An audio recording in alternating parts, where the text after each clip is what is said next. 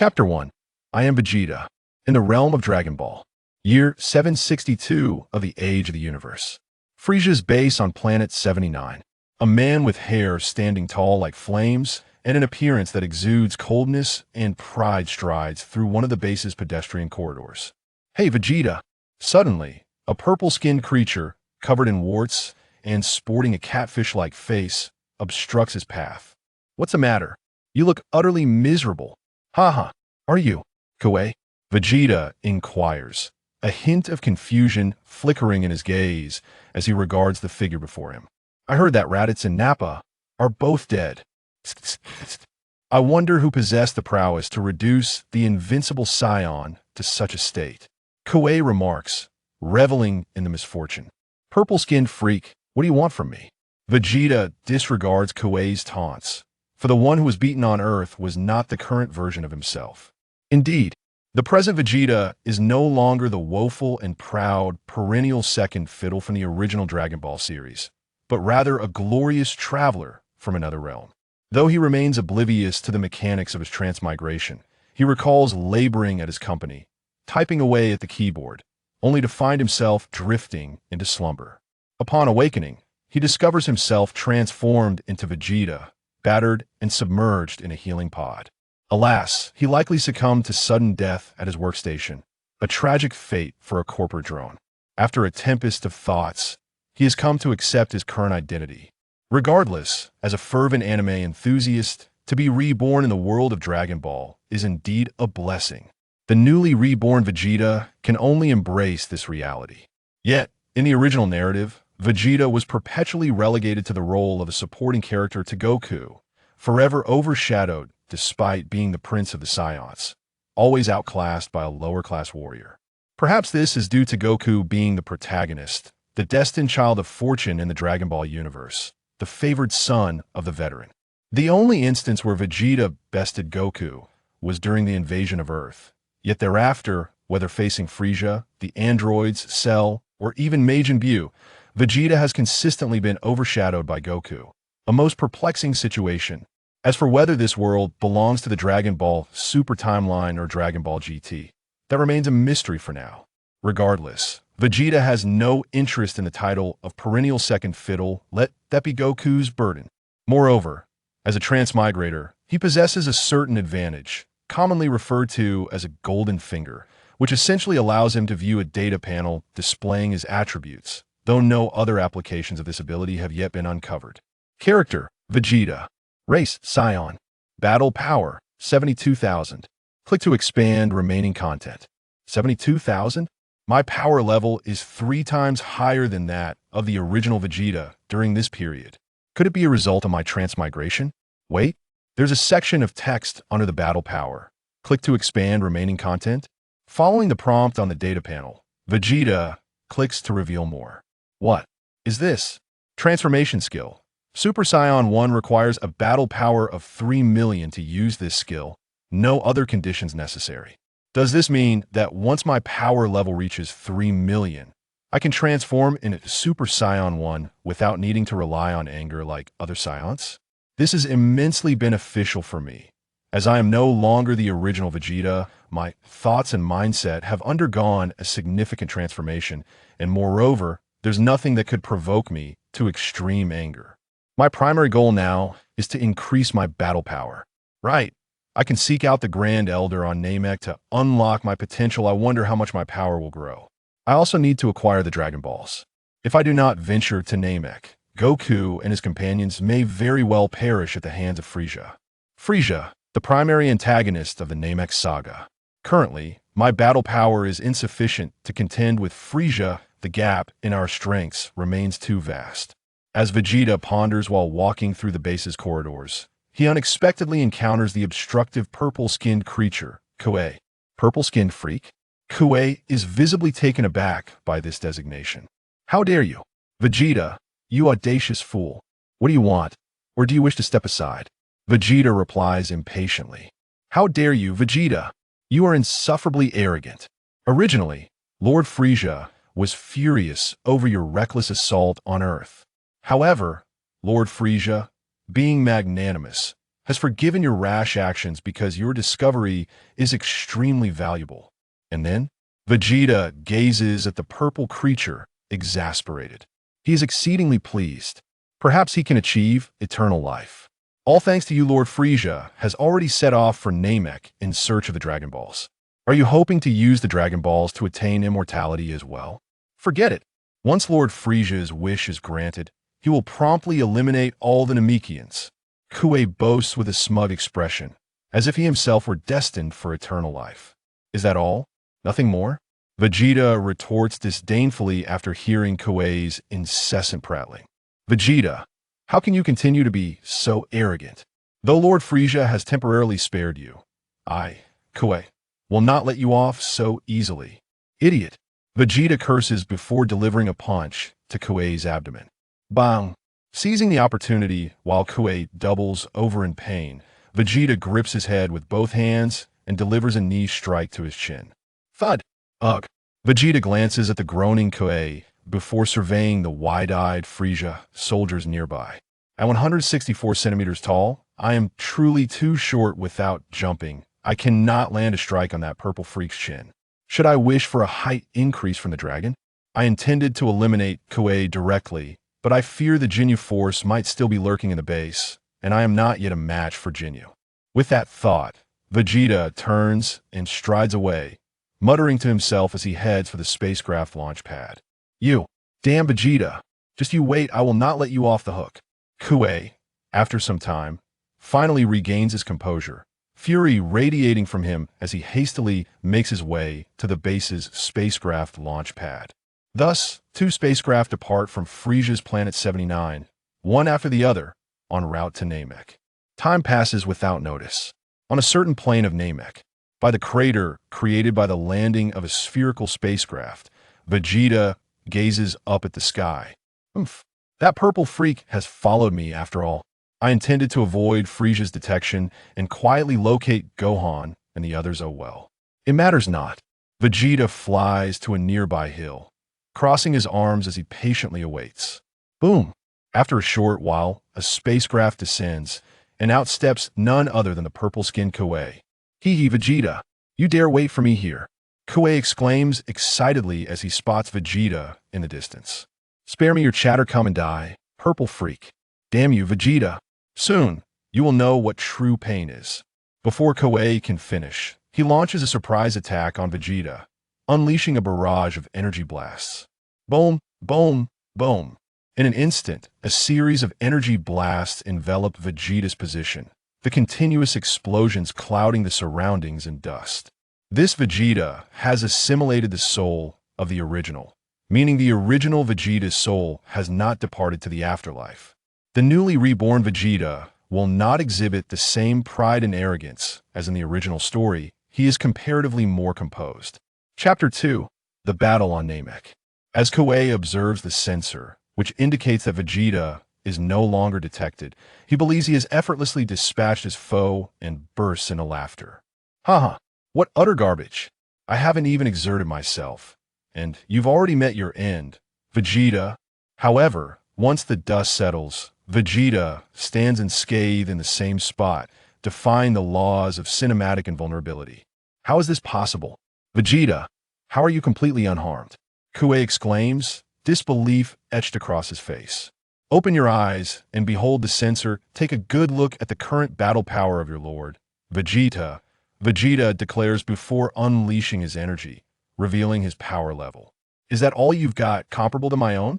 20,000, 21,000, 22,000, 2. Beep beep beep boom. The device Kue is wearing emits a few beeps before exploding. What? How? Is this possible? Your power level cannot have increased so dramatically. Kue gasps, his jaw nearly dropping to the ground in shock. Bang! Suddenly, Kue is struck from behind, sent flying several dozen meters away, landing in a heap. Humph! With your meager attack power, you think you can harm me? You're still a long way from that, Kue. Vegeta flashes behind Kue and delivers a powerful kick, sending him soaring. Wait, Vegeta, I have a brilliant idea. Let's discuss this. As Kue scrambles to his feet, he pleads with Vegeta. Vegeta moves with lightning speed, launching a punch aimed at Kuei's abdomen. Caught off guard, Kuei has no choice but to take the blow, spitting out a mouthful of blood. Simultaneously, Vegeta twists his body and raises his leg to kick Kuei in the waist. Chio-E, struck with a tremendous kick, doubled over in pain. Without a moment's hesitation, Vegeta unleashed a flurry of relentless attacks, striking with both fists in a merciless barrage. Bang! Bang! Bang! Chio-E struggled against the excruciating pain, yet he could not withstand the tempestuous onslaught unleashed by Vegeta. Ultimately, with a powerful blow, Vegeta sent Chio-E crashing to the ground, poised to follow up with a devastating energy blast that would send Chio-E to the underworld to meet the King of Hell. Wait, Vegeta. You cannot kill me. If you do, Lord Frieza will surely exact his vengeance upon you. Frieza? Do not worry. I will deal with him in due time, and when I do, I shall send him to hell to reunite with you. With that, Vegeta unleashed a single energy blast, sending Chio-E to his eternal rest. Well, I suppose I should engage in a bit of combat to acclimate myself to this world, lest I become constrained by the moral values of my past life. However, Chio-E truly is a weakling without holding back. He could hardly withstand a few of my blows. Vegeta mused to himself as he surveyed the chaos around him. In the original narrative, Chio-E's combat prowess was comparable to Vegeta's when he invaded Earth, both hovering around the 18,000 mark. Despite their similar power levels, Chio-E frequently dared to provoke Vegeta, clearly emboldened by Frieza's backing. Yet, during the Namek saga, he proved too feeble, merely serving as a supporting character to highlight Vegeta's strength. During my battle with Chio-E, I only exerted half of my power, ensuring that Frieza and his minions cannot fully gauge my capabilities. At the very least, this should delay the summoning of the Ginyu Force. However, I am not yet capable of confronting Frieza.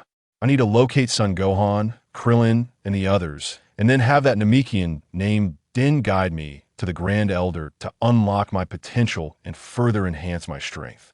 In the original storyline, at this juncture, Gohan and Krillin should have encountered Frieza's forces, and from there, I merely need to wait for Dodoria to pursue them.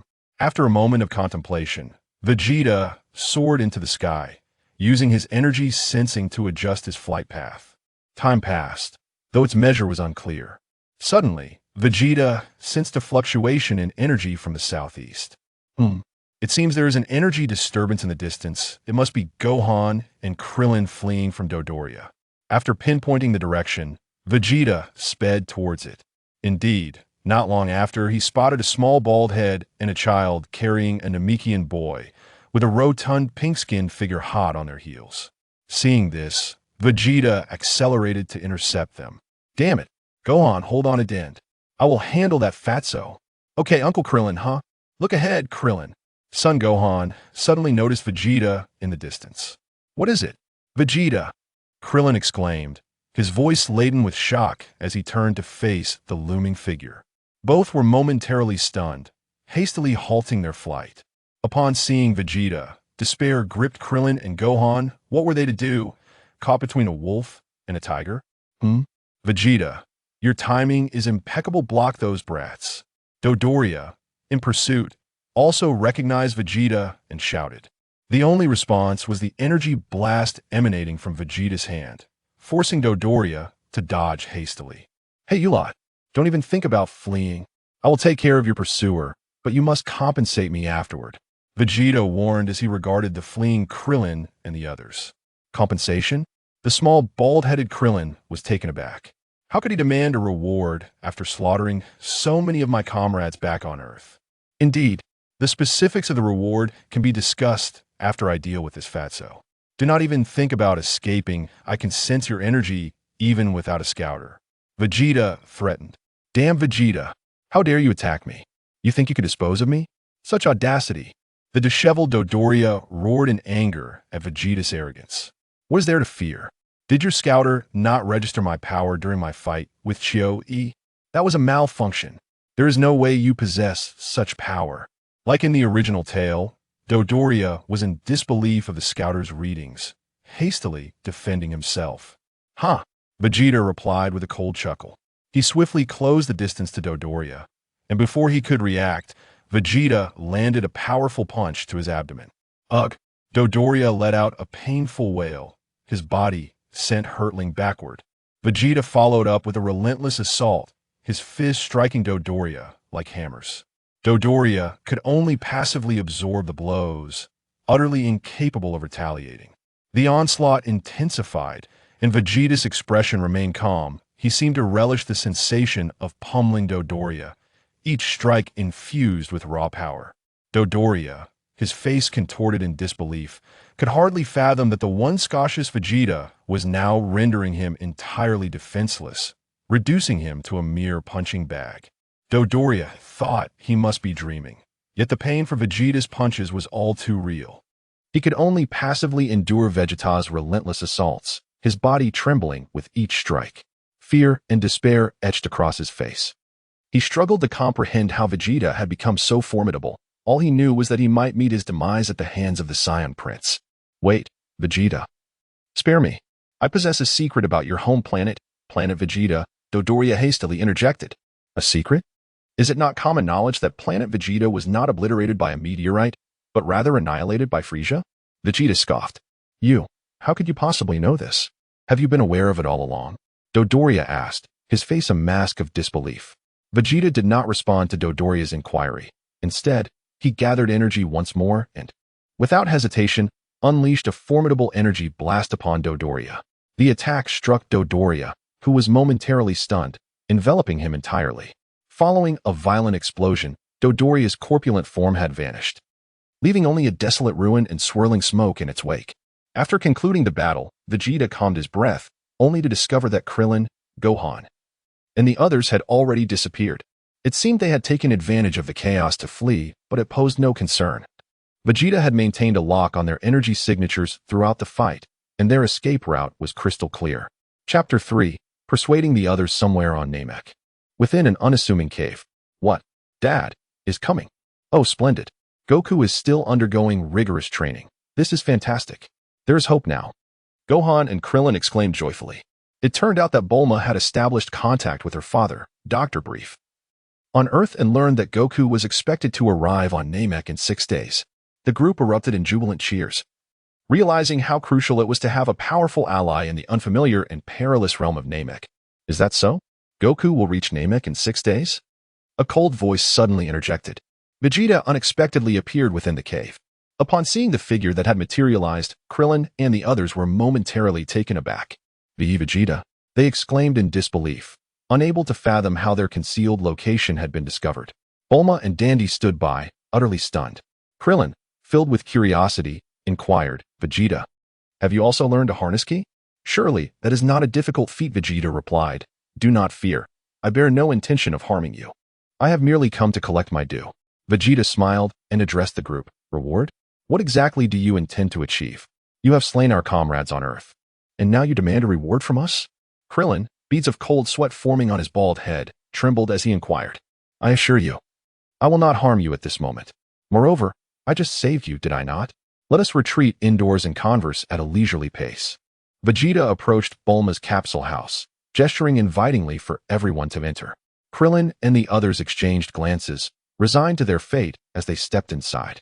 Within the confines of the capsule dwelling, after consuming an astonishing quantity of provisions meant for dozens, Vegeta finally felt satisfied, pausing at approximately 80% fullness. He glanced at the others, who were visibly anxious. Sipping leisurely from his drink, he began to outline his plans. So, the reward you mentioned entails collaborating with us? You wish for Dandy to lead us to the Elder to enhance our powers? And you will assist us in gathering the Dragon Balls? Krillin, the bald-headed one, inquired with a hint of skepticism. Precisely. At present, I am ill-equipped to confront Frieza. I require the alliance of you two and Son Goku to have any hope of success. The Dragon of Namek can grant 3 wishes each time, so asking for one is not unreasonable. What? Dandy, is that true? The Dragon of Namek can indeed grant 3 wishes? Krillin asked Dandy, his face lighting up with excitement. Indeed, it can grant 3 wishes, but how do you know the Elder can aid us in increasing our strength? Dandy questioned curiously. That detail is inconsequential. What truly matters is that we need you to lead us to the Elder so that the 3 of us can enhance our powers to stand a chance against Frieza. Only then can we hope to save your planet. Moreover, there should be a Dragon Ball with the Elder as well. Vegeta responded to Dandy's inquiry with a calm demeanor. The little bald-headed Krillin turned to Dandy once more. And no, that's correct. Dandy hastily nodded, perplexed by how this individual seemed to possess knowledge of everything. Then there should be no problem. Let us prepare to depart shortly. The sooner we leave, the sooner we return. Vegeta finished his drink in one gulp. Vegeta, I am uncertain of your intentions, but if Frieza is indeed as formidable as you claim, perhaps we can temporarily collaborate. The wish of the dragon can be granted to you as well, provided you refrain from attacking Earth in the future, Krillin said sincerely after a moment of silence. Rest assured, I might even consider settling on Earth one day. What? Both Krillin and Gohan were taken aback by this statement. Meanwhile, Bulma, who had been observing the conversation, gazed curiously at Vegeta, pondering how he did not seem as malevolent as previously thought. He appeared rather amiable and did not strike her as someone who would commit the same acts of invasion as before. Noticing Bulma's gaze, Vegeta locked eyes with her, causing her to blush and hastily turn away to evade his intense stare. Up close, Vegeta is quite handsome, and he possesses such a cool demeanor, though he is a tad short. But could it be true that he intends to settle on Earth? Bulma mused quietly, stealing glances at Vegeta. Bulma. She is indeed quite attractive, truly deserving of the title of the most beautiful in the hearts of Dragon Ball fans. However, I currently lack the time for romance. Once the situation on Namek is resolved, perhaps I will enlist her assistance in constructing a gravity chamber. Vegeta contemplated as he gazed at the lavender-haired Bulma before him. Let us depart swiftly, he urged, noticing that his companions were nearly ready. According to the original narrative, there existed a village in possession of Dragon Balls that Vegeta had annihilated. However, it seemed that now it had been discovered by Frieza's minions, who would undoubtedly send Sabo to resolve the matter upon realizing that Vegeta and the others were missing. Nonetheless, it mattered little. Ultimately, the Dragon Balls would be gathered, and they could simply resurrect everyone using Earth's Dragon Balls when the time came. In the Frieza spaceship base, within the main hall of Spaceship Number 1, a diminutive figure seated in a hovering infant carriage inquired of a nearby silhouette. You mean to say there is no sign of Dodoria? We must retrieve the 6th Dragon Ball first? Indeed, Lord Frieza.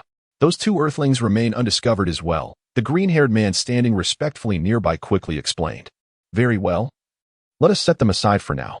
Sabo, inform the Ginyu Force to bring the latest model of the detector to Namek, Frieza replied after a moment of contemplation. Sabo, taken aback, asked, Lord Frieza, why must we deploy the special forces? Dodoria may have been slain by Vegeta. Even so, I, Sabo, can handle Vegeta without the need for the Ginyu Force, can I? I have an unsettling premonition, Frieza replied, a hint of anxiety flickering across his visage. I have been pondering that the formidable scions we have trained seem poised to turn against us. Initially, I suspected it was Vegeta, but now I am not so certain. My lord, you are overreacting. Besides Vegeta, there is only that Earthling scion, who is hardly as potent as Vegeta, Sabo stated. Are you suggesting that my intuition is misguided? Go and notify the Ginyu Force at once. Frieza's gaze bore into Sabo with icy intensity. At once. Sabo, feeling the palpable threat in Frieza's eyes, responded hastily, drenched in cold sweat. Chapter 4. The Grand Elder of Namek on a remote plain of Namek. A solitary stone mountain loomed majestically. Atop this mountain stood a white edifice, where on the 2nd floor, a Grand Elder of the Namekian race sat in a chair, seemingly in a state of repose. Suddenly, as if sensing something, he turned to a younger Namekian beside him. Nero, go outside and welcome Dandy and the others, he commanded. Yes, Grand Elder, the young Namekian replied with deference. As the young Namekian stepped outside the building, he soon spotted several figures approaching from afar. The very individuals who had endured a lengthy flight, Vegeta and his companions. There lies the residence of the Grand Elder. Ah, Nero awaits us there, Dandy. Being held aloft by Vegeta, hastily reminded. Vegeta, dissatisfied with Den's sluggish flight speed, took it upon himself to carry him through the air. At last, they arrived. The residence of the Grand Elder was indeed quite distant, wasn't it, Gohan? Krillin and Gohan, after such an extended high-speed journey, began to feel the strain. Den addressed Krillin, saying, At last, you have arrived. The Grand Elder awaits you upstairs. Our village has suffered an attack, and we owe our salvation to these 2 Earthlings. It is likely the Grand Elder is already aware of these matters, so let us proceed inside. The bald-headed Krillin and Gohan gazed in astonishment at the young Namekian. Den. Gohan, Don't you think this Namekian named Din bears a striking resemblance to Piccolo? Krillin whispered to Gohan. Indeed, he is remarkably similar to Uncle Piccolo, almost identical, Gohan replied. His gaze fixed on the Namekian who so closely resembled Piccolo. Vegeta, Krillin, and Gohan accompanied Dandy and Nail to meet the Grand Elder. Welcome, esteemed guest from Earth. And you, Scion, the imposing Grand Elder addressed them courteously. Wow, what a colossal Namekian! Exclaimed the small-headed Krillin and Gohan, taken aback by the Grand Elder's immense stature. Haha, I am somewhat aware of the situation. The Earthlings expressed their gratitude for your assistance to Dandy. It was nothing, merely a trifling effort. Krillin and Gohan replied modestly.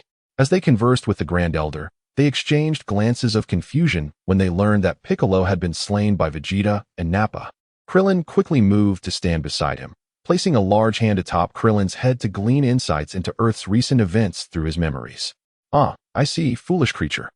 To divide one's strength in such a manner. If only he could reunite, perhaps he would not have perished. Reunite. Krillin pondered, perplexed.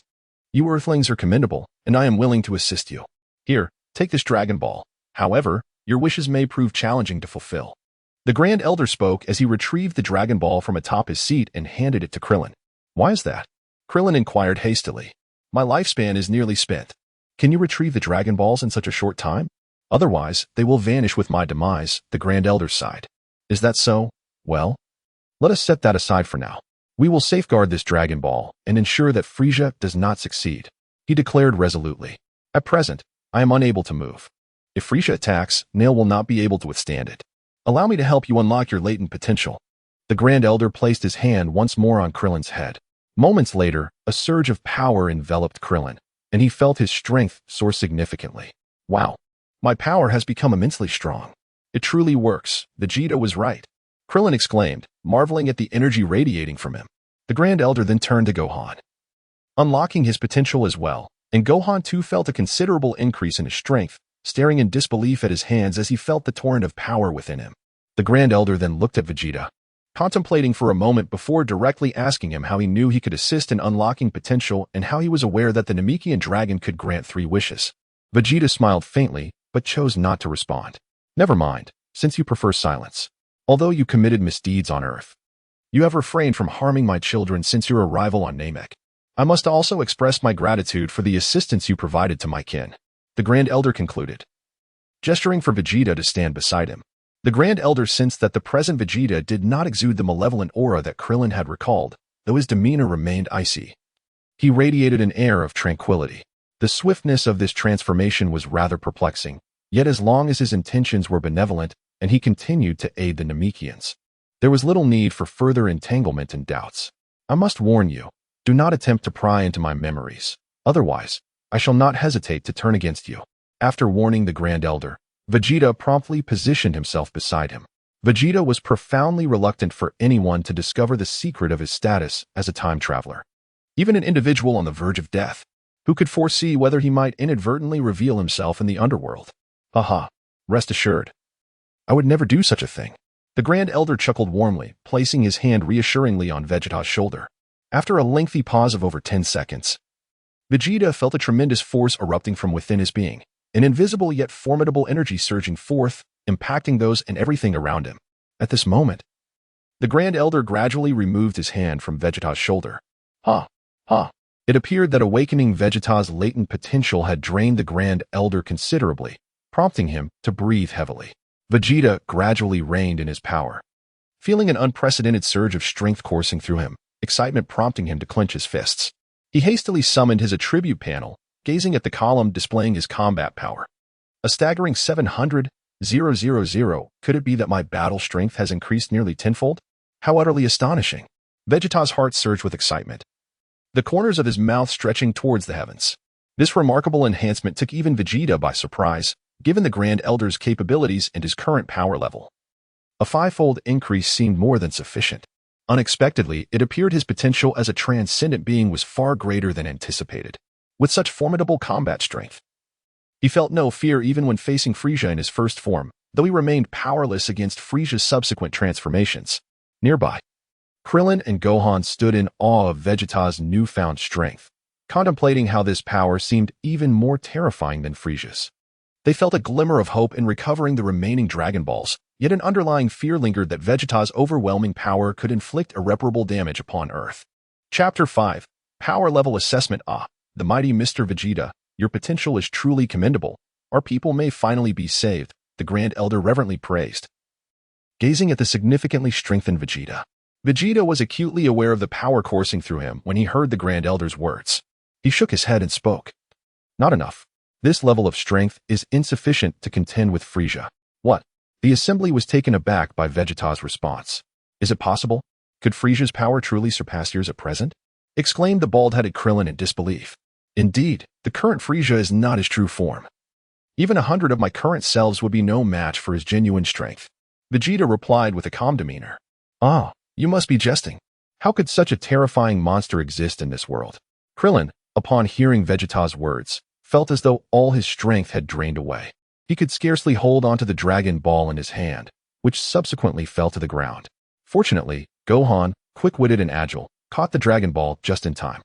Vegeta gazed at the fallen warriors around him, the atmosphere heavy with an eerie silence. As I previously stated, cooperation is essential. There is hope as long as Kakarot arrives. He remarked languidly. Is that truly the case? We can defeat Frieza simply with Father's arrival? Gohan exclaimed, his face alight with excitement upon hearing such high praise for Goku from Vegeta. Upon learning that Goku's presence could turn the tide against Frieza, Krillin immediately regained his spirits. Firmly believing in Goku's extraordinary abilities, he had consistently performed miracles in the past. The Grand Elder, Nail, and the three Namekians also felt a renewed glimmer of hope in their eyes at Vegeta's words. However, you must not rely solely on Kakarot. Upon your return, I will train you. Strive to enhance your strength as much as possible before his arrival. Vegeta gazed at the two individuals, rejuvenated and brimming with energy, and coldly remarked, Dondi, you should also unleash your potential and return with us. Your healing abilities will be essential during our training. Vegeta turned to Dandy, who was standing idly by, and inquired, Do I have to as well? Dandy's face was a portrait of confusion. Upon hearing this, the elder spoke up, Dandy, you should return with us and contribute to the salvation of our people. Subsequently, Dandy's potential was awakened by the elder, significantly enhancing his healing abilities. After bidding farewell to the Grand Elder, Vegeta returned with a few companions to Bulma's location. Due to the enhancement of their powers, their journey back was significantly swifter than their initial arrival, and they soon found themselves in the cave where Bulma had taken refuge. Time flowed like water.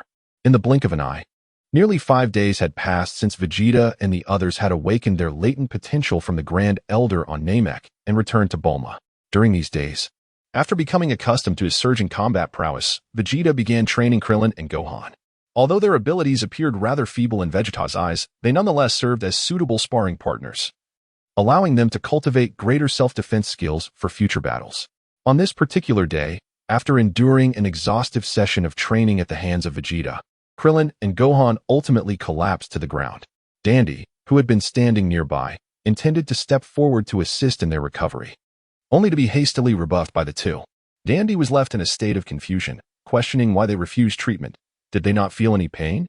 The reason for their reluctance was quite simple. As soon as Dandy healed their injuries, they would be summoned again by Vegeta for further training.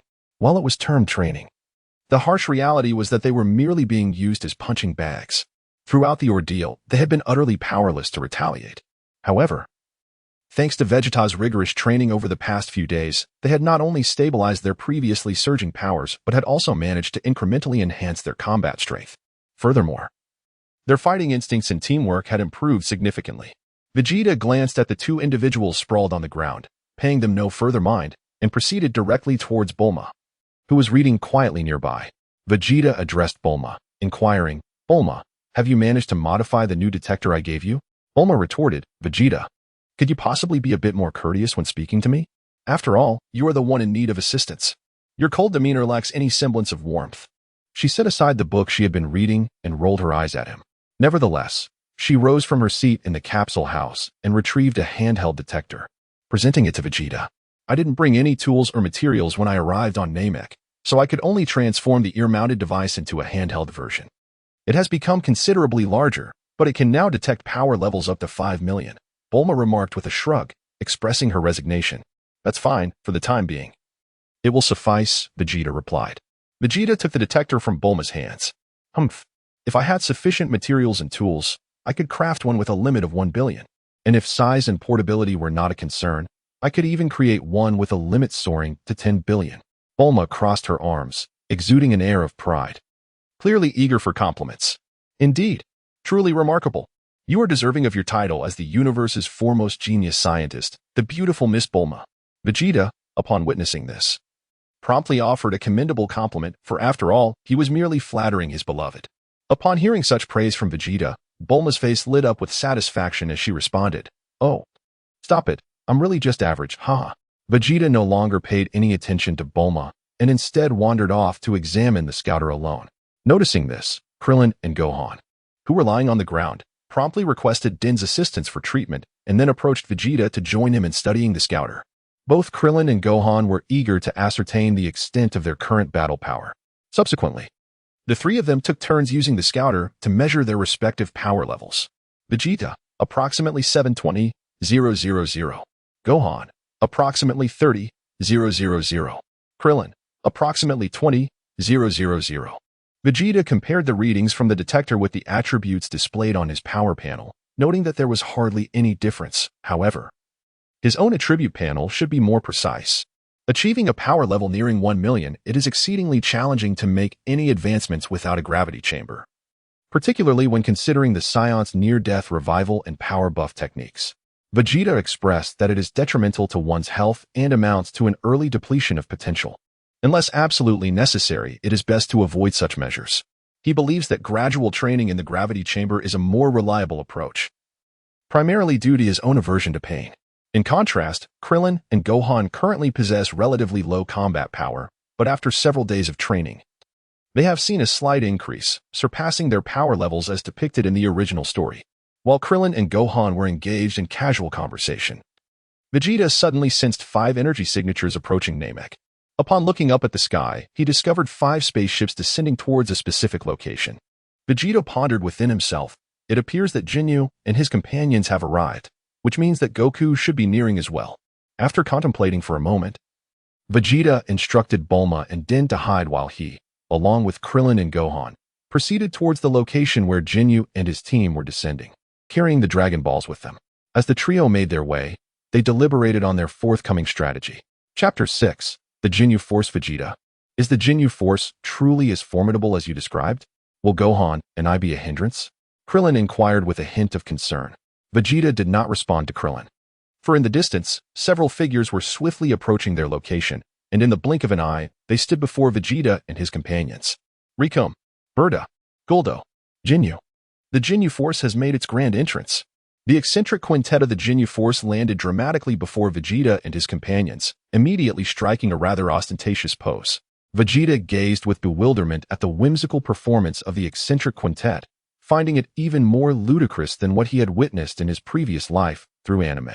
"Ah, greetings, Vegeta," exclaimed the leader of the peculiar group, adorned in purple skin. "Is that the final Dragon Ball you possess? To hand it over to me, Vegeta." With a smile gracing his lips, Vegeta gazed at the peculiar figure before him and remarked, "Jinyu, do you desire the Dragon Balls? Here, take them." He then tossed the Dragon Ball directly to Captain Jinyu, adhering to the strategy of initially relinquishing the Dragon Balls to them. During the interval when Frieza would discover the impossibility of summoning Shenron and depart to seek the Grand Elder, they would subsequently eliminate Jinyu and his comrades and reclaim the Dragon Balls. Quite perceptive, aren't you? However, Vegeta, I must escort you to your demise. Prepare to meet your end. Captain Jinyu retorted with a mocking expression after receiving the Dragon Ball. "Captain, I cannot concur. It's always you basking in the glory. It is our turn to make the first move," echoed several of Jinyu's subordinates eagerly. Observing the discontent among his subordinates, Captain Jinyu had no choice but to carry the last Dragon Ball to Frieza himself, while the 4 subordinates decided their battle order through a game of rock, paper, scissors. As in the original tale, the victor was the hulking brute, Rikum, followed by the diminutive psychic, Guldo. Vegeta decided to assess the prowess of Gohan and Krillin, allowing them to confront Guldo while he spectated from the sidelines. As anticipated, there was no need for Vegeta to intervene. After training under his guidance for several days, Krillin and Gohan now possessed the strength to effortlessly defeat Guldo. Even his psychic abilities could not simultaneously restrain both of them. Alas, Guldo was unexpectedly vanquished by those two youngsters. How infuriating. With one less combatant, Captain Jinyu would have to redesign a new battle formation for 4. The other 3 members of the Jinyu force, witnessing this turn of events, were equally astonished by the power of Krillin and Gohan. However, beyond their astonishment, they were more exhilarated by the fact that their new adversaries were far more resilient and not so easily dispatched. A hulking figure with short red hair stepped forward, boldly taunting Vegeta. Vegeta, it is now our turn.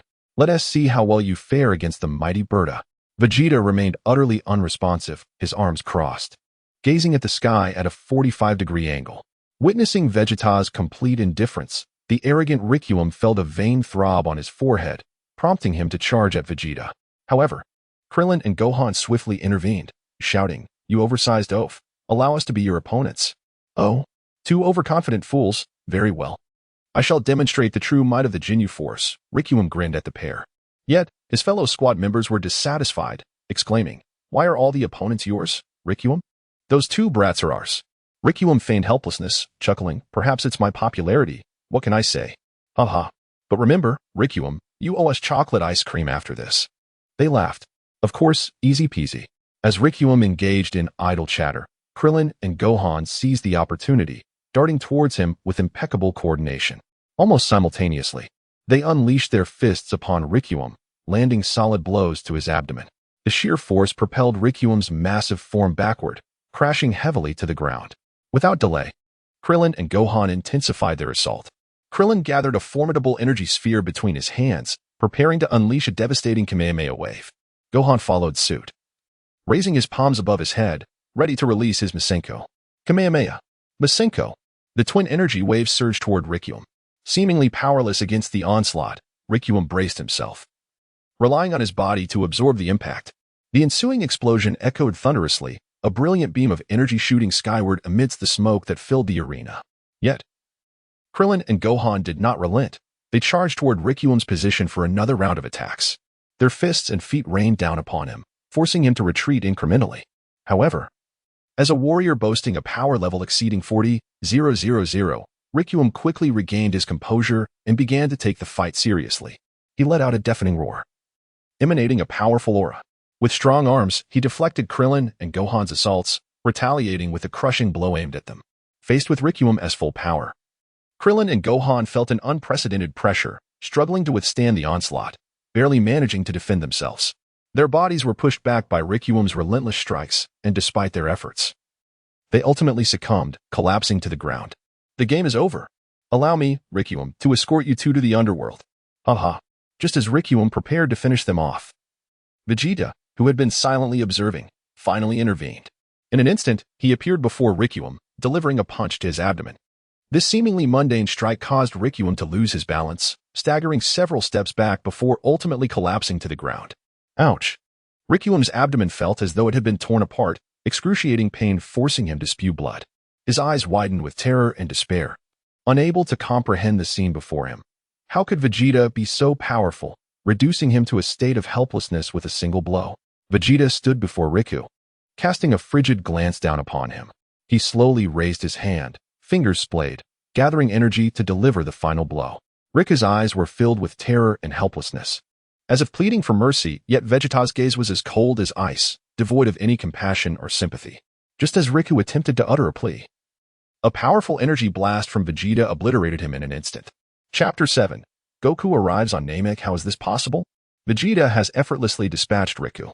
From a distance, Guys and Butter watched in disbelief, rendered speechless by the scene unfolding before them. However, before they could react, they saw Vegeta, who had easily dealt with Riku, vanish in the blink of an eye. The two began to frantically scan their surroundings when they suddenly heard Vegeta's voice, reminiscent of death itself, echoing behind them. "Now it's your turn, you two." Guys and Butter turned around in terror. At Frisia's spaceship base, Frisia gazed at the Dragon Balls before him, troubled. He had not anticipated that utilizing the Dragon Balls on Namek would require some special incantation or code. It seemed that he had exterminated all the Namekians on this planet. What was he to do now? Hastily, Frisia activated his scouter to see if there were any surviving Namekians. In the region 882-9401. It appears that 2 Namekians are still alive. Excellent, we have not attacked that area. Captain Jinyu, You and Zabon stay here to guard the Dragon Balls while I make a personal visit. Frieza instructed Jinyu and Zabon beside him. Yes, as you command, Lord Frieza. They replied in unison. Frieza turned and hopped into his pod, soaring rapidly toward the horizon. Meanwhile, after effortlessly dispatching Guys and Buddha, Vegeta prepared to carry the unconscious Krillin and Gohan back to Bulma for Den to heal them. Abruptly, he halted, looking skyward as a circular black and white spaceship descended in the distance. Humph, Kakarot, you have finally arrived. The ship, emblazoned with the Capsule Corporation insignia, touched down gently on a flat expanse, and the hatch slowly opened. A man clad in an orange martial arts GI, sporting a crab-like hairstyle, emerged from the vessel. Phew, I finally arrived on Namek. I must locate the three of them quickly. I hope Krillin, Gohan, and Bulma are safe. That's Gohan's energy. And Krillin too. They seem to be injured. Their auras are significantly weakened. Hang in there. I'm coming. The crab-haired man shot into the sky towards Krillin and Gohan's location. Upon reaching them, he was surprised to find Vegeta standing nearby. He exclaimed, Vegeta? What are you doing here? I didn't sense your energy before. Kakarot, you finally made it. Vegeta replied coldly to the man. The crab-haired man scratched his head, saying, just call me Goku. I'm not accustomed to being called Kakarot. By the way, did you conceal your energy? I couldn't detect you at all. When did you learn to do that? Have you become even stronger? If you continue this idle chatter, your son and that little bald-headed boy may not last much longer, Vegeta interjected, cutting off Goku's conversation. Upon hearing this, Goku hurriedly fed a Senzu bean to both Gohan and Krillin. Instantly revitalized, they sprang to their feet. The two, now re-energized, excitedly recounted their experiences on Namek to Goku. I see. Vegeta, I don't know how you've changed, but I must thank you for helping Krillin and Gohan. However, it seems you have also grown much stronger. I wish we could spar right now. I feel like I might not even be your match anymore, Goku said, looking at Vegeta with excitement. I would love to fight you, but not now. There will be opportunities in the future.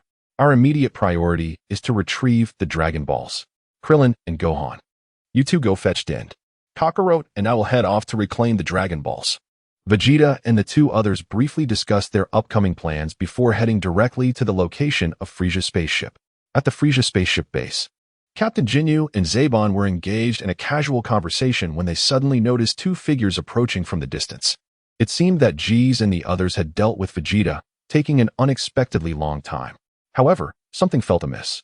Captain Jinyu quickly activated his scanner and realized that the figures rushing towards them were not his team members, but rather Vegeta and a man sporting a crab-like hairstyle. As the two descended before him, Captain Jinyu inquired with urgency, Vegeta? How could it be you? Have my team members been? Vegeta paid no heed to Jinyu's inquiries. Turning to Goku, he stated, Kakarot, I shall grant you the opportunity to choose your opponent first, but you must dispatch them swiftly. Our time is limited. Goku, taken aback by Vegeta's unexpected kindness, realized that he had indeed transformed since their days on Earth. Nonetheless, he did not hesitate and promptly chose to confront Jinyu, while Vegeta faced the astonished Sabo nearby. How dare that insufferable scion underestimate me, Captain Jinyu? Even if you eliminate all my comrades, it matters not, for as long as I, Captain Jinyu, remain, I can always assemble a new Jinyu force. Upon hearing Vegeta and Goku's dismissive remarks, a surge of indignation welled up within Captain Jinyu. Beep beep beep. You, with a power level of merely 5,000. Captain Jinyu refrained from immediate action, opting first to utilize his scouter to assess Goku's power. What? Only 5,000? Captain Jinyu? Could there be an error? How could such a meager power contend with your warriors? Sabo exclaimed, his face a mask of disbelief. It appeared that the scouter's readings were inaccurate. Goku's power likely surged dramatically at the moment of attack. Captain Jinyu calmly deduced, his power must be no less than 60,000. Impossible. How could a scion possess a power level of 60,000? Sabo retorted through gritted teeth. There is nothing impossible. He is most likely a prodigious warrior. Humph. This battle should prove quite entertaining. I shall need to unleash my true abilities. Jinyu declared. Hey, kid, allow me to truly appreciate your strength. Let us see how you manage to defeat my comrades. With that, Captain Jinyu assumed a combative stance. Though you have consistently lauded my prowess, it was not I who vanquished your warriors, but rather Vegeta, Goku replied earnestly. Huh? What? It was Vegeta? Both Jinyu and Sabo could scarcely believe their ears. When had Vegeta become so formidable? Enough with the idle chatter. I have no time for your nonsense. Kakarot, swiftly defeat your opponent, or I shall ensure you have no opportunity to engage.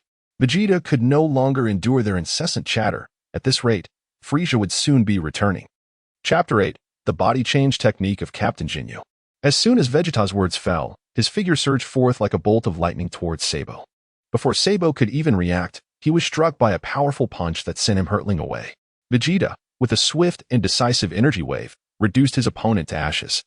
Observing Vegeta's ruthless assault, Goku hurriedly directed his offense towards Captain Ginyu, fearing that the captain might also be vanquished by Vegeta's hand. A staggering power level of 100,000 surged within Vegeta at that moment, instantly manifesting as he struck. Captain Ginyu, astonished by the reading on his scouter, felt an urgency to act rather than dwell on such revelations, as Goku's fist came at him like a barrage of bullets. Goku advanced, his punches striking with incredible velocity, reminiscent of a hailstorm of projectiles aimed at Ginyu. With a determined glare, Ginyu swiftly countered, leveraging his extensive combat experience to effectively block Goku's strikes.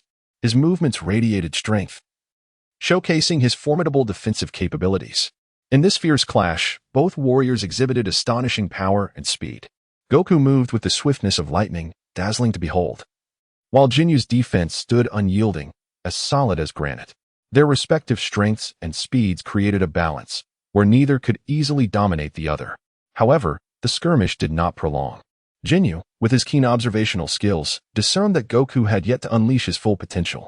A cold smirk crept across his face as he taunted, "You young whelp. Have you not exerted your true abilities? Do you underestimate me? Show me your true skill and engage in a serious battle." Goku responded with a slight smile, a glimmer of cunning in his eyes. "Then keep your eyes on your scouter. Observe the true extent of my power. I suspect your maximum might hover around 100,000. Kaioken." Goku inhaled deeply, channeling his energy, which coalesced and erupted forth. A formidable aura enveloped him, akin to the foreboding winds before a tempest. Jinyu's expression shifted as he sensed the overwhelming force emanating from Goku. A vibrant red energy surrounded Goku, and as his power intensified, Jinyu's scouter flickered wildly, revealing a staggering reading of 180,000. This was a level of strength greater than any warrior Jinyu had encountered before. How can this be? Is this your true power? Jinyu exclaimed, incredulous. To be honest, my own explosive strength exceeds even this. What did you say? Jinyu could scarcely believe his ears. Could this youth be a Super Saiyan? If you feel you cannot defeat me, you should flee this planet at once. I will not harm you. Goku stated calmly. How could this be? No. I, Captain Ginyu, am the mightiest, second only to King Frieza. Jinyu roared at Goku. Faced with such overwhelming power from Goku, Jinyu's desire to continue the fight waned, leaving him in a whirlwind of thoughts, uncertain how to navigate this predicament. Suddenly, a spark of inspiration ignited within Jinyu, and he recalled a secret technique he had long kept in reserve, which brought a calmness to his demeanor. Not far off, Vegeta, who was guarding the Dragon Balls, observed Jinyu's behavior with a slight smile. Goku, puzzled by Jinyu's sinister grin, inquired, "While I have yet to change my mind, you should leave this planet at once. I will spare you." Spare me? Indeed. You are extraordinarily powerful. Your strength far surpasses mine, yet I find your body quite appealing. Jinyu grinned wickedly. Goku, still oblivious to Jinyu's intentions, watched as the captain removed the scouter from his head and placed it on the ground. Then, with one decisive punch, he struck his own heart, blood gushing forth instantly. Jinyu spread his arms wide, adopting a stance of vulnerability. Struggling against his weakening body, Jinyu shouted, "Switch." In an instant, a brilliant light enveloped Jinyu, forming a beam that surged towards the bewildered Goku. The two engaged in a body swap, reminiscent of the original tale. Vegeta gazed at the two who had successfully exchanged bodies, a satisfied expression gracing his face as he remarked, "Excellent. It is time for me to take action." The Captain Jinyu, who had successfully swapped bodies with Son Goku, had yet to familiarize himself with his new form when he noticed Vegeta approaching. "Humph, Vegeta, you have arrived just in time. Let me test the formidable power of my new body on you." However, before he could finish his taunt, Jinyu was met with an assault from Vegeta, a powerful fist crashing into his face. Reeling from the impact, Jinyu hastily covered his face, tears and snot streaming forth uncontrollably. "Cursed you, it's an ambush. I was careless and failed to dodge. Just you wait. Witness the immense power of this body. Yet, As Captain Ginyu endeavored to unleash the incredible strength residing within Son Goku's form, he discovered with dismay that he was utterly incapable of tapping into Goku's former prowess. He could not comprehend why he had believed this exchange would render him more powerful. Alas, events did not unfold as he had anticipated. Vegeta scoffed, "Ginyu, do you truly believe that by seizing Kakarot's body, you can acquire his power? How naive you are." Vegeta launched another merciless assault.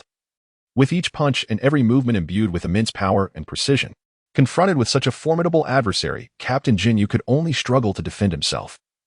Utterly incapable of mounting a counterattack, his strength paled in comparison to his original form, let alone reaching the heights of Goku. In a short span, Captain Ginyu was left battered and bruised, his body marred with wounds, as he collapsed to the ground, nearly immobilized. "Is this all you are capable of, Ginyu?" Vegeta stood before Captain Ginyu, mercilessly mocking him. At that moment, Captain Ginyu felt an overwhelming sense of despair, unable to comprehend how he had become so easily defeated. How could this be? Suddenly, a flash of inspiration struck Ginyu as he gazed at the battered Vegeta, and a new idea began to form. That insufferable Vegeta, so astonishingly powerful. I have made my decision. This time, I shall exchange bodies with you. Ginyu silently vowed. "Vegeta, spare me, and I shall immediately grant you the Dragon Balls. Then I will leave Namek at once." "Oh, is that truly the case?" "Indeed, I, Ginyu, am a man of my word." "Well, I might consider it," Captain Ginyu observed as Vegeta began to lower his guard, sensing that the moment had arrived. "Vegeta, your body is now mine," he cackled. Body change. Chapter 9. Shinran's Purunga. Ginyu recognized that the moment was ripe and unleashed his body exchange technique upon Vegeta. "Look out, Vegeta, be careful," shouted the gravely injured Goku, rushing towards Vegeta. However, having anticipated Jinyu's intentions, Vegeta had already been guiding Ginyu towards Goku's position. Just as the beam for the body exchange was about to strike Vegeta, Goku managed to intervene just in time, and the two bodies were finally exchanged back. Vegeta witnessed Goku successfully reclaiming his body. He did not afford Captain Ginyu another opportunity to employ his body-switching technique, promptly sending him to the underworld. "Captain Ginyu, remember to enjoy yourself in the afterlife," he quipped, as the captain pleaded for mercy.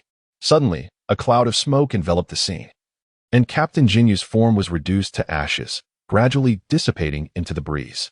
"Vegeta, why must you do this?" He had already begged for mercy. Simply allowing him to leave Namek would have sufficed. Goku, battered and bruised, remarked with a hint of compassion. You remain unchanged." "It appears you have yet to learn from your past misfortunes," Vegeta retorted with a cold smirk. "What do you mean by that?" Vegeta's words prompted a response from Krillin and Gohan, who had arrived with Dandy. With Dandy's healing abilities, Goku swiftly recovered, avoiding the prolonged treatment in the medical chamber as depicted in the original tale. "Dandy, this is my father." "Hello, Dandy, I am Goku. Thank you for your assistance." Goku and Dandy exchanged pleasantries, while Vegeta, alongside Krillin and Gohan, placed the 7 Dragon Balls in an open area, preparing to summon the Eternal Dragon. Gohan and Krillin were overwhelmed with excitement. After enduring so much hardship, they had finally gathered all 7 Dragon Balls to summon Shinran. Their arduous efforts had not been in vain. As Dandy recited the incantation to summon the dragon, the 7 Dragon Balls radiated a dazzling light, and the sky darkened. The brilliance from the Dragon Balls converged and soared into the heavens, transforming into a towering green dragon, Purunga, reaching hundreds of meters in height. Purunga stirred his immense body, his 2 colossal red eyes gazing down upon the assembled crowd. "Speak your wishes, holders of the Dragon Balls. Within my power, I can grant you 3 wishes." The mighty dragon reverberated thunderously. The onlookers marveled at the colossal dragon, collectively exclaiming its grandeur. "For my first wish, I wish to revive all those slain by the Scions on Earth." Krillin urged Dandy to translate for the dragon. However, as in the original story, the Dragon of Namek could only resurrect one individual at a time. Following this, Piccolo communicated with King Kai and Goku to facilitate Piccolo's revival, thus restoring the use of the Dragon Balls on Earth. Yet, the second wish would not involve transporting Piccolo to Namek. Vegeta had previously discussed with Krillin and others, and they agreed upon 3 wishes, with the stipulation that the second wish must be reserved for himself. This was primarily due to the concern that the Grand Elder might not survive until the 3rd wish, as his life force could wane and cause the Dragon Balls to become ineffective. As for whether Piccolo would come to Namek, it truly had no bearing on the matter. The question remains, Will the second wish grant me the ability to attain immortality? Vegeta pondered for a moment before tentatively expressing his wish. I apologize. This wish is beyond my capabilities to fulfill. The Dragon Purunga replied. It seemed that such a desire could only be realized by the Super Dragon in Dragon Ball Super. Akin to Zamasu's wish. Then please, within the scope of your powers, enhance my body to its most perfect state. Very well. Just a moment, please. After a brief pause, the Dragon Purunga's eyes glimmered with a radiant red light. Vegeta suddenly felt as though his body was undergoing a remarkable transformation. His frame trembled uncontrollably, akin to a swift second maturation. Thump, thump, thump. His heart beat vigorously like a powerful engine, while his joints emitted a cacophony of cracks and pops. Initially measuring a modest 164 centimeters, his height gradually surged to approximately 180 centimeters. His weight increased by over 10 kilograms, yet his muscles remained proportionate and robust. A fluffy tail sprouted from behind, incessantly curling and twisting. His skin became tauter, and even his aura exuded newfound strength. Vegeta! Exclaimed Goku and his companions, gazing in astonishment at the now towering figure of Vegeta. Wow, Vegeta, you seem to have grown taller and stronger. I can't wait to challenge you. Goku's expression was filled with exhilaration as he fixated on Vegeta. Vegeta paid no heed to the crowd, instead meticulously observing the transformations occurring within his own body. All right, the second wish has been fulfilled, and now only the final wish remains. Speak swiftly, urged the Dragon Purunga. Dragon, for my third wish. I wish to transport the recently revived Namekian, Piccolo, back to Namek, exclaimed Krillin, recalling Piccolo's earlier communication through King Kai and the others. Din hurriedly translated this final wish to Purunga. Done. The last wish has been granted. Until next time. Suddenly, before the dragon could finish its sentence, it vanished. The sky returned to its normal state, and the 7 Dragon Balls transformed into stones, falling to the ground. Oh no. This signifies the Grand Elder's passing. Din exclaimed in shock at the unfolding scenario. How could it happen so swiftly? Krillin and the others lamented in sorrow. But why haven't we seen Piccolo? Could he have not made it in time for the transportation? Krillin pondered, scratching his bald head in confusion. Din quickly explained, perhaps he did not specify the destination to the dragon and was randomly transported to some location on Namek. Oh, Goku, what's the matter with you? Krillin remarked helplessly, turning to find Goku staring excitedly into the distance. Goku remained silent, sensing a powerful energy approaching at great speed. Here it comes, Goku suddenly declared. Krillin, perplexed, asked, what is coming? You pitiful insects. How audacious you are. You have shattered my eternal dream of immortality. A cold, furious voice suddenly interjected. Not far from the group appeared a diminutive figure with sharp horns on either side of its head and a stout tail behind it. Its expression was icy, with a gaze that exuded a fierce and savage intensity, radiating a chilling aura as if it could freeze the very surroundings. Chapter 10, The Wrath of Frieza. Krillin and Gohan recognized the figure from a distance, their hearts sinking with unease. However, remembering that Goku was still present, their apprehension somewhat eased. Vegeta, you traitorous scion are here as well. Witness how I shall torment you. Frieza hissed through gritted teeth, his eyes fixated on Vegeta. Vegeta did not respond to Frieza's threat. After casting a glance at Frieza, he turned his attention to Goku. Kakarot, this time I shall allow you to strike first. Make sure to impress me. Really? I thought you were going to vie with me. Goku's eyes instantly sparkled at these words. Kiki, of course, I'll take a short rest first. Just be careful not to perish. Vegeta, having concluded his remarks, turned and departed with Dandy. Damn Vegeta, you seek your own demise. Frieza, incensed by Vegeta's demeanor, unleashed a beam of death from his fingertip, aiming it at Vegeta. However, with a swift motion, Goku intervened, deflecting the deadly beam into the air with a single palm strike. Damn it, you are also a scion? Frieza narrowed his eyes at Goku. Goku, ignoring Frieza's inquiry, turned to Krillin and said, Krillin, you and Gohan should retreat and follow Vegeta. I will handle Frieza. Be careful, Goku. You've got this. Gohan encouraged, his faith in his father unwavering. Krillin and Gohan hastily made their way towards Vegeta. Oh, by the way, are you the scion who was sent to Earth years ago? What is your name? Frieza scrutinized Goku with keen interest, recognizing a resemblance to the scion from years past, the one who had fearlessly stood against Frieza's army, only to meet his end by his own hand, along with the destruction of planet Vegeta. I am Goku, but they call me Kakarot. Goku replied with a serene smile. Kakarot, Indeed a scion name. Seeing that you are so perceptive, allow me to share a secret before your impending demise. Your homeworld, planet Vegeta, was not destroyed by a meteor, but by my own hand. Frieza sneered. I've heard that from Vegeta. Therefore, I will defeat you. Goku responded, his expression remaining calm and composed. Frieza, infuriated by Goku's unwavering demeanor, bellowed, such arrogance. Despicable scions. I shall rend your bodies to pieces and ensure your suffering is eternal. With that, Frieza unleashed his full power, his energy surging dramatically. He then lunged forward, throwing a punch at Goku, only for Goku to effortlessly absorb the blow. Frieza quickly retaliated with another punch, which Goku also easily intercepted. Goku displayed remarkable ease in countering Frieza's onslaught.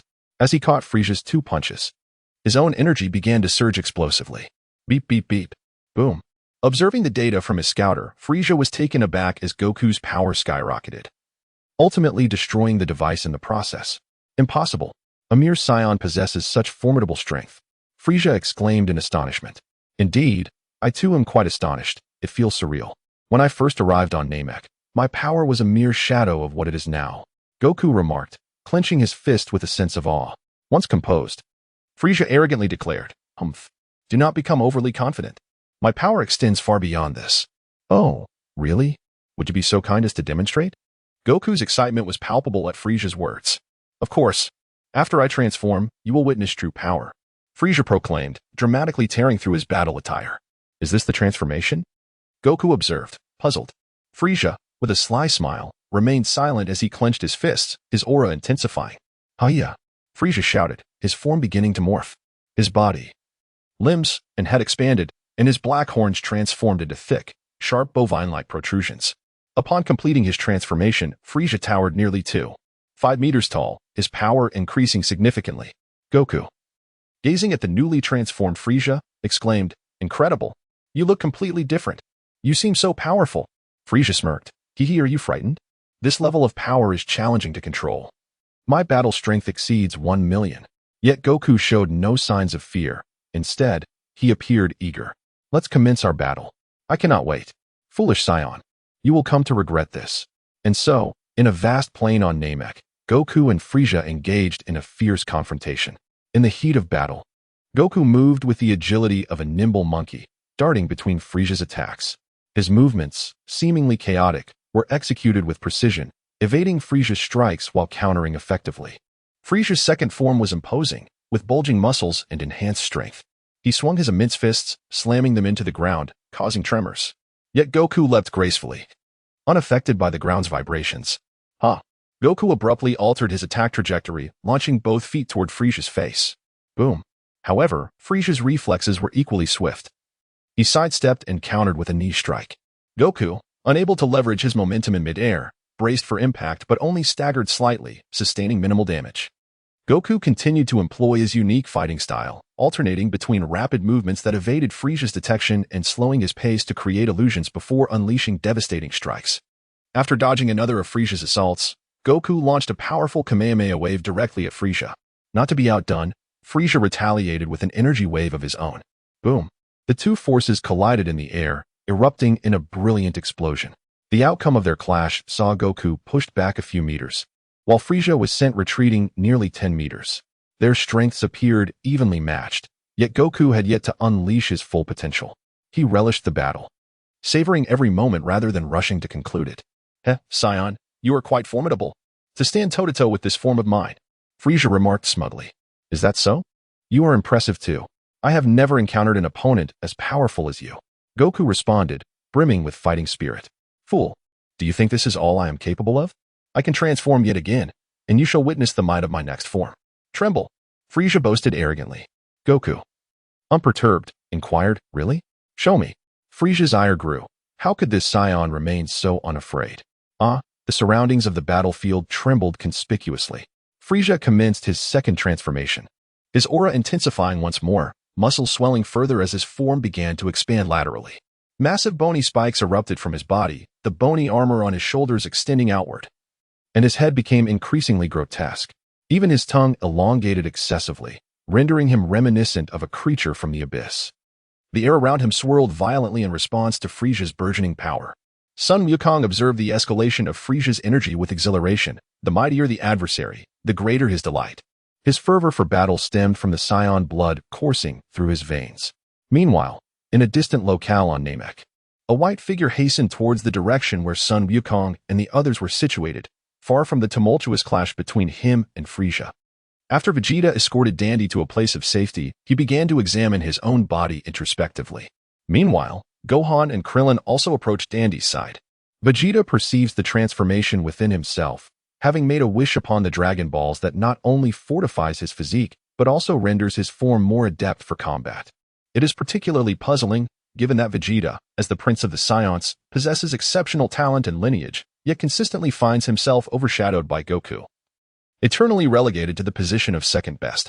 This conundrum is especially pronounced during the Namek saga, where Goku's power escalation appears exceedingly disproportionate. After much contemplation, one can only attribute this to Goku's status as the protagonist of the Dragon Ball series. Endowed with the halo of a hero and the divine blessings of destiny as bestowed by Akira Toriyama. Consequently, the present-day Vegeta finds himself in a state of resignation, compelled to utilize the Dragon Balls to augment his own strength in hopes of surpassing Goku's seemingly monstrous advancements in power.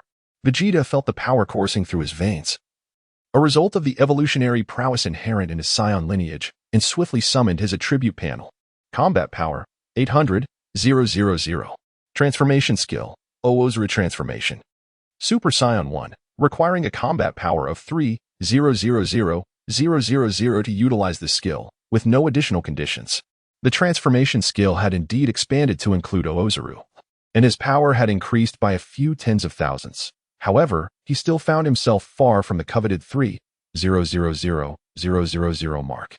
Was he destined to rely on that technique once more? Vegeta gazed at the panel with a hint of vexation. Thus, it was settled, moreover. As the old adage wisely states, one must endure great suffering to attain greatness.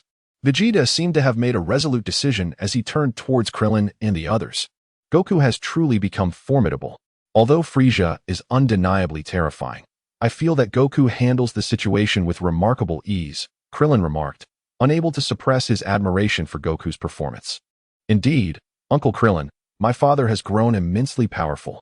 Gohan chimed in, his face beaming with pride. Little bald head, come and inflict severe injuries upon me. Huh, what? Vegeta, what are you saying? Krillin responded, a look of confusion crossing his face as he thought he had misheard. We Scions possess a unique trait. When we are on the brink of death and subsequently recover, our strength significantly increases. However, inflicting harm upon oneself is futile. Only the attacks of others can facilitate this transformation. Vegeta, with a serious expression, explained to Krillin, why must we proceed in this manner? With Goku confronting Frisia. Is it truly necessary? You do not comprehend. We cannot rely solely on Kakarot. Frisia possesses even more formidable transformations, and if that occurs, we will all face annihilation. Vegeta spoke with an intimidating tone. But how could it be possible for me to inflict serious injury upon you with my power? Krillin stammered, his composure faltering. It's quite simple. I will lower my combat power to its absolute minimum, allowing you to injure me severely, and then Din can heal me afterward. Vegeta turned and began issuing orders to Dandy. Well, very well. Just inform me when you are ready to attack, Krillin said helplessly. Of course, prepare yourself. Here I come. Boom. Before Vegeta could finish his words, Krillin unleashed a powerful Kamehameha that pierced through Vegeta's abdomen. Gohan and Din, standing nearby, watched in shock as the events unfolded. It hurts. It hurts so much, that damned little bald head. I hadn't even finished my sentence. Vegeta hastily clutched his abdomen, cursing incessantly. Didn't you say you were ready? Krillin retorted. Uncle Krillin, that's not the focus right now. Dandy, quickly assist Vegeta. Son Gohan, regaining his composure, urged Dandy to rush to Vegeta's side. Mr. Vegeta, I shall aid you immediately, Dandy exclaimed anxiously. At that moment, a tall figure cloaked in white appeared above them. What is this presence? Uncle Piccolo, Son Gohan exclaimed, suddenly sensing something. Gohan, are you all right? A towering figure materialized before them. Piccolo, Uncle Piccolo, we've been waiting for you. Krillin and Son Gohan expressed their excitement upon seeing Piccolo. Thank you for your efforts. Especially you, Gohan. You've grown even stronger. Well done, Piccolo remarked, gazing at Son Gohan with admiration. Hearing this, Gohan wiped away a tear and replied, Uncle Piccolo. Your revival is all that matters. Nothing else is important. That creature currently battling Goku. It's Frieza, isn't it? Piccolo turned to observe the battlefield where Goku was engaged. Yes, indeed. It is astonishing. Such a terrifying force exists in this universe. Piccolo couldn't help but lament.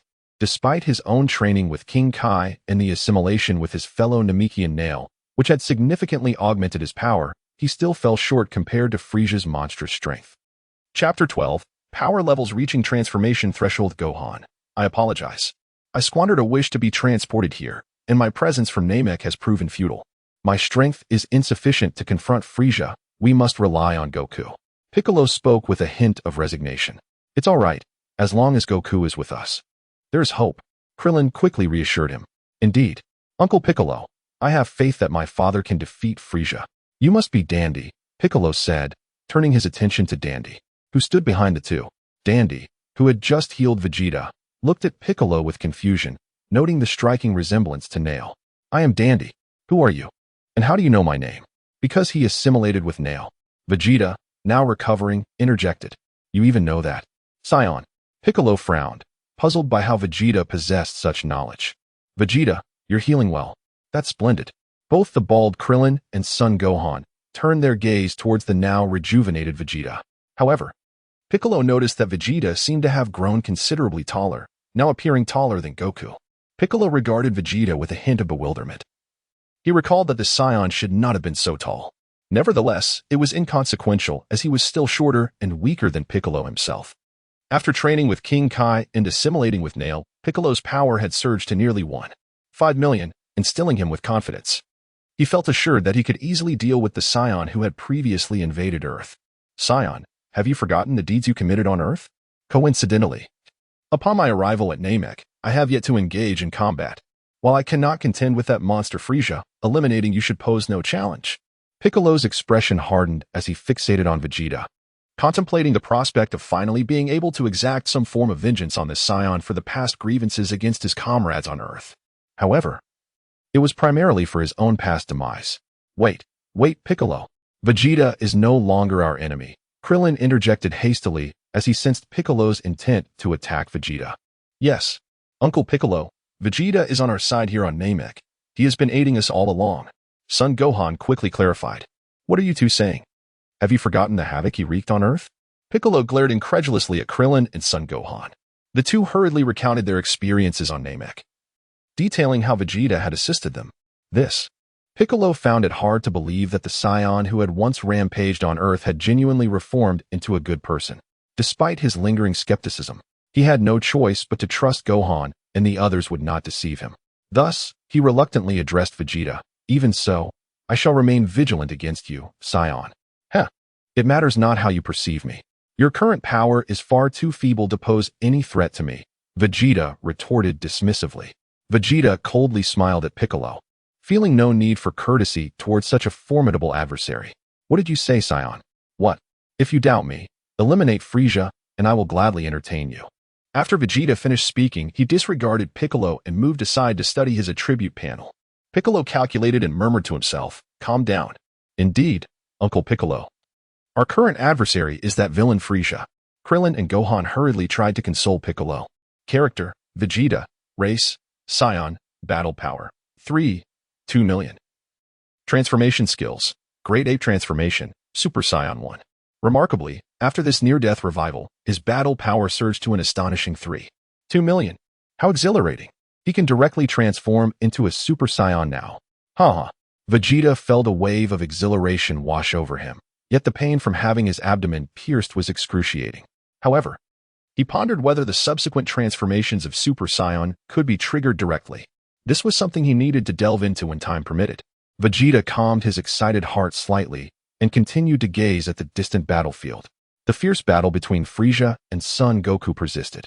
At this moment, Frieza had transformed into his third form, boasting a battle power exceeding 2 million. The two adversaries stood off in the center of the battlefield, with Son Goku wearing a relaxed smile, as if everything was under his control. In stark contrast, Frieza's expression was one of ferocity. His third form made him appear larger and more powerful, yet he still could not shake the Scion before him. Frieza abruptly swung his arm. unleashing a wave of energy towards Son Goku. However, Goku merely sidestepped with ease, effortlessly evading the attack. He smirked derisively, as if to convey that such an assault was trivial to him. Damn Saiyan monkey!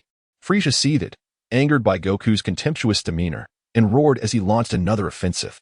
This time, he unleashed a series of energy blasts in an attempt to corner Goku. Yet, Goku danced around each attack with grace, evading them effortlessly. Then, Goku initiated his counterattack, charging towards Frieza and delivering a powerful punch to his chest. Although Frieza managed to block the strike in time, he was still forced to stagger back a few steps, his astonishment evident as he regarded Goku, unable to believe that this Saiyan possessed such formidable strength. Indeed, Goku's combat prowess had undergone a dramatic transformation since the Namek saga. Following his battle with Captain Ginyu, his normal battle power had reached 3 million, and he had yet to employ the Kaioken technique. As for transforming into a Super Saiyan, that would likely require Krillin's sacrifice. Kamehameha. In an instant, a massive blue energy wave surged from Goku's hands, hurtling towards Frieza, who hastily evaded. Seizing the opportunity, Goku pressed forward, launching a relentless barrage of punches upon Frieza, each blow imbued with tremendous power.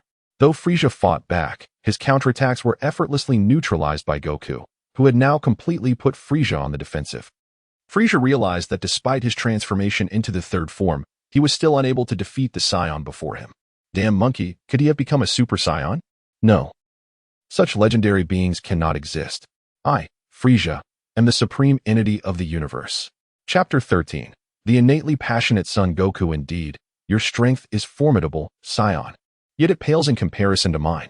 Oh, can you grow even stronger? Son Goku discerned the implication in Frieza's words. Of course. Very well, then transform. I shall await your display. Goku's eyes sparkled with excitement as he observed Frieza. Seeing Goku's eagerness, Frieza responded with satisfaction, prepared to witness the true power of the universe. With that, Frieza's body radiated with brilliant light, an overwhelming aura emanating from him, gradually enveloping him in a massive white shield of light. In the distance, Piccolo, watching the spectacle, felt a sense of foreboding. Frieza's energy was intensifying once more. What was Goku doing? Why wasn't he taking the opportunity to eliminate that monster? Piccolo's face darkened as he shouted in frustration. Sigh. Goku, what are you thinking? Krillin lamented helplessly. Only Gohan spoke up. I have faith in Dad. He will surely defeat Frieza. Vegeta attributed this to the combative genes of the Saiyans, asserting that it was an ailment beyond remedy. The battlefield reverberated with a series of thunderous booms. At Frieza's location, a column of light surged skyward, gradually dissipating into the vastness of the cosmos. A thick haze enveloped the area, and suddenly a formidable aura swept through, dispersing the surrounding dust. A diminutive white figure materialized, exuding an overwhelmingly powerful presence. Despite its seemingly simple appearance, this incarnation of Frieza instilled a palpable sense of pressure in Goku. The malevolent emperor of the universe, Frieza. At this moment, he finally revealed his ultimate form, emanating a chilling yet potent energy from his seemingly frail body. Is this your true power? Indeed, quite impressive. Goku exclaimed in admiration as he beheld Frieza's final transformation. Humph, feeling intimidated, are we? The last time I assumed this form was before my father and that insufferable brother of mine. You had better be cautious. This form is a bit difficult for me to control, Frieza sneered at Goku. No worries, I shall also unleash my full strength. Goku replied with a smile, adopting an offensive stance. In the distance, Piccolo, Krillin, and Gohan gazed in astonishment at Frieza's transformed state. They sensed the terrifying aura emanating from him, causing their bodies to tremble uncontrollably. Heavens, what manner of monster is this? Such overwhelming power is suffocating, Krillin muttered while clutching his bald head. Uncle Piccolo, do you think Dad can defeat Frieza? Gohan inquired anxiously. I'm not sure. This power is too immense. Even Goku may struggle against it, Piccolo responded, his expression somber. Both of these individuals are indeed monsters. Only Vegeta remained composed, calculating that Frieza's power was currently at a mere 10 of its full potential, approximately around 12 million. If Goku utilized the Kaioken technique, he might still be able to cope. However, if Frieza unleashed over 50 of his power, Goku would likely be left to endure a beating, unless he could transform into a Super Saiyan.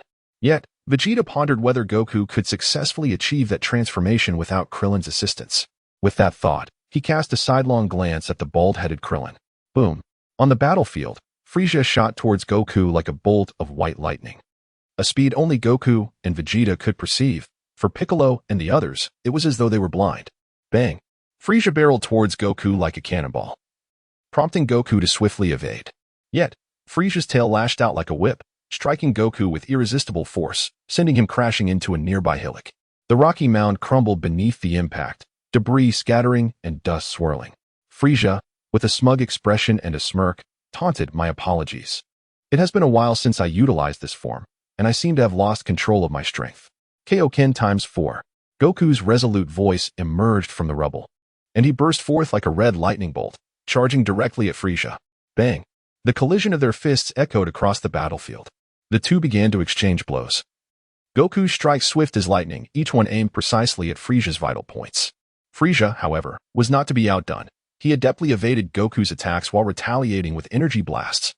Their battle ascended from the ground to the sky, erupting in dazzling light and deafening noise. The entire battlefield was shrouded in their combined auras, as if it might be torn apart by their overwhelming power at any moment. Their movements were so rapid that they were nearly imperceptible, with only Vegeta able to discern their actions clearly. Each of Goku's punches carried immense force, compelling Frieza to retreat. Yet Frieza was no mere opponent. With his formidable defensive capabilities and reflexes, he successfully fended off Goku's assault. Simultaneously, Frieza launched a fierce counteroffensive.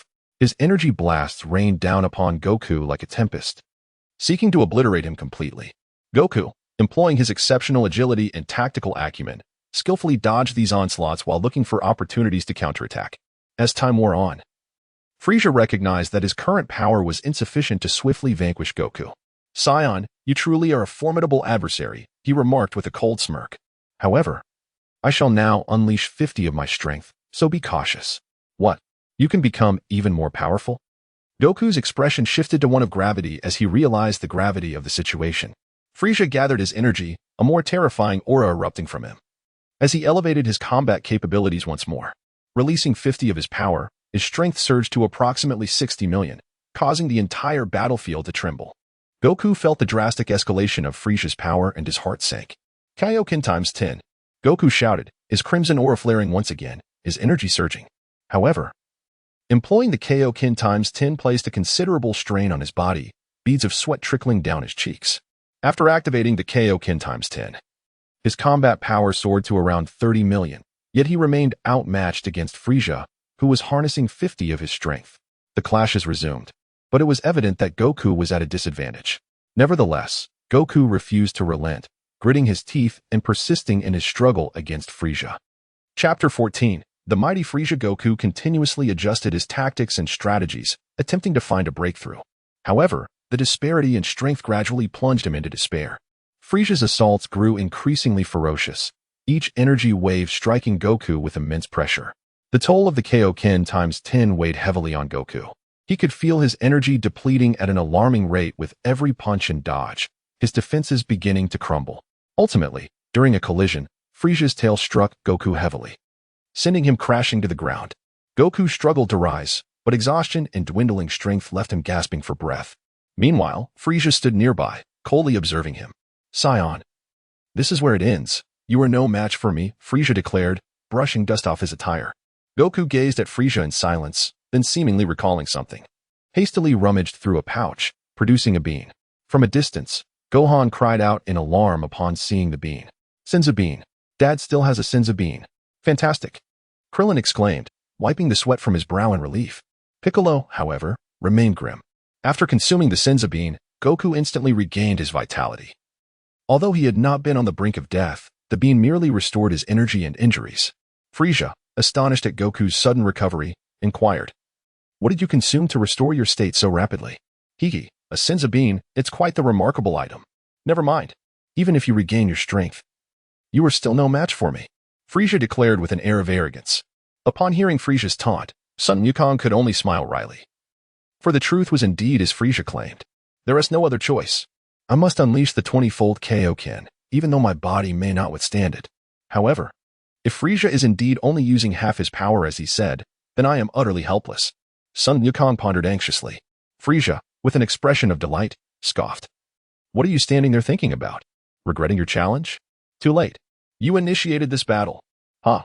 20-fold Kaioken," Sun Wukong shouted.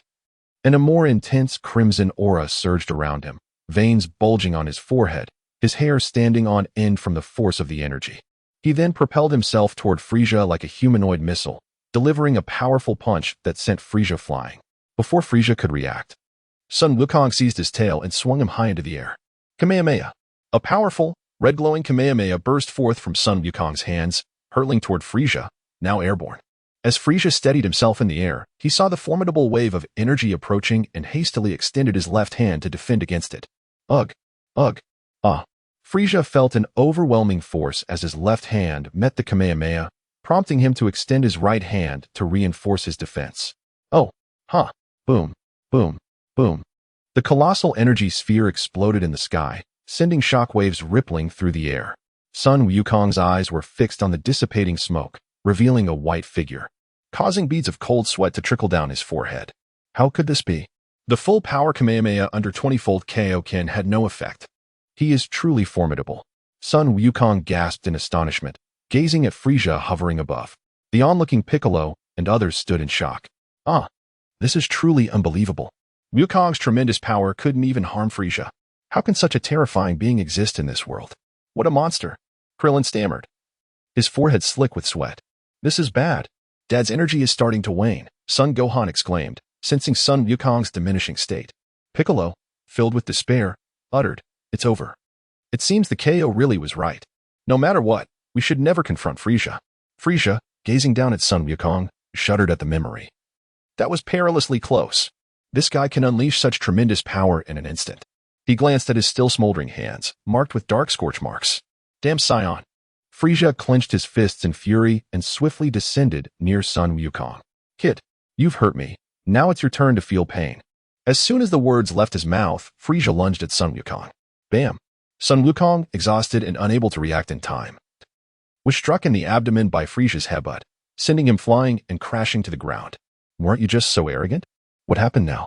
Sun Wukong struggled to rise, only to be delivered a flying kick by Frieza, propelling him away once more. It's time to end this. Let me send you to heaven, Frieza proclaimed as he slowly approached Sun Wukong. Struggling to rise, Sun Wukong ignored Frieza and silently lifted his hands high. What are you doing, surrendering? Frieza questioned curiously.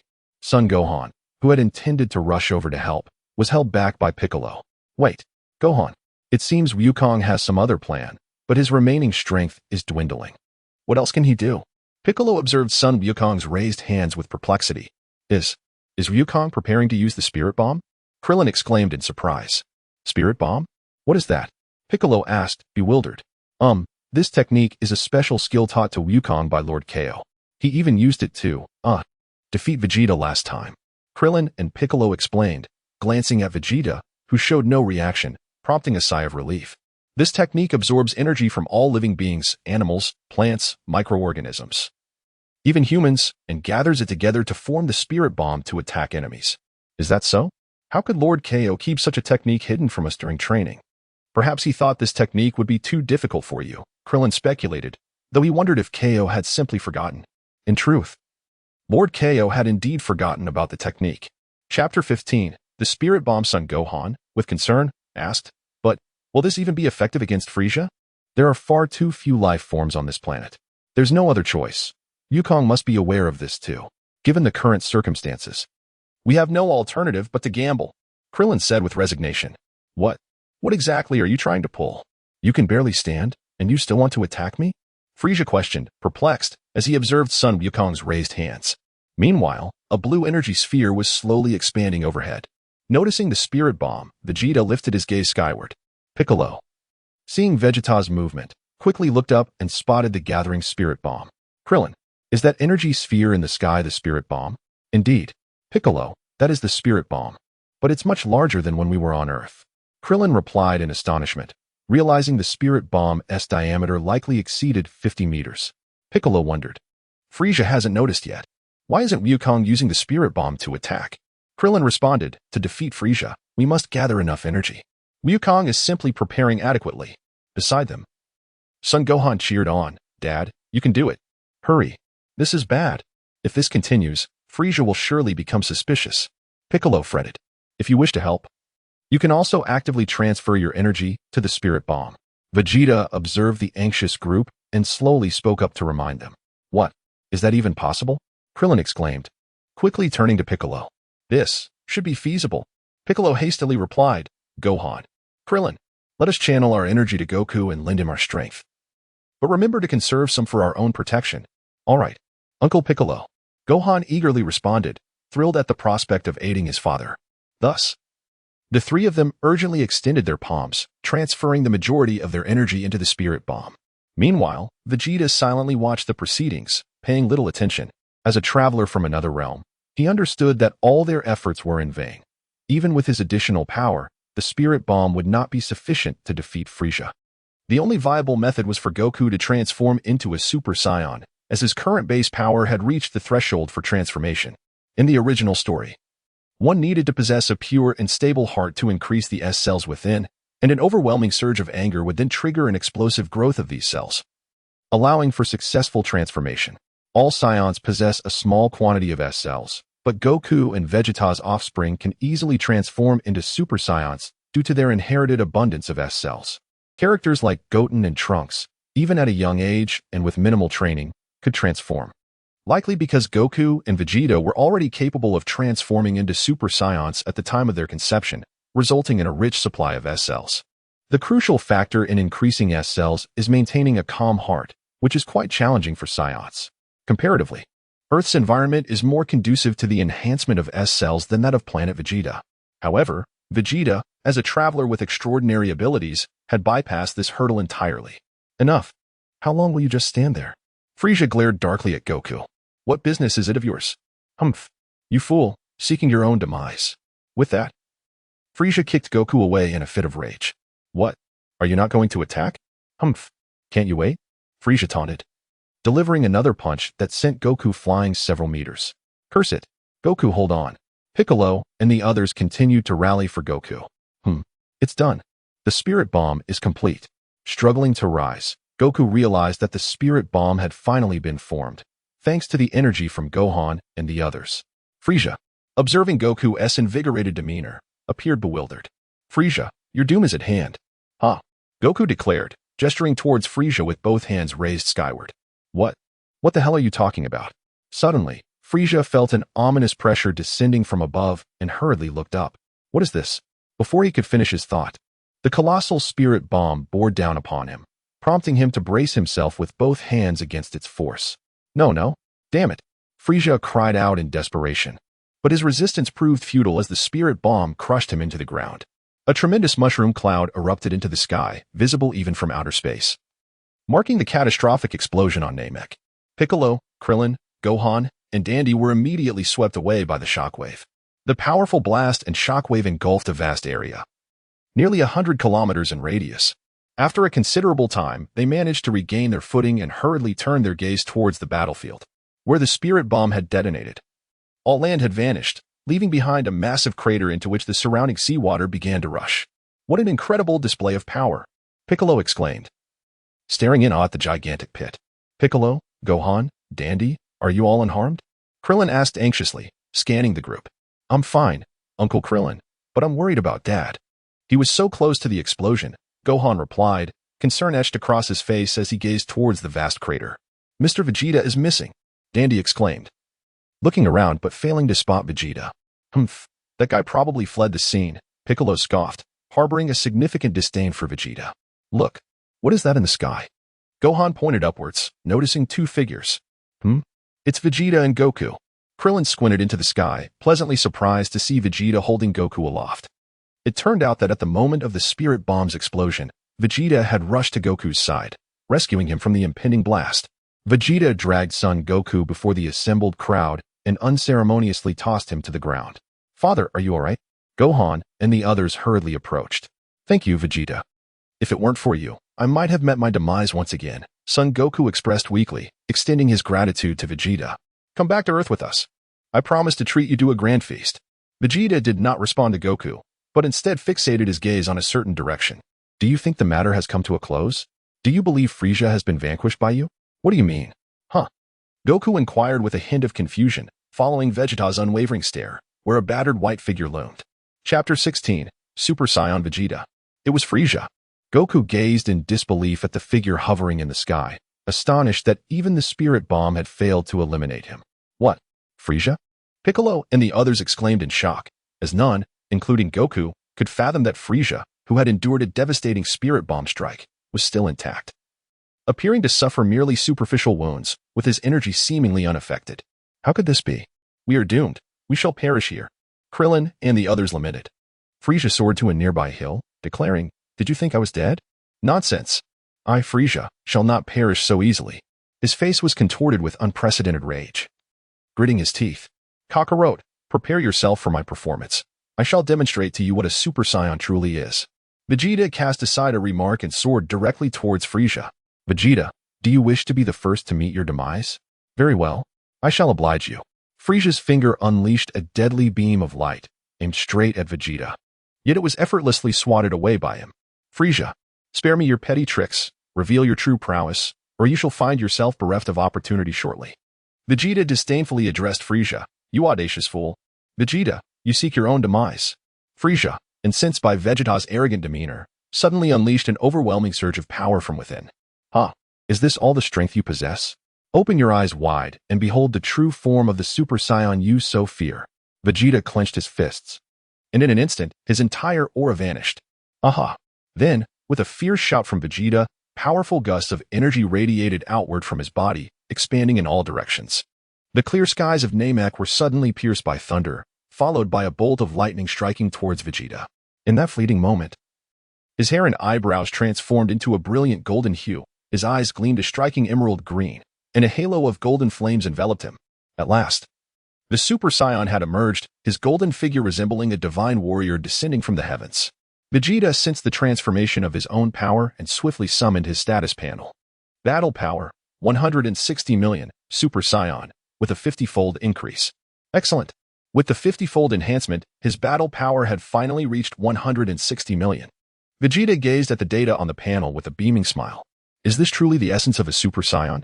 Such formidable power. In the distance, Goku looked upon Vegeta, transformed into a Super Saiyan, with immense admiration. A Super Saiyan? This strength is beyond incredible. Piccolo and the others were equally astounded, their eyes fixed on that golden figure. What is this? Frieza murmured as he beheld Vegeta's radiant form. What is happening? How could Vegeta transform in such a manner? Aren't Saiyans supposed to only turn into great apes? How could he? Frieza, are you prepared to meet your demise? Vegeta shouted defiantly at Frieza, now transformed into a Super Saiyan. You detestable Vegeta, do not presume that your new appearance instills fear in me. I, Frieza, am the mightiest in the universe. You shall perish. With that, Frieza shouted, extending his finger to unleash a death beam. However, he was unexpectedly seized by Vegeta, who grasped his wrist with an iron grip. Frieza struggled desperately to escape from Vegeta's hold, but it felt as if his hand were welded in place, utterly immovable. You, how could you become so powerful? Have you truly transformed into? Vegeta responded with an icy demeanor. Indeed, I am the Super Saiyan you fear. Frieza, drenched in cold sweat, shook his head in disbelief, exclaiming, impossible, absolutely impossible. Frieza was loath to accept that Vegeta had transformed into a Super Saiyan, for he, as a member of the Frost Demon race, considered himself the mightiest being in the universe, second only to that formidable feline, having never encountered a true Super Saiyan. Frieza dismissed the ancestral warnings that advised against provoking such beings as mere folklore. Legends, after all, exist only in tales and should not manifest in reality. Yet, the undeniable truth lay before him, forcing Frieza to come to terms with it. No, even if you are indeed a genuine Super Saiyan, you cannot defeat me.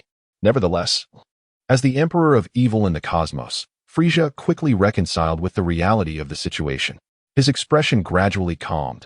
I, Frieza, am the supreme entity in this universe. The most powerful Frieza. As Frieza struggled to free his hand from Vegeta's grip, he hastily unleashed a powerful energy wave with his other hand. Boom.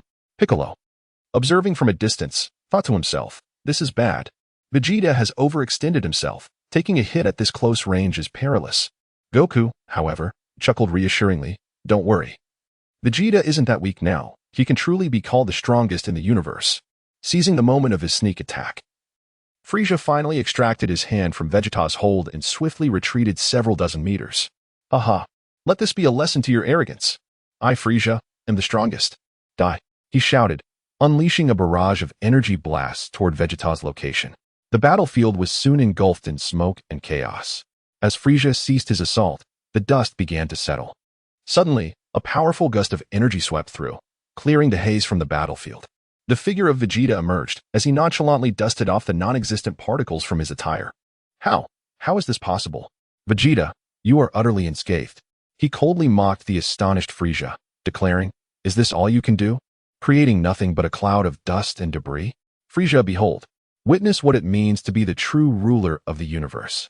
With that, Vegeta transformed into a streak of golden lightning, instantaneously appearing before Frieza. Bang! Wow! Vegeta delivered a precise elbow strike, instantly striking Frieza's face, causing his body to fly backward in a rigid manner. Frieza had no time to react, as he attempted to touch his painfully struck face. He felt tears mingled with the flow of blood from his nose. Bang! Ugh! Vegeta advanced, delivering a powerful punch to his abdomen, causing Frieza to vomit the acidic contents of his stomach. In that fleeting moment, Frieza struggled to maintain his footing, yet he propelled himself backward with remarkable speed. Distancing himself from Vegeta, Vegeta let out a prolonged howl, his form vanishing instantaneously only to reappear behind Frieza. In the next moment, a devastating punch struck Frieza squarely in the back, sending him hurtling through the air and crashing through several hills.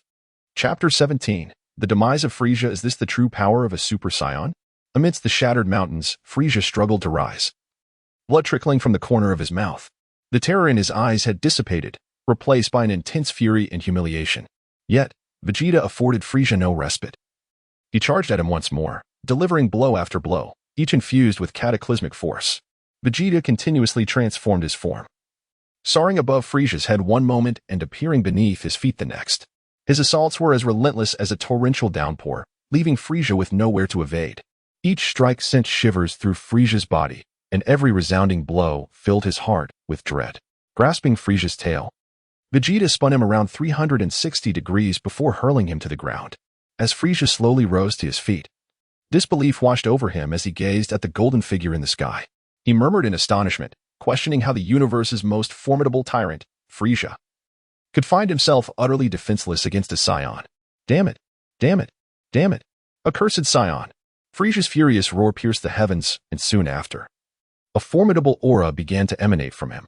Piccolo, witnessing Frieza's gradually intensifying energy, remarked in astonishment, "This Frieza has concealed such immense power. Perhaps Frieza himself cannot fully harness his own strength. However, I sense that Vegeta has yet to unleash his full potential." Goku observed the battlefield from a distance, offering a careful assessment of the two combatants. Vegeta gazed at Frieza, who had unleashed his full power, a smirk gradually forming at the corners of his mouth. Excellent. Finally, I have compelled Frieza to reveal his utmost strength. Now, let me test just how formidable I am in my Super Saiyan form. With a grunt, Frieza, now exhibiting his full power, transformed into a remarkably muscular figure, especially in his upper body, where his muscles swelled to an extraordinary degree.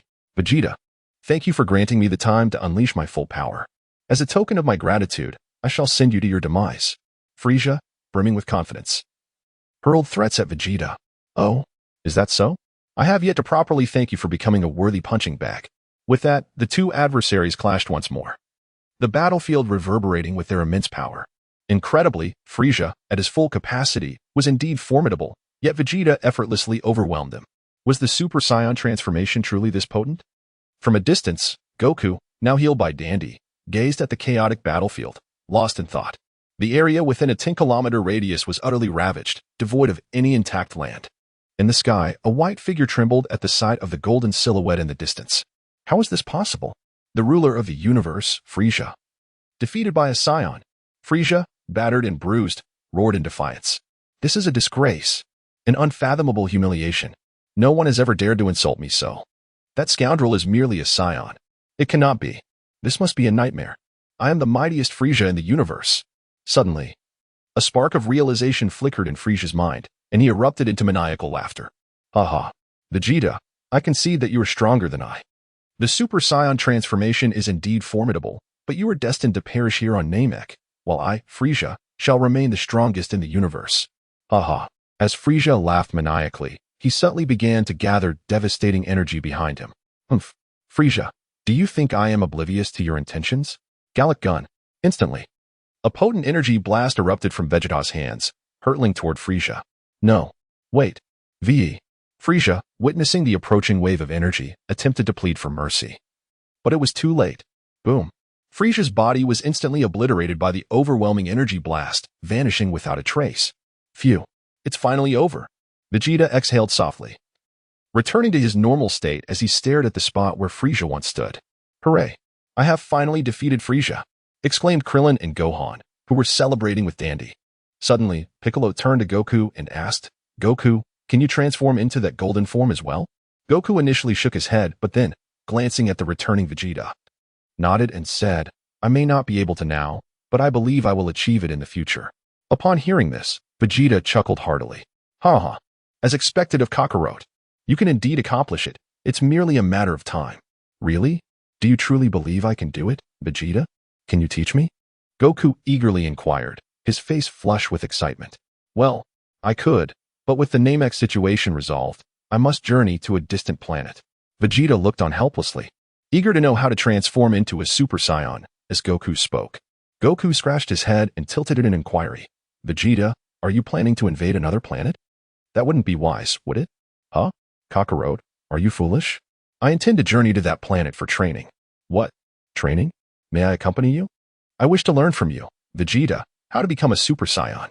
Vegeta paid no heed to Goku, turning instead towards the direction of Frieza's spacecraft. Hey, Vegeta. Wait for me. When you go to that planet to train, remember to take me along. Goku shouted as he pursued Vegeta. The others present could only sigh in resignation at the scene. With Frieza vanquished by Vegeta, planet Namek finally ushered in an era of peace. The subsequent developments unfolded as the King Kai communicated with the deity of Earth, utilizing the Dragon Balls to wish back the Namekians who had perished due to Frieza and his cohorts. The Grand Elder was also resurrected, however, due to his advanced age. He appointed a new Grand Elder and, after conveying his final instructions, passed away not long thereafter. Vegeta and the others deliberated that the current state of Namek was perilous. To prevent retaliation from Frieza's minions, they resolved to utilize Frieza's colossal spaceship to transport all Namekians to Earth. Although the Namekian Dragon Balls were temporarily inoperative, they could be used again after a waiting period of 130 days, significantly shorter than the 1-year wait required on Earth. Once they resurrected Yamcha, Kaiatsu, and Tien, they would simply wait another 130 days to harness the Namekian Dragon Balls once more, asking Shenron to transport the Namekians to a habitable planet. As for Vegeta, after giving Bulma some instructions, he boarded the Ginyu Force's spaceship, setting off towards the planet they initially intended to invade. Naturally, Goku accompanied Vegeta. By the way, Vegeta, what is the name of the planet we are heading to? Yadrat. I've never heard of it. Why do you wish to go there, Vegeta? Is there someone powerful residing on that planet? Chapter 18. Yadrat in a distant galaxy. Two small spacecraft glided slowly towards their destination. After an indeterminate amount of time, they finally landed on a yellow planet. Judging by the various structures on its surface, the civilization on this planet was highly advanced, boasting numerous high-tech facilities that surpassed Earth's technological level by a considerable margin. Boom, boom. The two spacecraft descended directly into the heart of a high-tech city, creating two large craters upon impact. Before long, the craters were brimming with curious pink-skinned aliens, who pointed and murmured in their strange language at the two spacecraft nestled within the pits. Suddenly, the doors of the two spacecraft opened, and two men with black hair emerged, gracefully ascending from the depths of the craters. Phew, we have finally arrived. Hey, Vegeta, is this the planet Yadrat? Inquired a man with a crab-like hairstyle as he surveyed his surroundings. It is indeed Yadrat, you imbecile Kakarot, retorted the other, a more stoic figure. Indeed. It was Vegeta and Goku who had come to Yadrat after vanquishing Frieza on Namek. Vegeta gazed upon the peculiar visages of the pink-skinned extraterrestrials below, and, drawing upon the memories etched in his mind, he ascertained that he had indeed descended upon the planet Yadrat, the very locale where Son Goku mastered the divine technique of instant transmission. Suddenly, a commotion erupted among the throngs on the ground, as a cluster of diminutive green beings emerged from the crowd, waving their hands towards the airborne Vegeta and his companion, seemingly extending a greeting. Vegeta and Son Goku exchanged a brief glance before gracefully descending before the cluster of diminutive green beings. These little green creatures bore an astonishing resemblance to one another, Aside from minor variations in height among them, they appeared to be cast from the same mold. Familiar with the original narrative, Vegeta recognized that this group of green beings, strikingly similar to slimes, was, in fact, a singular entity employing a technique of duplication. This technique seemed remarkably sophisticated, as Vegeta, relying solely on his key perception, was unable to discern which among them was the original. Each duplicate appeared to be an independent individual. Greetings, esteemed guest from afar. Welcome to Planet Yardrat. May I inquire how to address you both? A larger, leading green creature greeted Vegeta and Son Goku with a courteous tone. Hello, Yardration, haha. I am Son Goku, and this is Vegeta. Son Goku replied with an amiable familiarity, shaking hands with the lead green being as if they were long-lost friends.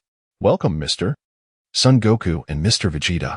You may call me Nameli, the leader responded graciously. Your kind seems remarkably unguarded in the presence of unfamiliar visitors. Aren't you concerned that we might be here to invade Planet Yardrat?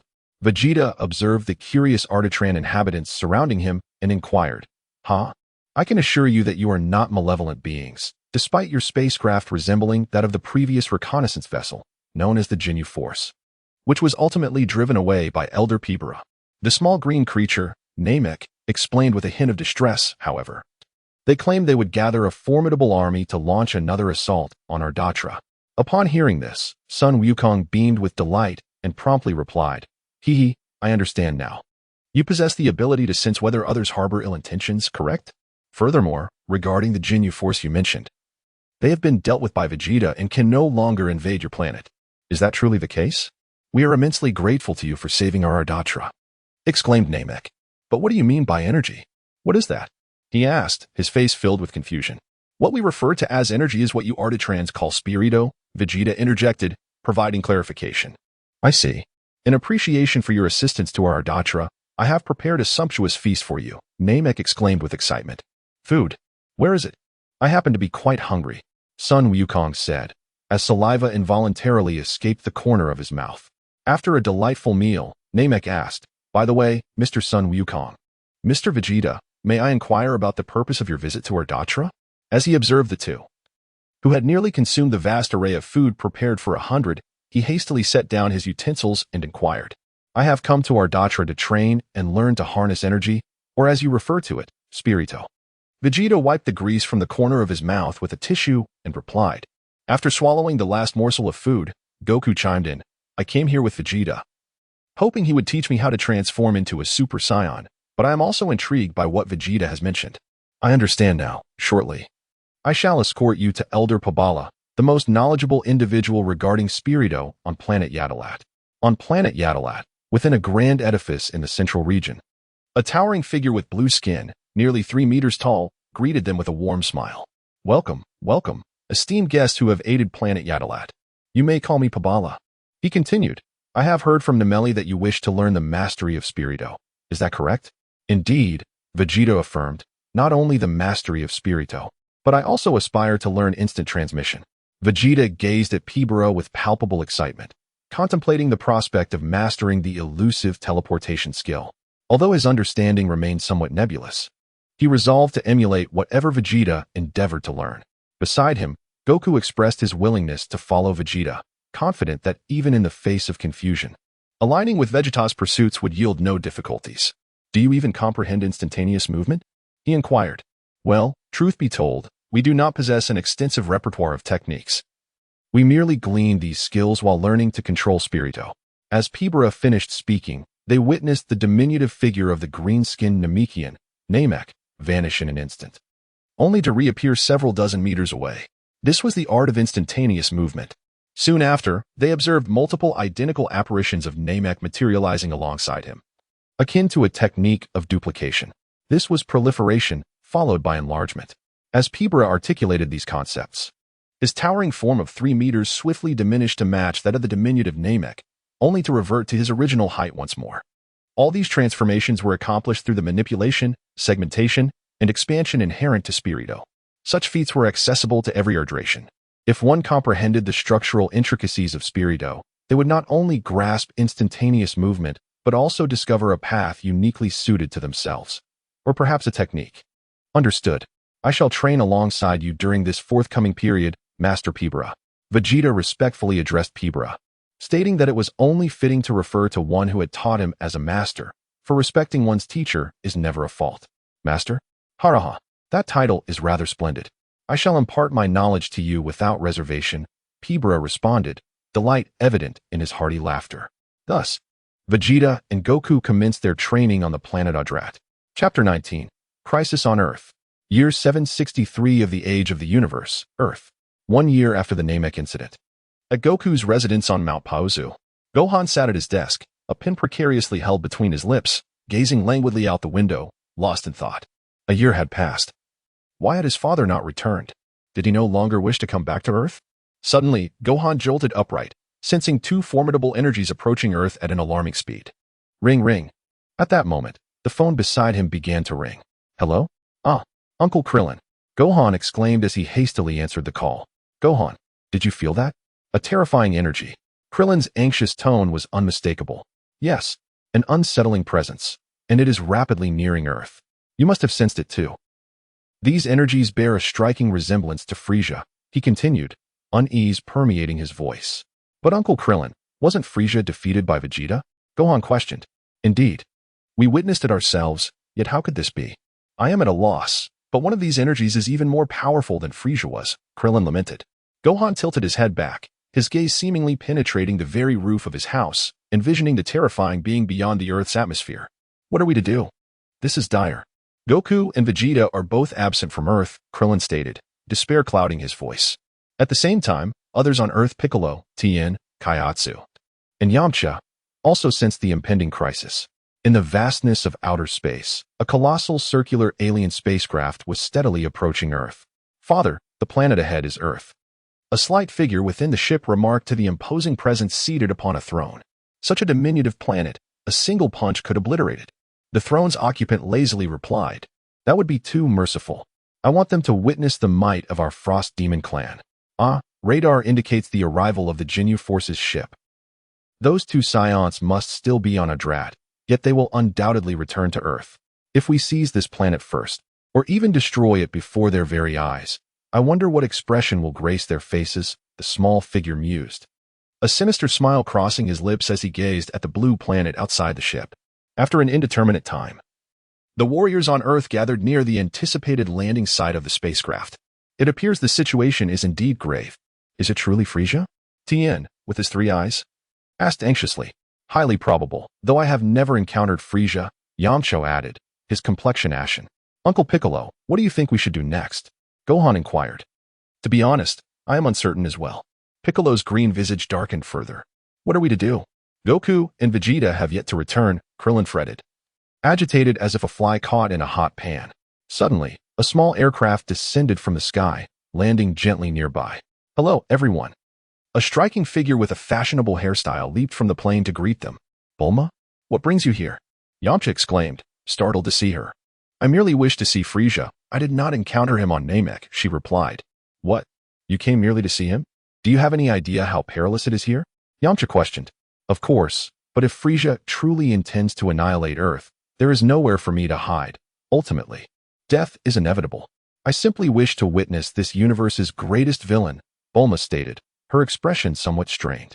But, Yamcha stammered, only to be interrupted by Bulma. Yamcha, I broke up with you a few days ago. I am no longer your girlfriend, so do not presume to dictate to me. Witnessing this exchange, the others understood that Yamcha's notorious flirtations had not ceased. Just then, the mightiest among them, Piccolo, suddenly tensed. They're coming, he urgently warned. What? Indeed, a massive circular spacecraft loomed overhead, gradually descending toward a distant plane. This doesn't quite feel like Frieza, Krillin. The only one present apart from Gohan and Piccolo who had faced Frieza, remarked, sensing something amiss. But who else possesses such overwhelming energy? Gohan pondered. Speculating is futile. We must approach and ascertain the truth, Piccolo suggested, striving to maintain their morale. Remember to suppress your energy. They likely have detectors capable of sensing us, Krillin reminded them, recalling their previous encounter on Namek. Meanwhile, in a concealed location near the landing site, a purple-haired youth with a sword slung across his back fixated intently on the giant spacecraft as it touched down.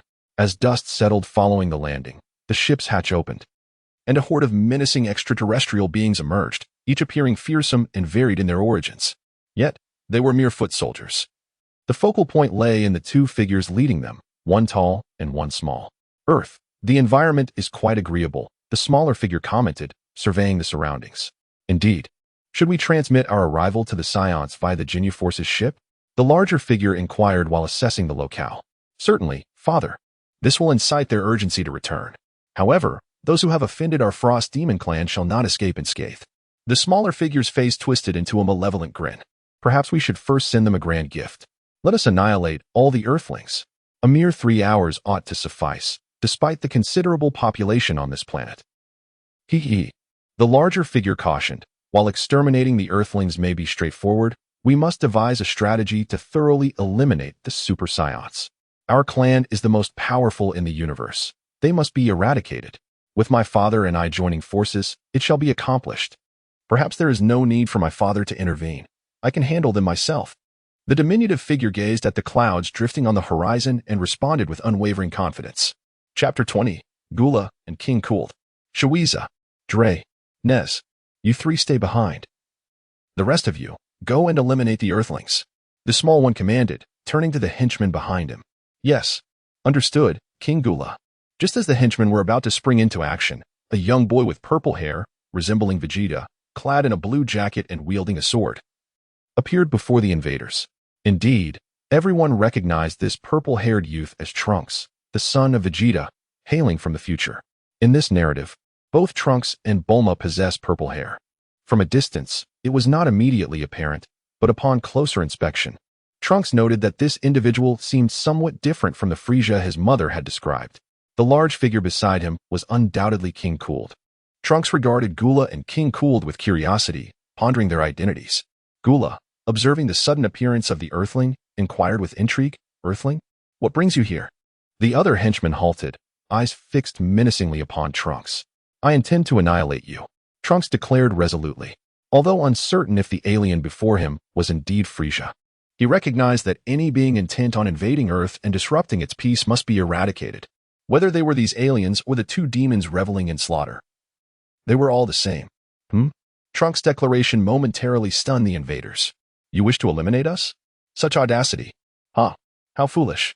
Gula chuckled at the audacity of the young warrior. Trunks shook his head, stating, though I do not know who you are, you must be connected to Frieza. Gula, with a smile, responded.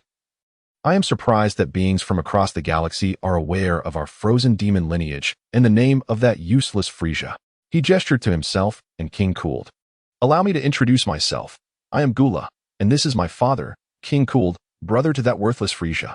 Trunks mused internally. Realizing that this was entirely different from what his mother had told him, he had never heard mention of Frieza's brother before. Enough pleasantries. Shawiza, deal with him. The rest of you, eliminate the Earthlings.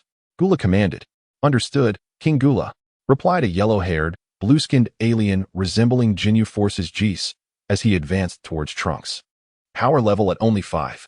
You dare stand before us. Surely, you must possess greater strength? Shawiza remarked cunningly as he observed the scouter's readings. Boom. No sooner had Shawiza spoken than an energy wave erupted from his hand, hurtling towards Trunks. Slap. To his astonishment, Trunks effortlessly swatted the energy wave aside. What? Whoa. Before Shawiza could react, Trunks closed in, delivering a powerful punch to his abdomen. Seizing the opportunity as Shawiza doubled over, Trunks concentrated energy into his palm and struck his head.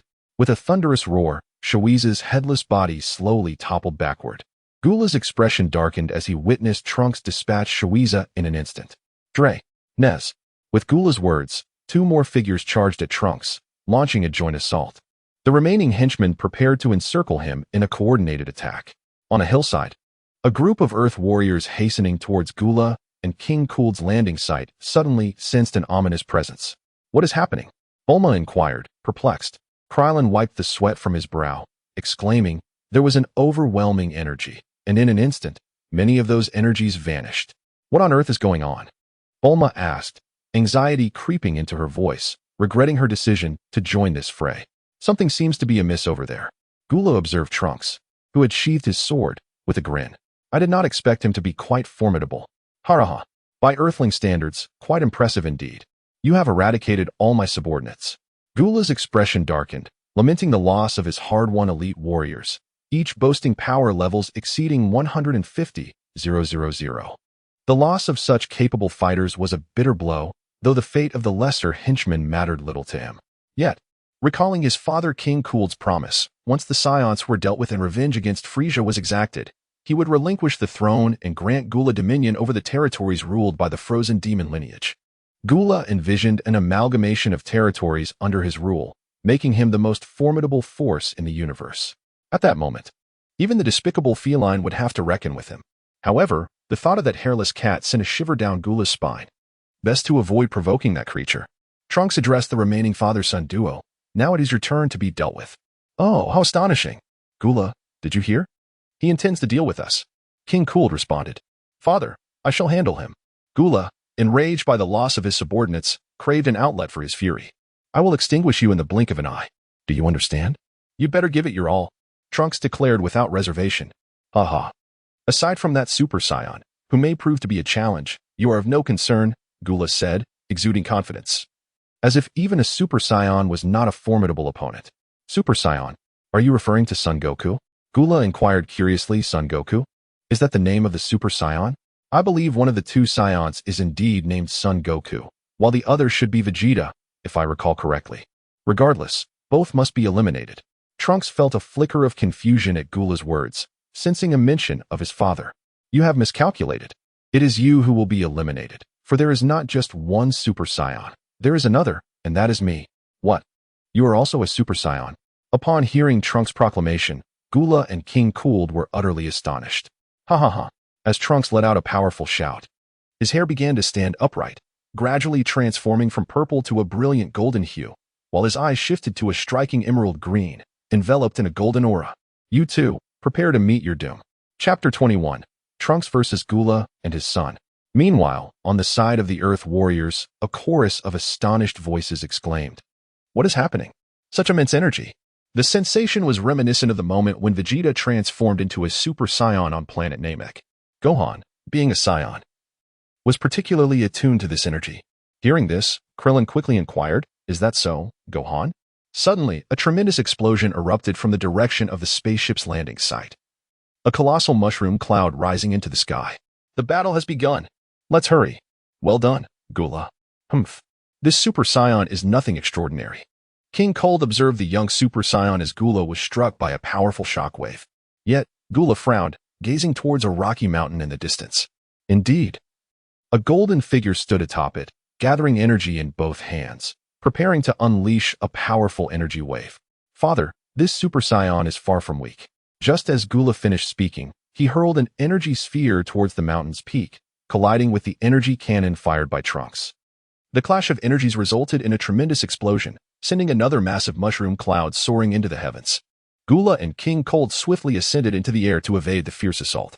However, this played right into Trunks' strategy as he unsheathed his sword and transformed into a bolt of golden lightning, charging towards Gula and King Kuld.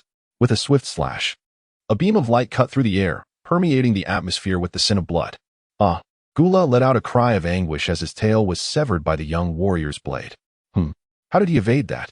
Trunks felt a surge of confusion. He had aimed directly at Gula's head, yet somehow, Gula had dodged. Boom. Trunks, unable to comprehend, instinctively unleashed a fierce shockwave from his palm towards Gula. Taken completely off guard, Gula was struck, plummeting to the forest below like a kite severed from its string. Look over there, Uncle Piccolo, Uncle Krillin. The Earth warriors had just arrived, witnessing this scene unfold. That person doesn't seem to be Frisia, Piccolo remarked, puzzled. Goodness. He has defeated someone nearly as powerful as Frisia in a single blow. Gohan gazed upwards, marveling at the display. Your eyesight is remarkable. How can I not see it? Is that Goku? I never imagined he could dispatch his opponent so swiftly, Bulma murmured, observing the figure in the sky. Earth has been saved once again. Krillin, momentarily stunned, remarked, No, he is not Goku, but he seems to be another Super Saiyan. Let's go check it out. Piccolo was greatly perplexed by the sudden appearance of this young Super Saiyan. With a rush, he soared into the sky, followed by the others as they made their way to the battlefield. As Gula fell, both King Kuld and Trunks descended to the ground simultaneously. King Kuld glared darkly at Trunks. Impressive. I did not expect you to defeat Gula so easily. You shall take his place as my son. You are the strongest in the universe, and only you are worthy to become a member of our frost demon race.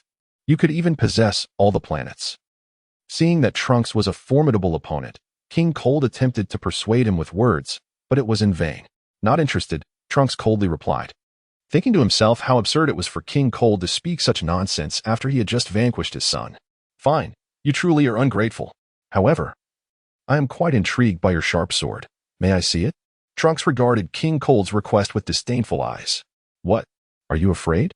Just as King Cold finished speaking, Trunks unsheathed his sword and tossed it to him. King Cold caught the sword, weighing it in his hands, recognizing its exceptional sharpness. "You must have defeated Gule using this sword, right?" He began to swing it slowly, pointing the tip toward Trunks. "What do you mean by that?" King Cold, realizing his intentions, brandished the sword and lunged at Trunks, shouting, "It means that without this sword, you are as good as dead." Crack! To his astonishment, Trunks swiftly caught the sword with one hand. King Cold attempted to wrest it from Trunks, but found it impossible, as if it were welded in place. "Oh, so this is how you perceive things?" Trunks smirked with disdain. Wait. Boom.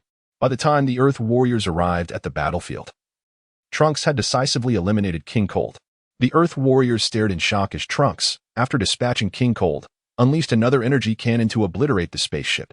Exhaling deeply, Trunks retracted his transformation, surveying the crowd. Odd. Where's my father? My young mother is here. But why is the history of this past timeline so drastically different from the future? Filled with confusion, Trunks pondered whether his memories were flawed or if time itself had become distorted. Forget it. I shall head to Goku's landing site. I am going to welcome Goku. Would you like to join me? Trunks called out to the Earth Warriors. What? How does he know about Dad? Gohan wondered, intrigued. He should be nearby. Follow me. Just then, a towering figure appeared behind Trunks. Who is that?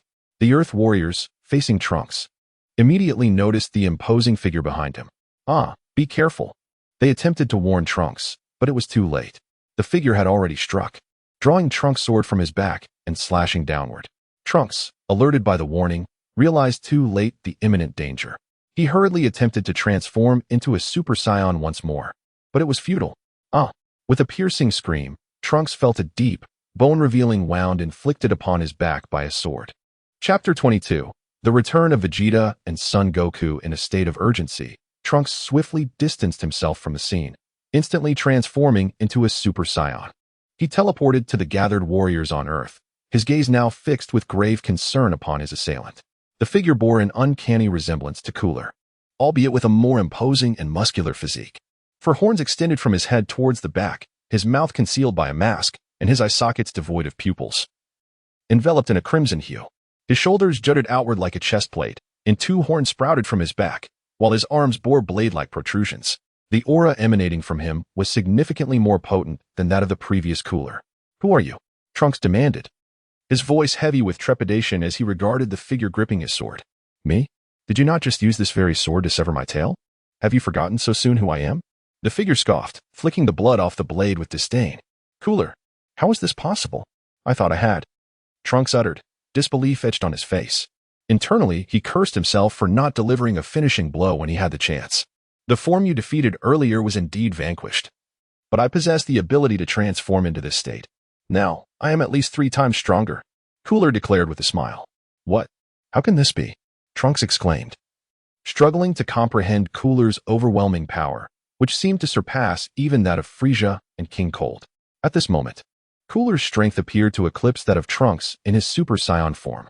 Although he lacked the might of those two androids, he was still beyond Trunks' current capabilities. "There is nothing impossible. As a genius of the Frost Demon lineage, I am far superior to my pathetic brother and father," Cooler taunted, observing Trunks' pallor, which had grown even more pronounced due to his blood loss. "This is dire. I may not stand a chance against Cooler alone, let alone the rest of the warriors on Earth. Goku won't be back for hours." Trunks lamented inwardly. Cooler seemed to read Trunks' intentions. "Do not think I am unaware of your plans to stall for that other Super Saiyan to return. Dream on. I will eliminate you all before he arrives. And then I shall deal with him." He cackled maniacally. At that moment, Krillin stealthily approached Trunks, producing a pouch from his possession and offering him a bean. "Quick, eat this bean, and your injuries will heal." "Is this a Senzu bean?" Trunks asked, taking it and hastily consuming it. You know about this?" Krillin replied, surprised. Sorry, I cannot divulge that information. Trunks responded, feeling the wound on his back begin to mend and his strength gradually returning. What did you eat? How did you recover so quickly? Cooler inquired, perplexed. No comment. Trunks shot back defiantly. Humph. It matters not. No matter how you recover, you will ultimately perish at my hands. Cooler sneered. Devil Flash. Devil Cannon. Kamehameha. Ki Blast. A barrage of powerful energy waves surged towards the battlefield, resulting in a massive explosion that sent shockwaves rippling outward. Humph. You can now feel the chasm between us. Cooler taunted, brushing off the dust from his attire while grinning at Trunks. Damn it, how could I be so useless? I cannot handle those two demons. And now I cannot even face Cooler. Trunks thought, battered yet resolute, standing protectively before the warriors of Earth. The remaining warriors, aside from Yamcha, who had managed to rescue Bulma, included only Piccolo, who could barely participate in the fight. This is truly disastrous. I never imagined Frieza had such a formidable brother. Goku, if you do not return soon, Earth will be doomed. Krillin lamented, staring vacantly at the sky. Trunks turned to the gathered warriors, addressing the somber Piccolo. Mr. Piccolo, I will hold Cooler off. You must lead everyone to safety as far as possible. No, it is futile. Even if we escape temporarily, we cannot evade him forever. We should fight with all our might. Piccolo insisted, fully aware that the warriors on Earth had no chance of survival unless Goku and Vegeta returned promptly. Damn it. I am Piccolo, the great Demon King. Why am I thinking this way? Why do I always wait to be saved? Piccolo pondered, grappling with his thoughts, yet helplessly acknowledging his own weakness. Enough games. Let us end this quickly. I still have another Super Saiyan to eliminate, Cooler declared, his icy tone signaling the impending doom of the gathered warriors. Just then, a scoffing laughter resonated from a distance on the battlefield. The warriors turned to see two figures clad in matching attire striding toward them. Humph. Cooler, what were you just saying?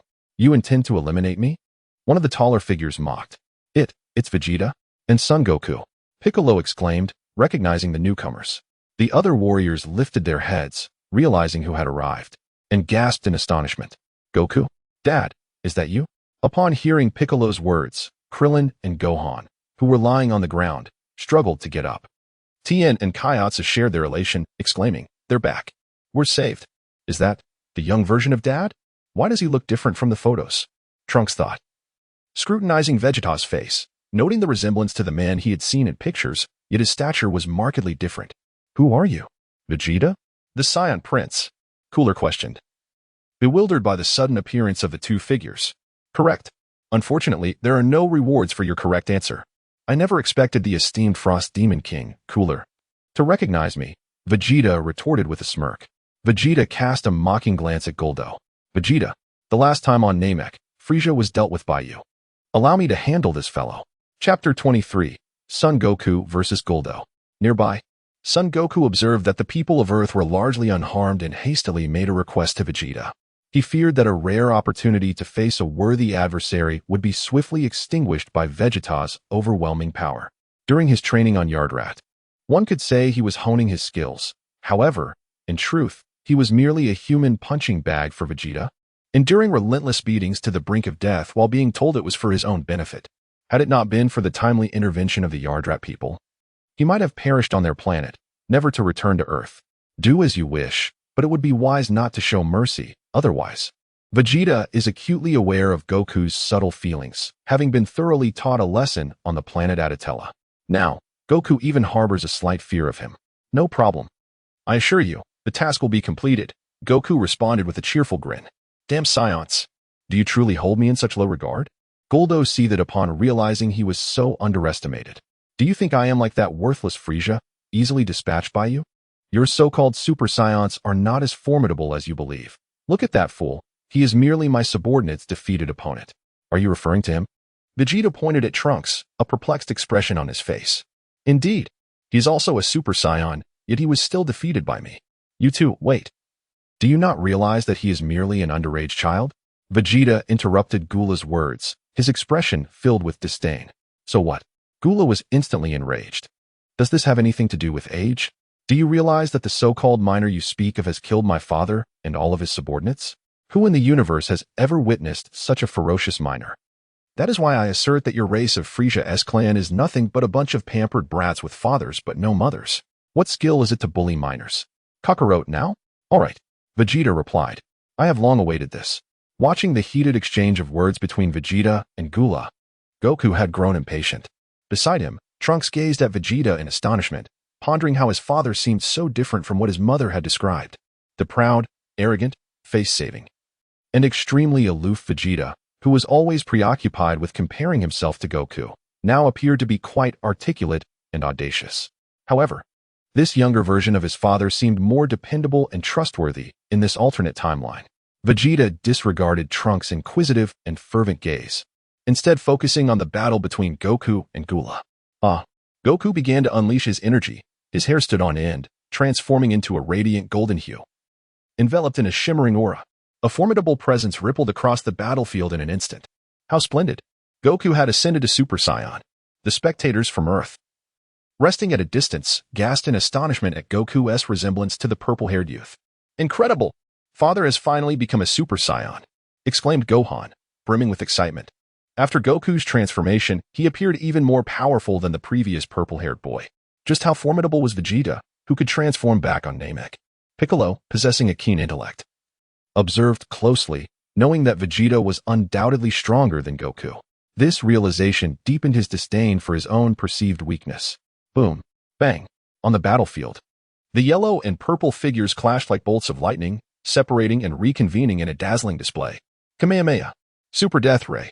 The two shockwaves collided violently, giving rise to a colossal mushroom cloud in the center of the battlefield. A fierce gust of energy swept through, impacting all nearby objects. The onlookers, save for Vegeta and Trunks who remained rooted in place, had already retreated 10 kilometers away. Trunks surveyed the devastated battlefield, astonished that, despite being a Super Saiyan himself, Goku's power vastly surpassed his own, rivaling that of Gohan from 20 years hence. Mr. Vegeta, may I ask you some questions? He ventured, casting a glance at Vegeta, pondering just how much stronger his father might be. Suppressing the excitement of their first encounter, he summoned the courage to speak. What do you wish to inquire about, Trunks? Vegeta replied. Vegeta cast a glance towards the distant rear, pondering that at such a considerable distance, the tumultuous atmosphere of the battlefield rendered it highly improbable for Piccolo to hear. Oh, what am I thinking? Trunks, upon realizing the situation, reacted as if he were a mouse confronted by a cat, his expression shifting dramatically. Cold sweat beaded on his forehead as he silently questioned, "What is happening? How could my father possibly know my name? I do not recall having disclosed it to him. Could there have been a misunderstanding?" Trunks forced himself to regain composure and hurriedly inquired, "Haha, is it not only natural for a father to know his son's name?" Vegeta, with a smile upon his face, addressed Trunks, saying, What did you just say? Surely, you must be mistaken. How could I possibly be your father?" Upon hearing these words, Trunks was immediately struck with panic, vehemently denying the assertion. "Rest assured, Bulma will remain by my side, and you will still be born successfully in the future." Vegeta gazed at the inexpensive yet formidable young man before him, his mindset inexplicably shifting. He was reminded of the sufferings he endured in the future timeline, and a pang of sympathy emerged for Trunks' plight. "How do you possess such knowledge? Can you foresee the future?" Trunks, after a moment of silence, retorted, "Well, it seems that even you have traversed through time." To which Vegeta replied, "In a way, that is indeed the case. Perhaps you may consider it as such." Vegeta was too weary to elucidate the matter, and he found himself incapable of explaining his own circumstances. Father, Trunks, upon hearing such an explanation, did not linger on the details. Given the existence of the time machine, it was entirely reasonable for his father to possess the ability to foresee the future. Oh, what a good son! Vegeta, for reasons unbeknownst to him, felt an inexplicable sense of unease. He decided it would be best to refer to Trunks by name, as the term son still felt somewhat difficult for him to accept. "Father, since you possess the ability to foresee the future, does that mean you are aware of all that is destined to occur?" Trunks, upon hearing Vegeta acknowledge his existence and refer to him as his son, felt a wave of clarity wash over him. Nevertheless, it was imperative for him to discuss with his father the events that lay ahead. "In order to avert any impending tragedies, you wish to convey to me that in 3 years' time, 2 androids will emerge, and during that period, Goku shall succumb to a heart ailment, while the rest of us, save for Gohan, will fall victim to these androids, correct?" Vegeta meticulously recounted the events that were to unfold in the future.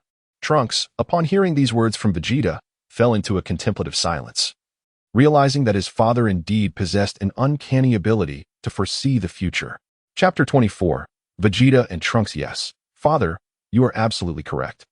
I have also brought a miraculous medicine capable of curing Goku's heart disease. I trust you are aware of this as well? Naturally, I was already aware of your appearance here. However, the arrival of Cooler on Earth has taken me by surprise.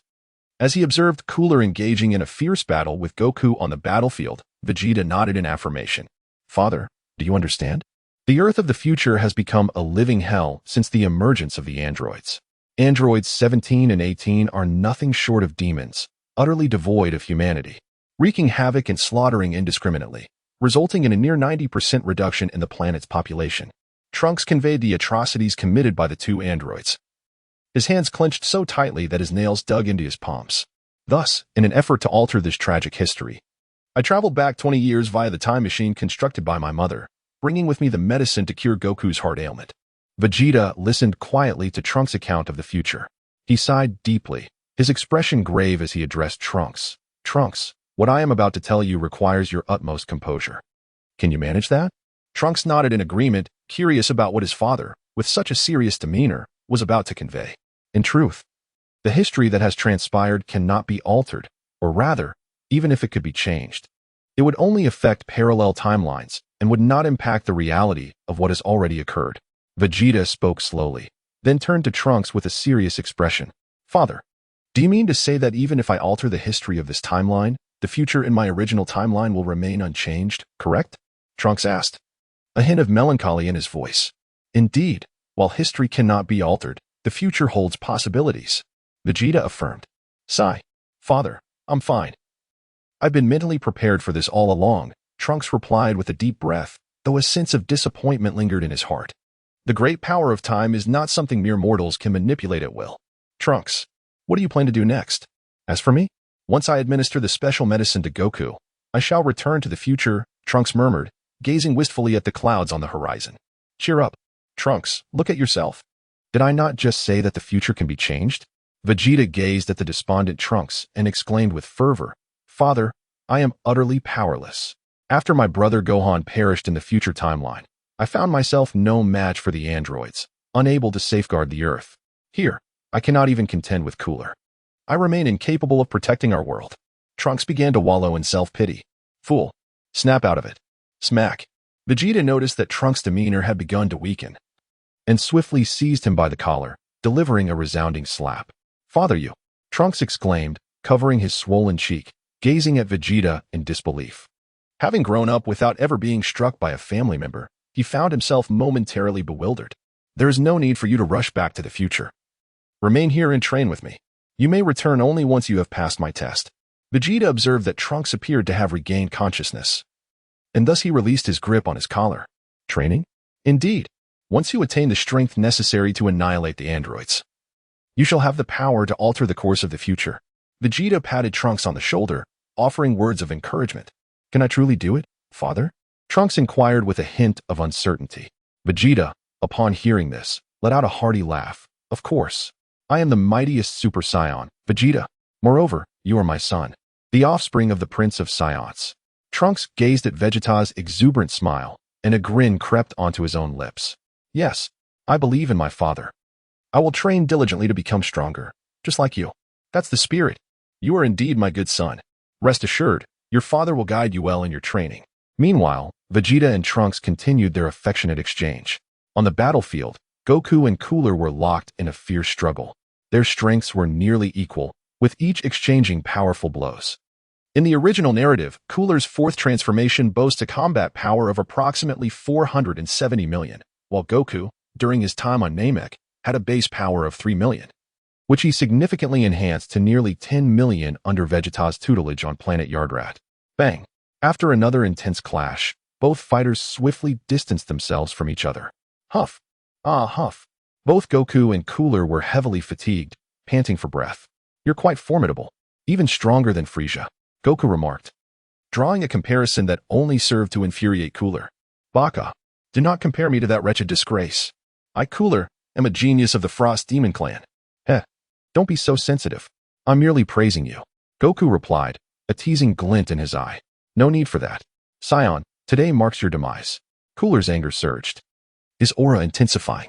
I shall annihilate you with one blow, and this planet shall perish alongside you. Ha ha. Cooler laughed maniacally. Destruction Ray. Cooler's crimson eyes unleashed two purple beams aimed directly at Goku. Not good. Kamehameha. Goku swiftly brought his hands together, retaliating with a Kamehameha wave. Boom. Rumble. The two energies collided in a tremendous explosion. Taking advantage of the smoke that enveloped the battlefield, Cooler soared into the sky. Extending his left hand, he rapidly gathered an energy sphere, pointing his index finger upwards. As the smoke cleared and Goku regained his sight, he realized Cooler's sinister intent. What is this? You intend to destroy Earth? How despicable. But it was too late. Cooler had completed the energy charge for his planet-destroying technique. Ha ha ha. Farewell. No. See you in your next life, Scion. Cooler cackled, as the massive golden energy sphere he had conjured brimmed with unimaginable destructive power. This is bad. That fiend Cooler intends to obliterate Earth. The distant onlookers, including Piccolo and others, exclaimed in alarm. The cataclysmic energy emanating from the golden sphere sent chills down their spines. Humph. Kakarot. That fool. Vegeta let out a disdainful snort, his gaze fixed upon Goku's momentarily bewildered figure suspended in the air. Father, what shall we do? Goldo intends to annihilate the Earth along with us. Trunks' expression reflected a hint of panic. Science, prepare to meet your demise. Chapter 25, The Gallic Gun. Go. Supernova Destruction Ball. Goldo howled, hurling the energy sphere he conjured toward Goku. This is bad. Full power Kamehameha. Goku shouted, channeling all his energy into his hands.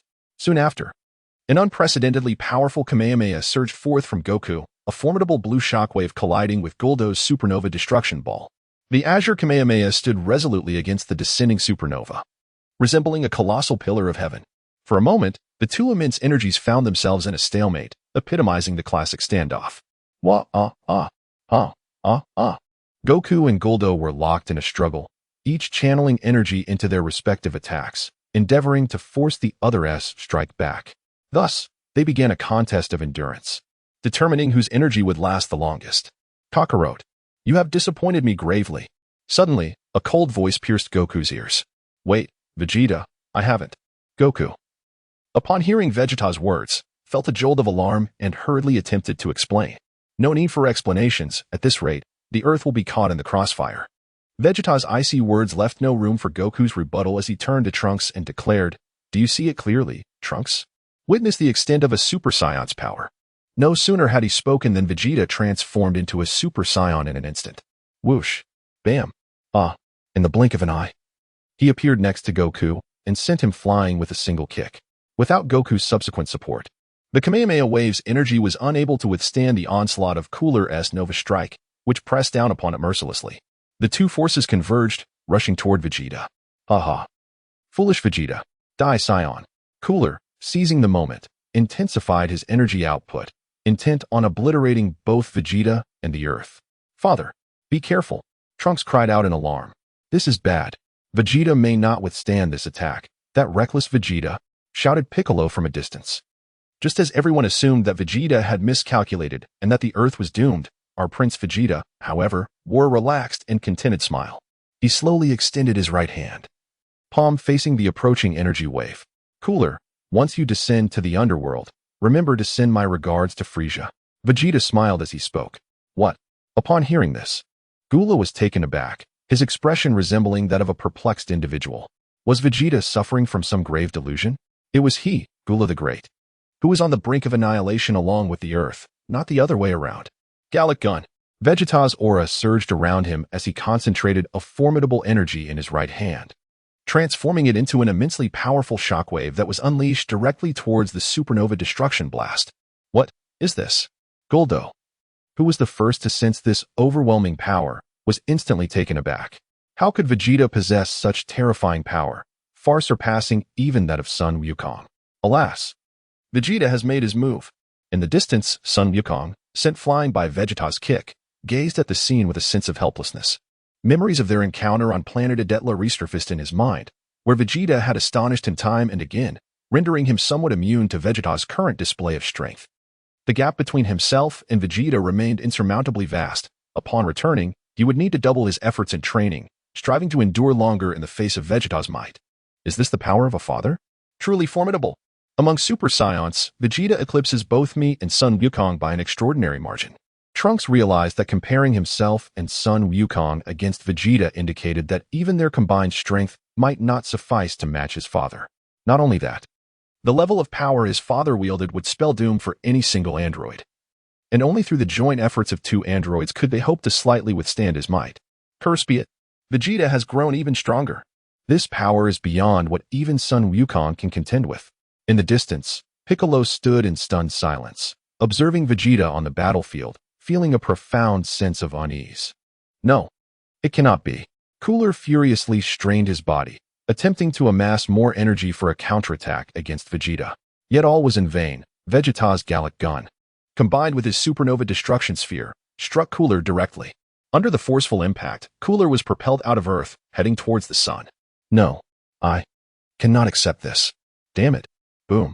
Unfortunately, Cooler did not have the chance to finish his final words, as he was engulfed by the two energy waves, succumbing to the cataclysmic explosion of the sun.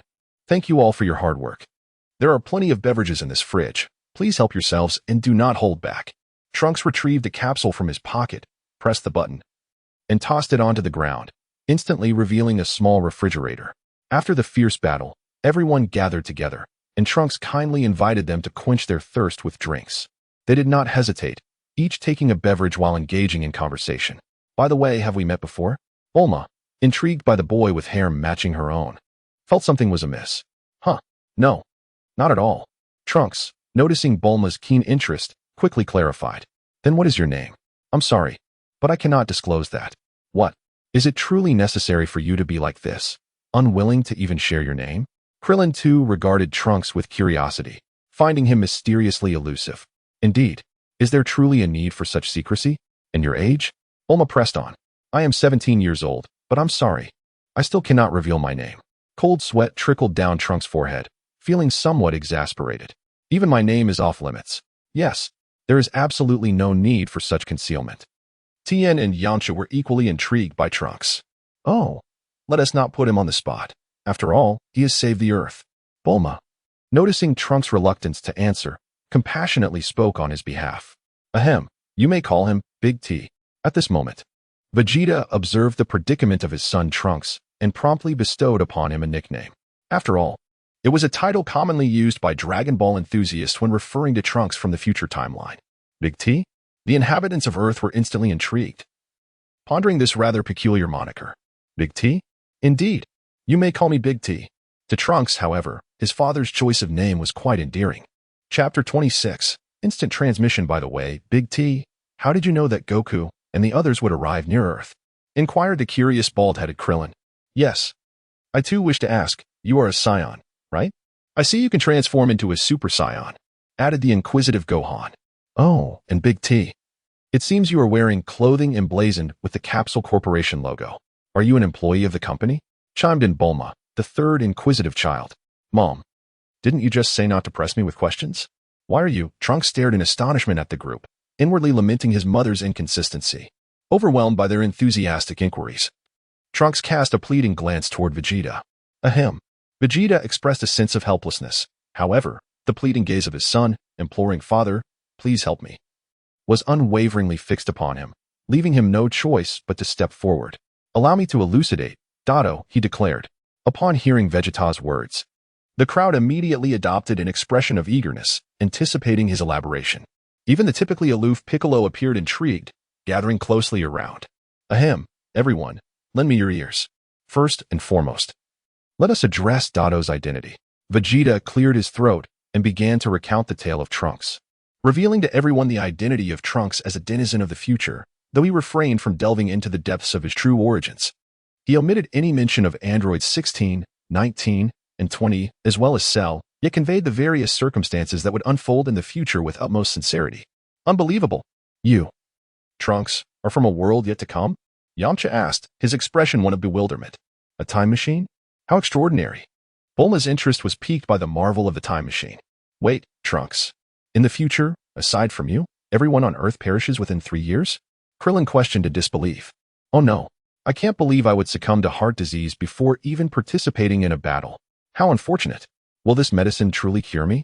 Goku's spirits dampened as he gazed at the miraculous medicine Trunks had provided. Is it true, Mr. Trunks, that my father would succumb to such a minor ailment as heart disease? Gohan inquired, his demeanor grave upon learning of his father's fate in the future. Are the androids really that terrifying? Even Vegeta from the future would fall to their might? Piccolo pondered, perplexed, given that Vegeta's current strength was formidable. What kind of terrifying power would these androids possess 3 years hence to defeat him? Indeed, Mr. Goku, your ailment has been conquered in the future, and this medicine is guaranteed to be effective, Trunks affirmed. As for those two, he contemplated initially expressing the profound terror posed by the androids. But upon reflecting on his father's current prowess, realized that he could indeed vanquish any single android. With 3 more years of training, the possibilities were boundless. To what extent must Vegeta's strength grow to truly excite Trunks? Upon observing Trunks hesitating to speak, Piccolo's gaze fixed intently on the mighty warrior. Eager to uncover the details of how Vegeta met his tragic demise at the hands of the androids. Very well. If you do not believe, then feel free to indulge yourselves. I shall continue my arduous training in preparation for the battle 3 years hence. Vegeta shouted, interrupting the conversation among the group. I shall also train. So shall I. I refuse to perish in 3 years. Count me in too. Brother Tian, I will accompany you. Tien, Krillin, Yamcha, and Chaozu expressed their resolve. By the way, Vegeta, Goku, where is the spacecraft you used to return to Earth? I haven't seen it, Bulma suddenly remarked, drawing attention to the matter. Indeed, I too am curious about how you two appeared so suddenly. Piccolo and the others shared their intrigue, having noticed the absence of a spacecraft despite their return from beyond the stars. Vegeta and Goku exchanged a knowing smile. That's because we didn't take a spaceship, Goku exclaimed, his expression brimming with excitement as he addressed the crowd. No spaceship? Did you use magic to arrive here? The imaginative Gohan chimed in, his mind racing with possibilities. You guessed part of it. We didn't use magic. We utilized spirit, or what we refer to as ki. Goku affectionately ruffled Gohan's hair. Ki? Gohan echoed, intrigued. Indeed. The technique we employed to teleport is called instant transmission. The mention of this novel term piqued the curiosity of everyone present. Absolutely. Allow me to demonstrate, Goku declared, his enthusiasm akin to that of a child showcasing a new toy. First, you must concentrate on the person you wish to meet and then sense their ki. This will allow you to reach their location. Goku merged his index and middle fingers against his forehead. Now where to go? Master Roshi's came house. Found Master Roshi's ki. In a blink, Goku vanished. Where's Goku? I can't sense his ki nearby. Krillin and Gohan frantically scanned their surroundings. Suddenly, hello? I'm back. Goku reappeared beside them. Goku, where did you go? Why couldn't we sense your ki? Krillin inquired, only to notice Goku sporting a pair of sunglasses. Hey, those sunglasses look familiar. Aren't they Master Roshi's? Ha ha ha. Indeed. These are Master Roshi's sunglasses. I just instant transmitted to Kame House. Goku grinned widely, revealing a dazzling set of pearly whites. Kame House. But that's at least 10,000 kilometers away. You made that round trip in under 10 seconds, didn't you? Yamcha regarded Goku's sunglasses with disbelief, astonished by the power of the technique. Krillin, please return the sunglasses to Master Roshi when you get back, Goku instructed, handing the shades to Krillin. Oh, so you instant transmitted with Vegeta from the planet where you were training to Earth? Krillin asked as he accepted the sunglasses. Actually, it was Vegeta who brought me here. My instant transmission can only manage short distances. I haven't mastered long range yet, Goku admitted, scratching the back of his head with an embarrassed smile. At that moment, Goku's mastery of instant transmission was not as refined as depicted in the original tale. After a year of training under Vegeta to learn the Super Saiyan transformation, he had only recently begun to grasp the technique. As for Vegeta, his innate talent far surpassed Goku's, and now he had mastered instant transmission in just 3 months. Chapter 27. For the peace of the future what?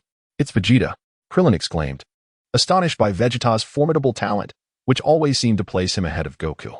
Vegeta is the prince of the Saiyans, and he has been teaching me how to transform into a Super Saiyan. To Goku, Vegeta was now both a mentor and a friend. Trunks, standing nearby, looked up at Vegeta with admiration. All right, remember this. On May 12th, 3 years from now, around 10 a.m., the androids will appear on an island 9 kilometers southwest of South City. Mark your calendars. If you're afraid of dying, then don't go. Vegeta disregarded the astonished gazes of those around him and reiterated the time and place of the android's emergence. I concur. A chuckle escaped Yamcha and Krillin as they exchanged knowing glances, their smiles tinged with resignation. By the way, I have a brilliant idea. Why not eliminate Dr. Gero, the creator of the androids, right now? Bulma suddenly broached this topic. But we have no idea where Dr. Gero is, Krillin replied, shaking his head in exasperation. That's not an issue. Let's not forget we possess the Dragon Balls. We can simply summon the Eternal Dragon to reveal his whereabouts. And we won't have to exert ourselves in battle 3 years from now. Indeed, a splendid idea. We can resolve this without conflict. Krillin exclaimed, enlightenment dawning upon him. Hee. It is indeed a clever plan. But do you believe the others will be in agreement? Vegeta interjected. Disagreement? How could that be? You all. Just as Bulma was about to counter Vegeta's remark, she noticed Goku's expression was somewhat awkward. Goku, don't you think this is the best way to handle it? Bulma excitedly grasped Goku's arms, shaking him as she posed her question. I'm sorry, Bulma, to be honest, I hope for a battle. Moreover, Dr. Gero has yet to take any action. How can we kill him? Goku replied earnestly, looking straight at Bulma. How infuriating! Bulma exclaimed, her frustration evident. Everyone, we shouldn't take this risk. Scions are naturally combative. If we die this time, we won't be able to resurrect. Bulma called out to the surrounding Earth warriors. Well, I want to fight too, to test my strength. Even if it means death, I would accept it. Tien, after a moment of contemplation, still did not agree with Bulma's approach. Why is everyone like this? Bulma gazed at the faces around her, all of whom opposed her viewpoint, feeling a pang of disappointment. All right, Bulma, we will strive to become stronger and save the Earth. Krillin quickly comforted her, noticing her despondency. Krillin, you too. Forget it. Do as you wish. After all, we ordinary folks have no choice but to follow your lead. Bulma sighed, reluctantly acquiescing to their decision. All right, let us fight for the peace of the future. Goku exclaimed, seeing Bulma no longer opposed. Hooray! Both Krillin and Gohan cheered. Humph, you are all battle maniacs. Though I disagree with your methods, I must join you. Bulma glared fiercely at everyone present. Hee, as expected of Bulma, so confident. Remember to gather at the designated location on May 12th, 3 years from now, at 9 in the morning, Goku announced to the group. Thus, after confirming the meeting place for 3 years hence, everyone departed. Southeast Mountain Range at Goku's home on Bunyan Mountain. After a friendly exchange between Goku and Chi-Chi, she finally consented to let Gohan train alongside Goku. Remember, 3 years from now, Gohan must not train anymore. Chi-Chi warned Goku. All right, no problem. Goku quickly agreed to Chi-Chi's stipulation, and Gohan assured that he would study diligently over the next 3 years. The following day, in a forest near Bunyan Mountain, Piccolo, Goku, and Gohan were training together. By the way, Goku, after a year of training on that planet, did you only learn that instant transmission technique? Didn't you learn anything else? Piccolo inquired with curiosity. Yes, I was too slow. A year was far too short. It took me about 6 months to learn how to transform into a Super Saiyan, and another 6 months to master instant transmission. What about Vegeta? What did he learn in that year? Piccolo, still intrigued by Vegeta, wanted to know how he had become so powerful. Vegeta, he is incredibly intelligent and talented. He mastered instant transmission in less than 3 months, another 3 months for the multiplication technique and giant transformation, and spent the remaining 6 months training alone. Goku reminisced about his rigorous training on Planet Yardrat, recalling how grueling those 6 months under Vegeta were. Training alone? Is that so? Do you know how strong he has become now? Piccolo persisted with his inquiries. How strong? Well, I fought Vegeta before returning to Earth, and without transforming into a Super Saiyan, I was no match for him. Goku recalled the days of enduring beatings. What about after you transformed into a Super Saiyan? Gohan, curious, chimed in. After transforming into a Super Saiyan, I was even less of a match for Vegeta. I had no room to counterattack. I could only endure the blows. Goku exclaimed. To put it this way, the power Vegeta displayed when defeating Guldo was not even his true strength. What? Vegeta? Piccolo exclaimed in astonishment. I suspect that even if 2 of me attacked Vegeta, it would be futile. Goku held immense respect for Vegeta, viewing him as a goal to aspire to surpass and as a banner to encourage his own growth. Dad, is Vegeta really that formidable? Gohan still struggled to grasp the extent of Vegeta's strength. Indeed, Gohan, that is why we must train diligently to enhance our own power. Perhaps one day, we may surpass Vegeta. Goku affectionately patted Gohan's head. offering encouragement. That's right. Gohan, you are a scion. With hard work, you will surely surpass Vegeta. Piccolo added his motivation for Gohan. No problem. Dad, Uncle Piccolo, I will train hard. Gohan declared confidently. Chapter 28. The Gravity Room, West City, Bulma's home. Well, this room will be your bedroom from now on, and the room next door is for Trunks. Bulma led Vegeta and Trunks into a well-decorated guest room. Very good. Thank you, Bulma. Vegeta replied. I never expected you would come to live on Earth, Vegeta. Bulma gazed up at the significantly taller Vegeta, her eyes shimmering with a peculiar light. Ahem, Bulma, where is the gravity chamber I asked you to build when I was on Namek? Vegeta inquired. Vegeta paid no heed to Bulma's peculiar gaze. Beside them, Trunks observed the two with a sense of bewilderment, pondering how wonderful it was to have both his father and mother living together. Suddenly, upon hearing the unfamiliar term, he curiously inquired, Gravity room? What is that? The gravity room? Allow me to show you, Bulma replied, wrapping her arm around Vegeta's and leading the way towards the gravity room. Vegeta initially intended to withdraw his hand from Bulma's embrace, yet the soft sensation emanating from his arm compelled him to acquiesce to her actions. Bulma, Vegeta, and Trunks arrived at the entrance of a unique chamber. Inside lies the gravity room you requested me to construct. However, it was predominantly my father, Dr. Brief, who accomplished the task, while I merely assisted in the endeavor. Vegeta gazed at the imposing door before him, crafted from a unique alloy, yearning to step inside and commence his training. It was revealed that after vanquishing Frieza and prior to his journey to planet Yardrat, Vegeta had conferred with Bulma regarding the gravity chamber. The Frieza spaceship, which had been utilized to transport the Namekians, lay idle and was subsequently dismantled by Bulma and her father, Dr. Brief. With their combined intellect, the genius father-daughter duo was certain to maximize the potential of both technologies. The gravity chamber before him was a testament to their collaboration, a harmonious fusion of terrestrial and extraterrestrial advancements. Meanwhile, Trunks looked on with wide-eyed curiosity, reaching out to touch the magnificent door. Under Bulma's guidance, Vegeta and Trunks entered the gravity chamber, a space approximately 500 square meters in area, slightly larger than a standard basketball court. The walls were adorned with a special alloy.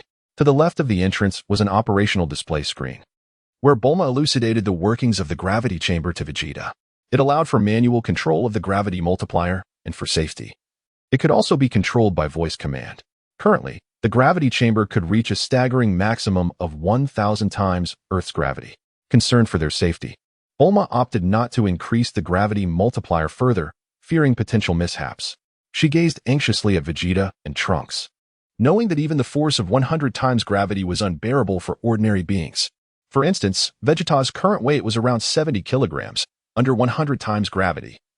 He would weigh approximately 7 tons, and under 1,000 times, about 70 tons, comparable to the weight of a whale. It is worth noting that such immense weight can only be sustained in the buoyant depths of the ocean. On land, the sheer weight would inevitably crush his internal organs. Quite astonishing, isn't it? Observing Vegeta lost in thought in the empty gravity chamber, Bulma assumed he was taken aback by the enormity of it all. Indeed, it is truly astonishing. Thank you, Bulma. Vegeta diverted his gaze from the void before him, a smile gracing his features as he looked at Bulma. In truth, Vegeta was not lost in thought, nor was he taken aback. Rather, he was examining his attribute panel. Character, Vegeta. Race, Scion. Battle power, 21 million. Normal state.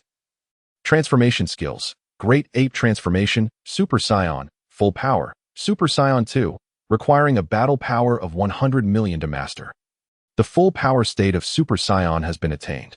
The next objective is to enhance my base battle power in its normal state, and thereafter, to achieve Super Saiyan 2. Vegeta set a clear direction for his training in his heart and turned to look at Bulma, who was gazing at him intently. He chuckled softly, Heh, Bulma, I shall astonish you in the future. Vegeta gazed at Bulma, a playful smile adorning his face as he remarked, I am not a fighter. You shall never have the opportunity to astonish me. Trunks, observing the apparent flirtation between the two, couldn't help but wear a grin. And when using the gravity chamber, you both must exercise caution. If it becomes unbearable, remember to deactivate the voice control, understood? Bulma replied with a hint of concern in her tone. All right, Mom. Bulma, I will be careful. Trunks realized he almost slipped, the word Mom nearly escaping his lips. Ahem. Rest assured, Bulma. You need not worry about me. I am fully aware of my limits and will not act recklessly. Vegeta gazed at Bulma, who was concerned for him, and spoke in a gentle tone. Humph, who? Who cares about you? I merely wish to prevent you and Goku from perishing in my abode. Bulma, captivated by Vegeta's handsome visage, began to retort playfully. Haha, fine, no one cares about me, it was merely my imagination. Just know this, do not entertain any notions of us having something together. I, Bulma, am the most beautiful girl in West City. And those who harbor intentions towards me can be lined up from West City to East City. A rosy hue gradually adorned Bulma's radiant face. Indeed, dear Miss Bulma. Your words are most astute. Trunks observed the tenderness with which Vegeta treated Bulma, his heart swelling with contentment. It seemed that in this timeline, his future self would indeed come into existence without a hitch. Vegeta undoubtedly must comply with Bulma, for she is to be his future partner. In any case, there will be ample opportunities for him to humble himself before her in due time. As Bulma noticed Vegeta's eagerness to train, she chose to leave the gravity chamber alone. Father, I still do not understand the significance of the gravity chamber in our training, Trunks inquired, having held this question for quite some time. Trunks, do you know what we Saiyans rely on most during battle? Is it the Super Saiyan transformation? Trunks replied, his tone slightly uncertain. No, you are only half correct. Transforming into a Super Saiyan is indeed our greatest strength at present. But it is our base power in its normal state that serves as our most reliable foundation. In Chapter 29, The Plans of Man and the Gaze of God, Vegeta patiently elucidated various aspects of the Super Saiyan transformation to Trunks, including how to enhance their foundational combat strength and the changes in power post-transformation. He also explained the 3 distinct stages of Super Saiyan 1, the full power perfect form, and finally, the concept of Super Saiyan 2. Father, I understand now. I will strive to train diligently and aim to achieve the full power form of Super Saiyan, as well as Super Saiyan 2. Trunks exclaimed with enthusiasm, his heart swelling with joy upon discovering the numerous realms that lay beyond Super Saiyan. He vowed to work hard under his father's guidance to grow stronger, defeat all the androids, and bring everlasting peace to Earth. He also wished to honor his master Gohan, his mother, and all those who had fallen victim to the androids. Thus, Vegeta and Trunks settled in Bulma's home and began their training in the gravity chamber, in the northern region of Earth, one of its 4 major cities. A secluded mountain range lay hundreds of kilometers to the north. Hidden within was a clandestine experimental base filled with bizarre mechanical devices. In the central area stood nearly 10 coffin-like apparatuses, 3 of which had their hatches ajar, yet were empty inside. The remaining 4 devices remained sealed, each marked with numerical symbols. At the center of the laboratory, a colossal computer loomed. Before its screen stood an elderly man with snow-white hair, clad in a white lab coat adorned with the emblem of the Red Ribbon Army, none other than Dr. Gero himself. Blasted! The number 13, 14, and 15 androids, designed for permanent energy absorption, refuse to obey my commands and are too prone to backlash. They must be destroyed. Dr. Gero fumed. His fists clenched as he struck the colossal computer. Given the current situation, the 16th, 17th, and 18th models cannot be activated either. They must be temporarily shelved. It seems future android prototypes must be altered to energy absorption types. Dr. Gero lamented, gazing disheartened at the data displayed on the screen. Suddenly, the screen before him began to flash incessantly. This is information relayed by spy robot number 857. Upon opening the transmission, a video appeared, revealing images of Trunks, Cooler, King Cold, Vegeta, and Goku. What? Who is this golden figure? Such formidable power. Even those 2 powerful aliens are no match. Dr. Gero was astonished as he watched the footage. What? That short alien has transformed, and his strength has increased immensely. Goku, at last, you have shown yourself. And Vegeta. What? Goku can also assume the golden form. Dr. Gero was taken aback by Goku's Super Saiyan transformation, especially when he witnessed Vegeta effortlessly dispatching Cooler. After a long pause, Dr. Gero regained his composure. It seems my plans require revision. Relying solely on the energy absorption type 19 is unlikely to suffice against them. He paced the laboratory, contemplating numerous dilemmas. Suddenly, he tripped over a cable, crashing to the hard floor, pain radiating through his body. Curse it, I am growing older, and my body is becoming frail. Struggling, Dr. Gero rose slowly and made his way to the lounge. On the couch, he disinfected a wound on his knee with alcohol, wincing at the sharp pain that made him sweat profusely. Suddenly, an idea struck him. Gazing at his hands and feet, he seemed to reach a momentous decision. Sigh. It appears that I must also transform myself into an android, for this body cannot endure much longer. However, I must first complete the creation of number 19, and then allow him to modify my body. And that plan, the embryo, must be activated soon. Dr. Gero looked toward the basement entrance, his eyes gleaming with an unusual light. Yet, the embryo's growth would take far too long, at least 20 years to develop successfully. Dr. Gero returned to the colossal computer, contemplating the data displayed on the screen. After a considerable time, an epiphany struck him, and he began to manipulate the computer fervently. Hours passed before he finally stood up, a broad smile illuminating his face as he gazed at the array of data on the screen. Ha ha ha. Splendid. Let us proceed with this plan. Ha ha ha. Goku, once I execute this plan flawlessly, your demise is assured. Ha ha ha. Cough cough cough. Dr. Gero, a remnant of the Red Ribbon Army, was lost in thought, concocting yet another mad scheme, his laughter echoing incessantly. In a mysterious and uncharted region of Universe 7, a colossal inverted triangular object floated in the void, adorned with a gigantic, leafless tree. This was the dwelling place of the god of destruction, Beerus. The structure resembled an enormous conical flower pot in which the tree grew, and within its vast trunk resided Beerus and his attendant, Whis. This realm was devoid of the cycles of day and night, perpetually illuminated by an eternal radiance cascading from the heavens, surrounded by numerous celestial bodies of varying sizes. The divine is forever extraordinary. For the gods, even the passage of time holds no significance. Their lifespans are boundless, encompassing an infinite void. Each deity has devised their own means of coping with this emptiness. For instance, Beerus prefers to pass the ages in slumber, whether it be for a decade, a century, or even a millennium. Unless prompted by extraordinary circumstances, he remains dormant, awakening only when hunger strikes or when a planet is to be annihilated. Meanwhile, Whis, not succumbing to sleep, sat comfortably on an opulent sofa, his gaze fixed intently on the black crystal orb atop his staff. Whis' expression conveyed curiosity, as he seemed engrossed in observing something intriguing within the orb. Chapter 30. Father and Son Clash Roar. Is this the Super Saiyan? Quite impressive indeed. Whis marveled at the dark crystal orb. Vegeta is rather fascinating. He had previously vanquished Frieza, and now, even Frieza's mightier brother has met his demise at his hands. Such power is indeed rare within Universe 7. I wonder if he will grow even stronger in the future? As Whis pondered, he glanced towards Beerus' quarters, a mischievous glint flickering in his eyes. Perhaps, one day, Lord Beerus will take note of you, Vegeta. You must strive onward. Roar. In West City, at Bulma's residence, Vegeta and Trunks stood in a tense standoff within the gravity chamber, neither having transformed into a Super Saiyan, both remaining in their usual states. Vegeta stood at the center of the arena, his muscles taut and powerful under the immense gravitational pressure.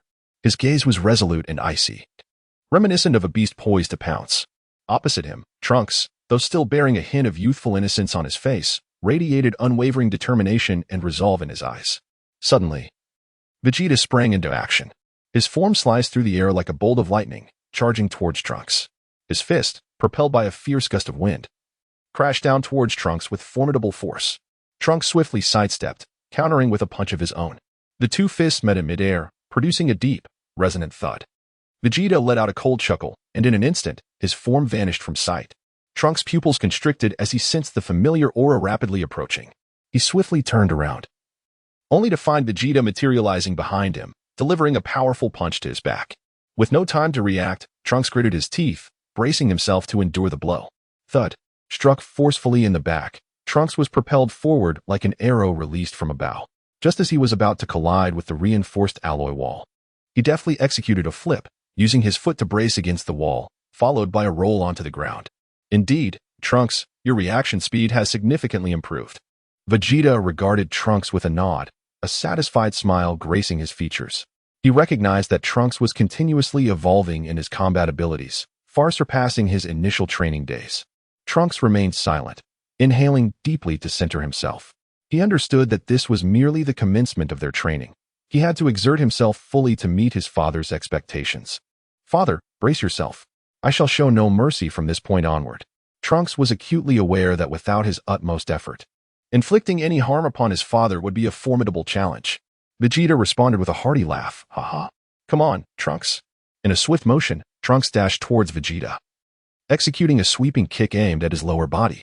However, to his dismay, he struck nothing but air, for Vegeta had already vanished from his position.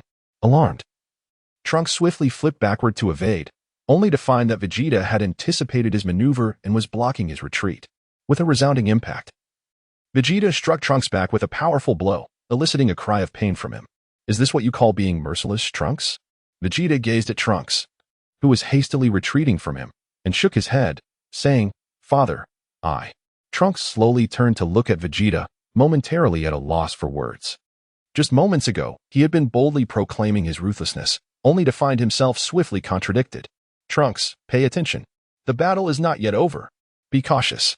As soon as Vegeta's voice fell, he swiftly charged towards Trunks, delivering a powerful punch to his chest. Under the immense gravity of the training chamber, the force of this blow was magnified several times, akin to a meteorite crashing down. Trunks was sent flying by this overwhelming power. Vegeta observed Trunks' performance with a glimmer of admiration in his eyes. Without mercy, he launched another assault. This time, his strikes were even more ferocious and relentless, as if he were testing Trunks' limits. Initially, Trunks could do little more than endure the onslaught, but gradually, he began to evade some of Vegeta's attacks. Although his movements were still somewhat unrefined, his speed and strength were steadily increasing. As time passed, Trunks adapted to Vegeta's high-intensity rhythm of combat. No longer was he easily struck as he had been at the outset. He could endure longer and, at times, even retaliate against Vegeta. He began to initiate attacks, utilizing his swiftness and agility to find openings, which was partly due to Vegeta not unleashing his full potential. Trunks' technique with both fists and feet became increasingly adept and precise, each strike eliciting a flicker of surprise from Vegeta. He learned to exploit the gravity chamber's unique environment to hone his reaction speed and power control. Nevertheless, Vegeta, being a seasoned warrior, did not let his guard down in light of Trunks' progress. On the contrary, he became even more focused on the battle, continually adjusting his tactics and strategies. Vegeta, at times as swift as the wind and at others as steadfast as a mountain, leaves Trunks unable to predict his next move. Thus, the father and son engage in an intense contest upon the training grounds. Their battle transcends mere displays of strength, serving as a profound test of intellect and courage. Each shift between offense and defense is imbued with tension and exhilaration, evoking admiration for their prowess. Such training not only fortifies Trunks, enhancing his strength, but also cultivates a sense of poise and confidence for the battles that lie ahead. The silhouettes of the two warriors dart across the training arena, their fists and footprints weaving a mesmerizing tableau, with each collision and encounter resonating with a harmonious blend of power and skill. Vegeta gazed upon Trunks' growth with immense satisfaction. He recognized that Trunks had gradually mastered the techniques and essentials of combat under extreme gravity. In this intense gravitational strain, not only did Trunks flourish, but Vegeta also experienced significant progress. However, this battle merely served as a microcosm of their daily training, where both warriors advanced rapidly within the confines of the gravity chamber. Chapter 31. Trunks' return to the future. Time flowed like a gentle stream, and a year had swiftly elapsed since Vegeta and Goku's return to Earth. In West City, in the garden of Bulma's home, a remarkably designed machine stood prominently on the ground. It was the time machine that Trunks had used. "Trunks, are you truly going to leave?" Bulma asked, her heart heavy with reluctance.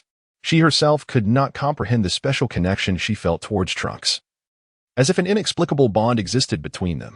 Even her parents shared this odd sentiment, perceiving him as akin to family.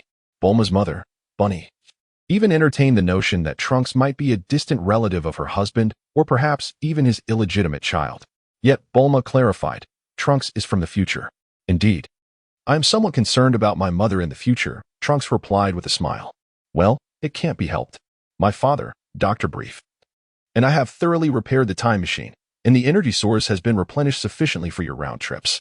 However, I would love to meet your mother, the one who is capable of creating such a remarkable time machine," Bulma remarked, gazing at the intriguing contraption beside her. "Haha, Trunks. Remember to send my regards to your mother when you return to the future," Dr. Brief chimed in. "Indeed.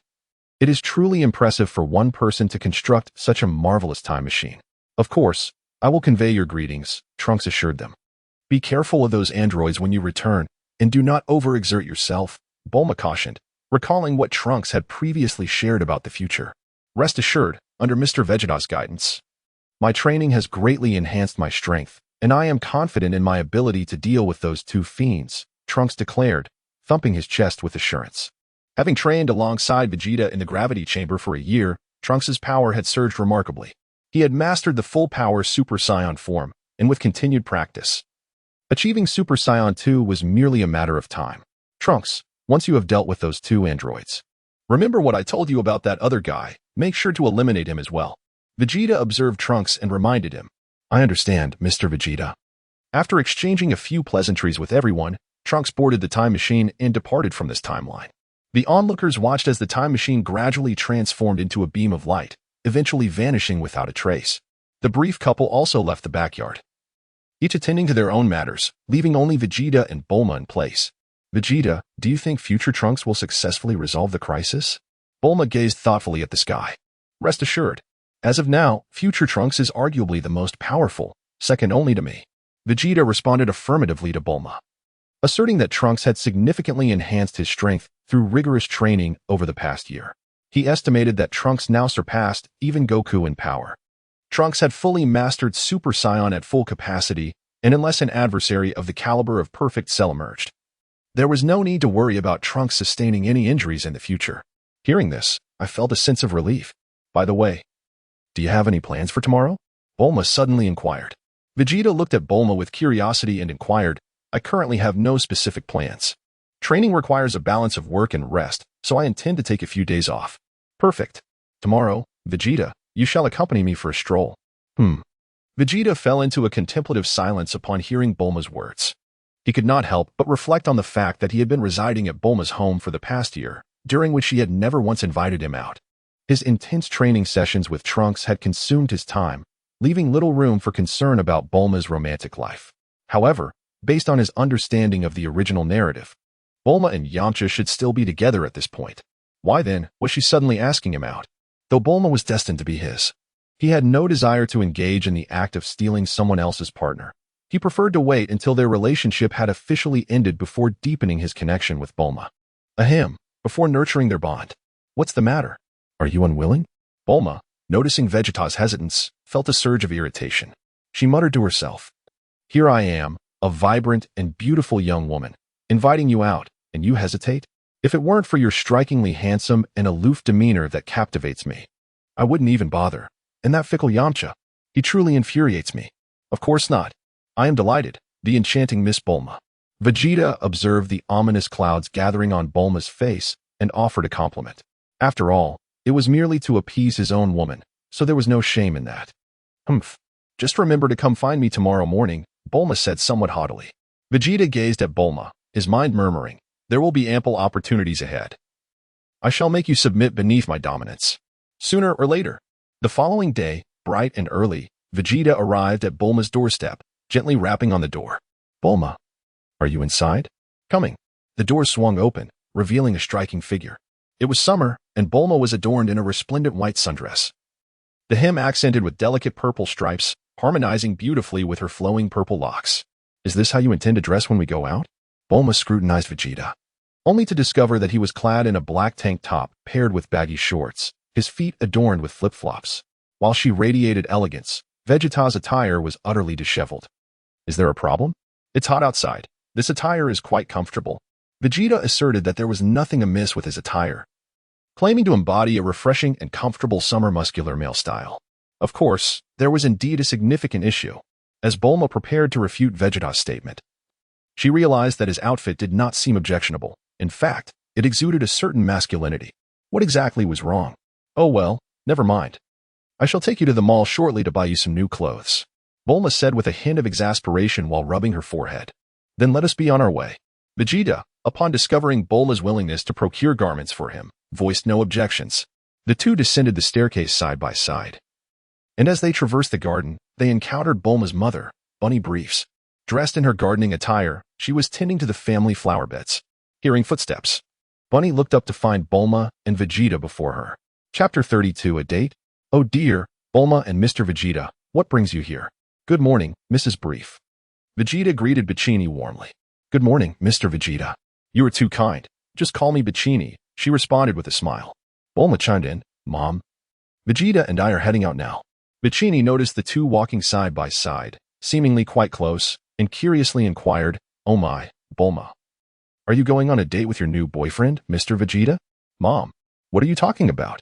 Bulma replied, feeling a bit bashful despite her fondness for Vegeta, as she was not yet prepared to label their relationship in such a manner. Isn't Mr. Vegeta your new boyfriend? Bikini asked with a grin. Bulma clarified, of course not. Mom, don't misunderstand. I'm just taking Vegeta out to buy a few outfits. Oh, I see. So, have you broken up with Yamcha? I haven't seen him around lately. Mom, please. Bulma attempted to interrupt her loquacious mother, but it seemed futile.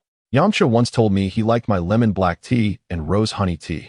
And Bulma's expression turned impatient as she shouted, Enough, Mom. Yes. I've broken up with that fickle Yamcha. Fickleness is indeed a significant issue, much like your father in the past. But when did you and Mr. Vegeta start dating? Bikini's excitement grew as she pressed on. Oh, Mom, can you just stop worrying about that? All right. Vegeta, let us go. Bulma could no longer endure the conversation and swiftly took Vegeta's hand, leading him away.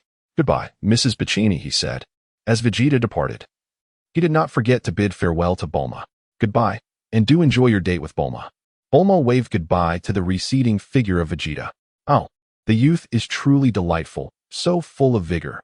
And Mr. Vegeta is exceptionally handsome, with that muscular physique. Even more charming than Brief in his youth. At the entrance of the Brief residence, Bulma remarked, Vegeta, pay no heed to my mother. She has a penchant for making nonsensical comments. As she chastised her mother, she rummaged through her bag and retrieved a small box. Upon opening it, she extracted a portable capsule, pressing the switch before tossing it into the nearby empty space. With a resounding boom, a brand new hover convertible materialized before them, adorned with the Capsule Corporation's emblem, evidently a product of Bulma's own company. What are you up to, Bulma? Vegeta inquired. Bulma replied, what else? Of course, we must drive. Such a hassle. I could simply fly you there, Vegeta retorted. Vegeta inquired with a hint of confusion. Vegeta, we are not going out to engage in battle. Rather, we are embarking on a leisurely shopping excursion. Taking our time along the way is a delightful aspect of the outing. Come now, get in the car. I shall take the wheel. Bulma promptly opened the car door, settled into the driver's seat, and retrieved a peculiar card from her bag. The card appeared to contain a sensing chip, which Bulma then swiped at a certain spot on the car's central console, successfully igniting the vehicle. Vegeta gracefully leaped into the passenger seat. Bulma promptly pressed the accelerator, and the car shot forward, racing towards the commercial center. Bulma, did you not mention that you would drive at a leisurely pace? Vegeta gazed somewhat speechlessly at Bulma, who seemed possessed by the spirit of Takumi Fujiwara. Indeed. But I have changed my mind. I now wish to experience the sensation of flight. Bulma, feeling the exhilarating wind caress her face, found it utterly delightful. In a whirlwind of speed, the two soon arrived at the largest commercial center in West City. After parking the car, Bulma eagerly pulled Vegeta towards the grandest shopping mall in the area. Thus, Bulma led Vegeta on a fervent shopping spree through various men's clothing stores. How is it, Vegeta? Come out so I can have a look, she called, tapping on the door of a fitting room in a prominent brand store. Moments later, Vegeta emerged, standing rigidly before Bulma. Not bad at all. Indeed, one is judged by their attire, just as a horse is judged by its saddle. At this moment, Vegeta is adorned in a loose-fitting, mid-sleeved white t-shirt, complemented by relaxed black crop trousers and a pair of functional athletic shoes. Bulma's gaze is fixed upon Vegeta. She perceives that this attire suits him remarkably well, accentuating his striking handsomeness. You have articulated this sentiment no less than a dozen times. Vegeta gazed helplessly at Bulma, who was utterly entranced by his presence. He felt that his current attire bore little difference from the previous tank top and oversized shorts. Why must you be so handsome? She mused, her admiration unabated, as if repeating it 100 or 1,000 times would suffice. This outfit conceals your muscles. As she spoke, she playfully touched and pinched Vegeta's physique. Her thoughts murmuring, Vegeta's muscles are meant solely for my eyes. I shall not allow any other woman to gaze upon them. Bulma, if you continue this way, I may just have to retaliate. Vegeta gazed at Bulma, who was playfully teasing him, and with a mischievous smile remarked, counterattack? What does that mean? Bulma inquired with a hint of curiosity. Vegeta leaned close to Bulma's ear and whispered, if you touch me again, I might just retaliate. What do you mean by that? Bulma was about to retort, considering that she had purchased the clothes with her own money, so what was wrong with a little touch? However, the warmth of Vegeta's breath against her ear stirred an inexplicable shyness within her, causing her ears to redden. Bulma, who considered herself quite experienced in such matters, had never encountered a situation like this, not even during her time with Yamcha. Vegeta appeared momentarily speechless upon seeing Bulma, acutely aware that she was likely lost in her own fanciful thoughts. In a sudden motion, he enveloped her in his arms and swiftly pressed his lips against her luscious mouth. I am merely trying to assist you. At this moment, Vegeta was too indifferent to engage in playful banter with Bulma, opting instead for a direct approach. The employees of the nearby clothing store stood frozen in astonishment, silently cursing to themselves. Seriously? Displaying such affection in front of me? For heaven's sake. I just went through a breakup. Initially, Bulma was somewhat resistant, yet as Vegeta's adept advances continued, she gradually began to reciprocate. After an indeterminate span of time, the two finally separated from their passionate kiss. Vegeta and Bulma exchanged a glance, their eyes brimming with affection. Bulma, shall we marry? Absolutely. Chapter 33, Piccolo and Gohan vs. Goku in the serene paradise of Baozi Mountain. Nestled within the southeastern mountains, the picturesque landscape teemed with abundant natural resources and wildlife. A few kilometers from Goku's home, on a vacant plot of land, three figures of varying heights engaged in a fierce battle. The tallest and the shortest joined forces to assault the third individual. With a resounding clash, the trio exchanged nearly 100 blows in a fleeting moment. They broke apart, with the tallest and the shortest consolidating their efforts. Gohan, you focus on attacking Goku's lower body while I strike at his upper half, the tallest instructed. Understood, Uncle Piccolo. Indeed, it was Piccolo, the formidable Demon King. Alongside Goku's son, Gohan. The afternoon sun blazed down, casting a dazzling light upon the sandy ground. Goku stood at the center, his gaze sharp as an eagle, exuding an overwhelming aura. Clad in a vibrant orange martial arts uniform, the contours of his muscular arms were illuminated in the sunlight, resembling a perfect sculpture. Piccolo and Gohan stood resolutely opposite him, their eyes akin to twin blades, fixed upon Goku as they braced themselves for the impending clash. The battle was imminent. Gohan. Attack! Piccolo bellowed, launching the first strike with his fists clenched like hammers, unleashing a powerful surge towards Goku's face. Gohan followed closely, leaping into the air with the grace of a cheetah, aiming a fierce kick at Goku's shins. Their attacks converged almost simultaneously, sending a mighty shockwave that rippled across the training ground. Goku smiled, not evading, but meeting their assaults head-on.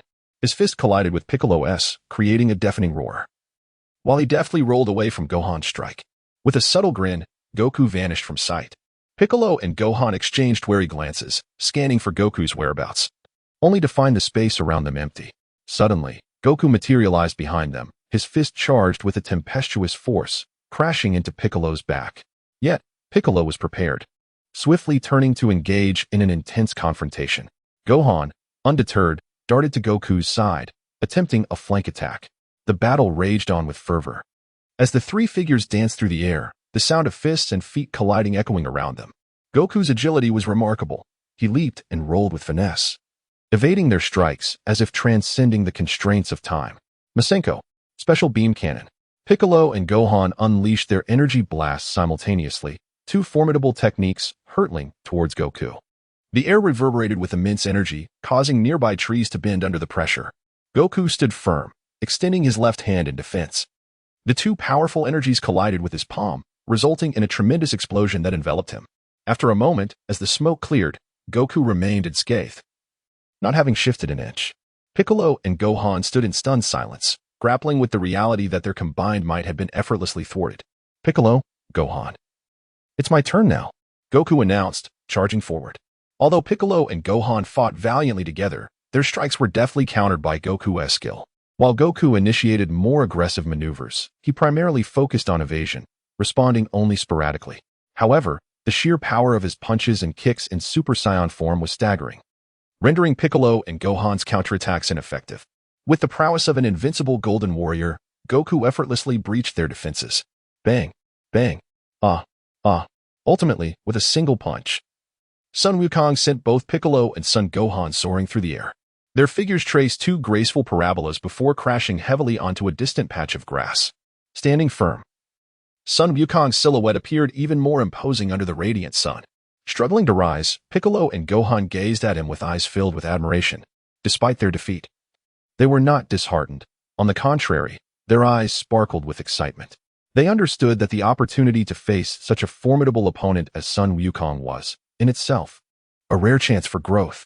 Chapter 34. Vegeta versus Sun Wukong after their contest. Sun Wukong and his companions gathered on the grass to discuss their respective shortcomings during the battle. "Wukong, your Super Saiyan form is truly impressive," exclaimed Gohan. "Indeed, Father.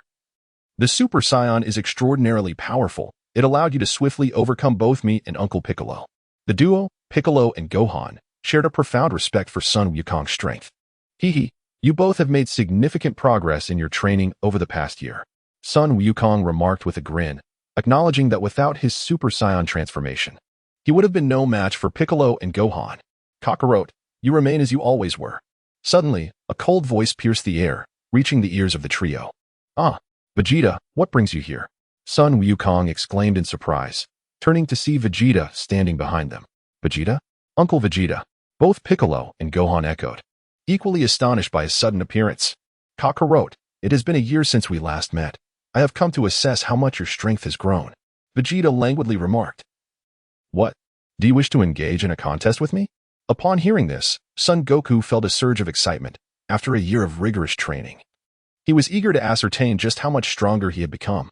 Regrettably, it had taken the combined efforts of Piccolo and Gohan merely to subdue his base form. In his Super Saiyan transformation, they were no match for him at all. "Indeed, Kakarot, allow me to witness the extent of your progress." In truth, Goku had long harbored the desire to spar with Vegeta, yet he had always felt a sense of uncertainty, hesitant to approach him casually. However, now that Vegeta had presented himself and explicitly challenged him, it was an opportunity he could hardly resist. Vegeta and Son Goku searched for a spacious location, one that would allow them to unleash their full potential in battle. Eagerly, Goku swiftly assumed his fighting stance, ready to engage Vegeta at any moment. "Kakarot, aren't you going to transform into a Super Saiyan?" Vegeta gazed at Goku, who remained in his normal state, and could not help but voice his thoughts. "I wish to engage in a contest with you in your ordinary form." Goku's eyes sparkled with fierce determination, his muscles tensed as an overwhelming power surged within him, poised to erupt at any moment. "Kakarot, if you do not transform, you will scarcely withstand a few of my strikes." Vegeta reminded Goku that his current strength vastly surpassed that which he possessed on planet Ardetra, with his base power level exceeding 100 million. In contrast, Goku's combat power upon returning to Earth barely reached 10 million, despite his relentless training over the past year. It was evident that he would not be a match for Vegeta. Goku's power level at most would not exceed 30 million. Without transforming into a Super Saiyan, his meager power would not be sufficient for Vegeta to even acknowledge him with a single hand. Nevertheless, Goku expressed his desire to test the extent of his current abilities against Vegeta. Since he had decided against transforming into a Super Saiyan, Vegeta had nothing more to say. "Let us begin, Kakarot." With Vegeta's words, Goku sprang into action, vanishing from sight and leaving behind only an afterimage. Like a bolt of lightning, he charged towards Vegeta, his fist imbued with the ferocity of thunder, aimed directly at Vegeta's face. However, Vegeta's strength far exceeded Goku's expectations. Even in his normal state, he was not a contender. He effortlessly evaded the attack and countered with blinding speed, delivering a seemingly ordinary punch straight to Goku's chest. In an instant, Goku felt a tremendous force penetrate his body, causing excruciating pain in his chest. The overwhelming power surged through him, propelling him like an arrow released from a bow, crashing through dozens of towering trees before finally coming to a halt. What just happened? Goku was sent flying back by a single punch from Vegeta. Piccolo looked on in astonishment at the battlefield, recalling how he and Gohan had only managed to inflict damage on Goku in his normal state through their combined efforts. Was the disparity between Saiyans truly this vast? "Uncle Vegeta is incredible. He knocked Dad back in an instant," Gohan exclaimed, equally astonished, realizing he had greatly underestimated Vegeta's current strength, which surpassed that of his father by such a margin. "How about it? Are you still not ready to transform into a Super Saiyan, Kakarot?" Vegeta coldly questioned, eyeing the disheveled Goku. "Heh, I'm not in a rush. I want to hold on a little longer," Goku replied cheerfully, struggling to rise from the rubble. "Humph, you have yet to change that stubborn habit of yours." Vegeta coldly snorted. In an instant, he vanished from his position, transforming into an almost imperceptible phantom that surged towards Goku. Tenfold Kaioken.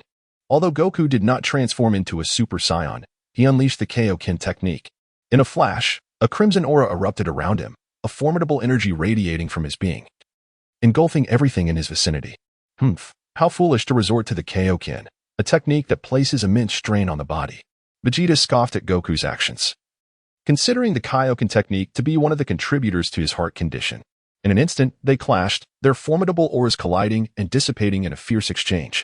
The ground trembled beneath them as Vegeta and Goku engaged in a relentless flurry of blows, each delivering hundreds of strikes. The shockwaves generated by their battle swept across a radius of over 10 kilometers. Gallic Gun, Kamehameha.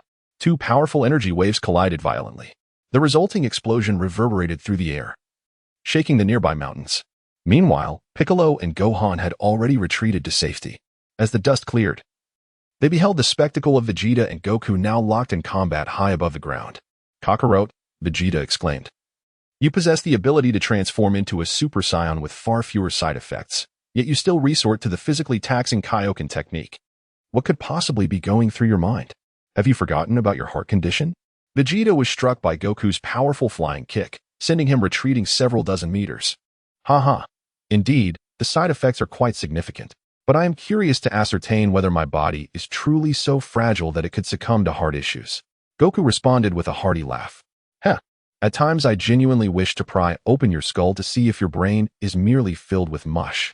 Vegeta shook his head and chuckled, remarking on Goku's carefree nature. Kakarot, the warm-up ends here. Chapter 35, the disparity with Vegeta's words barely fading, he instantaneously transformed into a Super Saiyan, fully harnessing the power of the first form, exuding an aura of profound restraint. In the distance, Piccolo observed with a puzzled expression as Vegeta assumed his Super Saiyan form. What's the matter, Uncle Piccolo? Gohan inquired, noticing Piccolo's murmurs. Gohan, do you not perceive that Vegeta's state upon transforming into a Super Saiyan is somewhat distinct from your father's? Gohan, somewhat bewildered by Piccolo's observation, pressed for clarification. Distinct? In what way?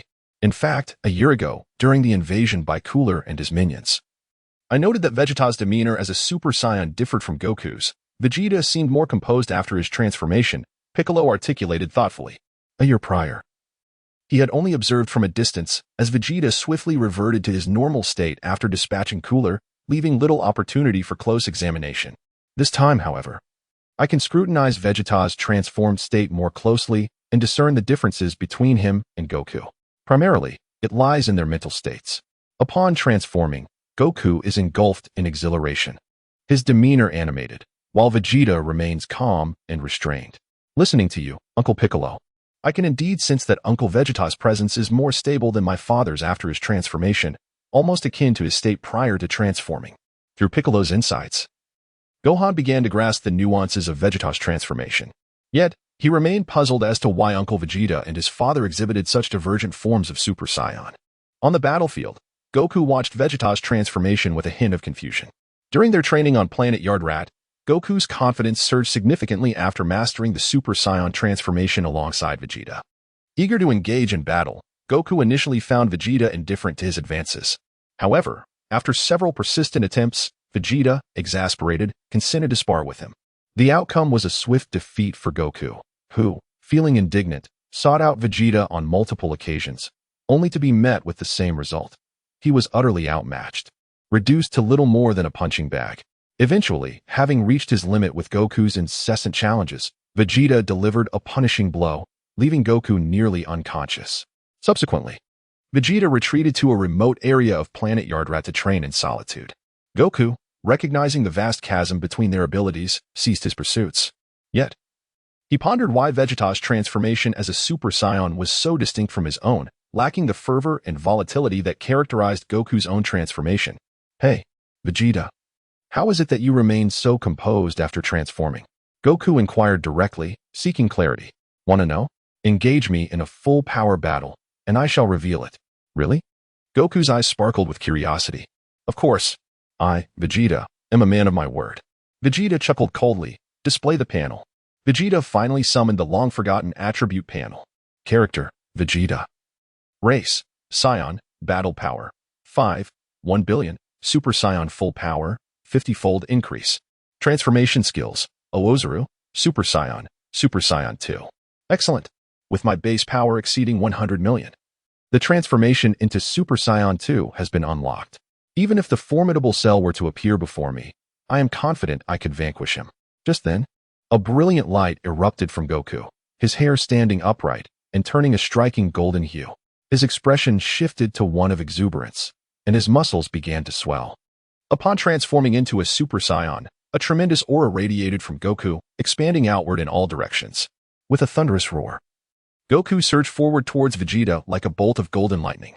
Vegeta was suddenly struck by an overwhelming force that surged towards him, accompanied by waves of pressure enveloping his entire being. Goku unleashed a powerful punch aimed directly at Vegeta's chest, yet he deftly evaded it with a nimble sidestep. Bang! Boom! Vegeta swiftly seized Goku's arm, executing a powerful shoulder throw that sent him crashing to the ground. As Goku hit the earth, he barely had time to register the pain radiating from his back. Thud! Vegeta brought his foot down forcefully onto Goku's chest. With no time to evade, Goku hastily crossed his arms to shield himself. Humph!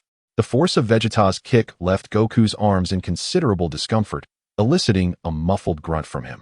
Enduring the excruciating pain, Goku retaliated with a swift kick aimed at Vegeta's head. Thud! However, Vegeta adeptly blocked the strike with one hand, seizing the opportunity to grasp Goku's foot and executing a graceful 180-degree spin, flinging him into the air. He then unleashed a barrage of small energy blasts towards Goku. At that moment, Goku had no time to evade the oncoming attacks and could only brace himself to defend against the imminent strikes. Vegeta's energy attacks were as fierce as a relentless tempest, leaving Goku struggling to keep up. With a resounding crash, Goku, having barely managed to withstand Vegeta's onslaught, seized a moment to catch his breath. Vegeta, like a phantom, swiftly advanced and delivered a powerful punch to his abdomen. Bang! In an instant, he was sent flying by Vegeta's blow, his body tumbling through the air. Without mercy, Vegeta continued his relentless assault. Goku attempted to evade Vegeta's strikes, yet each time, he was effortlessly pursued and caught. Vegeta's combat prowess far surpasses that of Son Goku, his attacks striking with unparalleled swiftness and ferocity. Goku can only muster every ounce of strength to resist, desperately seeking a chink in Vegeta's formidable armor, yet each attempt is effortlessly thwarted. His figure tumbles through the air as Goku exerts himself to the utmost, striving to breach Vegeta's defenses. However, Vegeta stands like an unyielding mountain, steadfastly repelling Goku's every strike. In Chapter 36, The Divide Among Super Saiyans, it becomes evident that even when transformed into a Super Saiyan, Goku remains no match for Vegeta. Piccolo furrows his brow, observing the two figures on the battlefield. Uncle Piccolo, how can this be? How could the gap between my father and Uncle Vegeta be so vast? Gohan's expression reflects his dismay. In his mind, his father's power after transforming into a Super Saiyan had reached an almost incomprehensible level, yet he falters against Vegeta. Who knows? Perhaps it's because Vegeta is the prince of the Saiyans, while your father is merely a lower-class warrior. Piccolo also struggles to come to terms with the current situation. Previously, Goku could easily defeat both him and Gohan in tandem, yet in his battle with Vegeta, he can hardly withstand a few blows. Should Piccolo face Vegeta, he believes a single strike would suffice to obliterate him. On the battlefield, Goku internally muses. It seems Vegeta has transcended the realm of Super Saiyans. Truly impressive. Since returning to Earth from planet Odd Aura, Goku feels this pressure anew after a year. He realizes he is fundamentally no match for Vegeta. Despite having transformed into a Super Saiyan himself, he still feels inadequate before Vegeta's might. Even after a year of training, the chasm between them remains staggering. Goku can distinctly sense the magnitude of the disparity. Vegeta's strength eclipses his own by at least 3 or 4 times. Nevertheless, Goku is not one to concede defeat. He is determined to give it one last effort. With a resounding cry, "Aha!"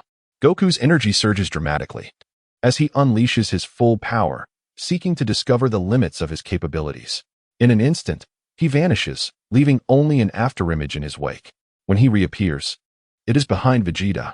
He delivers a powerful kick to Vegeta's back while simultaneously launching a fierce punch towards his head. Vegeta sensed a tremendous force approaching from behind, prompting his body to instinctively lean slightly forward.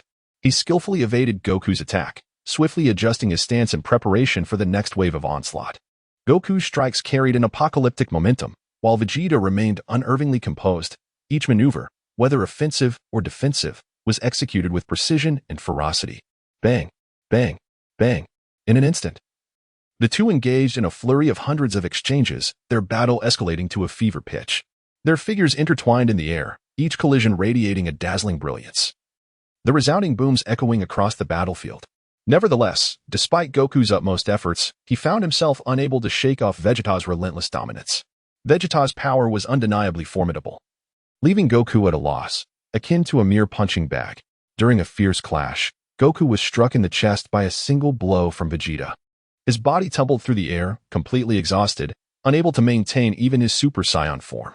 Ultimately, he crashed heavily to the ground, immobilized. Gasping for breath, Goku lay on the ground, his martial arts uniform in tatters. As he gazed up at the now composed Vegeta, he realized he had utterly failed in this battle. However, he did not succumb to despair. On the contrary, a resolute light flickered in his eyes, for he understood that failure was merely a temporary setback. With relentless training and unwavering determination, he knew that one day he would rise again to challenge Vegeta and claim victory. "Dad, are you alright?" Gohan and Piccolo rushed to Goku's side as the battle concluded. "Gohan, quickly give Goku a Senzu bean to restore his strength," Piccolo urged. Almost forgetting, Gohan retrieved a small pouch from his possession, extracting a bean to feed Goku. Before long, Goku regained his strength and stood once more. "Hey Vegeta, would you like a Senzu bean as well?" the rejuvenated Goku asked with enthusiasm. No need. I hardly exerted myself," Vegeta replied, his demeanor unruffled. Piccolo and Gohan exchanged astonished glances, surprised that Vegeta, after such an intense confrontation with Goku, appeared hardly fatigued, as if he had not fought at all. Heh. As expected of the Prince of Science, Vegeta, far superior to me. Ha. Goku exclaimed, laughing heartily at the realization. "Enough, Kakarot. You need not flatter me further. Surely, you wish to know why my Super Saiyan form is stronger than yours after transformation?" Vegeta immediately discerned Goku's intentions and spoke directly. Could you enlighten me? How did you cultivate your skills?" "No rush. Let me pose a question to you first." Vegeta, with an air of calmness, responded to the inquiry. "What is it?" "Ask away," urged Goku, his impatience palpable. Beside him, Piccolo and Gohan regarded Vegeta with expressions of keen curiosity. "Do you know how many times one's power increases upon transforming into a Super Saiyan?" Goku pondered for a moment before scratching his head and replied, "Well, I personally believe it might be an increase of several dozen times." 50 times, Vegeta interjected, asserting that the transformation indeed amplifies one's strength by approximately 50-fold. Upon hearing this, Piccolo was taken aback, exclaiming, "No wonder. It is astonishing how terrifying your power becomes after the transformation, achieving such a formidable increase." He then posed a question, however. Whether one can fully harness the entirety of that 50-fold power remains uncertain. "What do you think, Kakarot?" Vegeta turned his head and inquired further. Upon hearing this, Son Goku fell into a deep contemplation, his mind incessantly pondering the matter. "Vegeta, do you imply that in your current state after transforming into a Super Saiyan, you can flawlessly harness the power of a 50-fold increase?" The astute Piccolo immediately recalled Vegeta's recent transformation. Precisely. Whoosh. Boom. Vegeta transformed directly into a Super Saiyan. His muscles slightly swelling as his aura radiated outward, enveloped in a continuously burning golden flame. This represented the initial stage of the Super Saiyan transformation, identical to Kakarot's recent state. Goku gazed at Vegeta with curiosity, noting the striking resemblance in their transformations, and inquired with puzzlement, "There's no difference from my transformation. So what comes next?" Piccolo and Gohan also regarded Vegeta with serious expressions, anticipating his next move. "Next, we ascend to the second stage of the Super Saiyan transformation." As the words fell, Vegeta clenched his fists. His aura surged once more, the golden flames around him igniting fiercely. His hair began to lengthen slightly, and his muscles expanded significantly, rendering him impressively larger and more formidable. A more potent wave of energy emanated from Vegeta, rippling outward. "Is this the transformation that transcends the Super Saiyan realm?" Goku stared in astonishment at the now even more powerful Vegeta, taken aback that the Super Saiyan could evolve further. The wind whipped around Piccolo and Gohan, their expressions reflecting sheer amazement. "Incredible. This aura is significantly more potent than the previous transformation," Gohan remarked, comparing Vegeta's two states with awe. Meanwhile, Piccolo maintained a grave silence, his gaze fixed intently on Vegeta. Although this transformation was indeed mightier than the last, its drawbacks were equally apparent. Vegeta sensed the transformation within himself and gradually spoke to his companions. "The second stage of the Super Saiyan transformation is inherently flawed. Not only does the energy dissipate more rapidly, but the physical stamina is also depleted at a greater rate than in the first stage. However, the advantages are unmistakable, as the overall strength experiences a significant increase, albeit limited. If one were to quantify it, the enhancement in a normal state would be approximately sixfold. Yet, in the original narrative, this form proved to be trivial when confronting a multitude of androids and the second form of Cell. This state is ill-suited for prolonged combat due to excessive energy consumption, rendering it an imperfect form. Vegeta spoke with a calm demeanor. Goku, unable to contain his impatience, inquired, "Is the next transformation the same state you were in during our battle?" "Not quite. The next step is the Super Saiyan third grade transformation." "The third grade? Is there an even further transformation possible?" Piccolo was already drenched in cold sweat, astonished by Vegeta's display. Boom boom. Vegeta let out a mighty roar, once again unleashing a surge of energy that erupted from within him. His aura began to soar dramatically, and the surrounding air rippled with intensity. Before the astonished gazes of Goku and the others, Vegeta's form began to transform once more. The veins on his forehead and neck became pronounced, and his golden hair suddenly lengthened significantly. His muscles swelled to an impressive size, inflating as if filled with air. The golden flames at the tips of his aura began to flicker and shift into lightning-like shapes, rendering him as towering as a small giant. What an extraordinary power! It is truly inconceivable.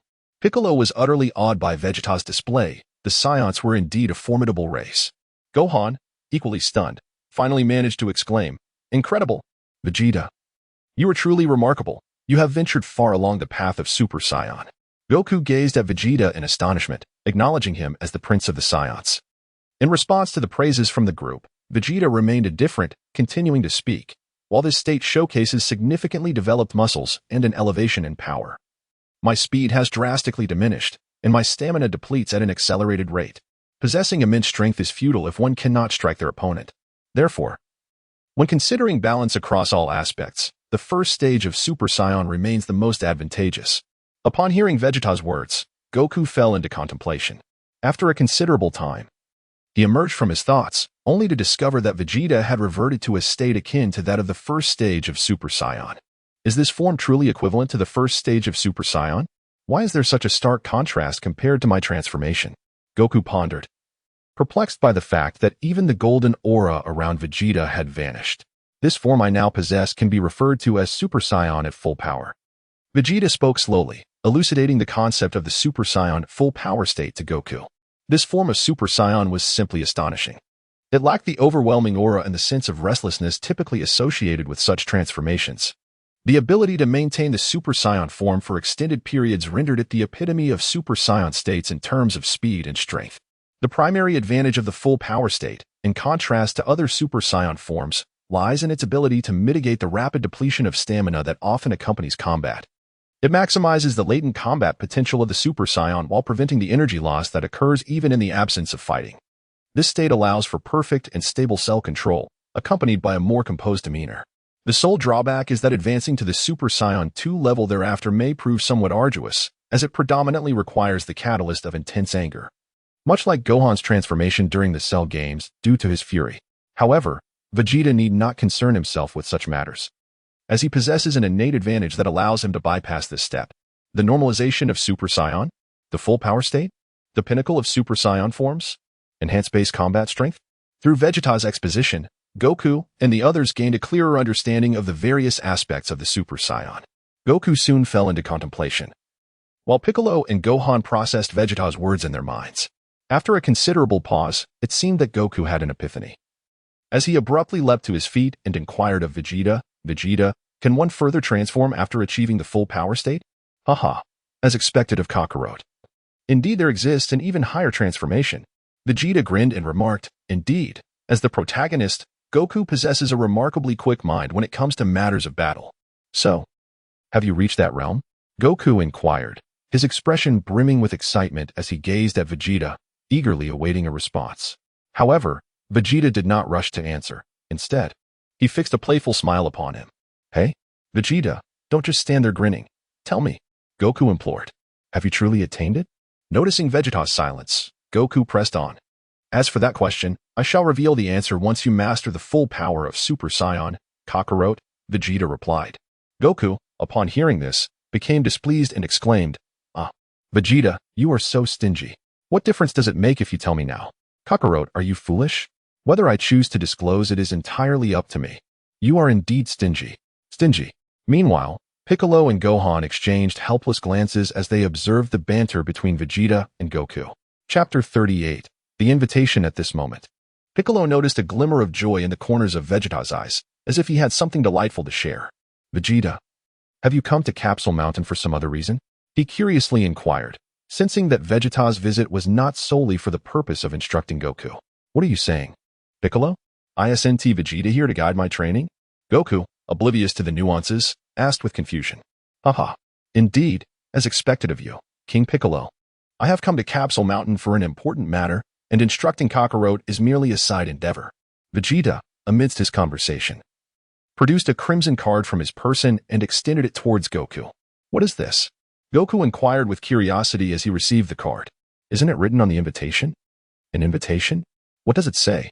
Goku murmured, casting his gaze upon the text on the card, only to be taken aback. He hurriedly examined the card from every angle, and with astonishment, he exclaimed, Ah, you are marrying Bulma. What? Piccolo, equally astonished, reflected on the fact that Goku, a scion, had also wed a human, and it seemed rather inconsequential. Uncle Vegeta is marrying Aunt Bulma? Daddy, let me see. Gohan's eyes widened as he quickly seized the invitation from Goku's hands, scrutinizing it with great attention. It is truly unbelievable, Vegeta, you are actually marrying Bulma? Goku exhaled deeply, reminiscing about his various encounters with Bulma. Wait, wasn't Bulma with Yamcha? How could this be? Without a filter, Goku blurted out his thoughts. Piccolo and Gohan exchanged exasperated glances, silently questioning the necessity of such inquiries. Does this even matter? Vegeta cast a frosty glare at Son Goku, his expression decidedly unfriendly. Oh, ha ha ha. It's quite all right. There is no issue at all, Goku hastily replied, mumbling to himself that Vegeta's demeanor was somewhat intimidating. The wedding is scheduled to take place at Bulma's residence in 3 months, as clearly stated on the invitation, do not forget. Vegeta's expression returned to calm as he reminded them once more. Haha. No. I, along with Gohan, Chi-Chi, and Piccolo, will certainly be present on time, Goku said, scratching his head with a cheerful grin. As Vegeta was about to turn and depart, he suddenly seemed to recall something and retrieved a small box from his person, extracting a portable capsule which he tossed to Goku. What is this? Goku inquired, catching the capsule with curiosity. It's a gravity chamber. You must have used one before. A gravity chamber? I used one on the spaceship while en route to Namek. Goku examined the capsule in his hand, perplexed by Vegeta's meaning. What you hold is a gravity chamber capable of generating a gravitational force up to 1,000 times that of Earth, and it operates on solar energy. Vegeta gradually elucidated that the 1,000-fold gravity chamber had ceased to be of significant utility for his own strength. However, for Goku and his companions, it remained an excellent supplementary training resource. After all, Bulma and her father, Dr. Brief, had already upgraded their gravity chamber to 1,500 times the normal gravity. The intent to further enhance Goku's prowess stemmed from Vegeta's desire to ensure that Goku would not lack the qualifications to serve as his sparring partner. Really? Thank you so much, Vegeta, Goku exclaimed, brimming with excitement as he eagerly examined the capsule in his hand, yearning to commence his training in the gravity chamber immediately. The invitation has been delivered, and the gravity chamber is yours. I must take my leave now. All right. See you in 3 months. Meanwhile, on a small island in the southeastern sea, the turtle hermit's abode stood. Outside, on the open ground, 2 figures clad in turtle school martial arts attire were locked in a standoff, the bald-headed Krillin and the flirtatious Yamcha. Go, Krillin. You can do it, Yamcha, cheered 2 anthropomorphic earthlings from the shade of a nearby tree, rallying support for the competitors. Krillin and Yamcha faced each other from opposite ends of the field, their eyes alight with determination, as if attempting to peer into each other's very souls. Krillin clenched his fists tightly, his muscles taut and ready to unleash an assault at any moment. Yamcha, on the other hand, swayed gently, regulating his breath in pursuit of achieving his optimal state. As a gust of wind swept through, both combatants surged into action almost simultaneously. Krillin dashed towards Yamcha with incredible speed, delivering a punch aimed at his adversary's abdomen. Anticipating the attack, Yamcha deftly sidestepped, extending a leg to attempt to trip Krillin. Krillin shifted his body to evade the maneuver, immediately retaliating with a swift knee strike. Yamcha leaned back, narrowly avoiding the deadly blow, and the 2 figures crossed paths midair. Upon landing, they both assumed combat stances, separated by mere feet. Taking a deep breath, Krillin concentrated his energy, gathering it into his fist, which radiated a brilliant light. With a determined shout, he unleashed a powerful punch towards Yamcha. Not daring to confront it directly, Yamcha leapt backward and unleashed a formidable wave of energy aimed at Krillin. Anticipating this, Krillin executed a somersault in midair, skillfully evading the energy blast. Upon landing, he immediately followed up with a sweeping kick directed at Yamcha. Yamcha nimbly dodged the strike, countering with a fierce straight punch. Krillin, however, seized Yamcha's wrist with remarkable speed, and the two found themselves in a stalemate. Thus, their contest ended in a draw. Hehe, Yamcha, have you been training hard lately? Krillin remarked with a grin, surprised that Yamcha had spent the past year diligently honing his skills rather than pursuing romantic escapades. Haha, Krillin, you're impressive too. But I sense you haven't given it your all yet.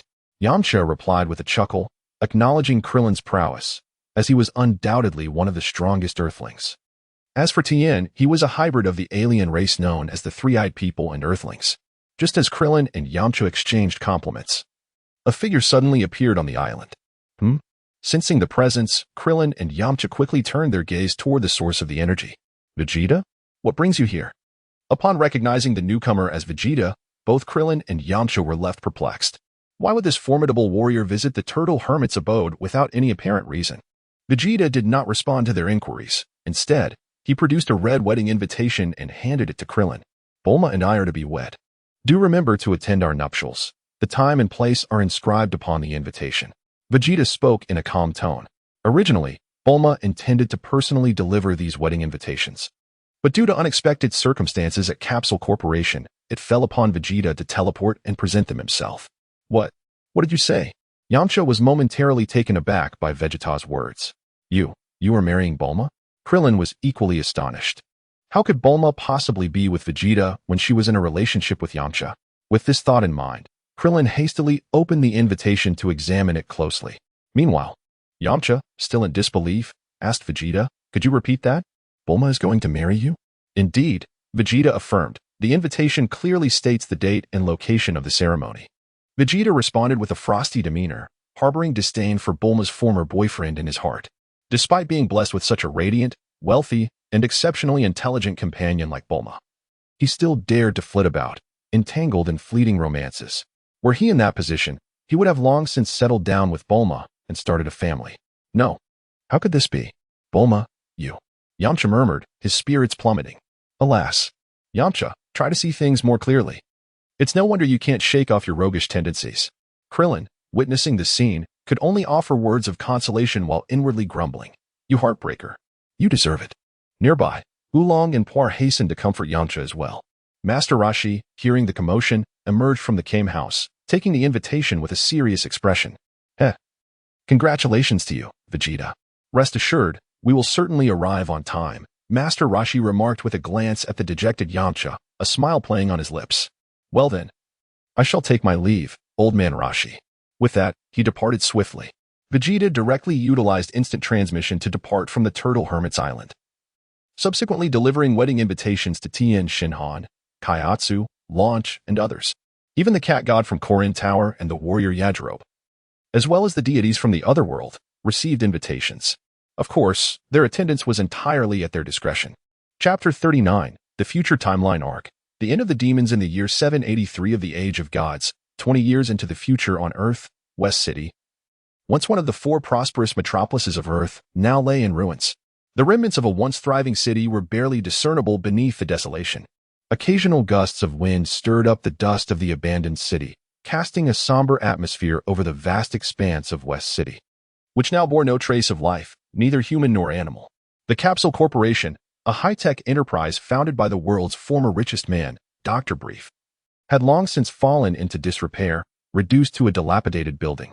Suddenly, a peculiar aircraft appeared overhead, slowly descending onto a nearby vacant lot.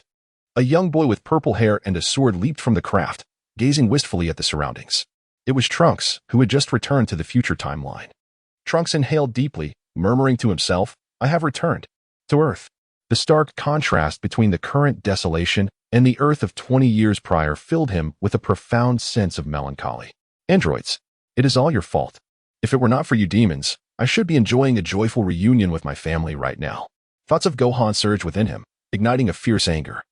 After standing still for a time, he gradually calmed himself and made his way toward the basement. Mother, I am back. Trunks entered the basement and spotted his mother. The frail figure still diligently repairing machinery.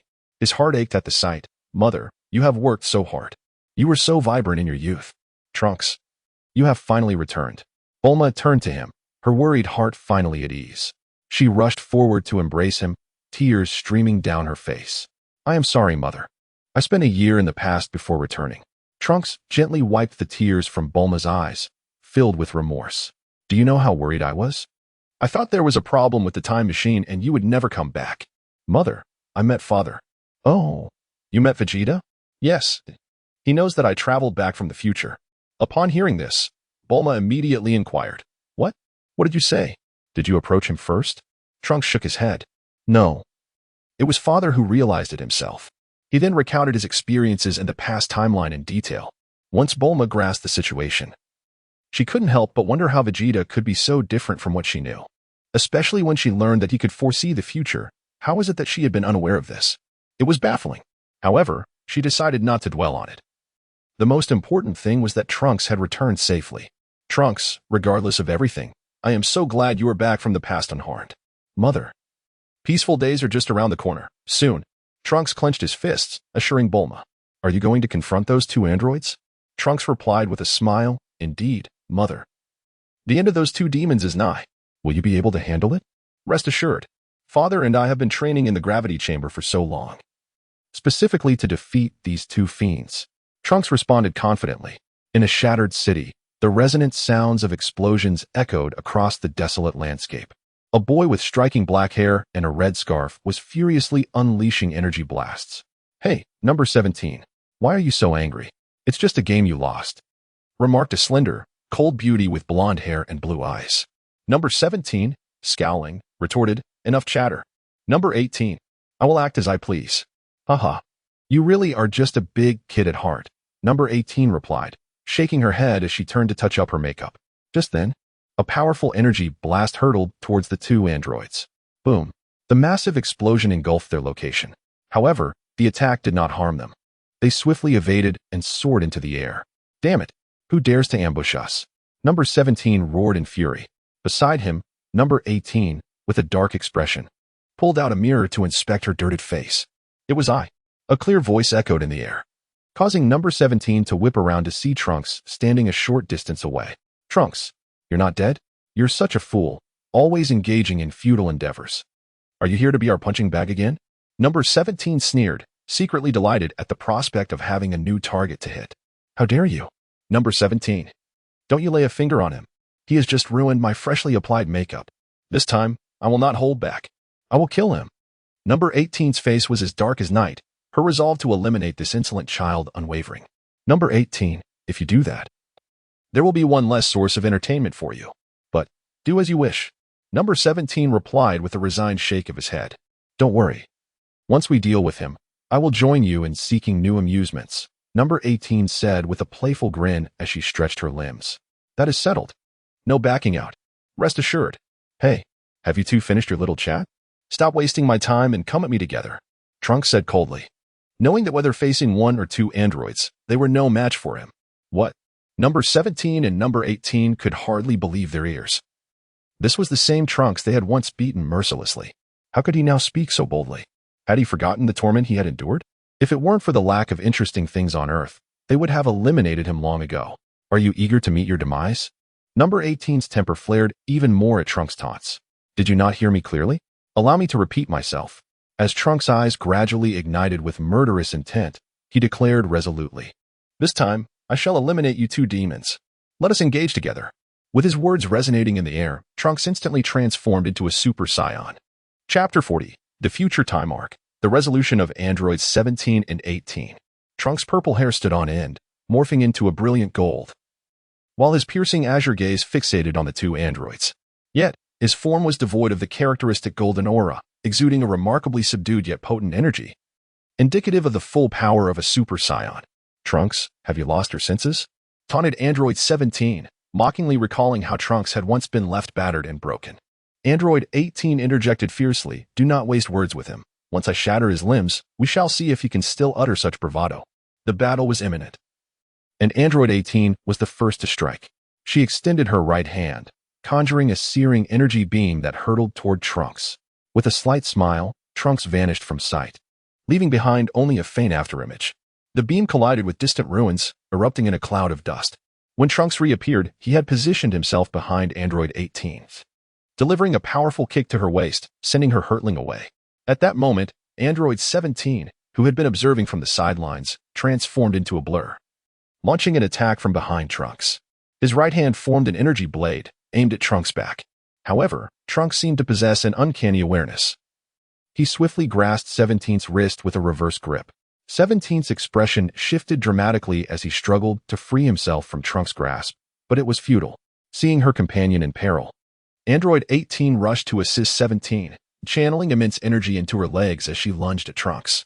Unperturbed, Trunks stepped onto the air as if on solid ground, using the reaction force to leap and evade her assault. Concurrently, his other hand formed a fist that struck forcefully against 17's chest, eliciting a muffled groan as 17 was sent crashing into the ruins. Enraged by the sight, Android 18 charged at Trunks, her hands gathering energy to unleash a barrage of energy beams. Trunks, agile and fluid, deftly dodged every strike with ease. He swiftly positioned himself beside 18, delivering a kick to her side that sent her tumbling. Trunks pursued relentlessly, his fist raining down upon her with thunderous impact. Each blow resonated like thunder, leaving 18 unable to retaliate. From the remnants of the ruins, 17 struggled to rise, his eyes ablaze with fury and disbelief. How is this possible? Even united, 18 and I cannot match Trunks? It has only been a year. The reality before him felt like a nightmare, and he murmured in disbelief, "No, this cannot be. We are the strongest beings." Suddenly, a piercing scream shattered the air, and 17 turned his gaze towards Android 18, his eyes widening in horror as he witnessed Trunks deliver a devastating punch that pierced through her chest.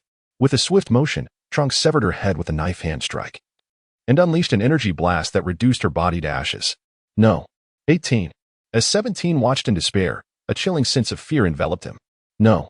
I do not wish to die. I must escape. Terrified by the unfolding events, 17 sought to flee. In an instant, he transformed into a streak of light, racing towards the horizon.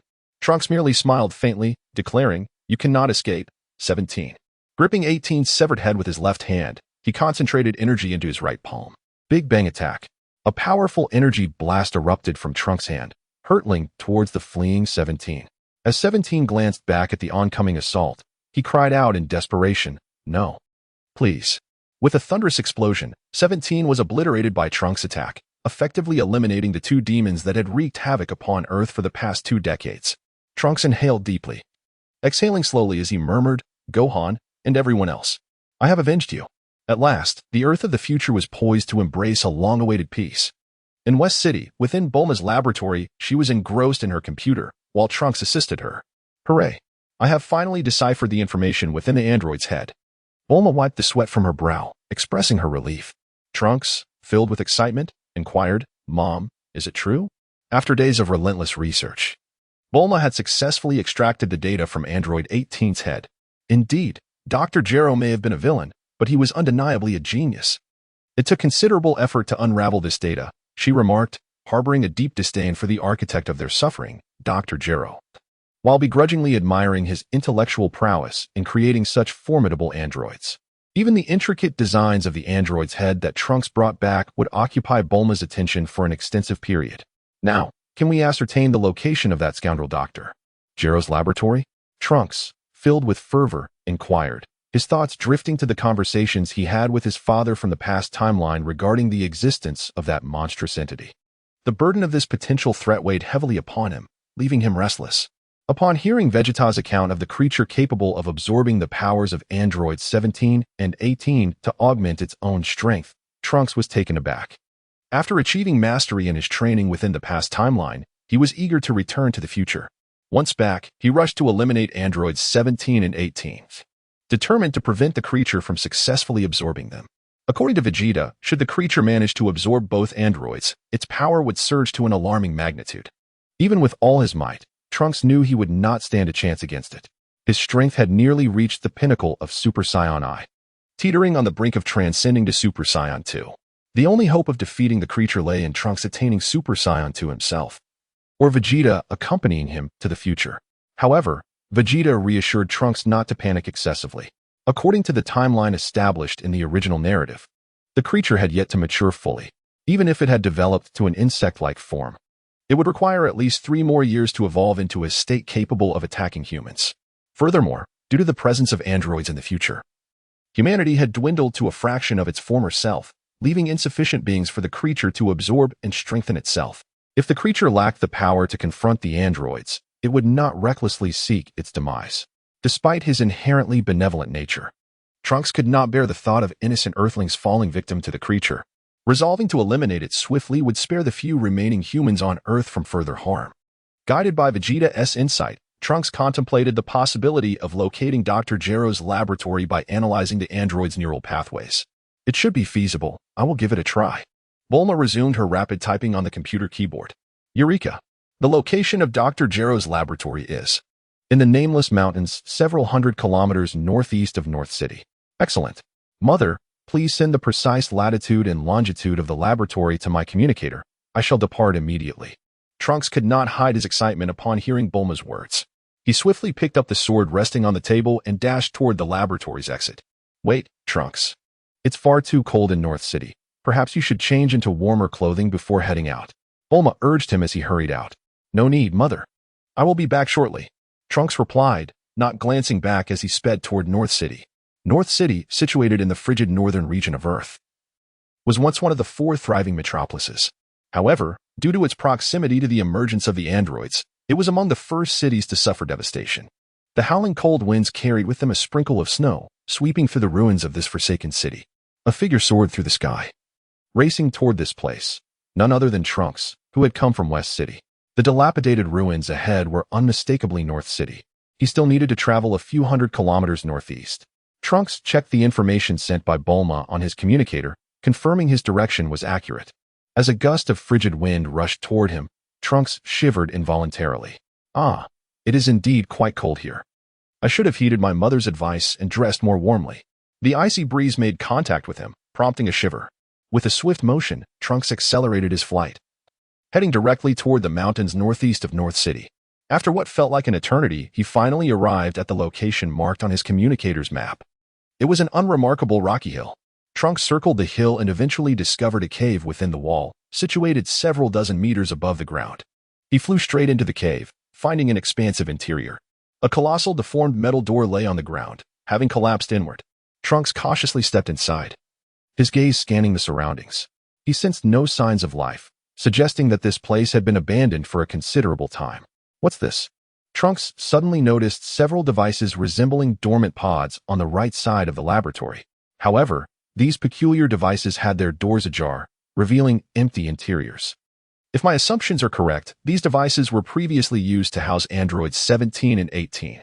Trunks observed the numbers marked on the pod doors, corresponding to the code names of the 2 androids. There is another pod, labeled 16? He gazed at a solitary dormant pod, the number 16 emblazoned upon it. This aligned with what his father had mentioned. There indeed existed a 16th android. Trunks, his expression grave, contemplated the dormant pod of Android 16, murmuring to himself. Father from the past does not possess telepathy. He must have the gift of foresight. Approaching the dormant pod, Trunks peered through the window and was astonished to see a tall male android lying within. Initially intent on destroying Android 16, he recalled Vegeta's counsel. Gritting his teeth, he pressed the button to open the dormant pod. With a hiss, the internal pressure of the pod began to release, and the door slowly opened. Trunks transformed into Super Saiyan, bracing himself for any sign of hostility from Android 16. After a moment, Android 16 gradually opened his eyes and crawled out of the pod. His gaze, clouded with confusion, swept the surroundings before he stood silently, seemingly lost in thought. The laboratory fell into an eerie silence. Hey, are you Android 16? Trunks fixed his gaze on 16, his heart brimming with caution. After a prolonged silence, Trunks shouted again, Do you wish to destroy the Earth and slaughter humanity at will? No, I do not. Android 16's response was deliberate, as if he had not spoken in ages. Not? Were you not created by Dr. Gero for nefarious purposes, to ravage the Earth and kill indiscriminately? Just like Androids 17 and 18. Trunks retorted, his tone sharp as he began to gather energy, ready to eliminate Android 16 at a moment's notice. Why destroy the Earth? I am different from 17 and 18. On the 16th, the speech became increasingly fluent, and his gaze finally turned towards Trunks. Humph. That may not be the case. All of you androids are evil demons. Trunks retorted. If you do not trust me, you can kill me right away. After all, I am no match for you. Android 16 stated coldly, resembling a robot devoid of desires.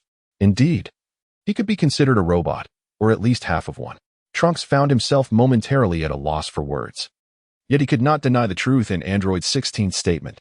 If you wish to eliminate 16, it would take but a few moves. And now that you have awakened, where do you wish to go? Or is there something you wish to accomplish? Trunks inquired calmly after a brief contemplation. To find Son Goku at the Bowsy Mountain and eliminate him. Without a moment's hesitation, Android 16 responded. But Son Goku has been dead for 20 years. You no longer have that opportunity. Trunks furrowed his brow, regarding Android 16 with concern. This android was indeed somewhat dangerous. Should he consider destroying him? Oh, then I have nothing else I wish to do. Android 16 replied with an expression of utter calm. I truly am at a loss for you. Fine. Once I handle matters here, you shall accompany me back to West City. Trunks gazed at Android 16 as if he were a fool. Contemplating, it would be safer to bring Android 16 back to West City, allowing him to remain by his side. Perhaps his mother could study him to see if he could be transformed into a benevolent android. Surprisingly, Android 16 did not inquire why he was to be taken to West City, simply responding in a detached manner. That is acceptable. Trunks muttered in resignation. What a peculiar individual. I am an android. For one whose auditory senses were exceptionally acute, Android 16 could hear even the faintest sounds. Trunks' expression shifted to one of despair. He redirected the conversation. By the way, Android 16, do you know of Cell? Cell? I have not heard of him. Is that so? Then I shall search for him myself. Trunks approached the massive computer, retrieving his communicator to connect it to the computer's port. This way, he could download all the data from Dr. Gero's computer to take back to Bulma for her research. Where's the basement? Where's the basement? Trunks searched the laboratory for the entry to the basement, while Android 16 remained silently in place. Found it. At last. Trunks discovered the entrance beneath a piece of equipment. Upon opening the hatch, he found a ladder leading down. Android 16, do you wish to descend? No. Android 16 continued to stand stoically, his gaze fixed on the blue sky outside the cave. Trunks leaped down gently, descending slowly to the bottom. As he landed, the lights in the basement activated automatically, illuminating the space. A cacophony of strange sounds filled the air, gurgling, beeping, and hissing. Before him stood two peculiar mechanical devices. The larger one housed several mechanical arms in motion, while the upper portion of the other was a glass container filled with liquid. Inside floated a creature resembling a cicada, seemingly still in slumber. Its size was nearing the limits of the glass container, and it would not be long before it emerged. A cultivation tank? Could this be Cell? Trunks mused, observing the object within the glass container. Was this the creation of Dr. Gero, a fusion of numerous cells? No wonder he sensed so many familiar essences emanating from it. Trunks murmured, turning to see several blueprints on a nearby table. Upon closer inspection, he discovered the design blueprints for androids 17 and 18. Although he had already eliminated them, these blueprints could serve as valuable references for his mother in modifying Android 16. Trunks connected his communicator to the adjacent computer, copying all information regarding Cell from Dr. Gero's files, intending to take it back to Bulma. After some time, once the data transfer was complete, Trunks approached the glass container, drawing his sword from his back. With a swift stroke, he cleaved the glass container in half. The liquid spilled out, and the cicada-like Cell tumbled to the ground. GUH. The cicada-form Cell awakened, its eyes slowly opening a crack. It gazed around in confusion. And when its eyes met Trunks's, they widened in surprise, staring intently at him. GUH, it uttered, seemingly calling out in haste. Humph, you are quite bothersome. With that, Trunks swiftly approached, delivering a lethal strike that cleaved Cell in two, followed by an energy blast that reduced him to ashes. At long last, this threat had been neutralized, and it was time to return. Trunks murmured to himself.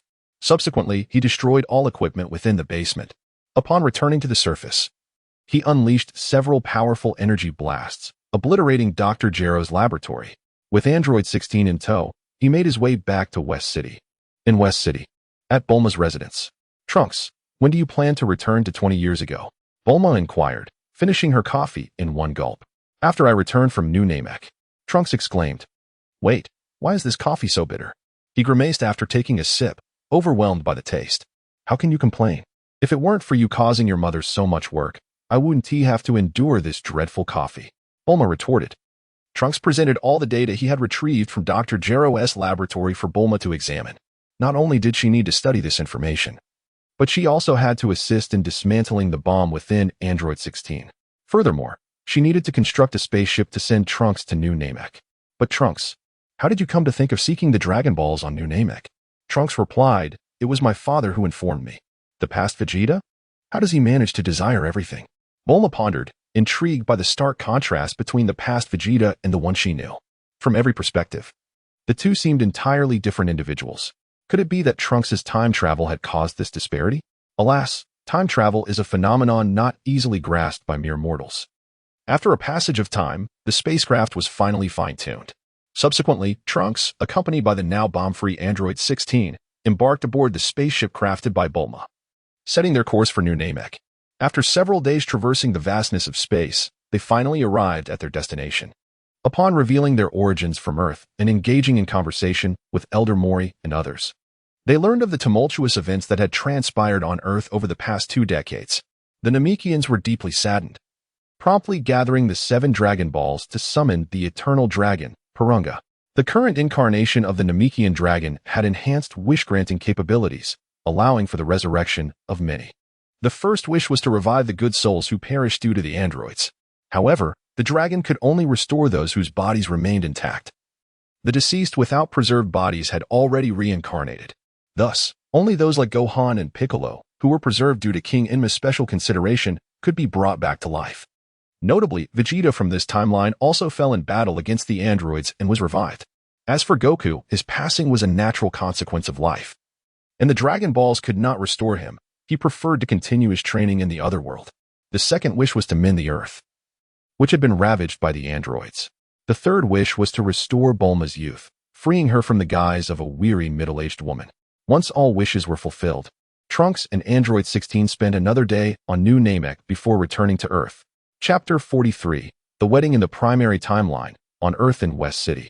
Sunlight streamed through the clouds, illuminating the bustling streets of this vibrant metropolis. Today marked the joyous occasion of Bulma and Vegeta's wedding, enveloping the entire Capsule Corporation in an atmosphere of celebration and well-wishes. In the garden of the Brief household, vibrant flowers bloomed, and colorful ribbons fluttered in the breeze. Servants busily flitted about, making final preparations for the impending ceremony. In a beautifully adorned room, Bulma donned a pristine white wedding gown, her head crowned with an exquisite floral tiara, her face radiating happiness. Standing before the mirror, bouquet in hand, her eyes shimmered with anticipation for the future. Bulma, this wedding dress suits you perfectly, exclaimed Launch, meticulously arranging Bulma's makeup and attire, a wistful thought of Tien, who had never reciprocated her feelings, causing a tinge of melancholy. Indeed, Bulma, you look absolutely stunning, Kiki remarked enviously, reminiscing about her own wedding with Goku. Gohan chimed in, yes. Aunt Bulma looks so beautiful today. Haha, so you mean I'm only beautiful today? Bulma teased playfully. No. Aunt Bulma is beautiful every day. Gohan stammered, waving his hands in denial. Laughter and joyous chatter echoed from the room, cascading down the corridor. In another chamber not far from Bulma's, Vegeta had donned a sharply tailored white suit, standing before the mirror as he meticulously adjusted his attire and hairstyle. Though he appeared calm on the surface, his heart was brimming with anticipation and anxiety. This was his first marriage, both in this life and the last, and he yearned to present himself in the best possible light before Bulma. Hey, Vegeta, when can we spar again? I find it increasingly difficult to maintain my Super Saiyan form for long. Could you offer me some guidance? Goku inquired incessantly from the side. Ever since he began training in the gravity chamber provided by Vegeta 3 months ago, Goku's strength had significantly increased, instilling in him a sense of confidence. He wished to engage in a friendly match with Vegeta, as the latter was currently the only one on Earth worthy of being his rival. Kaka wrote, on this joyous occasion, do not provoke me to unleash my wrath. Vegeta, with a frosty demeanor, exclaimed while casting a disdainful glance at Son Goku. Truly a martial arts fanatic, a battle maniac. Day in and day out, he is consumed by the pursuit of training and combat. Ever since establishing a relationship with Bulma, Vegeta has scarcely devoted time to his training. For the past few months, he has been inseparable from Bulma, sharing every meal, journey, and slumber together. A harmonious balance of work and rest. A perfect equilibrium of yin and yang, beneficial for both their well-being. The relationship between Vegeta and Bulma blossomed with remarkable swiftness, becoming increasingly intimate with each passing day. Oh dear, Vegeta, you are truly dull. By the way, I am feeling hungry. I shall go and have something to eat. After receiving a reprimand from Vegeta, Son Goku left the room with a crestfallen demeanor. As the sun ascended higher into the sky, guests began to arrive at the courtyard in succession. Master Roshi ambled leisurely through the garden with his turtle, taking in the surrounding beauty. Undoubtedly, he seized every opportunity to flirt with the charming maid, while the turtle clung tightly to his garment, attempting to deter him from his mischief. Krillin, Tien, and Kaiatsu conversed amiably while enjoying their drinks. Quietly seated nearby was Kiki's father, the Ox King, patiently awaiting the commencement of the wedding ceremony. Meanwhile, Piccolo found a secluded corner to sit alone, embodying his typical solitude. Yamcha, Bulma's former boyfriend, also attended the wedding.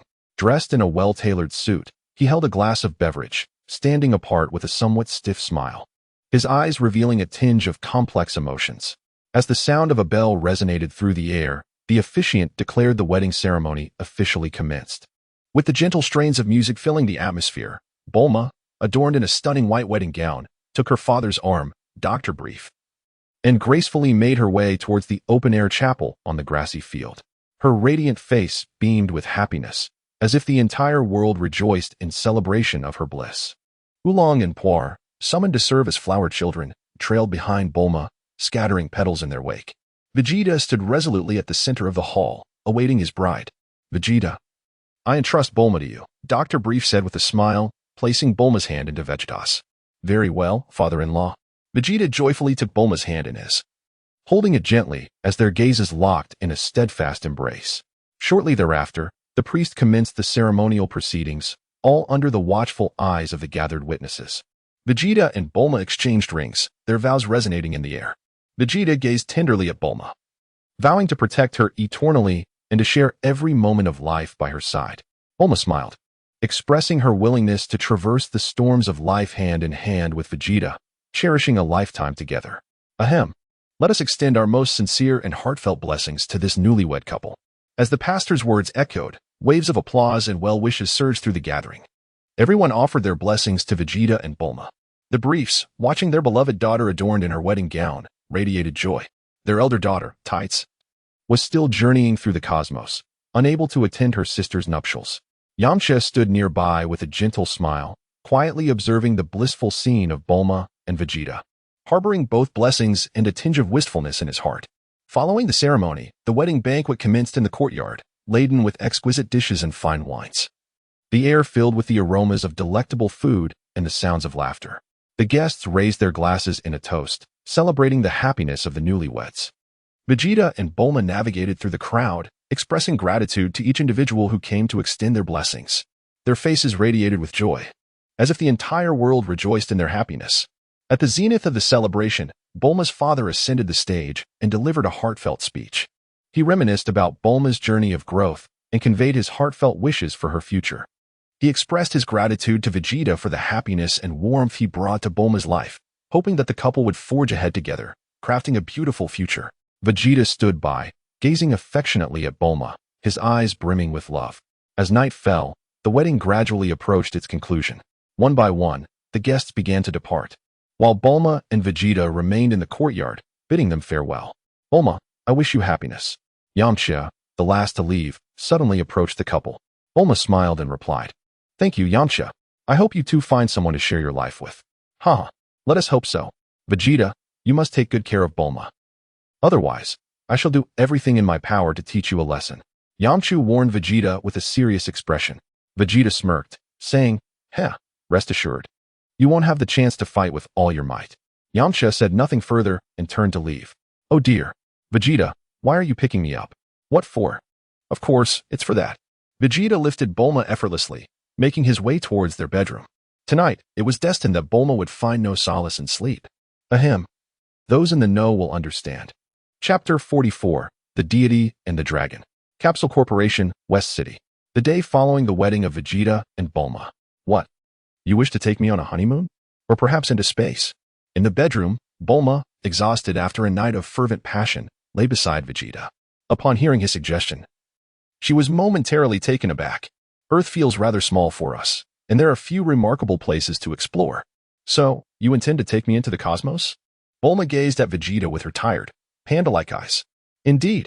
Isn't interstellar travel splendid? We could experience the diverse cultures and customs of different planets. Vegeta spoke at length, ultimately persuading Bulma to agree to the celestial honeymoon journey. What a wonderful wife, come here for a kiss. Vegeta suddenly embraced Bulma, kissing her fervently. Whoa, hey, what are you doing? Bulma sensed Vegeta's restless hands roaming over her. What else could this couple engage in? Come on. You kept me awake all night, and now you're doing this? Bulma weakly resisted Vegeta's advances. It's perfectly normal for newlyweds, don't you remember? I previously mentioned I would surprise you. What? Is that what you meant? She exclaimed. Oh, be gentle. Soon, the room was once again filled with warmth and intimacy. Upon learning that Vegeta and Bulma had decided to embark on an interstellar honeymoon, Dr. Brief hurriedly prepared a spaceship for them. Meanwhile, Bulma busied herself gathering essentials for their prolonged space journey. As for Vegeta, he was diligently using the Dragon Ball radar to gather the mystical orbs. Within less than half a day, he had successfully collected all 7 Dragon Balls, but instead of returning to West City, he headed straight to Master Karen at Karen Tower. Vegeta, what brings you here? Master Karen inquired, intrigued by the sudden appearance of the formidable warrior, pondering why he would visit. Could it be that I didn't attend his wedding, while Yachirobe did and brought his blessings? Or perhaps Yachirobe's foolishness has stirred his ire. Master Karen mused to himself. Master Karen, how many senzu beans do you have left? Vegeta disregarded the ramblings of Master Karen and directly inquired, What? You have merely come to request the sacred beans? Indeed, is it possible that glutton has consumed them all? Vegeta turned to glare at the quaking Yachirobe beside him, instantly sending a chill of dread down his spine. Trembling, Yachirobe stammered, I haven't eaten them all, there is still some left. He then shouted towards Master Karen, Old cat, they need the senzu beans. Hurry and give them some. Why are you being so stingy? You fat fool. Who are you calling stingy? If I hadn't intervened, you would have devoured the rest. Master Karen retorted defiantly. Then hurry up and bring them out. Yachirobe pressed. You don't need to teach me how to do my job, you fat fool. Master Karen grumbled as he begrudgingly retrieved a small jar from the storeroom and handed it to Vegeta. Here, this is the last of the senzu beans. If this isn't sufficient, you'll have to wait until next year. Vegeta opened the jar and discovered approximately 30 senzu beans inside. He muttered to himself, that gluttonous fool. Yajirobe can really eat. Doesn't he ever tire of consuming senzu beans daily? Sighing, he concluded, well, this will suffice. Consider this a gift for you. Vegeta stowed away the senzu beans and produced a capsule, tossing it to Master Karen. What is this? Master Karen inquired, examining the capsule in his hand. Inside lay an assortment of delectable treats, predominantly various types of fish. Fish? Master Karen remarked. Delicious? Both the man and the cat instantly perked up, eagerly gathering around to investigate the mysterious capsule. Vegeta, observing the two individuals impatiently activating their capsules, chose to depart and soar towards the temple. Navigating through the dense clouds, he soon arrived at the temple, only to discover Piccolo engaged in conversation with the Supreme Kai. What is it that you summoned me for, old man? Piccolo inquired with noticeable impatience, as he still had training to undertake in the gravity chamber alongside Goku and the others. The Supreme Kai, maintaining a calm demeanor, replied, Piccolo, my time is limited. I have but a few years left. And then? Piccolo retorted, what exactly are you trying to convey? Piccolo, once I pass, your life will also be forfeit. You should be aware that we can fuse. I can merge with you before my life fades, ensuring your survival. The Supreme Kai articulated slowly, as if death or fusion bore little distinction for him. Humph.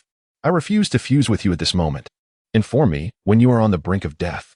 Piccolo stated coldly, turning to leave the temple, only to find Vegeta present.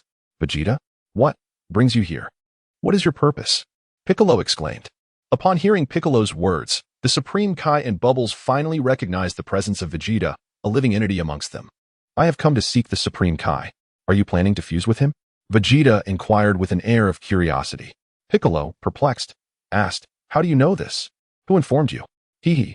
You need not concern yourself with how I acquired this knowledge, Vegeta replied enigmatically. Piccolo scoffed. It must have been the Grand Elder of Namek who told you. Clearing his throat, he continued. So, Vegeta, What brings you to me? The Supreme Kai, intrigued, remarked that he and Vegeta seemed to have little in common.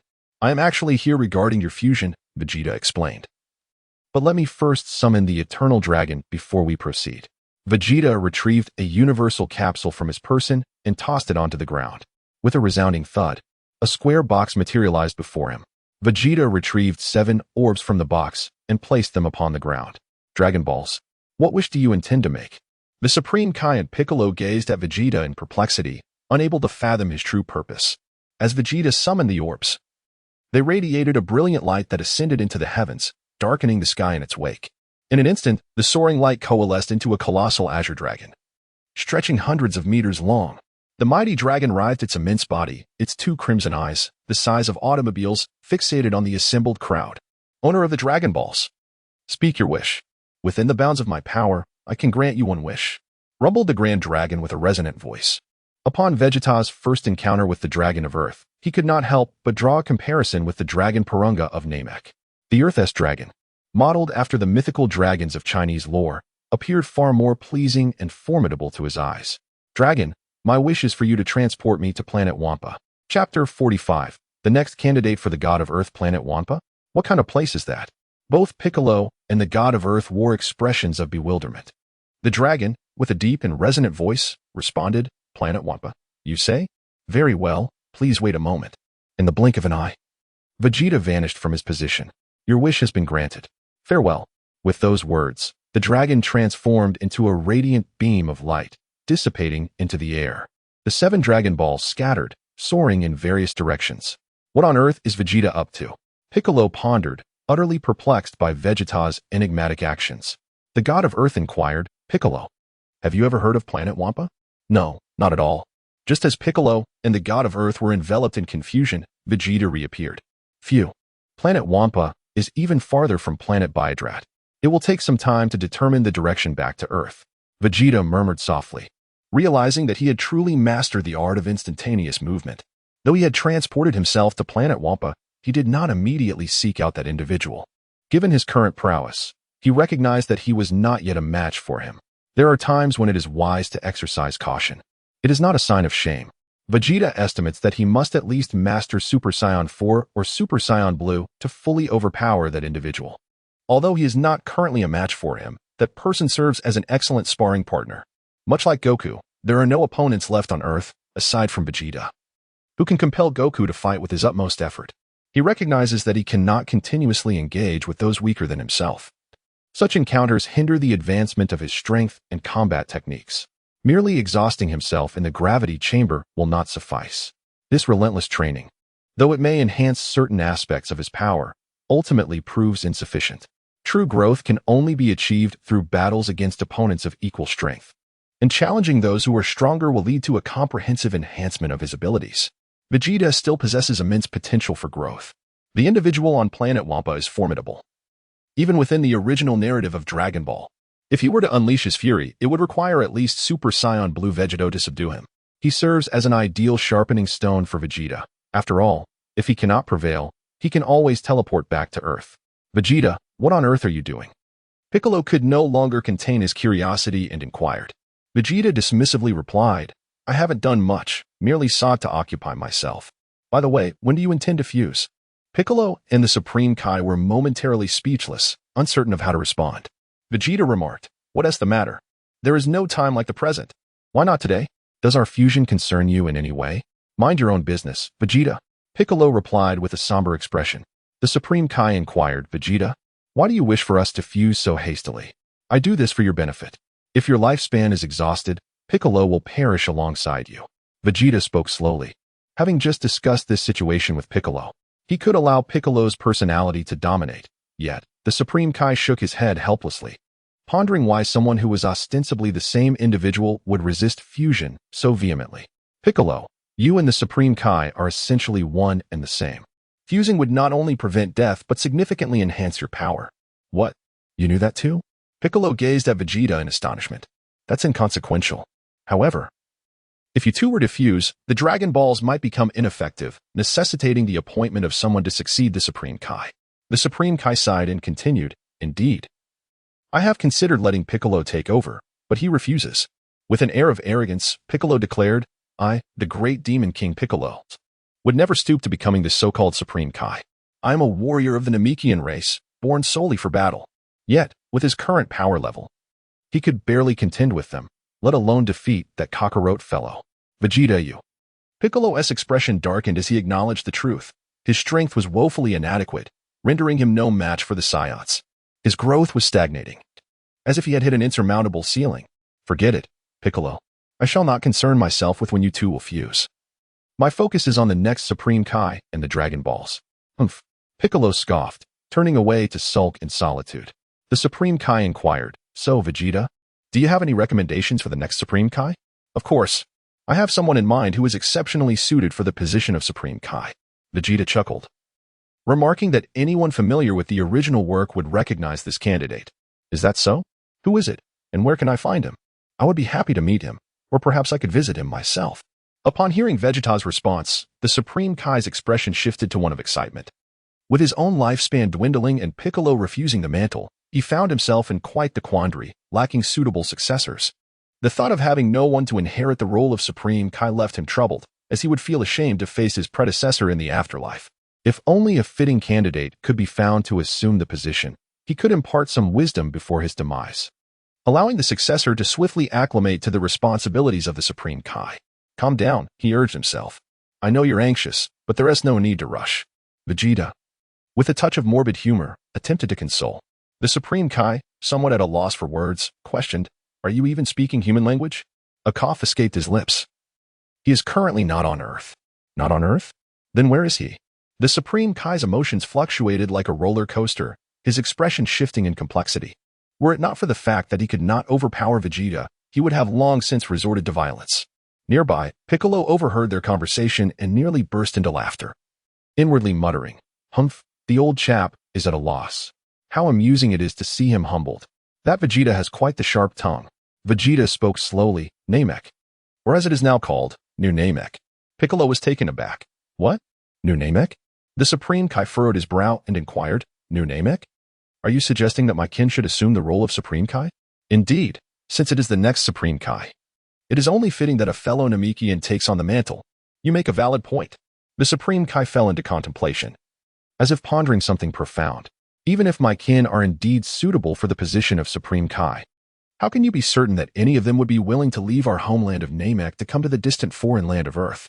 Although the Supreme Kai recognized that among his kind, there certainly existed individuals capable of fulfilling the role of Supreme Kai, it was uncertain whether they would be inclined to abandon Namek for Earth. Accepting such a divine position would entail the heavy responsibility of safeguarding this planet. Though the Supreme Kai's power may currently seem rather inadequate, does one shrink from challenges merely due to their own perceived weakness? Chapter 46, New Namek, rest assured. Among your kin, there will surely be those willing to come to Earth. Vegeta confidently declared that Dandy would undoubtedly come to Earth. The Supreme Kai inquired, When shall we journey to New Namek and meet the kin who will succeed me in my divine position? At any moment, Vegeta replied. I can transport you there using instant transmission. Instant transmission? Is that the technique you just employed to teleport from that planet, Wampa, back to Earth? The Supreme Kai gazed at Vegeta with curiosity, intrigued by this remarkable ability. Such a convenient and magical technique was indeed astonishing. Indeed. Let me ascertain the coordinates of New Namek. Vegeta retrieved his communicator to ascertain the coordinates of the New Namek. As for the source of the information regarding the location of the New Namek, it was, of course, conveyed to Bulma during Vegeta's journey to Yardrat for training. He had instructed her to create a device capable of interstellar transmission, which she subsequently provided to the Namekians who relocated to the new planet using the Dragon Balls. However, it is likely that the vast distance between the New Namek and Earth, along with potential malfunctions in the device's components, contributed to the situation. Bulma had only received a signal once, and even that merely revealed a rough estimate of the planet's position. Before Trunks returned to the future, Bulma had informed him of the general location of the New Namek. Thus, Trunks' eventual discovery of the New Namek was a fortunate happenstance, aided by the presence of Android 16. Is this the right direction? Let me sense it and see. Vegeta retracted his communicator, attuning himself to a particular point in the sky. The deity observed Vegeta in silence, wary of interrupting his focus. Not far away, Piccolo's gaze remained fixed on Vegeta as well. At last, he had discovered it. After a considerable pause, Vegeta has finally located the position of the new Namek. The Supreme Kai, filled with excitement, inquired, "Is it true? Have you found it?" "Indeed, Supreme Kai, place your hand upon my shoulder," replied Vegeta. "Like this?" The Supreme Kai promptly rested his hand on Vegeta's shoulder. Turning to Piccolo, he asked, "Piccolo, are you not coming?" "Humph. No need for that. You can go by yourself." Piccolo responded with a glance at the Supreme Kai, then closed his eyes to meditate. At that moment, Mr. Bubbles, who had remained silent, suddenly spoke up, "Supreme Kai, please be cautious." "Understood."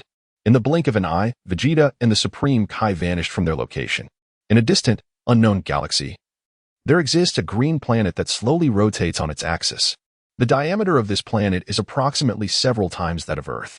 3 small stars orbit around it, maintaining a constant surface temperature where daylight prevails eternally without the presence of night.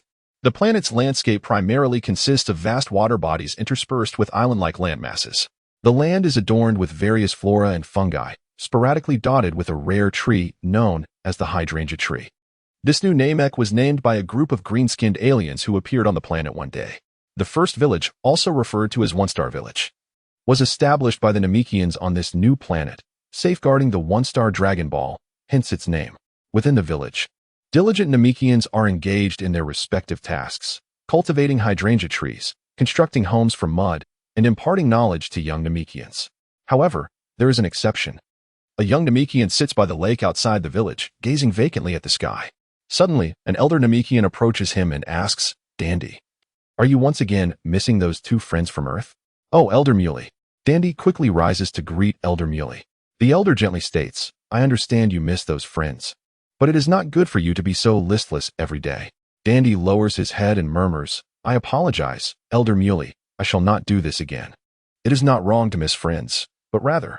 Just as Elder Muley was about to continue his counsel to Dandy, Vegeta suddenly appeared before the 2 Namekians, accompanied by the Supreme Kai. The unexpected arrival startled Elder Muri, who momentarily feared an invasion by malevolent forces. "You are Mr. Vegeta. It has been quite some time," Dandy exclaimed, instantly recognizing Vegeta, his voice brimming with excitement. "What? So it is our benefactor, Mr. Vegeta. Greetings to you. And to this esteemed comrade from Earth, I extend my salutations." Elder Muri exchanged pleasantries with Vegeta. Vegeta replied, "It has indeed been a long time since we last encountered Dandy and Elder Muley, especially after our victory over Frieza." Elder Muley, along with this young member of our kin, greeted you warmly. The Supreme Being felt a swell of joy upon reuniting with his kindred. Elder Muley remarked, "Mr. Vegeta, we have yet to express our heartfelt gratitude for your assistance in vanquishing Frieza." "It was merely a trifling effort," Vegeta responded modestly. "While it may have seemed trivial to you, it genuinely saved our Namekian race. Please allow us to properly host you in our village." With that, Elder Muley beamed with delight as he guided Vegeta toward the village. Dandy exchanged a glance with the Supreme Being before joining them in amiable conversation on their way back. In the village's center, the Namekians had prepared a lavish feast of green delicacies for Vegeta and the Supreme Being. "Mr. Vegeta, how do you find the food? Is it to your liking?" Elder Muley inquired with a cheerful smile. "It's quite satisfactory, indeed," Vegeta replied. Vegeta picked up a plate filled with a medley of various green plants and brought it to his mouth. After a few bites, he realized it was quite similar to eating a salad. Vegeta expressed his confusion, saying, "But don't you only consume water?" To which Guru proudly replied, "Indeed. We only require hydration. The food you see before you was meticulously crafted during our time on Earth, inspired by its vegetarian cuisine, especially for you. It is indeed quite delectable. Your efforts are much appreciated," Vegeta acknowledged. "Hosting you is also a way for us to express our gratitude. By the way, I am curious about the purpose of your sudden visit, Mr. Vegeta," Guru inquired, intrigued by Vegeta's arrival with his earthly kin to New Namek. The Supreme Kai interjected, "Guru, we have come in search of a suitable successor for the position of Supreme Kai." "A successor for the Supreme Kai?" The Namekians were immediately intrigued. "You see, my lifespan is dwindling." The Supreme Kai gradually elucidated the reason for his and Vegeta's presence on New Namek. "I see. Does anyone among you wish to take up the mantle of Supreme Kai on Earth?" Upon hearing this, Guru pondered for a moment before addressing the other Namekians. As anticipated by the Supreme Kai, the Namekians fell into a contemplative silence, none daring to step forward. "Vegeta, what do you think?" The Supreme Kai turned to Vegeta, his spirits visibly dampened. However, Vegeta paid him no mind, his gaze fixated on Dandy in the corner. Dandy, would you be willing to accompany us to Earth? Chapter 47. The Return of Shenron Porunga. What? Me? Dandy pointed to himself in disbelief. Is he truly the suitable candidate you speak of? The Supreme Kai regarded Dandy with curiosity, wondering what qualities this Namekian possessed that warranted Vegeta's recommendation for the Supreme Kai position. Indeed, it is Dandy. Vegeta smiled and remarked that the position of the next deity rightfully belonged to him. This is splendid, since Dandy has been concerned about his friends on Earth. Let him accompany you to take on the role of deity there. Elder Muley pondered for a moment before responding immediately. Elder Muley, is this true? Dandy, do you accept? The deity inquired with palpable excitement. Through his divine sight, he discerned Dandy's exceptional qualities, which placed him among the elite of his kin. Second only to Elder Muley himself, a true prodigy of the Dragon Clan. Elder Muley, do you permit my journey to Earth? If so, I wholeheartedly agree. Dandy exclaimed, his spirits soaring, showing no signs of melancholy about leaving his homeland. Go forth. Dandy, you are indeed a prodigy of our Dragon Clan, and you shall undoubtedly excel in the role of deity. Elder Muley praised with a beaming smile, recognizing the young one's inherent talent. Having previously been encouraged to unlock his potential by the former elder, Dandy's current abilities ranked just below those of Elder Muley. I will strive diligently to become an exemplary deity, Dandy assured, patting his chest with determination. Thank you, Elder Muley. The deity expressed his gratitude, feeling an immense weight lift from his heart. The position of deity was finally secured for the future, granting him peace in knowing that he could face his teacher in the afterlife with honor. Well done. Your concerns have finally been resolved, deity. Vegeta gazed at the smiling deity, whose face was adorned with wrinkles, acknowledging that the old man had indeed fulfilled his duties as a god. Vegeta, I must sincerely thank you for your assistance. You have been of immense help to me. No need for such formality, it was merely a matter of convenience. Vegeta waved his hand dismissively. The Supreme Kai appeared somewhat perplexed. By the way, Elder Muri, I have another matter I would like to trouble you with. Vegeta turned to Elder Muli. Mr. Vegeta, may I inquire about the matter at hand? I wish to borrow your Dragon Balls. In a spacious clearing within the village, a congregation of Namekians gathered. They gazed up at the pitch-black sky, where a colossal green dragon, towering hundreds of meters, stood majestically. State your wish. O possessor of the 7 Dragon Balls, within my capacity, I can grant you 3 wishes. The gargantuan dragon, Porunga, intoned with a deep, resonant voice. Mr. Vegeta, we have enhanced the wish-granting abilities of the Dragon Balls. Resurrecting numerous individuals is now within our reach, Elder Muli said with a cheerful smile. Is that so? However, at present, there are no deceased individuals in need of resurrection. Vegeta made his first wish to the dragon, requesting the enhancement of Earth's core to its utmost limits, within the bounds of the dragon's power. In these times, the Earth has become exceedingly fragile. Even an individual with a combat power exceeding 10,000 can inflict irreversible harm upon it. During the prior invasion by Cooler and his son, they engaged in battle from the skies. During his battle with Son Goku, Vegeta was also careful to avoid causing any harm to Earth. His second wish was for the Eternal Dragon to assist in the creation of a gravity training chamber with adjustable gravity levels. The higher the gravity multiplier, the better, ideally. It would exceed 100 million times. Currently, Bulma and Dr. Brief could only construct a chamber with a maximum gravity of 3,000 times, which would soon prove insufficient for Vegeta's needs.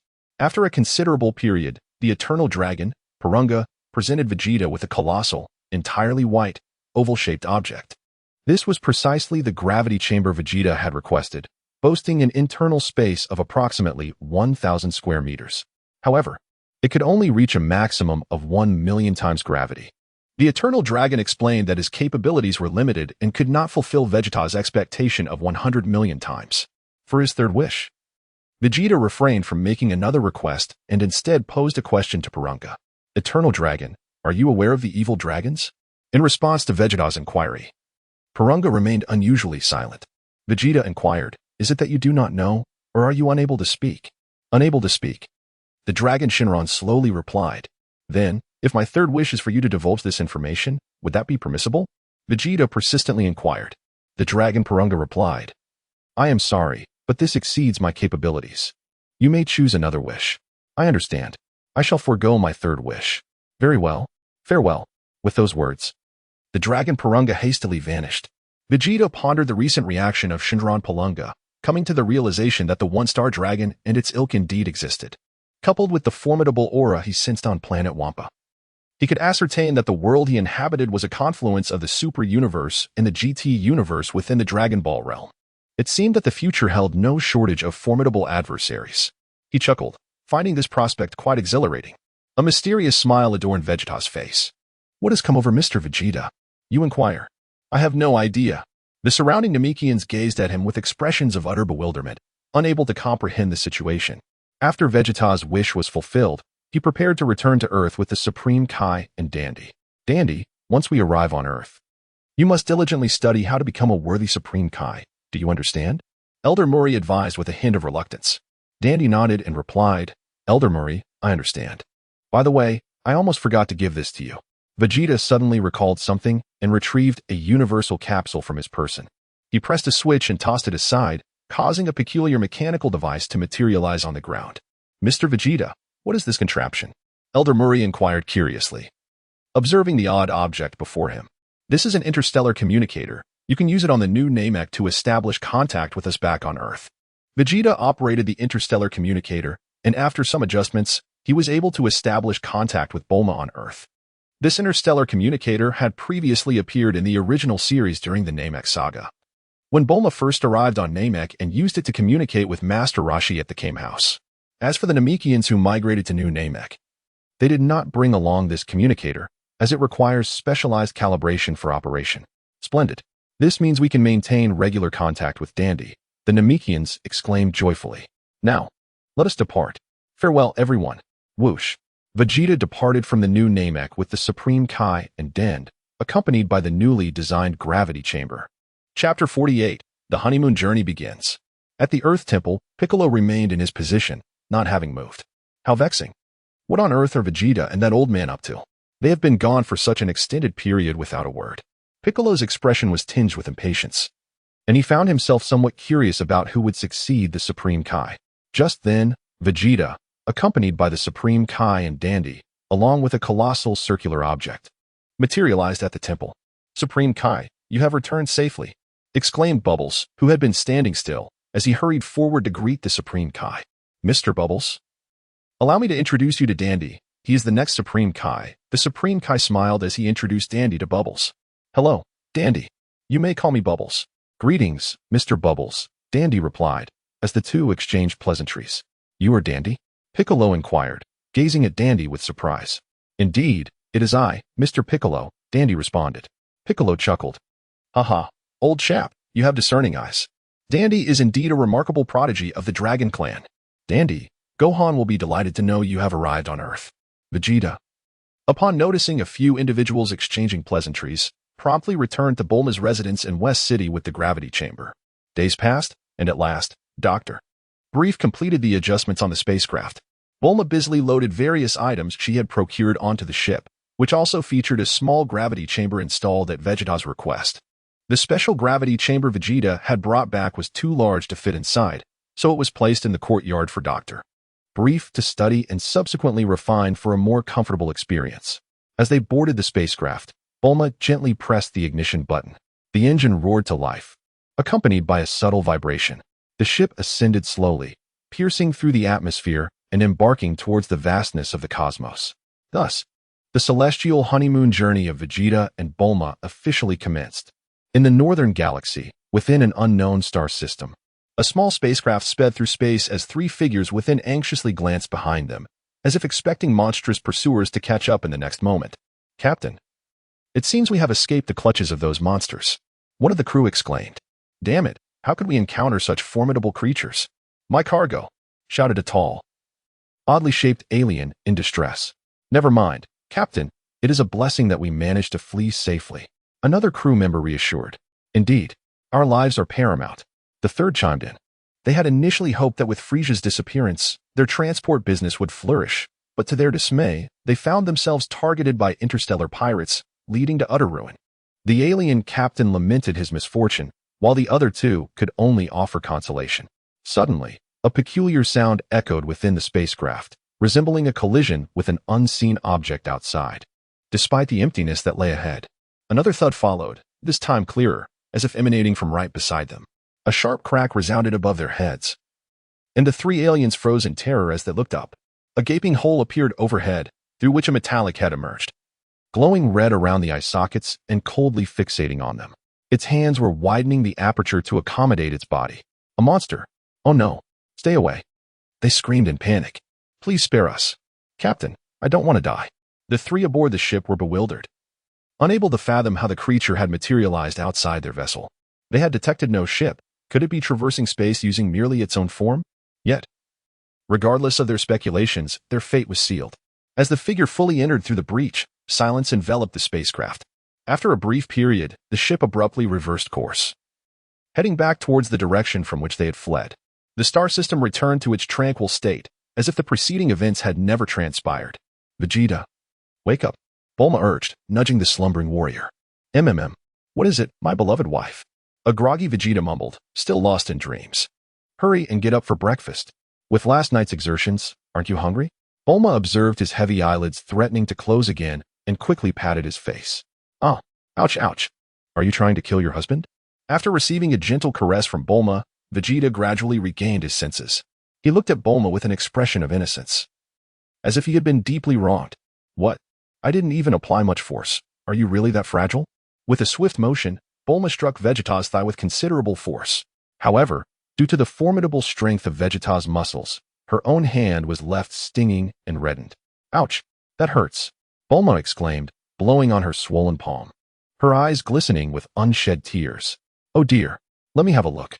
Vegeta sprang from the bed, hastily inspecting Bulma's palm. See, this is all your fault.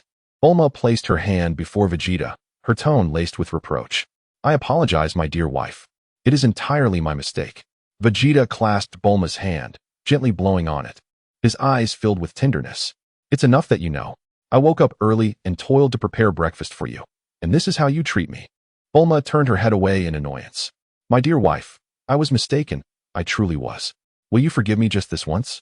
Vegeta implored Bulma for forgiveness incessantly. While I might consider granting you forgiveness, what recompense do you propose? Vegeta inquired. Compensation? Indeed. I demand you compensate me. How do you propose I make amends? Vegeta inquired with a hint of curiosity. Isn't Bulma lacking for nothing these days? Could it be this? Well, I haven't yet decided what I might ask you to compensate for. Bulma pondered for a moment. Once I come up with something, I shall inform you. Whatever you decide is fine by me. I shall follow your lead. Vegeta responded somewhat dismissively, yet his mind was preoccupied with other thoughts. Now, get up quickly and have breakfast. Bulma urged Vegeta to rise and enjoy the meal she had meticulously prepared. Wait, I have a way to compensate you right now. Vegeta suddenly grasped Bulma, who was about to leave, and said to her, What? Then tell me, how do you intend to compensate me? Lean in closer, and I shall whisper it to you. Vegeta spoke with an air of mystery. Is it truly necessary? It seems rather troublesome, considering there are only the two of us aboard the spaceship. Bulma gazed at Vegeta with a look of confusion, yet she leaned in closer to listen. My method of compensation is... Vegeta spoke softly, uttering something indistinct. Vegeta, could you please repeat that? I didn't quite catch it. What I meant to say is... meat compensation. Vegeta uttered his final words and promptly lifted Bulma onto the bed. Wait, breakfast is about to get cold. Vegeta, you. Be gentle. Coughing slightly, the two resumed their intimate exchange. Chapter 49. Planet Spania, one of the prominent commercial planets in the northern galaxy, is a vibrant hub where various alien races converge. Their spaceships traverse the planet's orbit, creating a striking tableau. Renowned for its unique geographical location and liberal commercial policies, it boasts a flourishing trade atmosphere and diverse cultural exchanges, drawing extraterrestrial beings from distant star systems to engage in commerce. The planet's surface is adorned with towering skyscrapers, their neon lights flickering, while the air is filled with the cacophony of merchants hawking their wares in myriad languages. Alien beings of various shapes and sizes navigate the bustling streets, some resembling humans closely, while others present distinctly different humanoid features. Among them are those of towering stature, alongside diminutive and nimble figures, and even individuals with extraordinary biological traits, such as translucent skin and luminescent eyes. Their attire is equally diverse, ranging from vividly colorful garments to simple, unadorned outfits. Every corner of the planet is dotted with an array of shops and stalls, showcasing an abundance of unique products and novelties from various worlds, including fiery crystals from the flame planet and frost flowers from the ice planet. From ores to living creatures. From artworks to technological marvels, Spania offers a cornucopia of goods. Various alien races engage in a multitude of transactions here, and should disputes arise, they can call upon the Galactic Patrol stationed on Spania to mediate. However, beneath the planet's bustling exterior lies a hidden reality. The Spania black market is replete with an assortment of illicit goods, ranging from rare ores to ancient artifacts, from formidable weaponry to forbidden technologies, and even human trafficking and planetary smuggling. Notorious criminals and interstellar felons gather here, disposing of their plundered resources. Such illegal dealings are commonplace in the black market, where power and wealth serve as the sole currency of influence.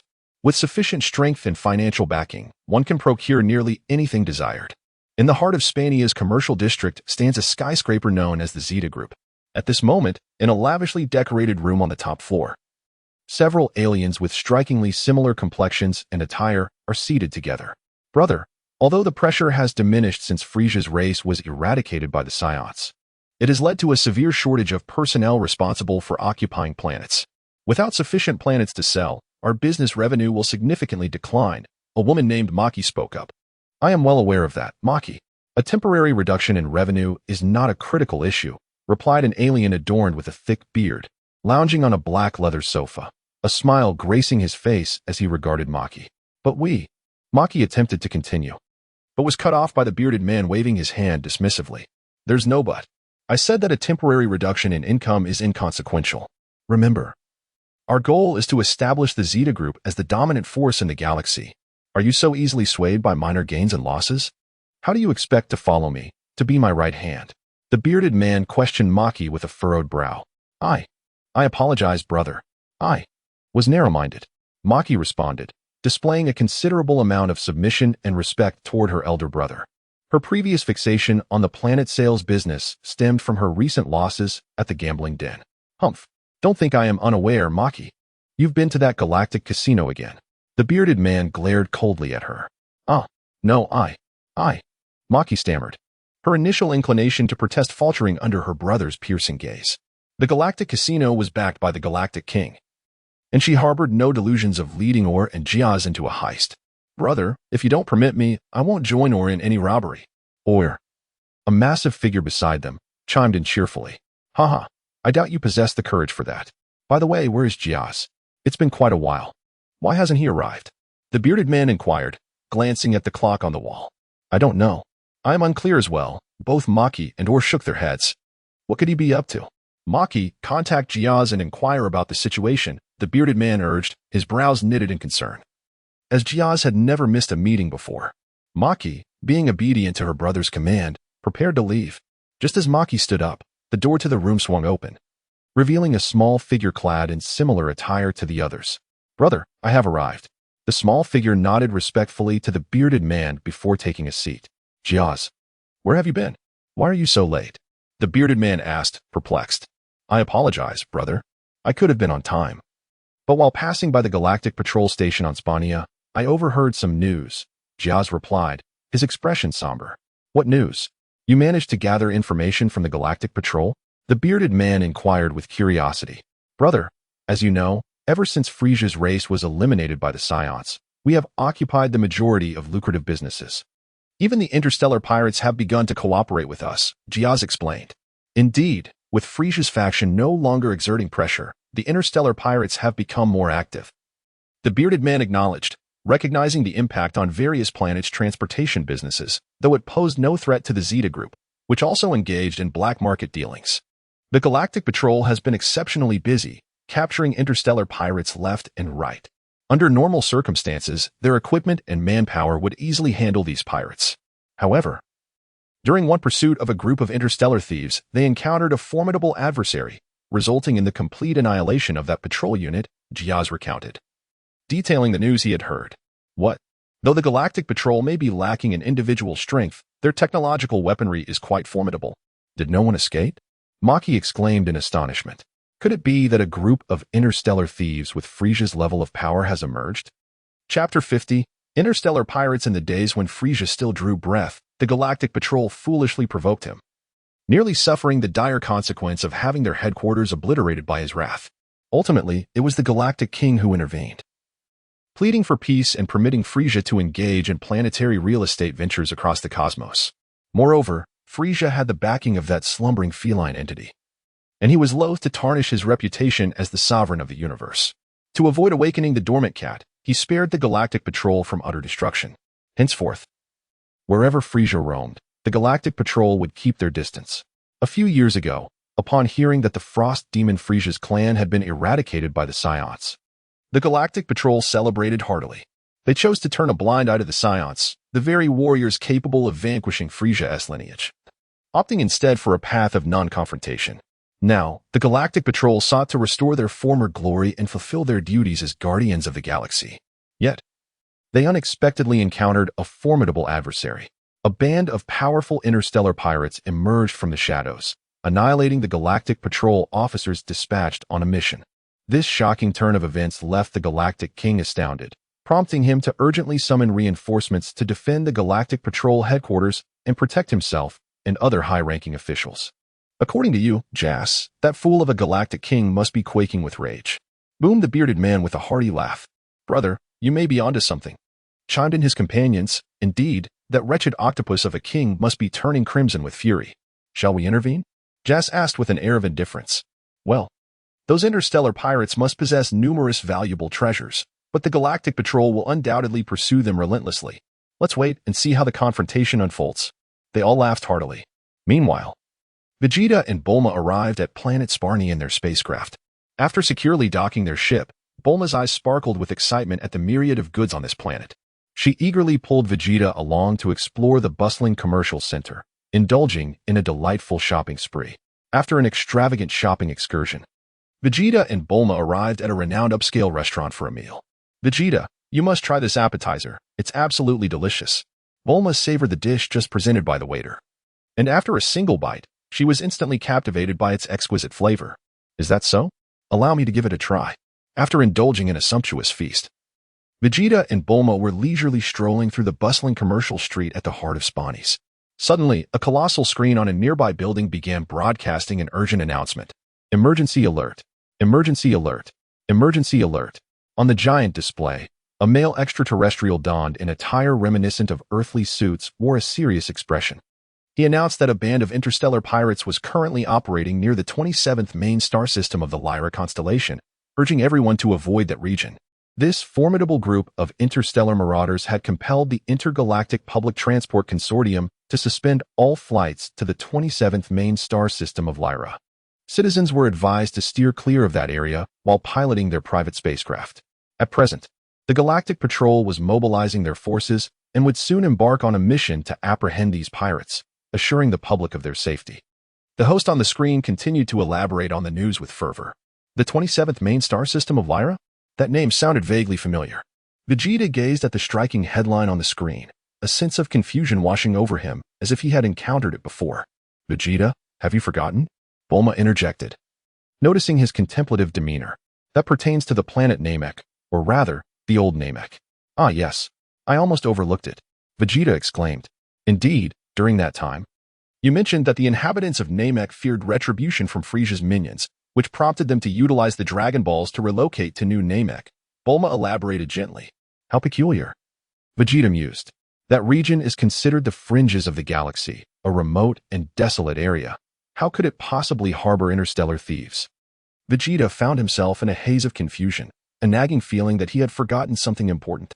Vegeta, what troubles you? Why are you lost in thought? Bulma inquired with curiosity, observing him as he drifted once more into contemplation. Vegeta replied, Oh, it's nothing. Let us continue our shopping stroll. Shopping again? Haven Tea, we already purchased everything? We are all set to return to the spaceship now. Is that so? Then let us head back to the ship. Vegeta lifted Bulma effortlessly, soaring towards the location where their spacecraft was docked. The Galactic Patrol, an elite cosmic law enforcement agency directly overseen by the Galactic King, strives to uphold order across the vast expanse of the seventh universe. Many years prior, they were known as the Galactic Police Force. Having established a connection with the reigning Supreme Kai, they once assisted the Supreme Kai in imprisoning a notorious cosmic criminal within the confines of the Galactic Prison. Presently, the force comprises 38 elite officers and hundreds of regular officers. The Galactic Patrol remains steadfast in their stringent laws, particularly the prohibition of time travel. However, given the immense scale of the universe, their numbers are insufficient, leaving many areas beyond their jurisdiction. Within the headquarters of the Galactic Patrol, in a spacious conference room, the Galactic King, whose appearance resembles that of an octopus, addressed the gathered officers with fervor. Ahem, esteemed officers. The gang of interstellar marauders from the 27th main star system of the Lyra constellation poses a grave threat to the peace of the universe. They have not only pillaged passing vessels, but have also slain our officers sent to apprehend them. The Galactic King's voice resonated with indignation. They utterly disregard the authority of the Galactic Patrol. We must bring them to justice. Justice. Justice. The officers below raised their fists in solidarity, echoing his sentiments. The Galactic King nodded in approval at their enthusiastic response. Excellent. We, the Galactic Patrol, are the executors of justice, guardians of universal peace, the nemesis of all evil. The officers, invigorated, chanted the slogans with increasing fervor. Now, the officers I name will assemble after a day of preparation, and we shall proceed to the 27th main star system of the Lyra constellation to apprehend these interstellar thieves. The Galactic King adjusted his slightly askew crown with a tentacle and continued, Ahem, quiet down. I shall now call the roll. The officers fell silent, their expressions serious as they focused intently on the Galactic King. Korich, Rossetti, Rupert. Each named officer stepped forward with solemnity, their faces reflecting a sense of honor, as if being called by the Galactic King were a privilege. Pierce, and Gak. Chapter 51. A turbulent tide. The Lyra constellation's 27th main star system comprises several planets, including the fourth planet, Namek, Old Namek. Namek is located at a considerable distance from Earth. Even with the swiftest spacecraft of Namek and the Science, the journey takes approximately a month. However, after modifications by Dr. Brief, the ship that Goku piloted reached Namek in merely 6 days. In the early stages of Namek's evolution, the primordial atmosphere was already highly conducive to plant growth. The effects of 3 suns shining in succession led to vigorous photosynthesis, further developing into a modern atmosphere. The greenhouse effect from carbon dioxide and continuous sunlight maintained a comfortably stable surface temperature. Although the crust consists of several tectonic plates, their movement is exceedingly slow, resulting in minimal seismic activity or volcanic eruptions. Beneath the surface lies a wealth of natural resources, particularly rich deposits of high energy and heavy metals. In terms of energy, vast reserves of combustible mud are buried approximately 100 meters underground. This substance, akin to coal, possesses an energy content 900 times greater than that of coal itself. Due to such abundant natural resources, this bountiful planet has been claimed. Presently, Namek's surface is covered by a massive fortress constructed of metal. This immense metallic bastion extends numerous colossal mechanical arms, firmly gripping the planet as if they were the tentacles of an octopus.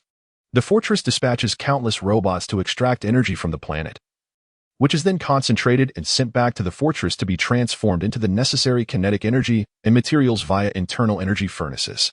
Much like a colony of insects, where worker robots exist, there are also soldier-type robots. The primary duty of these mechanical soldiers is to guard the fortress and participate in the plundering of passing ships, escorting the looted resources and labor back to the fortress.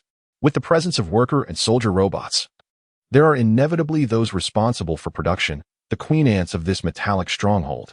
Deep within the core of the fortress lies a colossal machine, the primary apparatus responsible for manufacturing worker and soldier robots. Various mined and looted metallic ores are fed into this machine, which can produce robots in a remarkably short time. However, hundreds of meters beneath this queen apparatus lies a vast underground chamber filled with a myriad of peculiar machines and metallic devices. At the center sits a massive supercomputer, before which a hunched figure tirelessly struck the keys of its keyboard.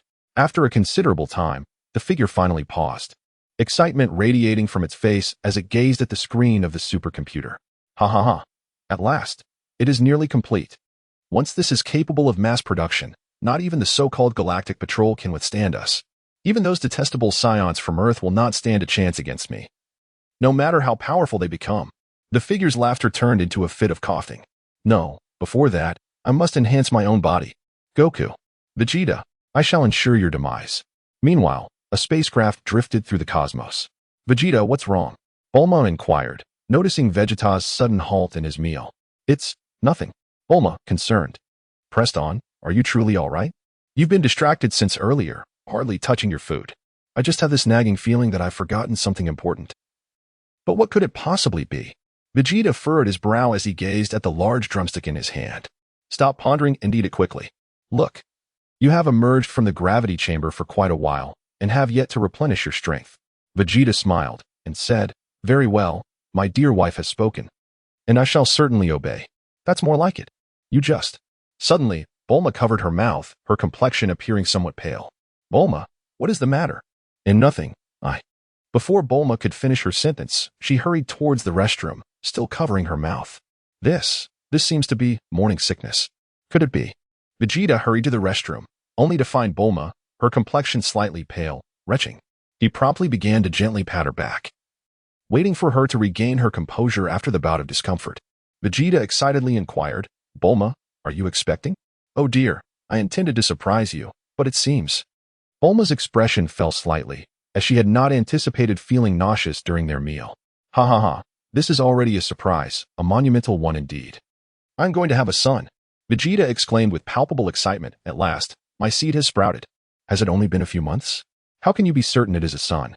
Bulma regarded the overly enthusiastic Vegeta with a puzzled expression. I just know it's a son. By the way, let us return to Earth right away. Return to Earth now? Our honeymoon is only halfway through. Bulma protested reluctantly at the thought of leaving so soon. Alas, for the sake of you and our son, we must hasten back to Earth to ensure a peaceful gestation. Fine, let us go back then. Initially inclined to refuse, Bulma acquiesced upon realizing how deeply Vegeta cared for their unborn child. However, you cannot use instant transmission to bring me back directly. I wish to return by spaceship and enjoy the cosmic scenery along the way. Very well, that is acceptable. Thus, the couple concluded their honeymoon, joyfully preparing to return to Earth for Bulma's pregnancy. Meanwhile, the cosmic landscape grew increasingly tumultuous. In an unknown galaxy, a massive floating island drifted through space, crowned by an imposing castle. This floating island was, in fact, a repurposed spacecraft, disguised to resemble a stone island with a castle atop it. Inside the castle, members of the Zeta group were gathered in deliberation. Elec, the Galactic Police have begun assembling their forces. It seems they will soon head to the 27th main star system of the Lyra constellation, Marky reported respectfully to the bearded Elec. Is that so? Then we shall soon have quite the spectacle. Elec replied with a grin, relishing the prospect of a confrontation. Hee, Elec, how shall we negotiate with those interstellar pirates? The hulking Loyal inquired. You need not worry. The opportunity for negotiation will present itself naturally, Elec reassured him. Elec, that individual has arrived. The usually silent Jazz suddenly spoke, pointing to the monitor displaying a figure with green hair. Ah, it is Granola. Let him in. Elec commanded.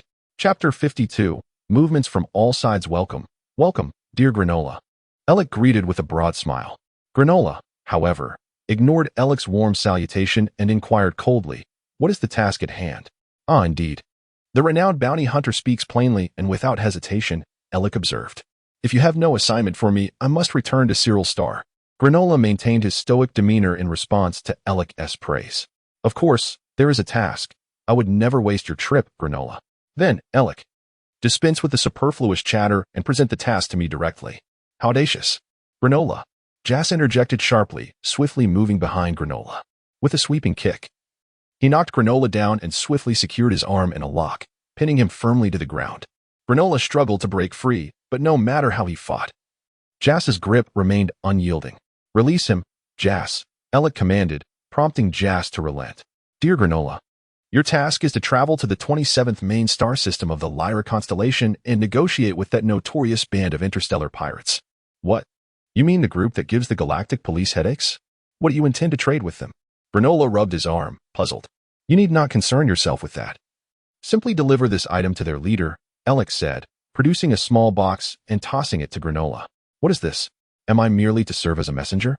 Granola caught the box and had his robotic eye, Otmir, examine it, but it revealed no dangers, not even a bomb.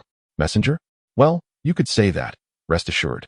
Your compensation will be substantial upon completion of the task, Elec smiled broadly. Very well. I shall prepare and then proceed to the 27th main star system of the Lyra constellation.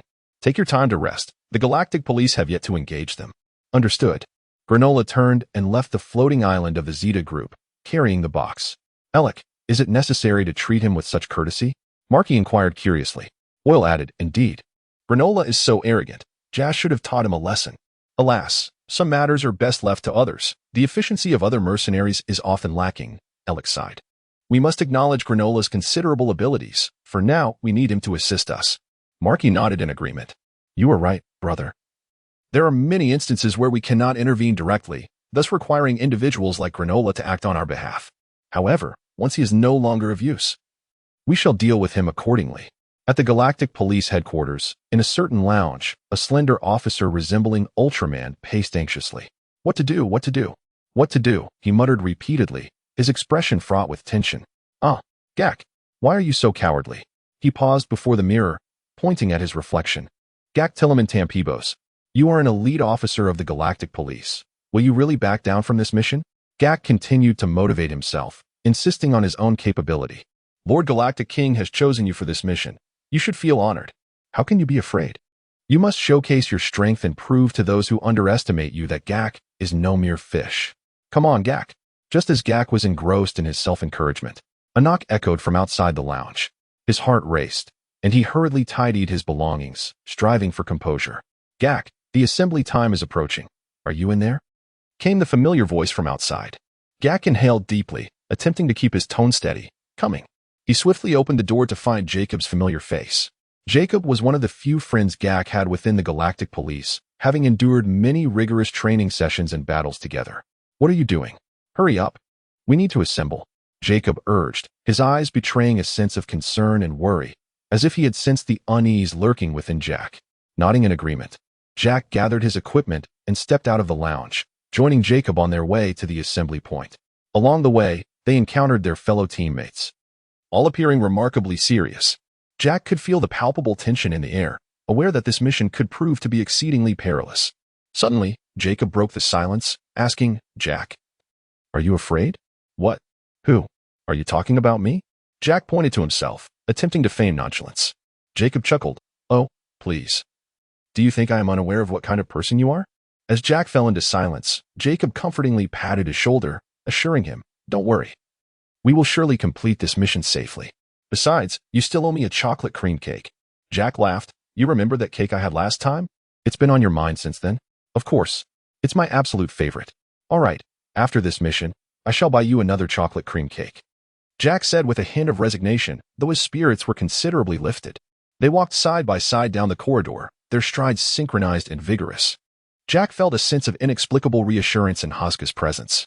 Upon reaching the assembly point, the Galactic King delivered a rousing speech, informing everyone that this mission was to safeguard the peace of the universe and the galaxy, a noble yet daunting undertaking. As Jack listened to the Galactic King's words, a surge of ambition welled up within him. Are you ready, team? The Galactic King bellowed. In unison, Jack and his teammates responded, ready. Their voices resonated throughout the assembly area, declaring their resolve and courage to the universe and the galaxy. I wish you all success in this operation. Let's set off. With the commander's order, the Galactic Patrol began their mission. Chapter 53, Planet Big Star outside the 27th main star system of the Lyra constellation. The Galactic Patrol had arrived at their temporary base for this mission. After deliberations among the higher-ups, it was decided that the patrol would immediately launch a surprise attack on a band of interstellar thieves. Upon receiving the attack order, the Galactic Patrol swiftly entered a state of emergency. Confirming the exact location of the thieves' stronghold, they piloted dozens of spacecraft, arranging themselves in a net-like formation towards the fourth planet of the 27th main star system in Lyra. The fourth planet of the 27th star system? Wasn't that inhabited by those green-skinned Namekians? Jack inquired curiously aboard one of the ships. Indeed, according to headquarters data, that is correct.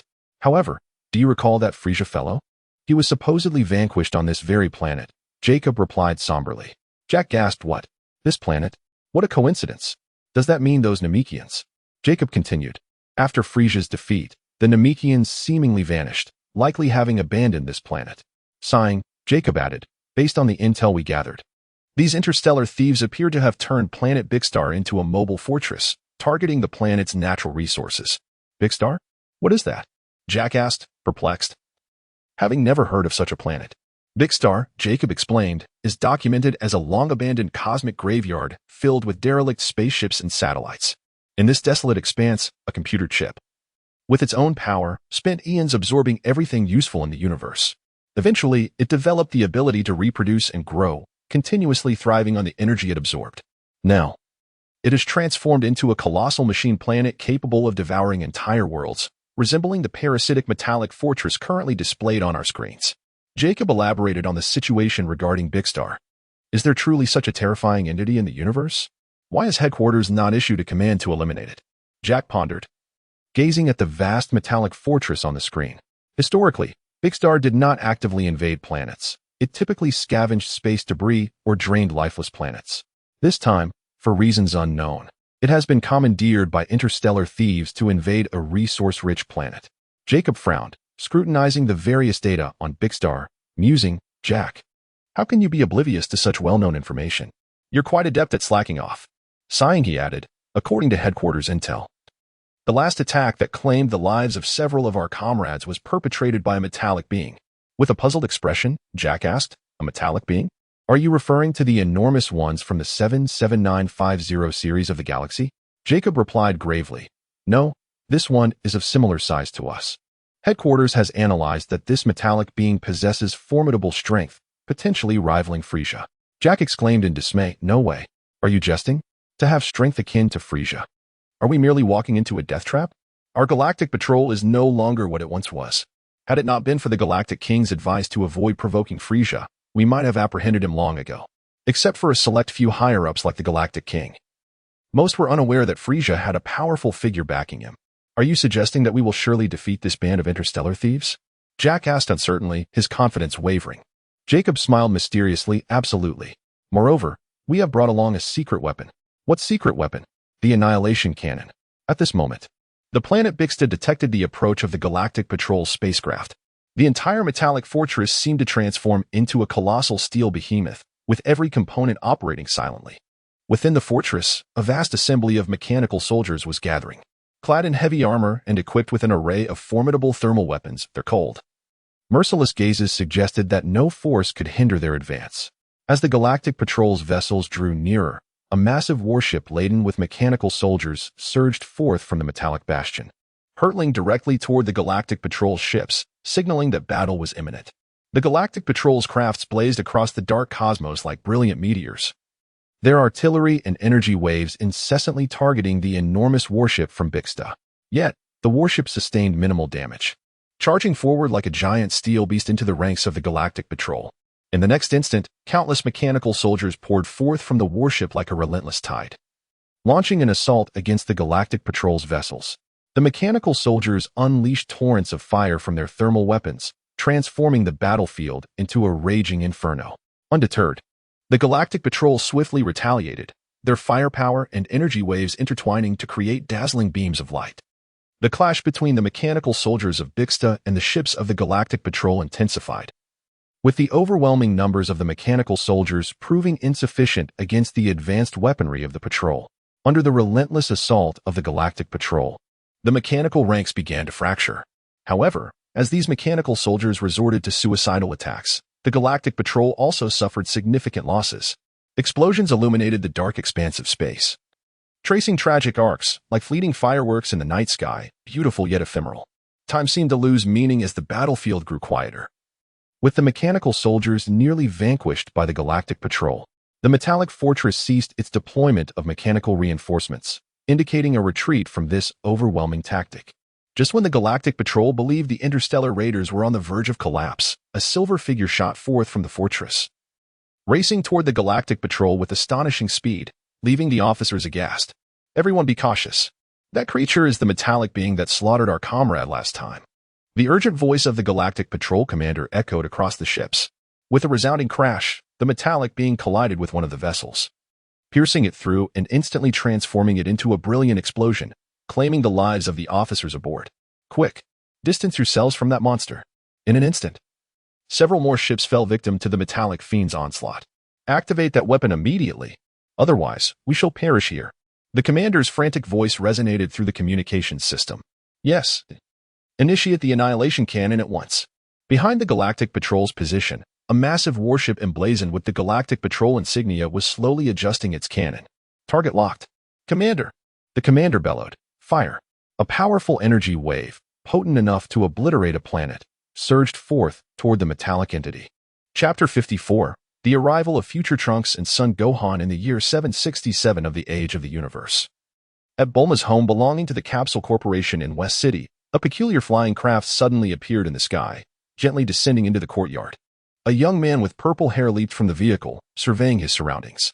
Turning to the young man with short black hair who followed, he exclaimed, "Gohan.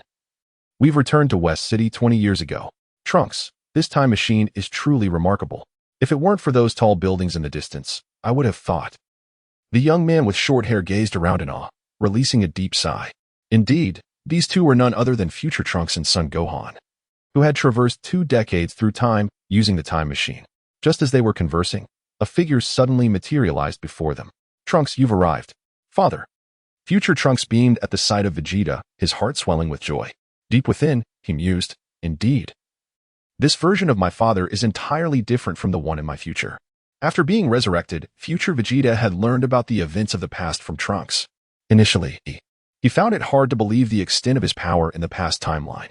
"Why is it that we both share the name Vegeta and are princes of the Saiyan race, yet you possess such overwhelming strength? Where did the disparity arise? Was it possible to transform into a Super Saiyan on Namek? That scoundrel Frieza was defeated by him, and even Kakarot was no match for him. Moreover, he has discovered the path to further enhance his Super Saiyan form. Now, I can't even best my son Trunks. How utterly disgraceful." Such thoughts only served to reinforce the notion that this future Vegeta was inferior. No, if the Vegeta of the past could attain such greatness, then I too shall rise to surpass him. Just you wait, past Vegeta. I will exceed you. With newfound determination, future Vegeta threw himself into rigorous training. Much to the bemusement of future Bulma, who envied her past counterpart for having an emotionally intelligent Vegeta by her side. Their married life must be incredibly warm and blissful. "You are son Gohan, right?" Vegeta gazed at the short-haired youth clad in a martial arts uniform akin to that of Goku, noting that his left hand was perfectly intact, suggesting he had made a wish upon the dragon. Gohan nodded and smiled in response, saying, "Indeed, Uncle Vegeta, I am Goku's son, Gohan. You have come as well, I presume, to meet this dimension's Kakarot." Gohan continued, "Well, if the opportunity arises, I would also like to see my father once more."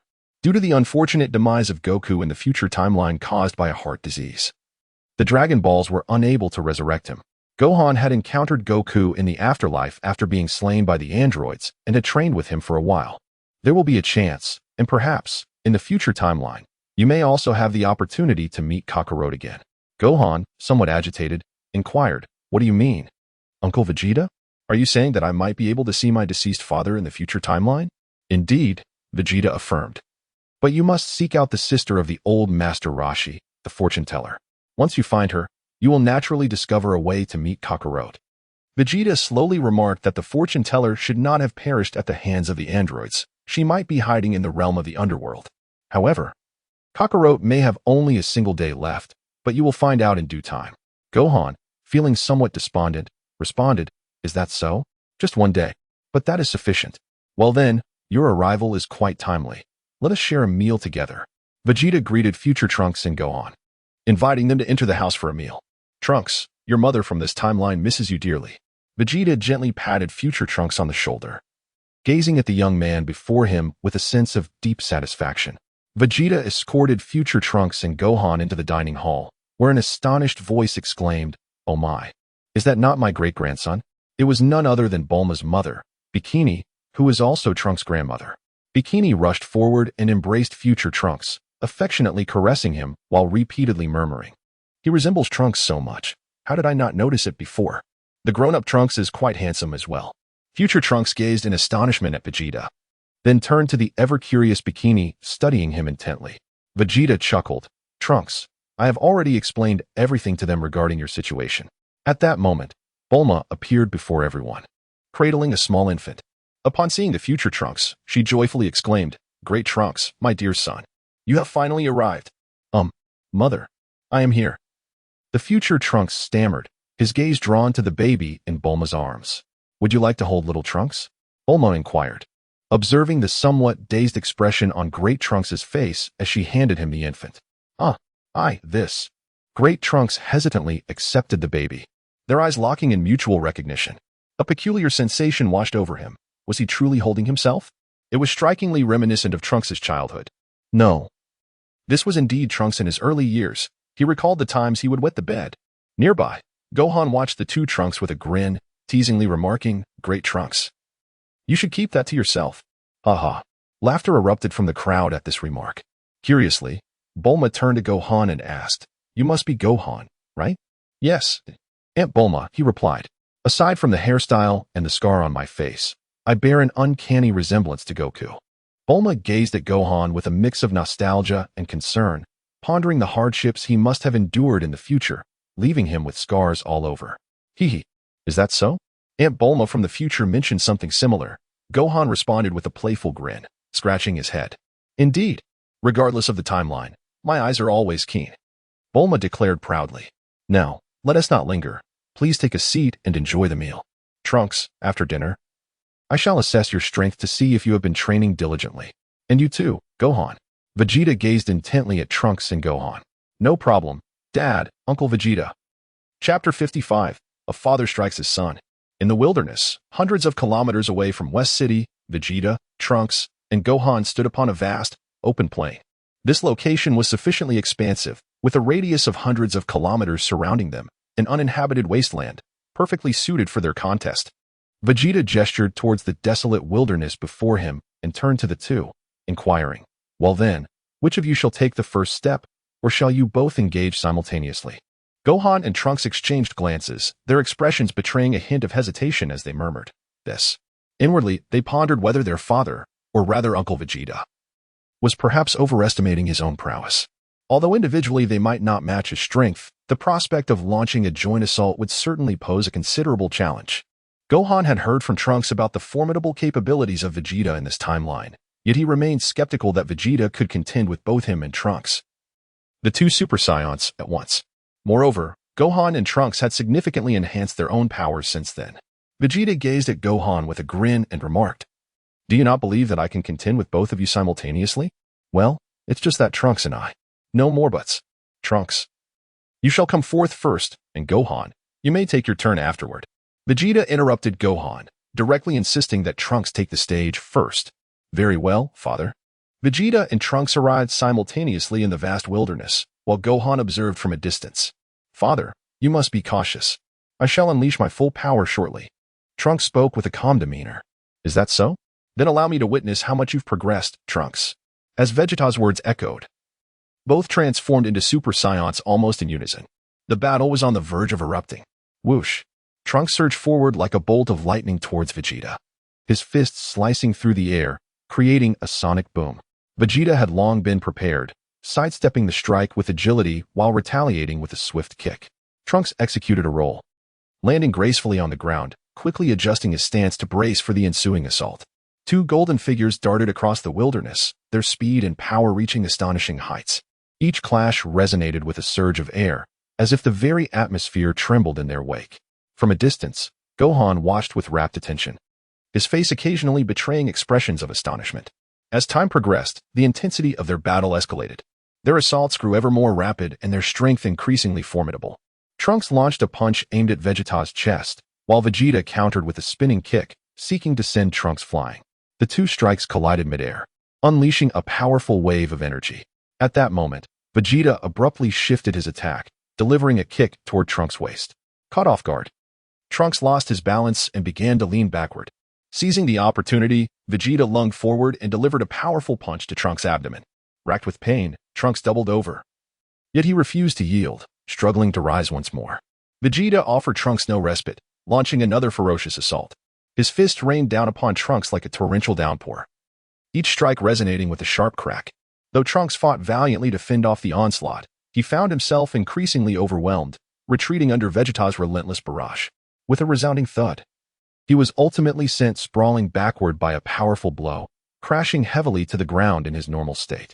Indeed, Uncle Vegeta's strength surpassed that of both Trunks and myself. In the distance, Gohan observed Vegeta with a grave expression, sensing that unless he and Trunks united their forces, they would stand no chance against Vegeta. Vegeta turned and called out to Gohan in the distance, "Gohan, you and Trunks should join forces." Gohan widened his eyes and asked, Uncle Vegeta. Do you intend to face both Trunks and me at the same time? Enough chatter. Transform into a Super Saiyan quickly. Trunks urged thereafter. Vegeta retrieved a Senzu bean from his possession and tossed it to Trunks, urging him to replenish his energy. Thank you, Father, Trunks expressed as he consumed the bean. Feeling an immediate resurgence of vitality and the healing of his wounds, he looked at Vegeta, who had just battled him fiercely, yet seemed as composed and unruffled as ever. It was astonishing, as though the fierce opponent he had just faced was a different person entirely. Gohan, let us unite our strengths, otherwise neither of us stands a chance against Father alone. Trunks had just witnessed the formidable power of Vegeta and realized that his father's strength far exceeded his expectations. Very well. Uncle Vegeta, you must be cautious.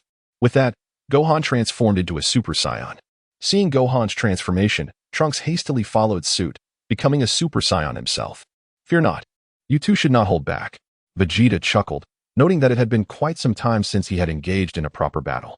Ever since his marriage to Bulma and the arrival of their son, Trunks, he had not found the opportunity to fight earnestly. Vegeta has not wholeheartedly dedicated himself to training. In his own words, he believes in balancing work and rest. Upon returning from the cosmos, Vegeta delivered a fierce beating to the ever-persistent Goku and gifted him a gravity chamber, thereby ensuring that Goku would no longer intrude upon him. Nevertheless, even without fervently training, Vegeta's strength did not diminish significantly. In fact, it had improved. It appears that a balance between work and rest proves beneficial, and the harmonious union of yin and yang isn't too shabby either. The arrival of Trunks and Gohan reignited a spark of competition within Vegeta, now a novice father. He felt the urge to stretch his limbs.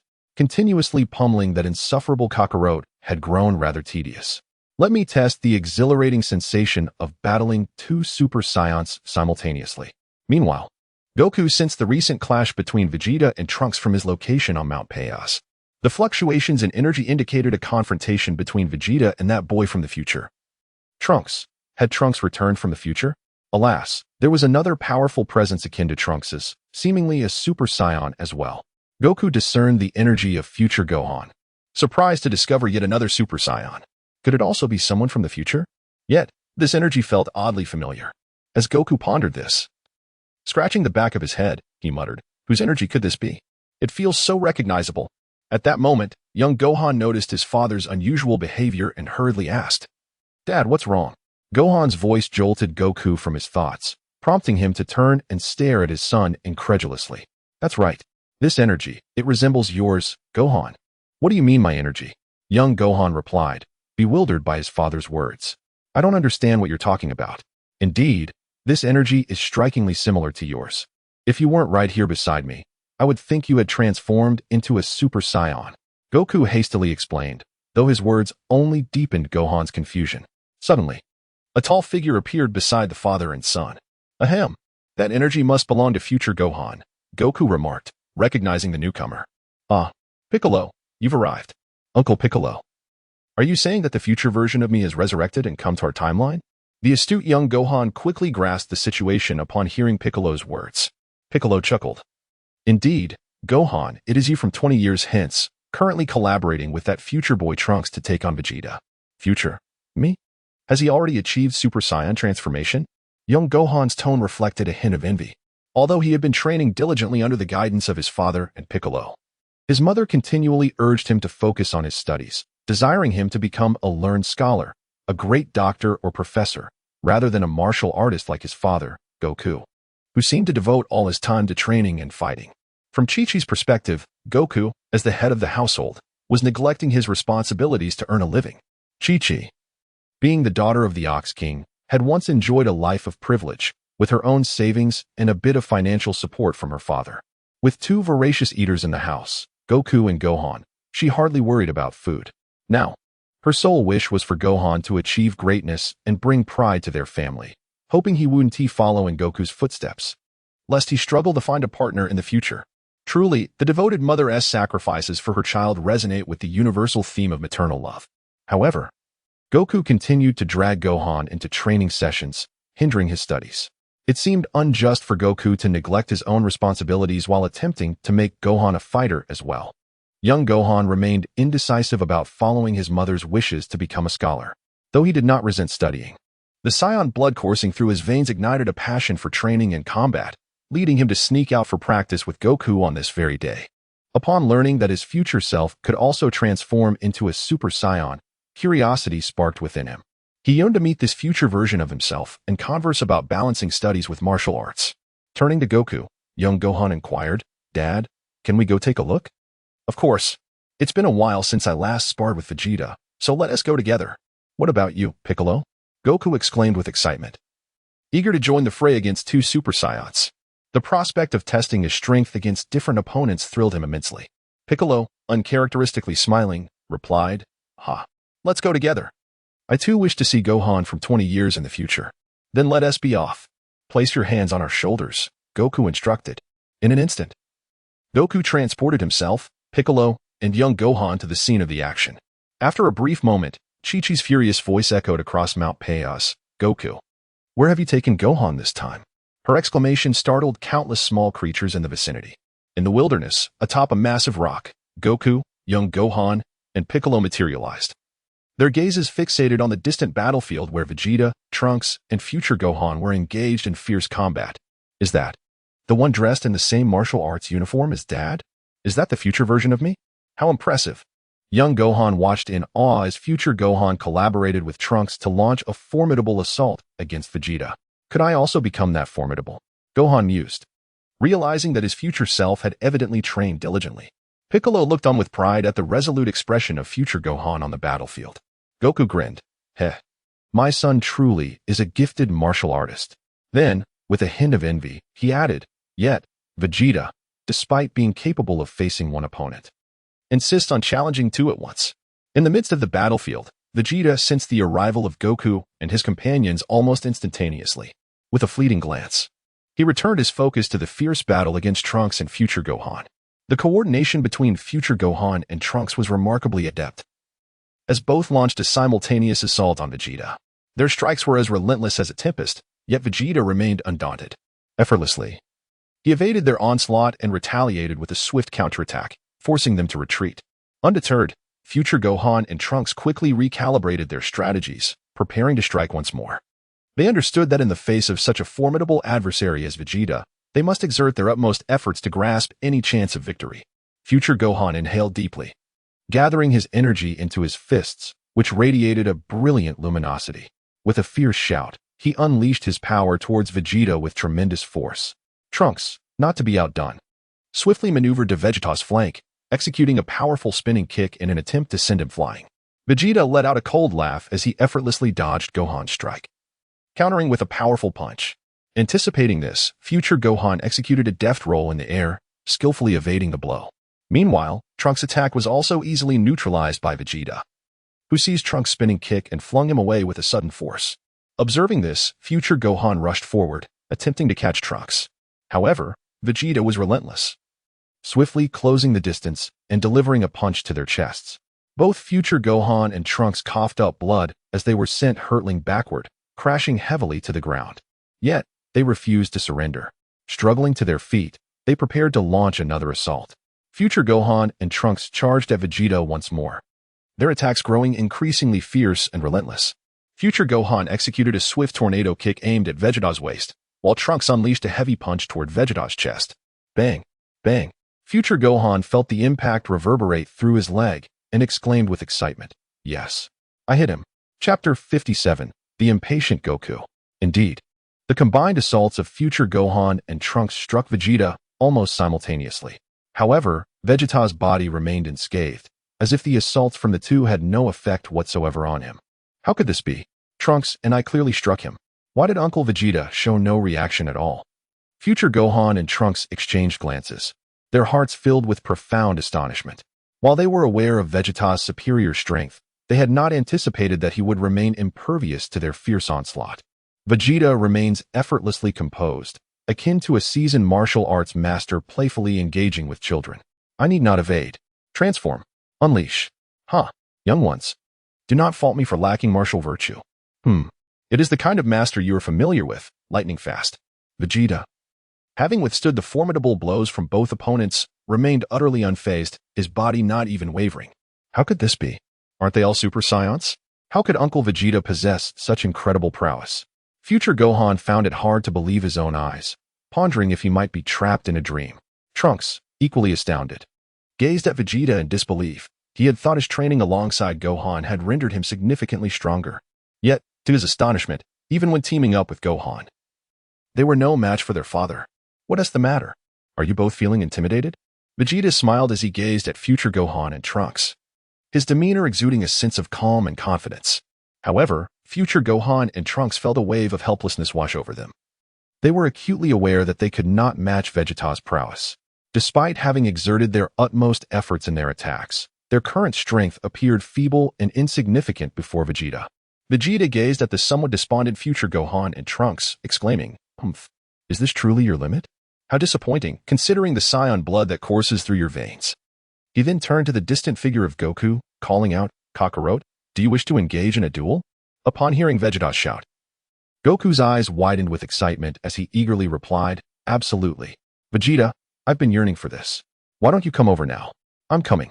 With that, Goku instantly appeared before Vegeta, his eyes sparkling with enthusiasm as he looked at future Gohan and Trunks, hastily inquiring, "Gohan, Trunks, which of you will face me first?" Future Gohan, visibly excited, stammered, "Dad. Dad, you." Goku chuckled heartily, "Ha ha ha. Gohan from 20 years in the future, you've trained remarkably well. I can hardly wait to spar with you." He then turned to Trunks, adding, "Of course, you too, Trunks. I've always wanted to test my strength against you. What about me? Kakarot, do you not wish to engage in another bout with me?"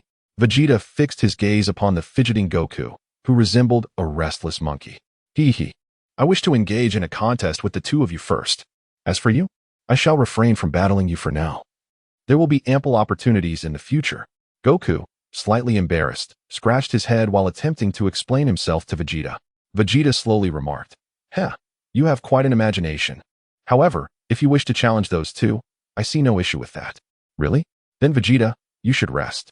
Upon hearing Vegeta's acquiescence to his suggestion, Goku immediately urged him to take a break. Vegeta admonished, "Foolish Kakarot, I have not finished speaking." He then retrieved 2 senzu beans from his person and tossed one each to future Gohan and Trunks. "Consume these immediately to restore your stamina and injuries." Upon witnessing this, Sun Wukong suddenly realized, I completely forgot about the exhaustion they faced after sparring with you." As future Gohan and Trunks ingested the senzu beans, their physical conditions returned to their prime. Vegeta then spoke slowly, "Next, Kakarot and the two of them shall join forces to attack me." "What?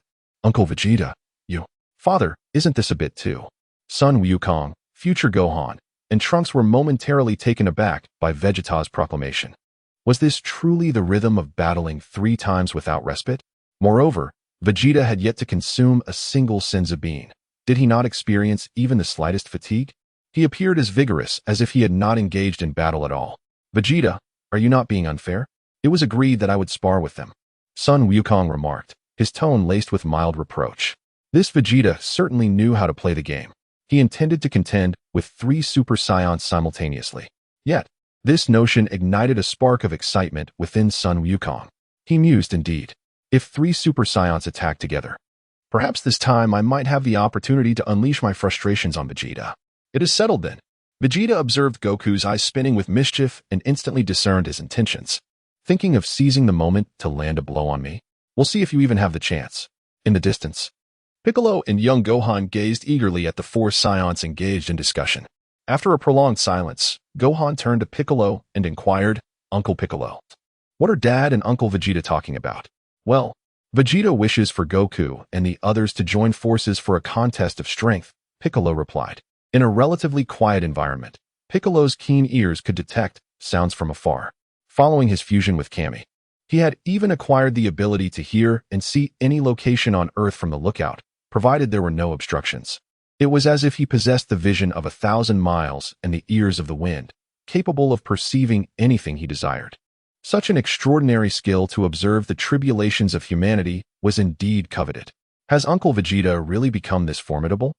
Does he believe he can contend with 3 Super Saiyans at once? Young Gohan's mouth fell agape in astonishment. The notion seemed utterly absurd to him.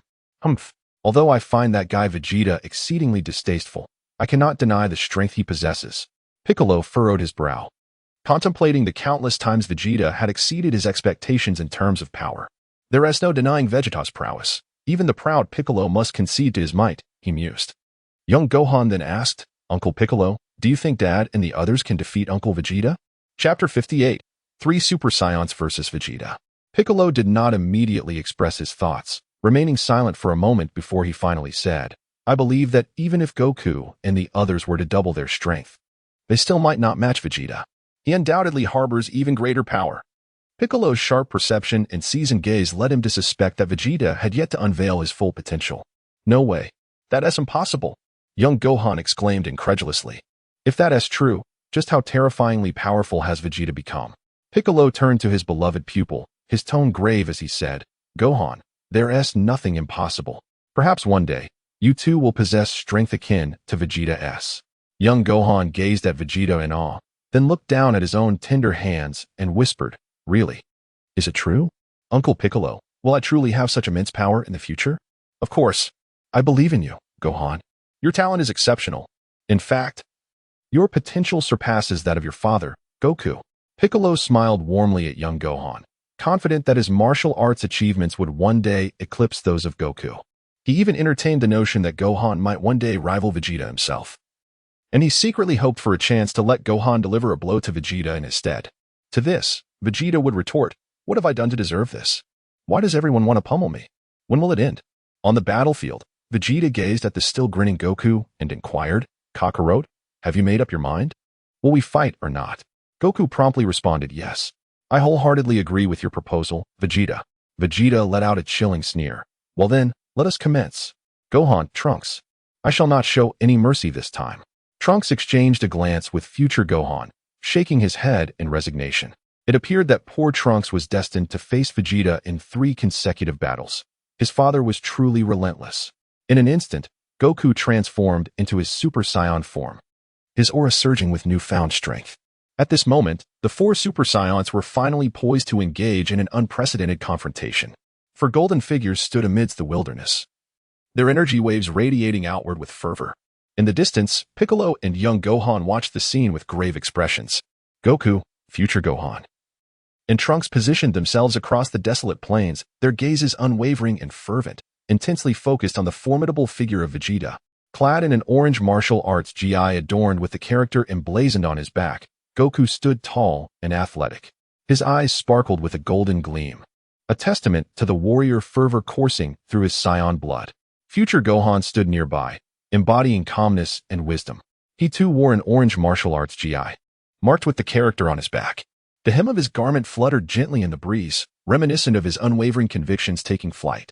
Trunks, in contrast, donned a black tank top paired with gray cargo pants, having left his sword behind for this duel against his father. His purple hair framed a face strikingly reminiscent of Vegeta, exuding an air of undeniable charisma. With a demeanor that was both stoic and resolute, his eyes shimmered with an indomitable spirit, suggesting that no obstacle could ever sway his determination. Vegeta stood opposite them, clad in his familiar blue and white battle attire. His gaze radiated confidence and a fierce combat spirit, as if the combined might of the 3 adversaries before him was insufficient to compel him to exert his full strength. With his arms crossed and a hint of disdain curling at the corners of his mouth, he seemed to anticipate the outcome of this clash long before it commenced. He spoke, Come on, let us not waste time. With Vegeta's words echoing in the air, the confrontation between him and the 3 formidable Super Saiyans, Goku, future Gohan, and Trunks, was set into motion. The battle was poised to erupt, with Goku launching the first offensive. He took a deep breath, gathering his energy with swift intensity. In an instant, he transformed into a streak of golden light, hurtling towards Vegeta with astonishing speed. His fist imbued with a powerful aura that seemed capable of rending the very fabric of the air. Future Gohan and Trunks followed suit, their attacks equally fierce and relentless. However, Vegeta's power exceeded their wildest imaginations. With a subtle smile, he vanished from his original position, reappearing just in time to evade the trio's assaults. In a swift motion, he delivered a flying kick towards Goku while simultaneously launching punches at future Gohan and Trunks. Caught off guard, the 3 were struck simultaneously, sent reeling backward. Goku executed a roll in midair, landing gracefully on the ground. Rubbing his chest where Vegeta had struck him, he gritted his teeth in pain. A glimmer of seriousness flashed in his eyes, He understood that Vegeta's strength far surpassed their own. This battle would be more arduous than they had anticipated. Yet he was not one to concede easily. Meanwhile, future Gohan and Trunks quickly regained their composure, preparing to attack once more. Having faced Vegeta in their previous encounters, they knew they had to give their all against such formidable power. The trio exchanged glances and nodded in silent agreement. Goku took a deep breath, rapidly concentrating his energy. His gaze sharpened, as if to pierce through Vegeta's very being. With a low shout, he transformed into a golden flash, surging towards Vegeta with immense force. Goku initiated the onslaught, while future Gohan and Trunks provided support from the flanks. The three Super Saiyans united once again, launching a barrage of attacks that were more ferocious and rapid than before. Bang, bang, bang. In an instant, the four Super Saiyans exchanged hundreds of blows. Their figures ascended from the ground into the sky, stirring the air in the wilderness, gradually forming a tornado centered around them. The violent waves of energy surged outward, wreaking havoc across the desolate landscape. Even Piccolo and young Gohan, observing from a distance, quickly erected energy shields for protection. Truly, Saiyans were the mightiest warriors in the universe. And these Super Saiyans wielded a terrifying power. Piccolo gazed in awe at the chaotic aerial battle of the four Super Saiyans, while young Gohan watched nervously, thinking to himself, this is what it means to be a Super Saiyan. I want to become a Super Saiyan too. Clenching his fists, the Saiyan blood coursing through his veins bubbled with excitement. Boom, bang, crash. The tremendous sounds echoed from above, as if the very sky were on the verge of splitting apart. Kamehameha. Fiery impact. Kamehameha. Chapter 59. The terrifying power of Vegeta. Boom, boom, boom. Three powerful energy blasts hurtled directly towards Vegeta.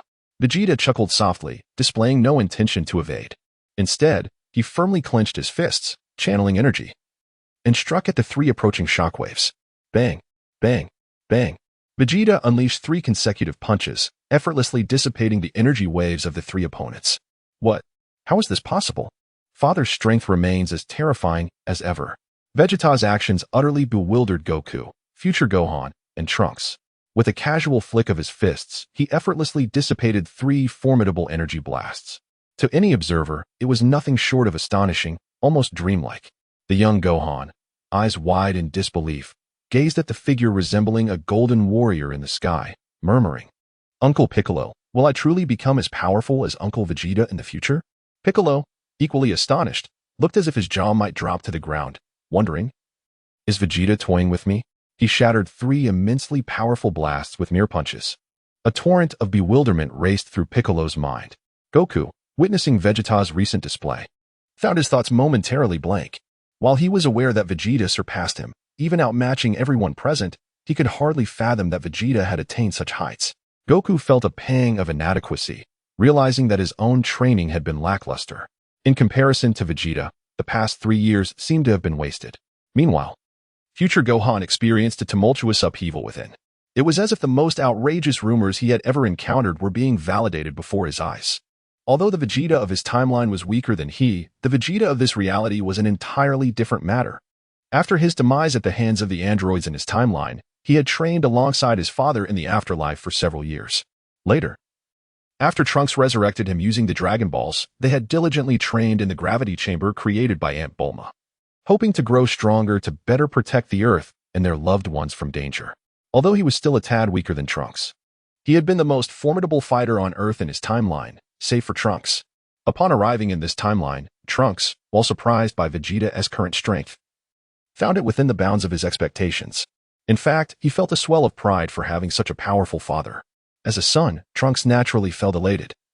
Who would he want a father of extraordinary prowess?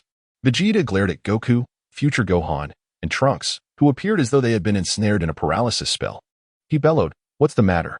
Is this all the prowess you possess? The battle is far from over. Why are you standing there dazed?" Vegeta's words abruptly shattered the silence enveloping the trio. Goku, future Gohan, and Trunks inhaled deeply, exhaling slowly. They exchanged glances and nodded in silent agreement. With a resounding thud, they unleashed a new wave of assaults. They could not afford to remain stagnant any longer. This time, their objective was to uncover a flaw in Vegeta's defense. Their attacks appeared feeble against Vegeta's formidable strength. Confronting him head-on would yield no success. Thus, a strategic shift was imperative. A flicker of inspiration ignited in Goku's eyes. He realized that identifying Vegeta's weakness was crucial, for even their combined might would not suffice to overcome him. In a flash, he transformed into a golden blur, darting around Vegeta at an astonishing speed in search of an opening. Future Gohan and Trunks closely followed suit, their coordinated strikes becoming increasingly ferocious and relentless. They understood that this was their sole avenue to victory, and they must exert every ounce of their strength. The three golden figures relentlessly circled Vegeta, their assaults stirring the air around them into a tempest. They pressed on, launching wave after wave of attacks, seemingly undeterred by fatigue. However, Vegeta's strength is overwhelmingly formidable. No matter how hard they strive, they are unable to expose any vulnerabilities in him. Vegeta stood before them like an imposing mountain, instilling an overwhelming sense of despair. A wave of helplessness gradually surged within Goku's heart as he realized their inability to match Vegeta's power. The battle between them had transcended the capabilities of the trio, rendering them incapable of continuing. Gohan and Trunks also sensed this profound sense of powerlessness, their gazes betraying a hint of reluctance. As they beheld Vegeta's calm and confident demeanor, they understood that there was no longer any purpose in prolonging the confrontation. Ultimately, after a fierce clash, Goku, future Gohan, and Trunks were sent flying by a powerful blow from Vegeta. They crashed heavily to the ground, reverting to their normal states, too exhausted to rise again. Vegeta, with an expression of calmness, declared, "All right, this contest concludes here. Your strength is still far too feeble. I haven't even unleashed my true power yet." Goku, future Gohan, and Trunks lay on the ground, panting heavily. Upon hearing Vegeta's words, Goku immediately struggled to rise and gazed at him intensely, his eyes burning with eagerness as he inquired, "Vegeta, are you referring to Super Saiyan 2? Indeed. Just how formidable is Super Saiyan 2? Vegeta, could you possibly demonstrate it for us? I implore you. Just a glimpse." Goku pleaded with a pitiful demeanor, casting furtive glances at Trunks and future Gohan. "Yes, Father, please allow me to witness the might of Super Saiyan 2. Enlighten us," urged Trunks. "Exactly. Uncle Vegeta, please let us, the weaker Saiyans, behold your power," chimed future Gohan.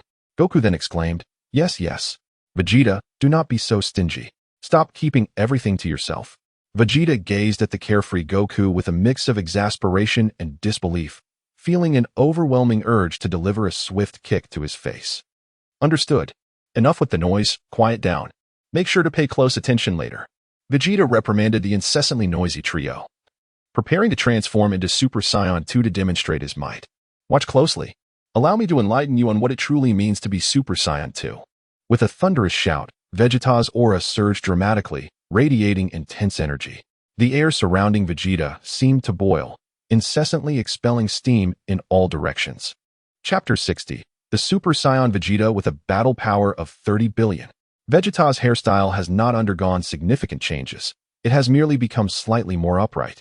However, instead of the blazing golden aura he once possessed, he now emanates a jet-like golden flame. This fiery aura is accompanied by flickering bolts of lightning, swirling incessantly around Vegeta. Boom. In his Super Saiyan 2 state, Vegeta appears increasingly stern, and even his crooked smile radiates an air of arrogance. The expressions on the faces of Goku, future Gohan, and Trunks are equally remarkable. Goku gazes at Vegeta with palpable excitement, exclaiming, Is this Super Saiyan 2? What an overwhelming aura. It is beyond words to describe the current state of Uncle Vegeta, simply extraordinary." Future Gohan swallows nervously, acknowledging that the presence before him is entirely different from the Vegeta he saw moments ago. His father is incredible.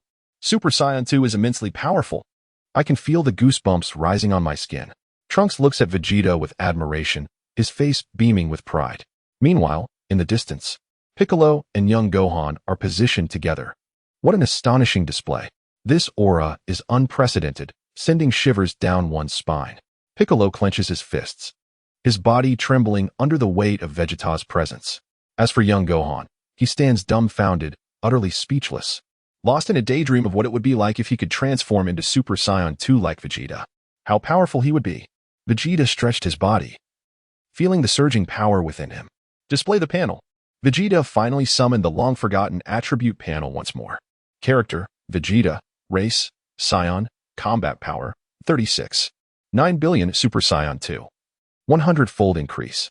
Transformation skills, Great Ape Transformation, Super Saiyan 2, Super Saiyan 3, can be mastered with a base power of 1 billion. One must possess a base power exceeding 1 billion to master Super Saiyan 3. Currently, unless an adversary of Majin Buu's caliber emerges, none shall pose a challenge to me. However, I must hasten to master Super Saiyan 3. Yet, I need a worthy opponent to truly push my limits. Cell? Even if he absorbs androids 17 and 18 and transforms into Lightning Cell, he may still not match my prowess. Broly? Absolutely not. I would surely be defeated. Who else could it be? Goku? Future Gohan and Trunks, observing the pensive Vegeta, exchanged puzzled glances. Father, Uncle Vegeta, what troubles you? Is something amiss? Future Gohan and Trunks inquired in unison. Upon hearing their words, a brilliant idea sparked in Vegeta's mind. How could I have overlooked this? The ideal opponent is right before me. Vegeta pondered over a brilliant idea, and a smile involuntarily crept upon his lips. I believe that would be quite entertaining. Ha. Goku, observing the ever-smiling Vegeta, hastily inquired, Hey, Vegeta, what's wrong? Why are you grinning like an idiot? At Goku's words, Vegeta snapped back to reality. Glaring at him as he bellowed, You fool cockroach. Who's grinning like an idiot? Who? It's you. Yes, you. Undeterred by Vegeta's wrath, Goku retorted. Blissfully unaware that Vegeta was contemplating delivering a beatdown in his Super Saiyan 2 form. Alright, cockroach, just stand there. I'm about to show you just how formidable the fist of a Super Saiyan 2 can be. Vegeta clenched his fists, preparing to strike Goku. Stop, please. I concede. Goku quickly pleaded, retreating a few steps. The two began a playful chase, though Goku was unlikely to escape Vegeta's grasp. With the ability to teleport, where could Goku possibly flee? No. Vegeta, I was wrong. Future Gohan and Trunks watched their father's antics with exasperation, pondering how these two could be even more childish than they themselves were. At Bulma's house, the table was set. Dinner is ready. Everyone, come and eat, Chi-Chi announced, bringing out the last dish. Wow, Chi-Chi, your cooking looks exquisite today. Goku, with a bruised face yet sparkling eyes, gazed at the lavish spread before him, drooling. Goku, you foolish man. Isn't Future Gohan here? Of course, the family feast must be abundant. Chi-Chi lovingly glanced at Future Gohan, noting the scars on his face and body. Her heart heavy with sorrow. How much suffering had he endured in the future? He must have fallen behind in his studies due to his struggles. Thank you, Mom. It smells amazing. Future Gohan expressed his gratitude, feeling an overwhelming sense of nostalgia. It had been so long since he had shared a meal with family. Likely since his father's passing. He looked enviously at the young Gohan. What's wrong, future me? Young Gohan asked, sensing Future Gohan's gaze. What do you mean, future me? Gohan. You should call me older brother, Chi-Chi interjected. Mom, why?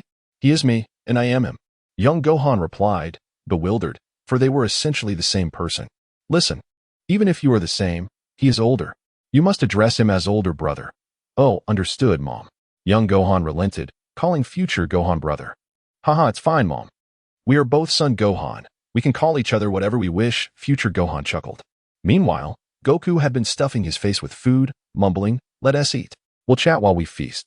Thus, the Sun family commenced their delightful gathering. Future Gohan conversed with Chi-Chi about events from the future, while young Gohan and Goku occasionally chimed in. Upon hearing of Future Gohan's broken arm, Chi-Chi immediately grasped his arm, inspecting it closely. Tears streamed down her cheeks. Fearing he might bear a permanent disability, Future Gohan reassured her that the dragon had healed his arm, and all was well. Though she calmed down, her eyes remained red-rimmed. Future Gohan quickly fetched a tissue to wipe her tears, softly comforting her. Goku and young Gohan wore serious expressions, astonished at the hardships Future Gohan had endured. Outside, perched upon a large rock, Piccolo meditated. Exhaling gently, he murmured, Well done, Gohan. Uncle Piccolo is proud of you. Chapter 61. Gohan and Gohan after the family meal. Young Gohan wandered alone to a small river behind the house. Sitting by the bank, he gazed at the shimmering water illuminated by the moonlight, lost in thought. After an indeterminate time, a figure appeared behind him. What troubles you? It was Future Gohan, who had noticed young Gohan seemed hesitant to speak during dinner. Brother. Young Gohan turned, surprised that this older version of himself could discern his inner turmoil. Future Gohan grinned. Are you wondering how I know you're troubled? Yes. Future Gohan settled beside young Gohan and said, You are me, and I am you. How could I not know what you're thinking? Young Gohan realized, that makes sense. So, you must know what I'm worried about. I suspect your concerns revolve around Mom, Future Gohan replied. Exactly. Future Gohan laughed. You're torn between following mom's wish for you to become a scholar or pursuing your own desire for martial arts. Young Gohan nodded. That's entirely correct. This dilemma had plagued him for a considerable time. He was torn between two distinct paths. Should he become a learned scholar as his mother wished, or heed his heart and become a martial arts master like his father, Goku? The clash of ideals left him indecisive. Actually, whichever path you choose is the right one, Future Gohan reassured him. I don't quite understand what you mean. Young Gohan replied, puzzled. Future Gohan gazed at the starry sky, listening to the chirping insects around them. I envy you. Your parents are alive, your family is harmonious, and the world is at peace. In the future, I had no choice but to train relentlessly to defeat the androids and protect everyone in the earth.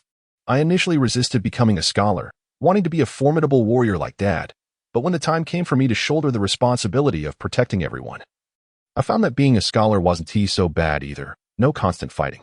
Yet, reality offered me no choices. I had to train every day, hoping to resolve the android crisis and restore peace to the Earth. Ultimately, I perished at their hands, failing to safeguard the Earth, fortunately. Trunks fulfilled that mission for me. With a gentle demeanor, Future Gohan recounted his journey to young Gohan. Peace has been restored in your time. You can pursue your studies and strive to become a great scholar. Future Gohan paused for a moment before responding. True, but some opportunities, once missed, lose their significance when sought again. Moreover, I have long resolved to become a martial artist like my father, diligently honing my skills to elevate my prowess. To become Gohan, the martial artist. Young Gohan, upon hearing the response from his future self, fell into a contemplative silence. After a considerable pause, he finally spoke. You are now Gohan, the martial artist. Do you wish for me to become Gohan the scholar in the future? No. Although we both share the name Gohan, you are you, and I am I. The seemingly whimsical words of Future Gohan left young Gohan perplexed. Observing the confusion on young Gohan's face, Future Gohan realized that his explanation may have been too profound. Do you not understand? What I mean is, while I have already become Gohan the martial artist, you are not obligated to become Gohan the scholar. You can forge your own path. Whether as a scholar or a martial artist, both are viable choices, or you may even choose neither, for your future is filled with infinite possibilities. Young Gohan, after absorbing Future Gohan's explanation, fell into another deep contemplation. After a lengthy pause, as if coming to an understanding, he gazed at Future Gohan with unwavering determination and confidently declared, Indeed, since my future holds infinite possibilities, I shall strive to become a martial artist scholar. Future Gohan looked at young Gohan in astonishment, realizing that the thought process of this version of himself diverged from his own. I wish to have both the fish and the bear's paw, to be a formidable martial artist endowed with profound knowledge. The youthful visage of Gohan radiated confidence, as he firmly believed in his capabilities. At that moment, a hearty laughter resonated. Ha ha ha, as expected of Gohan, I believe you can achieve it. Uncle Piccolo. Both Future Gohan and young Gohan immediately recognized the voice as belonging to Piccolo. And you, Future Gohan, do not confine yourself. You too possess an infinite future. Piccolo, with a warm smile, regarded the two Gohans, convinced that whichever Gohan it may be, they could both become who they aspired to be.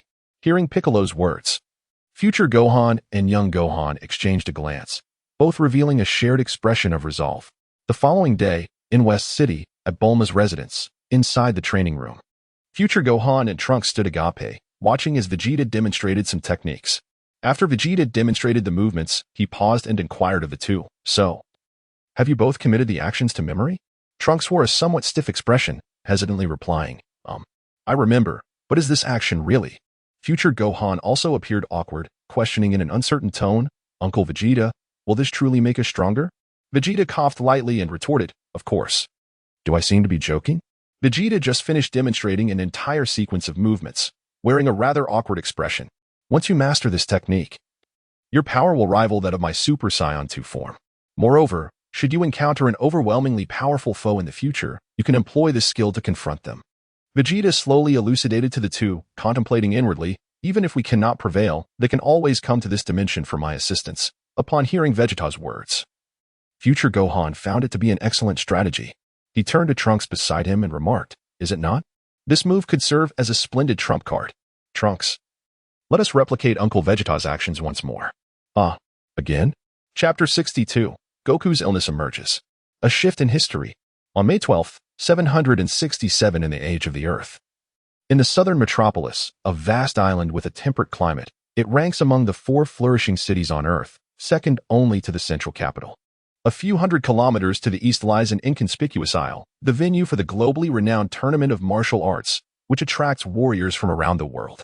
To the southwest of the southern city, there exists another small island, the very location where the androids number 19 and number 20 made their debut in the original tale.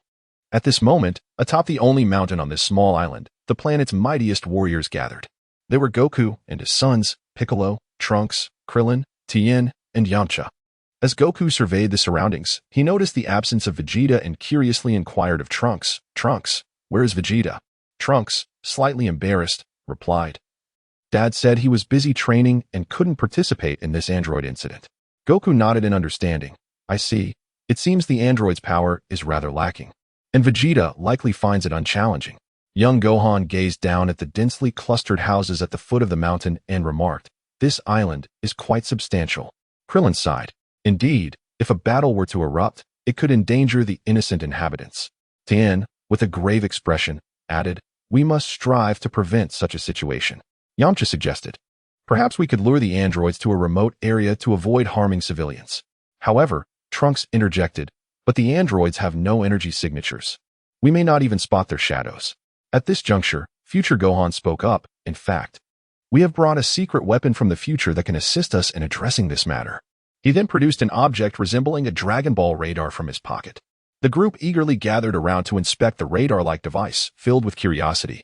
Krillin, more impatient than the others, asked, "What is this?" "It looks remarkably like a Dragon Ball radar. This is a radar detector created by Bulma from the future. It can sense the presence of androids. As long as they are within a 10-kilometer radius, this radar can detect them." Future Gohan briefly explained the device's function. "This is wonderful. We can swiftly traverse the island while flying and conduct a thorough search," the others exclaimed with excitement. "I believe the time is right. Let us hasten our search for the androids on the island." After reaching a consensus, the group prepared to descend to the town below. However, just as they were about to leave, Piccolo noticed that Goku seemed unwell, breathing heavily and perspiring profusely. "Goku, what is wrong?" Piccolo inquired with concern. Goku took a deep breath and slowly replied, "It's nothing, just feeling a bit unwell." At this moment, the others overheard their conversation and quickly gathered around. "Dad, your heart seems to be undergoing a transformation." Future Gohan observed Goku's pallor, his heart sinking as he recognized the signs of his father's heart condition.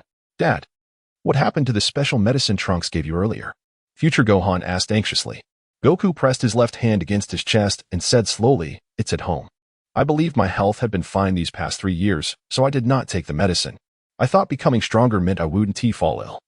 As he spoke, Goku appeared unsteady, prompting Future Gohan and young Gohan to support him. Future Gohan turned to Trunks and said, "Trunks, I leave the situation here in your hands. I will take Dad back to Korin Tower." Trunks patted his chest in assurance. "No problem, Gohan. I will handle the androids." Young Gohan, deeply concerned for his father's condition, quickly added, "I will accompany you back." Thus, the 2 Gohans flew away from the island, headed towards Korin Tower, while the others, under Trunks' guidance, utilized the radar to search for the androids. However, despite scouring the island thoroughly, they found no trace of the androids. Krillin questioned, "What is happening? It's already afternoon, and yet there is no sign of the androids." Trunks, equally perplexed, scrutinized the radar, pondering, could there be a malfunction? "No. I tested it with Android 16. Yamcha speculated, could it be that the androids suddenly changed their minds and chose not to appear on this island?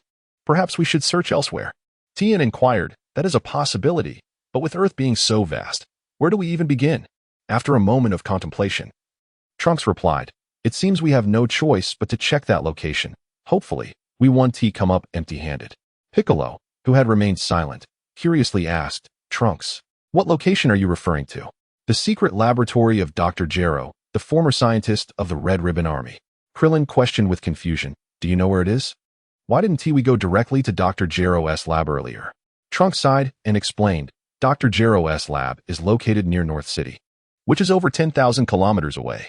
The androids, being devoid of energy signatures, could easily have left by the time we arrive. Moreover, Uncle Goku advised against going straight to Dr. Gero's lab to eliminate them, stating that they had yet to commit any wrongdoing, thus there was no need for total extermination." As for my father, he believed we should utilize these androids to hone our skills and maintain our resolve to grow stronger. Upon hearing Trunks' words, Krillin wore a perplexed expression, inwardly cursing. What is Vegeta thinking? Piccolo, observing the discontent on Krillin, Tien, and Yamcha's faces, interjected, "There is no time for idle chatter. We must set off at once. If you three feel it is too dangerous, you need not accompany us." As soon as the words were spoken, Vic swiftly flew towards the northern capital. Chapter 63, The Proposal of Number 16. The Fate of Number 17 and Number 18. In a secluded mountain range, hundreds of kilometers northeast of the northern capital, Trunks and his companions, having traversed thousands of kilometers, found themselves hovering above an unremarkable rocky mountain. Deep within that mountain lay the secret laboratory of Dr. Gero. Trunks pointed towards the inconspicuous stone mountain below. The area was situated in a frigid northern region, where gusts of cold wind continually swept past the group. Krillin rubbed his frostbitten hands and said, "Let us hurry down. It's a bit too cold here. Wait. I'll take the lead, and you all can follow me." Trunks, being the strongest among them, naturally took on the role of the leader. Bang! This alloy door is incredibly tough. Let us blast it open with a key wave. Despite their attempts to kick or ram the door, Krillin and the others could not budge it even slightly. "Let me try." Trunks extended his right hand, and a shockwave erupted from his palm. With a resounding crash, the massive alloy door was blown open, twisting and collapsing to the ground. Trunks stepped boldly inside, his gaze falling upon a laboratory identical to that of the future timeline. After surveying the surroundings, he approached several devices resembling stasis pods. Number 17. Number 18. Trunks read the numbers on the stasis pods and glimpsed the faces of the androids within through the windows. He sighed with relief and said slowly, "Fortunately, for some unknown reason, number 17 and number 18 have yet to be activated." "Trunks, are these the androids you mentioned, number 17 and number 18? Vic asked solemnly. "Indeed. They are the very ones, but there is also a number 16, Trunks confirmed, turning to a stasis pod set apart from the others. "What? There is a number 16 as well? Didn't you say there were only 2 androids?" Krillin exclaimed, taken aback. "Yes, I encountered number 16 in the future timeline. But he is not a villain." Trunks hastily recounted his experiences with number 16. Vic, incredulous, asked, "So, according to you, this android number 16 is a good person who loves nature and animals?" "Indeed, having spent considerable time with the number 16 of the future, I can attest to his good nature," Trunks affirmed, adding, "though he can be somewhat withdrawn and often prefers solitude." Tianjin Han asked curiously, "So how do you plan to handle these 3 androids? Will you just destroy them?" Krillin gazed dreamily at the beautiful visage of number 18 in the stasis pod. Captivated by her appearance, he quickly interjected, "Destroy her? But they haven't done anything wrong yet." According to Trunks, they're merely unfortunate souls who were forcibly transformed into androids by Dr. Gero. Yamcha countered, "But they murdered countless humans in the future timeline, including me and Tianjin Han." "And you, Vic, you mentioned the future timeline, not ours. We can give them a chance, can't we, Trunks?" Krillin explained, turning to Trunks. With a long sigh, Trunks replied, "I actually intended to release number 16 first. As for numbers 17 and 18, I believe it should be a collective decision. Moreover, even if they all awaken, they would not stand a chance against me. Besides, I possess a remote control capable of detonating the bombs within them." Yamcha fell silent at Trunks' words. After all, he was the strongest among them, and given his stance, Yamcha and Tianjin Han could only sigh in resignation, no longer opposing the idea. With a soft puff, as Trunks pressed the activation button on number 16's stasis pod, the internal pressure began to equalize, and the pod's door gradually opened. A tall man emerged, sporting a bright orange mohawk. He gazed around with a somewhat dazed expression, scanning Trunks, Vic, and Krillin. Finally, his eyes settled on Trunks, observing him with curiosity. "Number 16. Hello, my name is Trunks. Do we know each other?" After a long period of dormancy, number 16's language system seemed not yet fully revived. "Of course. If you insert this USB drive into your body, you will understand," Trunks said, producing a small USB drive and handing it to the still groggy number 16. "What is this?" Number 16 inquired, looking perplexed at the USB drive and then back at Trunks. "Once you access the information on the USB drive, you'll comprehend everything," Trunks smiled reassuringly. "All right." Number 16, without hesitation, took the USB drive and inserted it into a designated spot at the back of his head. In an instant, a flood of information and memories surged through his mind. After a moment, number 16 regained his composure and looked at Trunks with a beaming smile. I see now. We have been friends for quite a while, Trunks. Indeed, you and I are already friends, Trunks replied, equally smiling.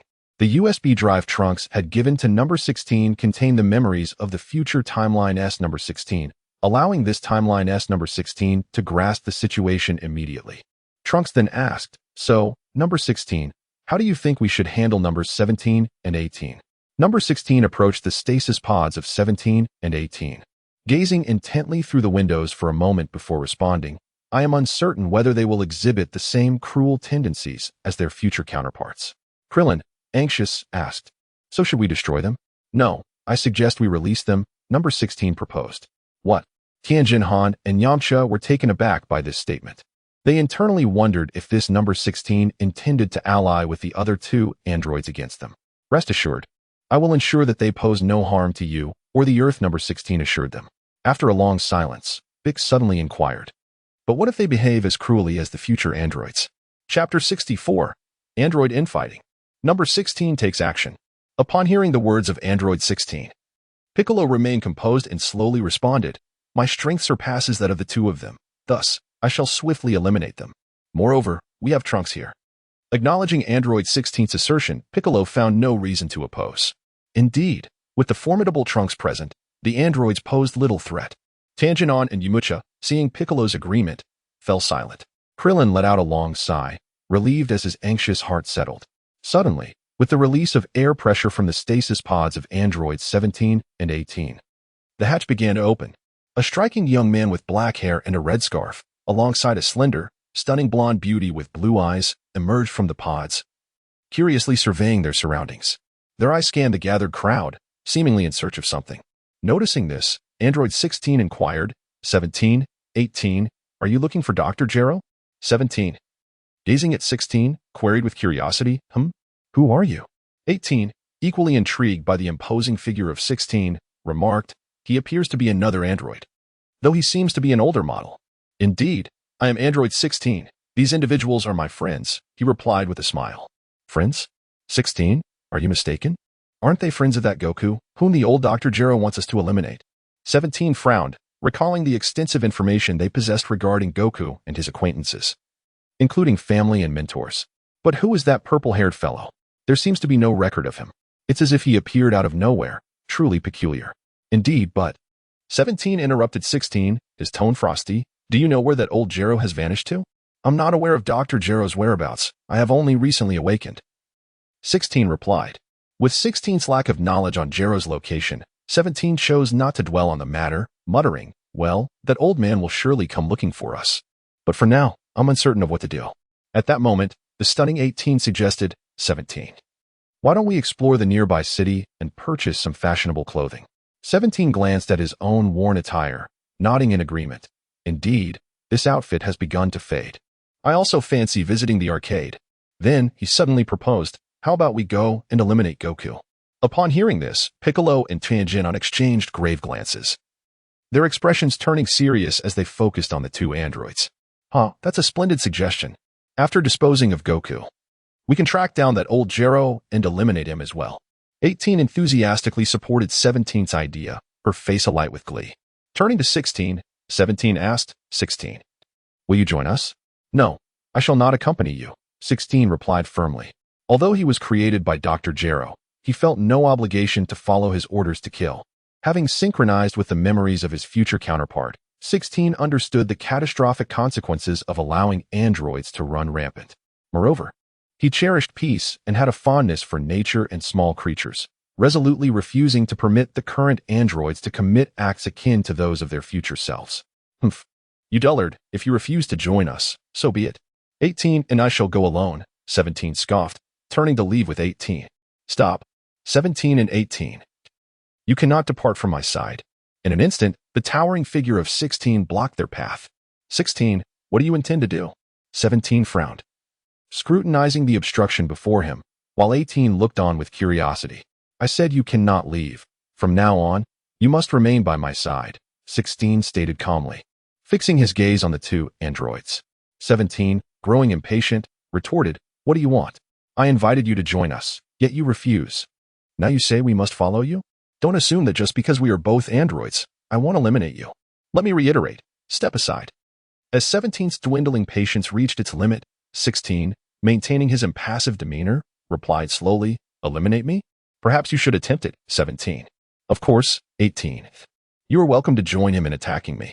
What? You? How audacious. 17, already on the brink of anger, erupted. Clenching his fists, he lunged at 16, exclaiming, watch as I reduce you to a cripple. However, within moments, 17 found himself pinned to the ground by the formidable 16, unable to move. 18 watched in astonishment, unable to believe her eyes. It was known that 17 possessed greater strength than she, yet 16 subdued him with such ease, indicating that his power far exceeded both of theirs. No wonder Dr. Gero had never activated 16 before. Yet, despite 16's might, she believed that together with 17's, they could overpower him. Ugh, how infuriating. 16, release me. 17, feeling humiliated beneath 16's towering form, protested. I haven't even exerted my full strength. And you've trapped me with trickery. 16, if you have the ability, let me go. Let us take this outside. I wish to engage you in a proper duel. With his face pressed against the floor, 17 glared defiantly at 16. Very well, let us proceed outside, 16 replied. On the 16th, number 16 released number 17, turning to walk towards the exit of the laboratory. Immediately, number 17 sprang up from the ground, his expression dark as he glared at number 16's retreating figure. Chapter 65, Cyborg 16 versus Cyborg 17. Number 17 clenched his fists tightly, the murderous intent in his eyes nearly palpable. However, he obediently followed behind number 16 until they arrived at a desolate area far from the research facility. Number 18 trailed behind as well. Yet she refrained from launching an immediate assault alongside number 17. She was acutely aware of her brother's character. Unless he faced some hardship first, he would never readily accept assistance. Only after he experienced adversity would she step in to aid him, joining forces to vanquish number 16. Piccolo, Krillin, Tien, and Yamcha also approached the clearing, eager to witness the unfolding drama of the cyborg's internal conflict.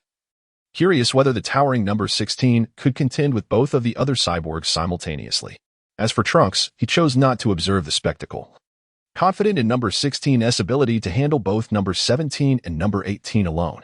He scanned the laboratory, skillfully locating the entrance to the hidden basement concealed beneath a piece of equipment. With a swift kick, Trunks kicked open the basement door and leaped inside. Before long, Trunks emerged from the basement, extending his right hand downwards to unleash a wave of energy. He then soared out of Dr. Gero's research facility, continuously firing energy waves at the laboratory until the entire mountain was reduced to rubble. Only then did he cease, flying back towards the others. In the distance, Piccolo and the others, drawn by the sound of explosions, curiously gazed towards the laboratory. Upon realizing it was Trunks who had made the move, their attention shifted back to the three cyborgs. Bang! Bang! The two cyborgs had already engaged, their forms intertwining in midair, producing a series of sonic booms. Suddenly, a deep thud resonated through the arena as number 17 was sent hurtling backward, crashing violently into a massive boulder. The immense force shattered the rock into countless fragments. Not only does his strength surpass mine, but his speed also exceeds my own. A flicker of shock crossed number 17's eyes. He had not even seen number 16's movements. He only felt an overwhelming power before he uncontrollably flew away. Shall we continue, number 17? Number 16 coldly regarded his opponent, a hint of disdain lacing his voice. Anger flashed in number 17's eyes upon hearing this. His power was feared even by his creator, Dr. Gero, and he had always held himself in high esteem. Never had he been subjected to such contempt. Humph. That was merely a warm-up. Now the real battle begins. Rising from the debris, number 17 brushed off the dust from his body. Oh, then let us resume. Number 16 replied slowly, seemingly unconcerned by number 17's presence. With a derisive chuckle, number 17's internal energy surged towards his hands. Behold my technique. Explosive wave. Number 17 gathered his energy, forming a colossal wave aimed directly at number 16. A flicker of surprise crossed number 16's eyes. He had not anticipated such a powerful technique from number 17. Yet, he remained unperturbed, his own energy beginning to surge in response. Boom. The massive energy wave struck number 16, producing a thunderous sound. The surrounding air was violently agitated, as though a storm was brewing. Number 16 was propelled backward by the force, But after a few meters, he regained his composure. Examining his chest, he noted a charred mark. Yet he suffered no significant harm. What? How is this possible? You withstand my attack and still remain standing. Number 17 gazed at number 16. A hint of panic creeping into his demeanor. This technique, if unleashed upon the ground, could have obliterated the earth itself. Your technique is indeed formidable, number 17. But it falls short of what it takes to defeat me, number 16 stated coldly. Nearby, number 18 watched number 16 with a serious expression. Realizing she had underestimated his power, it seemed imperative that she intervene soon, otherwise, number 17 might face dire consequences. In the distance, the Earth warriors observed the unfolding drama. Yamcha chuckled, huh? This cyborg number 16 is indeed powerful. It appears number 17 is no match for him. He could not help but marvel at the prowess of the two cyborgs. Tien frowned, his expression grave. Indeed, yet number 17 is already quite formidable compared to us. It seems that increasingly powerful foes have emerged on Earth, far beyond the capabilities of ordinary humans. We must rely on extraterrestrial beings to save our planet. Fortunately, we have the even stronger Trunks on our side, he chuckled. Trunks and Piccolo remained silent, their focus fixated on the duel between the two cyborgs. On the battlefield, number 17 declared coldly, I did not expect you to withstand my attack, but this is merely the beginning. Humph. Prepare yourself. With a disdainful snort, number 17 vanished from sight, his speed astonishing as he reappeared before number 16 in the blink of an eye, delivering a powerful punch. Number 16 had anticipated this, swiftly evading the blow with ease. He extended his right hand, seizing number 17's fist with precision. Not bad in strength, but your speed leaves much to be desired. Number 16 remarked nonchalantly. Number 17's expression shifted in disbelief. He had not expected his attack to be so effortlessly neutralized. He attempted to withdraw his fist, only to find number 16's grip unyielding, like a vice. Humph. Do not presume this means you have one. Number 17 scoffed, launching a fierce kick towards number 16's abdomen. Bang. Number 16 remained unfazed by the kick, not even wobbling, nor loosening his grip on number 17's fist. With his left hand, he reached out and firmly grasped number 17's ankle. Then, with a powerful tug, he pulled number 17 towards him. Bang! The two cyborgs collided, rendering number 17 immobile. Number 16 tilted his head slightly back and then rammed his forehead into number 17's face. Thud. Thud. On the 16th. There had been little conflict, but by the 17th, anguished cries began to echo. The pain contorted his face, and an unknown substance, whether blood or oil, trickled from his nose. At that moment, a figure rushed toward Android 16 with lightning speed. Chapter 66, Android 18 joins the battle. The formidable Android 16. This figure was none other than Android 18, who had been observing from a distance. Seizing the opportunity, she launched a surprise attack on 16. Bang! At that moment, 16 was entangled with 17 and was caught off guard by the sudden assault from 18. She kicked him in the side, sending him crashing backward into a small mountain. Oh no! Cried out Piccolo and the others from afar, shocked by 18's unexpected ambush and the fact that she had successfully knocked 16 away. Slowly, Android 16 rose to his feet, his expression still calm. Clearly, the earlier strike had inflicted no real harm upon him. He looked at 18 and chuckled. I didn't expect you would resort to a sneak attack. With a cold smirk, 18 replied, Humph. In battle, strategy and intelligence reign supreme. A sneak attack is merely a tactic. Android 16, unperturbed, turned his gaze towards 17, who had just wiped the blood from his nose and was glaring at him fiercely. 17, will you continue to fight? Or shall we join forces with 18 to confront me instead? Said Android 16 nonchalantly. Upon hearing this, 17's expression shifted. Ever since his transformation into an android, he had considered himself a powerful warrior, reluctant to admit that he needed 18's strength to escape 16's grasp. However, the current situation was dire, forcing him to temporarily set aside his pride and dignity to ally with his sister against the formidable 16. Humph. As long as we can defeat you, what does it matter if I team up with 18? 17 retorted coldly. Android 16 fell silent. Aware that the outcome of this battle had long been predetermined, he knew that only by vanquishing both Android 17 and 18 could he earn their respect and compliance. The howling cold wind swept across the land, carrying swirling dust between the three combatants as if rallying for the impending clash. Boom. The battle commenced. with Android 17 and 18 launching their attacks simultaneously. 17 charged at 16 with astonishing speed, delivering a powerful punch. Meanwhile, 18 attempted a sneak attack from the side, aiming to distract 16. Reacting swiftly, Android 16 adeptly dodged 17's assault and countered with a rapid kick that sent 18 reeling. However, this was merely the beginning. The ensuing confrontation would be even more intense. 17 attacked again, appearing before 16 in an instant, aiming a punch at his chest.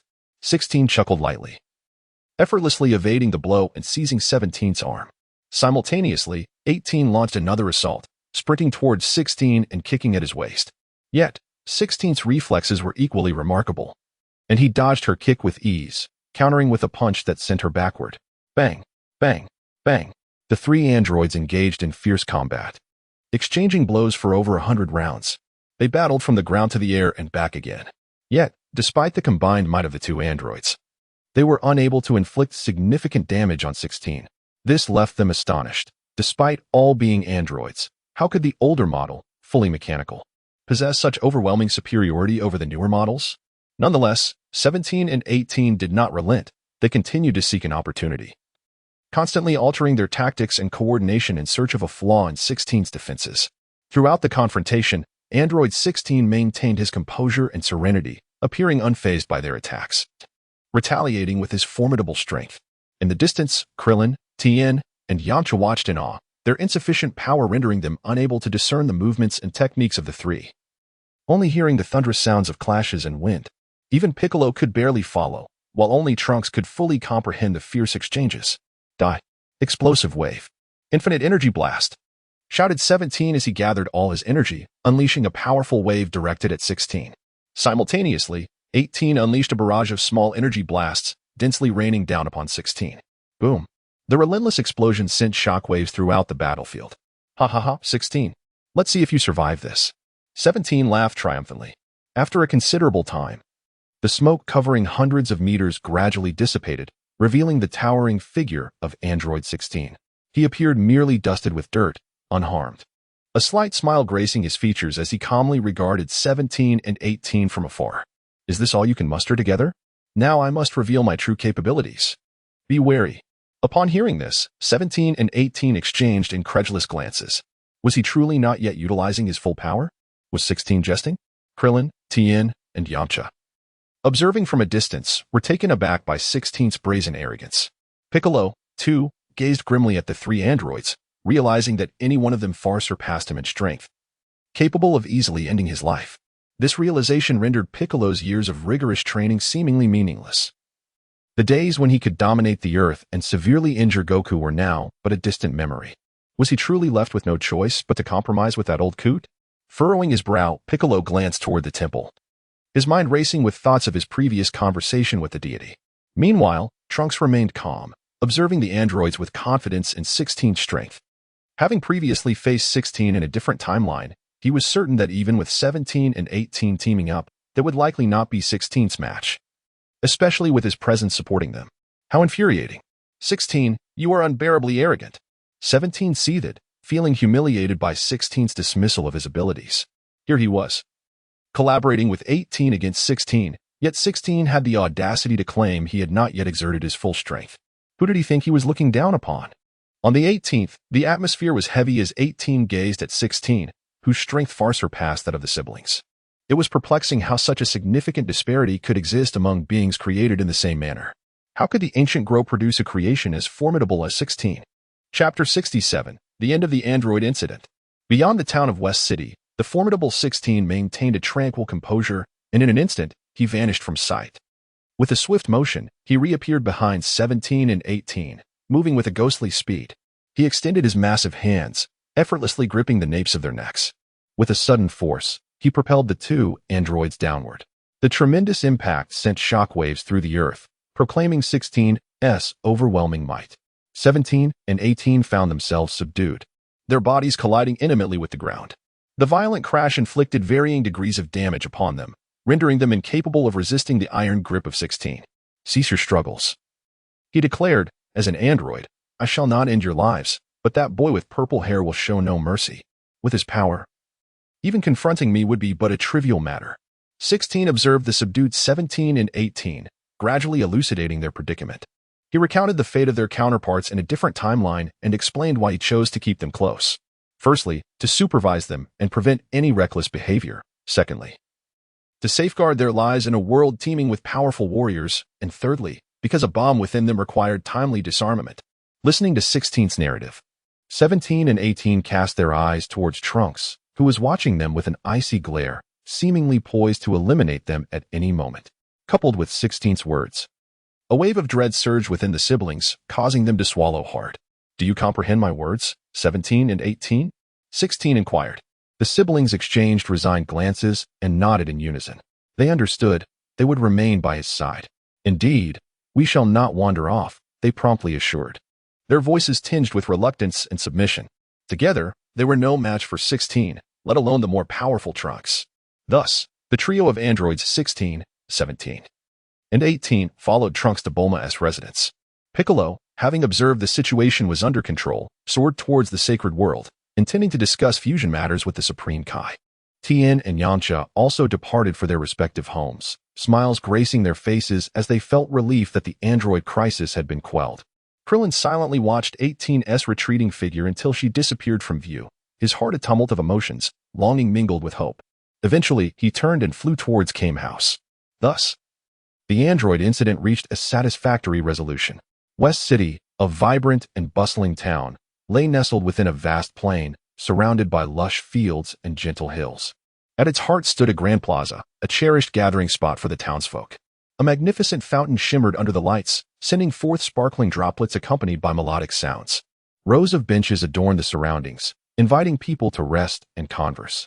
Children frolicked about, their laughter echoing, infusing the town with boundless energy. Yet, unbeknownst to its peaceful inhabitants, an unprecedented crisis loomed ominously. On a hill outside West City, a towering monster gazed greedily at the townspeople, its eyes gleaming with a ravenous desire akin to that of a predator.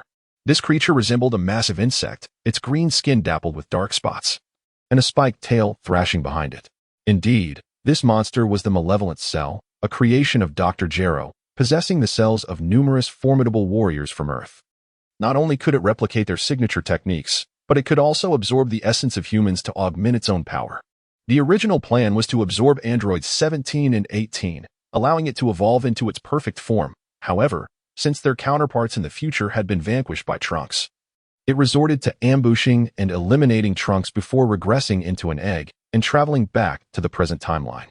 After a year in a larval state and 3 more underground evolving into a bipedal form, Cell was prepared to absorb human essence to enhance its strength, aiming to surpass 17 and 18. Thus, it chose West City as its initial stage for this endeavor. Surveying the distant town, Cell murmured, "Ah, splendid. This town harbors at least tens of thousands of humans, ample enough to swiftly elevate my power." Pausing, it continued, "However, to truly defeat 17 and 18, this is still insufficient." Shaking its head, a sly grin crept across its lips. "Never mind. I shall first absorb the humans here. 17 and 18. Await my arrival." With a maniacal laugh, Cell reveled in its arrogance and confidence, as though victory over 17 and 18 was already assured. Suddenly, a chilling voice pierced the air. "What brings you such joy? Share it with me, Cell." The unexpected voice startled Cell, causing it to dart its gaze around in a panic, seeking the source. "Who is it?" it demanded, fear lacing its tone. "Show yourself." Shara's gaze swept around, and a tumult of confusion surged within him. Who could possibly be here, and how could they know his name? In this realm, no one should be aware of his identity. Even in the future from which Sharu originated, his name was unknown. Yet, at this very moment, someone dared to call him by name. Chapter 68. The astonished Sharu. "You fool, what does a dog bark at? Just look up and you'll find out." The voice echoed again, laced with mockery. "What?" This time, Sharu distinctly perceived that the voice emanated from above him. He hurriedly looked up, only to behold a man clad in a blue and white battle suit suspended in midair. "You are Vegeta. How could you be here?" Sharu stared in disbelief at the hovering Vegeta, his mind racing with suspicion. What is happening? How could Vegeta possibly appear here? Shouldn't he be in West City? Moreover, this version of Vegeta seems somewhat different from the records I have. Vegeta let out a cold chuckle and slowly remarked, "Why shouldn't I be here? I would like to inquire how you came to be here." Cell watched Vegeta descend slowly from the sky, a hint of tension flickering in his eyes. He did not respond to Vegeta's inquiry. Instead, his mind was preoccupied with recalling the data collected by Dr. Gero, attempting to ascertain the true extent of Vegeta's power. Contemplating whether he could contend with Vegeta, he realized that retreat might be his only prudent course of action if the situation became dire. According to the data, at this juncture, Vegeta has yet to master the transformation into a Super Saiyan, so his power should be somewhat inferior to mine. This is fortuitous. If I can absorb his essence, I shall no longer need to squander time extracting the essence of ordinary beings. A cunning and malevolent smile gradually emerged on Cell's face as he secretly devised this plan. Vegeta looked at the grinning Cell with a mix of disbelief and irritation, questioning, "What on earth are you doing here?" His voice carried an edge of impatience. Cell, however, remained unfazed, coldly gazing at Vegeta and threatening, "What am I doing? Rather than concerning yourself with my presence, you should be worried about your impending absorption." In response to this, Vegeta merely smiled faintly and slowly shook his head. "Since you refuse to answer my questions, I shall have no choice but to send you to hell." His voice carried a chilling undertone. Suddenly, Vegeta sprang into action. Whoosh! His speed was astonishing, and in an instant, he stood before Cell. With a powerful punch, he pierced through Cell's abdomen. "What? You think you can?" Cell intended to retort, but before he could finish, Vegeta's fist collided with his midsection, unleashing an overwhelming force that surged through him. Ugh. How is this possible? Cell gazed in disbelief at the gaping hole in his abdomen created by Vegeta's strike, his eyes brimming with fear and incredulity. He muttered incessantly, "And no, it can't be. Vegeta, how could you be so powerful? There is nothing that is impossible." Vegeta coldly remarked, "Who do you think you are? Merely a repugnant artificial being." With that, he delivered a swift kick that sent Cell soaring through the air. After tumbling several times, Cell crashed to the ground. His eyes now devoid of the earlier confidence, replaced instead by an abyss of fear and despair. "And no, I am the ultimate android created by Dr. Gero." Cell struggled to rise from the ground, bellowing towards Vegeta. "I am the ultimate android, Cell." As he spoke, the gaping wound in Cell's abdomen began to ooze a viscous substance, rapidly sealing the cavity inflicted by Vegeta's assault. In no time, Cell's abdomen appeared as if it had sustained no injury at all. Vegeta quietly observed as Cell mended his wounds, refraining from intervening. "I, Cell, am not so easily vanquished. Vegeta, I shall undoubtedly bring about your demise." Cell roared with a fierce countenance. Fortunate that he possessed Piccolo's genes. Otherwise, he might have truly faced death at Vegeta's hands. It is merely Piccolo's regenerative abilities." Vegeta spoke with a hint of disdain. "What? You know this? Even that?" Shara was momentarily taken aback by Vegeta's words, astonished by how he could possibly know of the presence of Piccolo's genes within him. "Within you, there also reside the genes of Son Goku, myself, and all the formidable warriors of Earth. Even the genetic essence of Frieza and his offspring is present." This Shara hails from a future timeline. Thus he lacks the cells of Gula, though their absence is inconsequential. Vegeta spoke with the familiarity of recounting cherished memories. You are certainly not Vegeta. Who on earth are you?" exclaimed Cell, his voice trembling with disbelief. "Who am I? I am undeniably the Saiyan Prince, Vegeta." Vegeta coldly retorted, however. "That is not the crux of the matter. The point is that your very existence fills me with revulsion." "Revulsion?" Cell was somewhat bewildered by this statement. "Indeed. What level do you, this abhorrent synthetic being, even represent? How dare you possess the same genetic cells as I do?"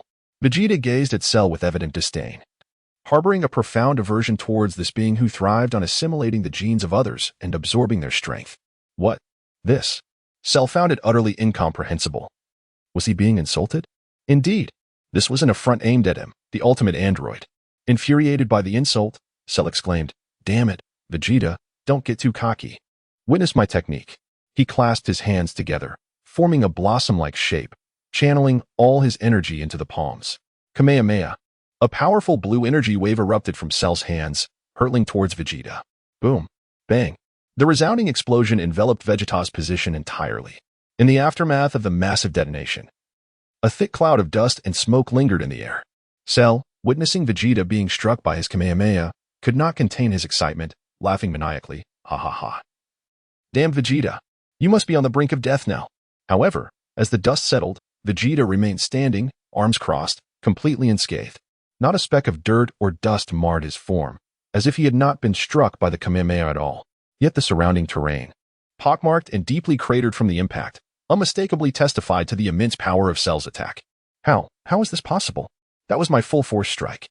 Chapter 69. Eradicating Cell. Cell stared in disbelief at the calm-faced Vegeta, utterly baffled as to why his attack had no effect whatsoever. Nonetheless, no one was inclined to offer an explanation for his bewilderment. Vegeta fixed his gaze upon the still-dazed Cell, a cold smirk gracing his lips. Ambush? Have you had your fill of games, Cell? Now it is my turn.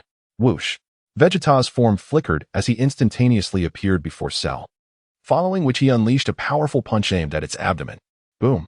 Cell's midsection was once again penetrated, a horrifyingly large gaping hole manifesting upon its body. Ugh. Struck with tremendous force once more, Cell immediately coughed up a mouthful of blood. No. Wait, Vegeta, spare me. Cell began to plead for mercy, hoping to elude its impending demise. Humph. Are you lost in a dream? Vegeta let out a cold chuckle, then extended his right hand, beginning to gather energy within his palm, preparing to unleash a devastating energy blast that would reduce Cell to ashes. No. The solar flare. Realizing the immense energy pulsating from Vegeta's palm, Cell instantly understood that he was on the brink of annihilation. In a moment of desperation, he instinctively executed the solar flare, a technique from the original tale capable of temporarily blinding his adversaries. In an instant, a blinding light radiated from Cell's center, engulfing the surrounding area for hundreds of meters.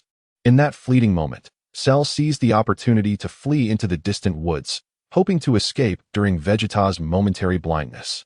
With astonishing speed, he swiftly vanished into the dense forest. Excellent. As long as I suppress my energy, I need not fear being detected by that accursed Vegeta. Turning back to glance behind him, Cell was relieved to see that Vegeta had not pursued him. A surge of joy filled him. As long as he could temporarily evade Vegeta, he could absorb enough humans and return to deal with him later. Ha ha ha, the next time we meet, it will be your end, Vegeta. Cell cackled wildly. Never before had he felt such fear and hatred towards another. Is this not considered our next encounter? Suddenly, Vegeta's voice reverberated ominously in Cell's ears. What? Vegeta? In sheer terror, Cell halted and scanned the surrounding woods. He could not fathom how, despite having employed the solar flare to render Vegeta temporarily blind and suppressing his own energy during his escape, Vegeta had managed to locate him. You fool. Are you still searching for me? Did I not advise you to keep your eyes open? Vegeta's voice resonated once more from above Cell, trembling with fear. Cell hesitantly raised his gaze and, to his dismay, beheld the very person he wished to avoid the most. Did you truly believe you could escape? Vegeta taunted, a glimmer of mockery flickering in his eyes.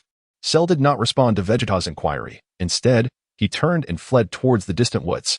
However, Vegeta did not grant him the luxury of escape. He instantly closed the gap and struck Cell down with a single punch. Did you truly believe you could evade me?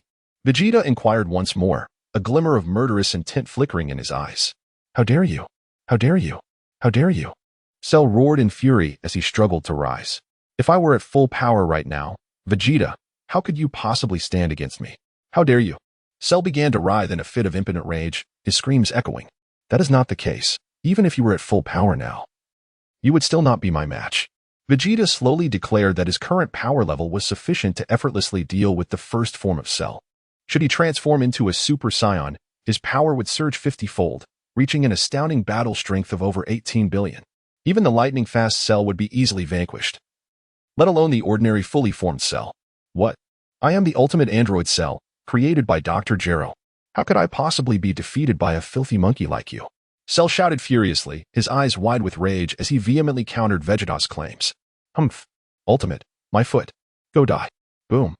Vegeta did not grant it the opportunity to continue its taunts. Instead, he unleashed a formidable energy blast that reduced Cell to mere ashes. The remnants of Cell's ashes dispersed into the air, ultimately vanishing without a trace. Vegeta, upon realizing that Cell had no chance of survival, let out a soft sigh.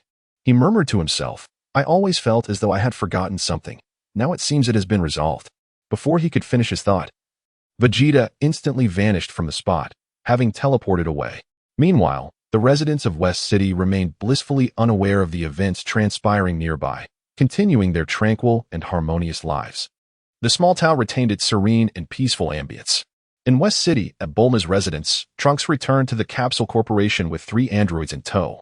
At that moment, he was engaged in a discussion with Bulma regarding the proper arrangement for these androids. Mom, When do you think we can disarm the bomb inside Android 16? Trunks inquired. Bulma's gaze was fixed on the computer screen as her fingers danced lightly across the keyboard. She replied, "Your blueprints from the future have been studied by me and your grandfather. There shouldn't be any major issues. We can schedule the disarming of Android 16's bomb for tomorrow." Trunks nodded, a relieved smile gracing his face. "That would be wonderful. Thank you, Mom."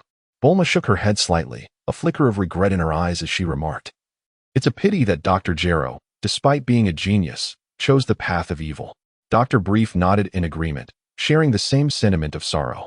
Indeed, Dr. Gero's achievements in machinery, artificial intelligence, and human modification are unparalleled. Suddenly, Bulma recalled something and turned to Trunks. "By the way, Trunks, what about the bombs inside the other two androids? Aren't we going to disarm them as well?" Trunks hesitated, revealing his inner conflict. "I am actually grappling with whether to disarm the bombs in their bodies as well." He furrowed his brow, clearly weighing the pros and cons of dismantling the other two androids' bombs. Bulma, puzzled, asked, "Why is that? Isn't disarming one the same as disarming two?" She believed that if they were to dismantle, it would be more efficient to do so all at once. Trunks frowned in contemplation, poised to explain. However, at that moment, Vegeta suddenly appeared before them. He cast a glance at Trunks and said, "Let it all be dismantled. Trunks, I understand your concerns. You fear that without the constraint of the bombs, they may become difficult to control." "Indeed, you are correct, Father." Trunks nodded in agreement. Vegeta revealed a confident smile, assuring, "Rest assured, with their meager strength in the present Earth, they could hardly stir any significant upheaval, even if they wished to rebel." Chapter 70. Vegeta's plan. In the original narrative, the strength of the androids had once posed considerable challenges for Super Saiyans like Vegeta and Trunks. However, the current Vegeta and Trunks have transcended their counterparts from the original timeline. These androids no longer present any threat to them. There is truly no need for concern regarding any disasters these androids might unleash. Especially since the androids 17 and 18 from this timeline are strikingly different from their ruthless counterparts from the future. "Let us proceed as my father suggested, Mother." Trunks inhaled deeply, aligning with Vegeta's perspective. In this timeline, with such a powerful presence as his father, they indeed have no cause for alarm. Bulma smiled, exclaiming, "Do not worry, your father is the strongest." Then, Trunks, do you have any good suggestions for the subsequent arrangements for these androids? Trunks scratched his head, contemplating for a moment before responding. "In the future timeline, after assisting us in rebuilding Earth, Android 16 chose to retreat to a secluded wilderness, drawn by a love for nature and small creatures. I believe this timeline S16 will make a similar choice." He paused and continued, "As for the other two androids, perhaps they could join 16 and find a suitable place to reside." Bulma nodded in agreement, stating, "That works. I will provide them with some funds to ensure they can live peacefully." At that moment, Trunks seemed to recall something, curiously addressing Bulma, "Mom, I've noticed that ever since Android 18 awakened, Uncle Krillin has been acting rather strangely." Upon hearing this, Bulma pondered for a moment before laughing. "Haha. Perhaps Krillin has developed a fondness for that beautiful Android 18. Trunks was taken aback by this revelation, stammering, "Mom, you mean Uncle Krillin likes an android?" While organizing the documents in her hands, Bulma explained to Trunks, "What is so surprising about that? After researching these records, I discovered that although 17 and 18 are androids, their internal organs function normally, just like those of ordinary humans." Trunks wore an expression of disbelief. Could it be? Bulma looked at her son, this young man who had just come of age, and smiled. Indeed, 18 can bear children like any normal woman. Trunks was momentarily rendered speechless. Enough of this and that. "Trunks, you are of age now. It is time to consider finding a girlfriend. Back in the day, when Goku was your age, he was already married to Chi-Chi." Bulma teased with a smile, showing concern for her son's romantic life, believing that at Trunks' age, he should be exploring love rather than solely focusing on battle and training. However, this topic was indeed somewhat beyond Trunks' comprehension. From a young age, he had been trained to fight and save the Earth. Matters of romance were foreign to him. Trunks stammered, momentarily at a loss for words, casting a pleading glance toward Vegeta. Vegeta cleared his throat and, with a hint of exasperation, remarked, "Bulma, you needn't fret so unnecessarily. Our offspring will find their own fortunes. Furthermore, if Trunks truly seeks a romantic partner, he ought to return to the future before embarking on such pursuits." With that, Vegeta turned and exited the laboratory. Mom, I'm going to train with Dad." Trunks, sensing the urgency, swiftly concocted an excuse to evade Bulma's inquiries and followed after Vegeta. "Wait for me, Dad." "Trunks, you..." Bulma watched as Trunks fled, shaking her head in resignation. Dr. Brief, observing this exchange, couldn't suppress a smile. He wholeheartedly agreed with Vegeta's sentiment regarding the fortunes of their descendants. Just as he and his wife, Panchi, had always refrained from interfering with Bulma's independence. With a sigh of resignation, Bulma redirected her focus back to the research materials before her in the spacious living room of the Brief household. Vegeta was engaged in conversation with Trunks. "Oh, so that fellow Kakarot fell ill before even encountering the androids?" Trunks nodded, reminiscing about the events of the day. "Indeed." Gohan and Little Goten subsequently took Uncle Goku back to West City. Trunks recounted to Vegeta all that had transpired, including the battle against the 3 androids, and how he had decisively obliterated the cell embryo in the basement, thereby eradicating a potential threat to the world. Vegeta nodded slightly, a glimmer of approval for Trunks shining in his eyes. True to the nature of the least flamboyant scion, he approached tasks with steadfastness. However, the conversation soon shifted to a matter that deeply concerned Vegeta. "By the way, how is your training with Gohan progressing?" Trunks scratched his head awkwardly, a hint of embarrassment coloring his response. We haven't succeeded even once." He elaborated that he and his brother Gohan had practiced over 100 times. Yet not a single attempt had borne fruit. Vegeta fell silent for a moment, then remarked, "You will need to practice further. This technique may prove invaluable in the future." Vegeta himself cannot impart much experience to them, as he is merely guiding them according to the steps and methods etched in his memory. It would be ideal if they succeed. However, if they do not, there is little that can be done. "Very well, Trunks, since Gohan is concerned about Kakarot, I shall send you to the West City to train with him in that ultimate technique." Vegeta pondered for a moment and resolved to hasten the training of future Gohan and Trunks in that peculiar technique. This would afford him a formidable adversary, allowing him to unleash his full potential in battle. Very well then. Although Trunks was somewhat perplexed as to why his father placed such significance on this seemingly odd technique, he could not help but wonder if that embarrassing maneuver truly possessed such remarkable power, prompting his father to be so fixated and eager for them to master it. Nevertheless, he nodded in agreement with Vegeta's decision. Consequently, Trunks was instantaneously transported by Vegeta to the lookout, where he and future Gohan would diligently practice the technique. This scene, however, left young Gohan, Chi-Chi, and Ox King in a state of bewilderment. They observed Trunks and future Gohan striking what appeared to be a bizarre, dance-like posture, culminating in loud vocalizations. Yet, after a few attempts, their interest waned, and they gradually departed, leaving future Gohan and Trunks to persist in their relentless training. Immersed in their practice, Trunks and future Gohan continuously adjusted their steps, breathing, and movements in search of that perfect harmony. "Gohan, your index finger must align." Trunks earnestly pointed out a flaw in future Gohan's gesture. "Trunks, your energy must synchronize with mine." Future Gohan countered, noting that Trunks' energy was too overwhelming and needed to match his own. "Trunks, your steps are too rapid. Slow down." "Gohan, it is your pace that is too sluggish." "No, you are simply too fast." As they corrected each other during their practice, progress was slow. Yet they remained steadfast in their belief that perseverance would one day lead them to master this powerful technique. Meanwhile, Vegeta had already immersed himself within the gravity chamber, engrossed in his training. Chapter 71, The Lord of Planet Big Star. Big in the fusion with the Supreme Kai in the 27th star system of the Lyra constellation. The 4th planet, the Old Namek, floated quietly in the cosmos. The surface of this planet was shrouded by a colossal metal fortress, with numerous mechanical excavation marks dotting the terrain. Countless craters marred the green surface, a clear indication of excessive resource exploitation. Inside that immense metallic stronghold, at the control center of Planet Big Star, a figure was fervently typing at a colossal computer. "My metal legion grows ever stronger, and those so-called cosmic patrols dare not tread lightly in this sector," he murmured to himself, his eyes glinting with boundless ambition. "If I could locate another planet rich in fuel mud, my power would ascend to new heights." His gaze deepened, as though envisioning a magnificent future. Yes, that last time with the Zeta group. I should request an interstellar encrypted communicator to inquire if they can locate a planet abundant in fuel mud. He retrieved a small box from his desk. The interstellar encrypted communicator sent by the Zeta group. Swiftly, he connected it to the massive computer and entered a long string of digits on the keyboard. Gradually, a video call window materialized on the screen. After a series of electromagnetic fluctuations, an alien appeared in the window, sporting blue skin and a scruffy beard. This individual was none other than Alec, the leader of the Zeta group. Haha, the powerful lord of planet Big Star, you have finally contacted me, Alec declared, his face adorned with a broad smile and his tone dripping with flattery.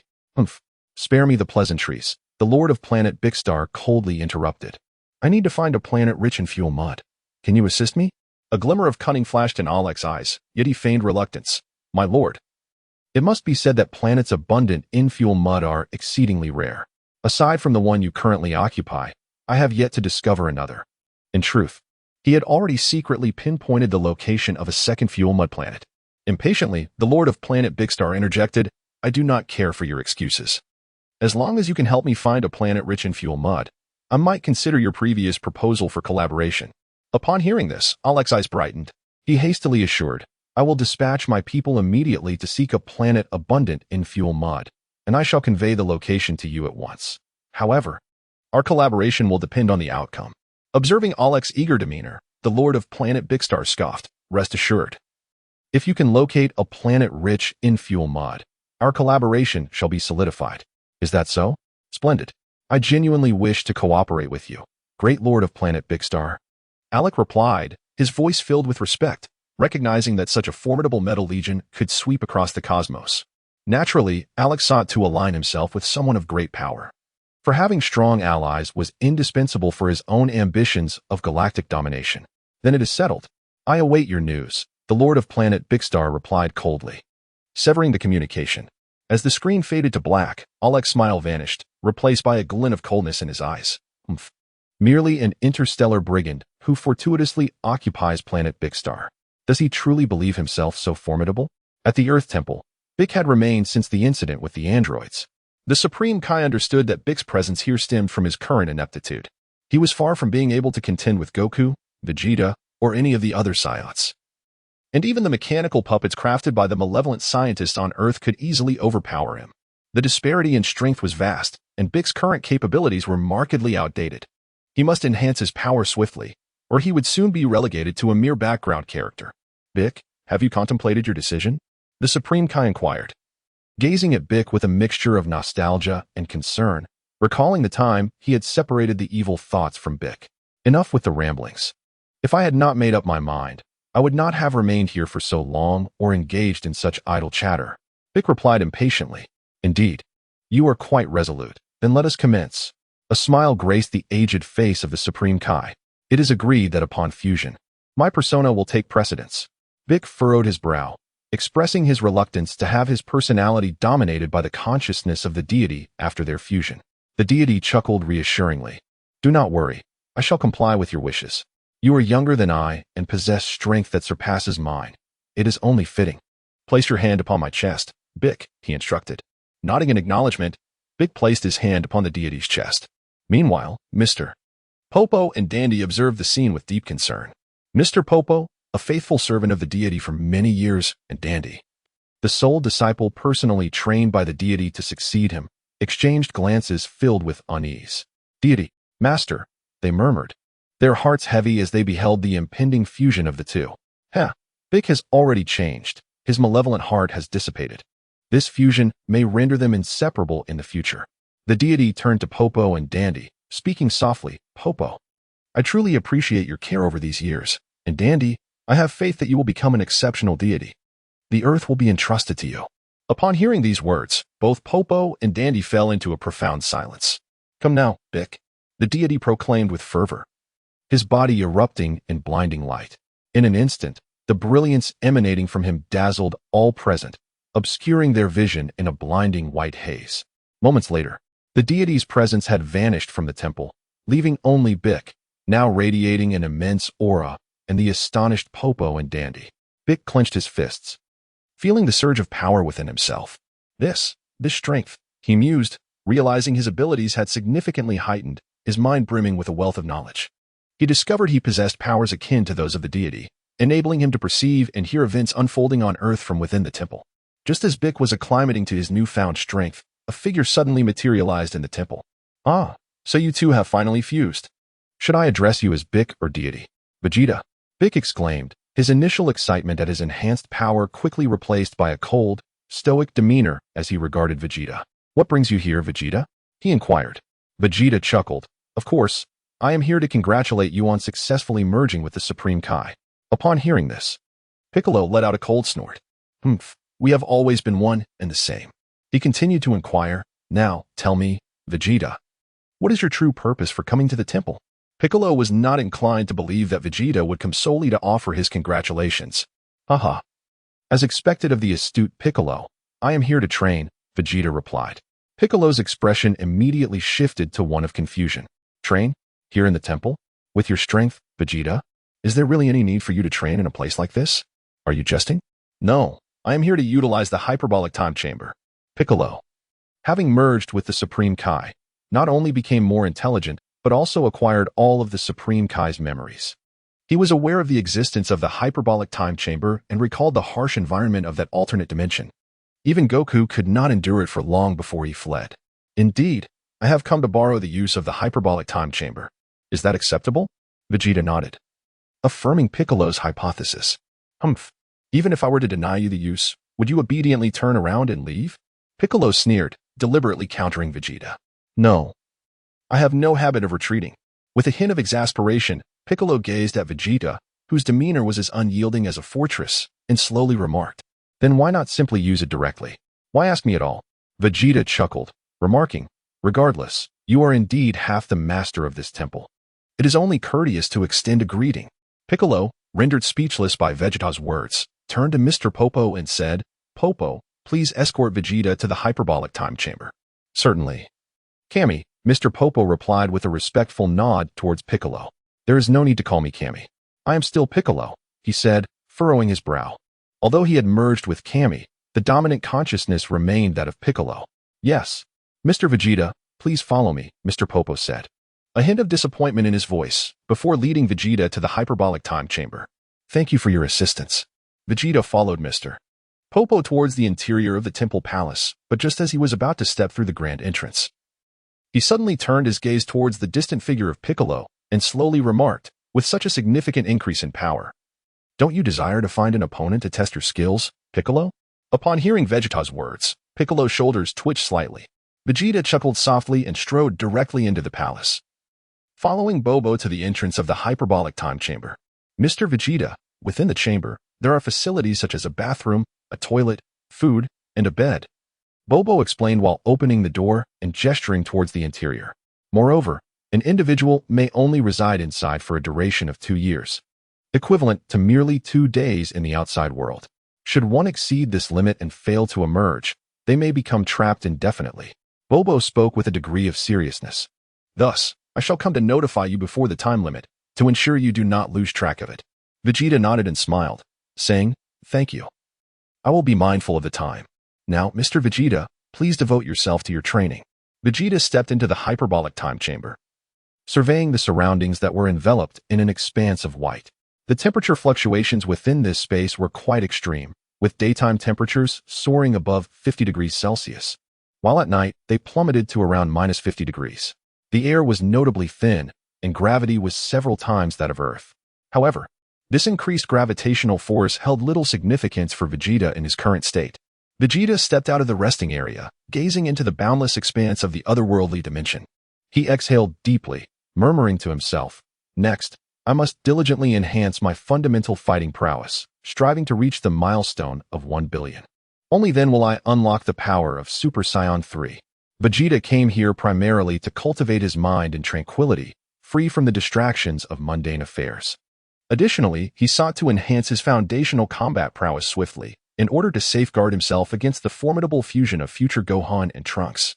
Although the individual strengths of future Gohan and Trunks pale in comparison to his own, the precise magnitude of their combined power remains uncertain. Vegeta felt a lingering uncertainty, prompting him to seize the opportunity to enhance his foundational combat prowess. Otherwise, if he were unable to contend with their fused form, it would be an utter disgrace. Subsequently, Vegeta retrieved a small box emblazoned with the Capsule Corporation logo from his possession. He extracted a capsule and tossed it to the ground. With a resounding bang, smoke dissipated to reveal a gravity chamber. This gravity chamber was a product of Dr. Brief's research, based on the previous chamber that Vegeta had brought back. The newly manufactured portable gravity chamber could generate a gravitational force of up to 50,000 times, proving immensely beneficial for Vegeta in his current state, providing ample opportunity for extended training. Very well, let us commence today's training. Just as Vegeta prepared to enter the gravity chamber, the door of the hyperbolic time chamber swung open. A tall figure strode in, exuding a palpable aura of combat readiness as he gazed intently at Vegeta. Piccolo, you have indeed arrived. Vegeta gazed at Piccolo, who had just materialized in the hyperbolic time chamber, realizing that the latter had indeed absorbed his earlier words. Piccolo's power had significantly increased, and it was evident that he sought a worthy adversary for a contest. However, on Earth, there were only a handful of individuals who could be deemed as equals. Goku remained unconscious due to his heart ailment, while future Gohan and Trunks were engrossed in perfecting their fusion technique. Moreover, with Vegeta himself present, why look far afield? Furthermore, Piccolo was eager to engage in a serious match with Vegeta, curious to ascertain just how vast the gap in strength was between himself and the mightiest warrior among them. Vegeta, do you not also wish to witness the extent of my newfound power? Vegeta nodded with a smile and said, indeed. Let us dispense with the pleasantries and commence. He then gracefully leaped to an open area, far from the resting zone in the gravity chamber. Come on, Piccolo. Let me witness the extent of your current strength. Vegeta stood with his arms crossed, gazing at Piccolo with an expression of calm indifference. Piccolo, observing Vegeta's nonchalant demeanor, felt as though he was being underestimated. In response, he discarded his cloak and, while stretching his limbs, advanced towards Vegeta. His energy gradually intensified as he approached within 10 meters of Vegeta. Suddenly, Piccolo shouted, "Aha!" and propelled himself forward like a green cannonball aimed at Vegeta. Chapter 73, The Wrath of Piccolo. The Suppressed Vegeta. With a thunderous boom, Piccolo launched his attack, creating a sonic explosion at the moment of impact. His right hand extended, gathering a formidable surge of energy, which he forcefully directed towards Vegeta. Magic Light Cannon. A brilliant wave of energy erupted from Piccolo's palm, hurtling directly towards Vegeta. In the face of this unexpected onslaught, Vegeta remained composed. He meticulously calculated the trajectory of the energy and leaped at an almost impossible angle, deftly evading the powerful strike. Upon landing, Vegeta immediately retaliated. He swiftly closed the distance to Piccolo, unleashing a flurry of punches with astonishing speed. Each strike was imbued with immense energy, compelling Piccolo to defend himself with all his might. Piccolo rapidly summoned the energy within him, forming a sturdy energy shield to withstand Vegeta's relentless barrage. However, Vegeta showed no signs of relent. He followed up with a fierce kick, aiming to shatter Piccolo's defenses. In response, Piccolo adeptly repositioned himself, evading the kick with a deft sidestep. Seizing the opportunity presented by Vegeta's attack, he countered with a swift knee strike, forcing Vegeta to retreat repeatedly. Vegeta gazed at Piccolo, who had repelled him, and remarked with a smirk, "Not bad at all." Humph. Piccolo merely responded with a disdainful grunt.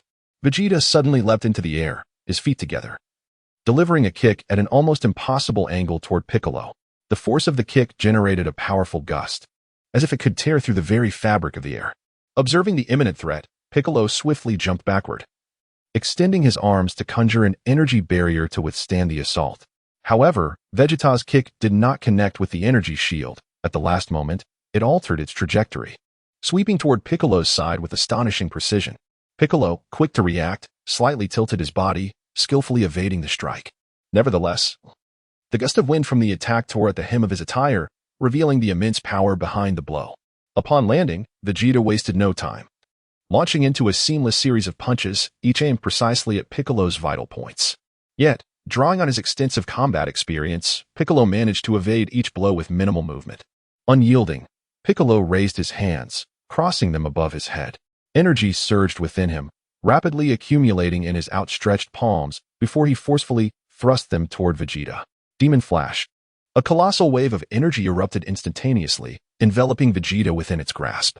Confronted with this formidable energy wave, Vegeta quickly summoned his internal energy, forming a robust energy shield to deflect the onslaught.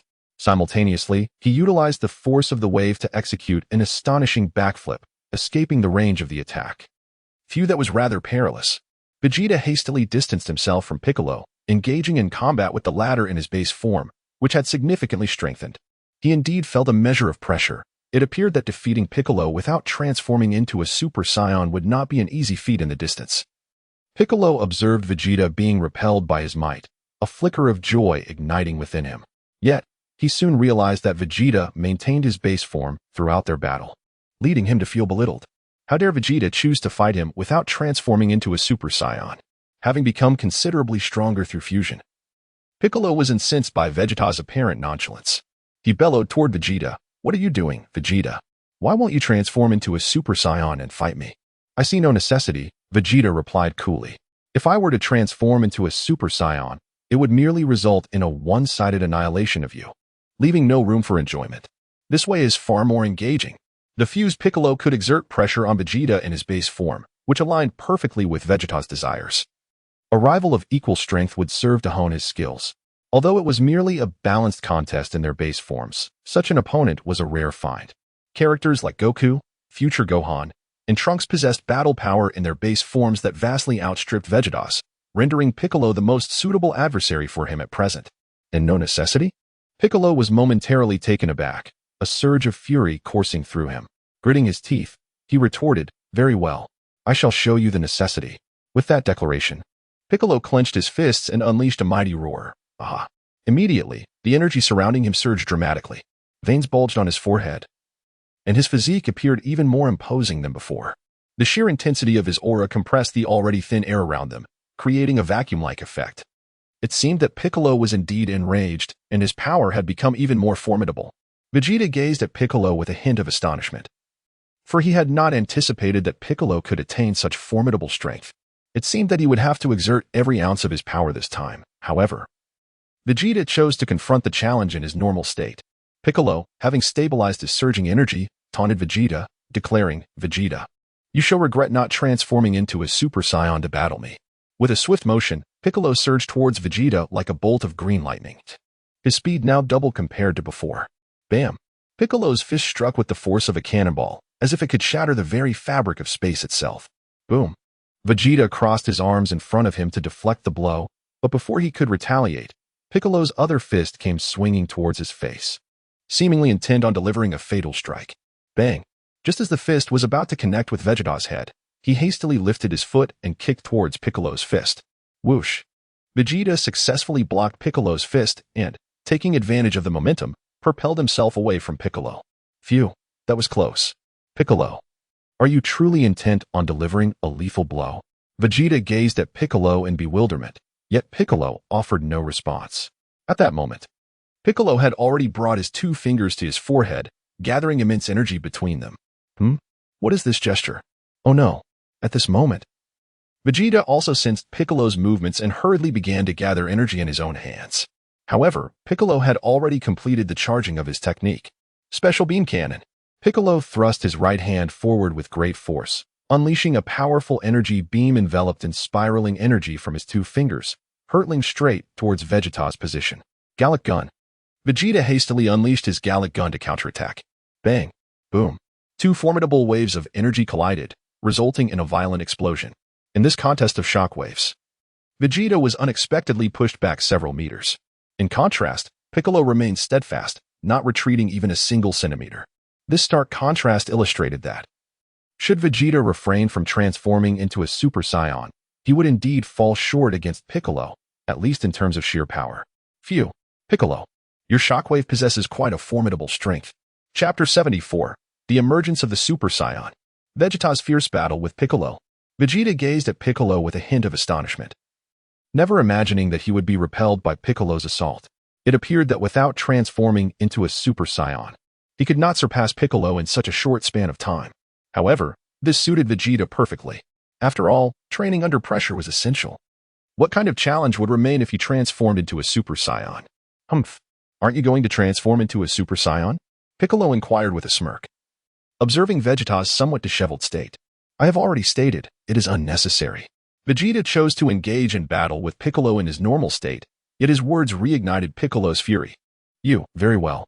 From now on, I shall show no mercy, Piccolo declared darkly, resolved to exert his full strength to teach Vegeta a lesson.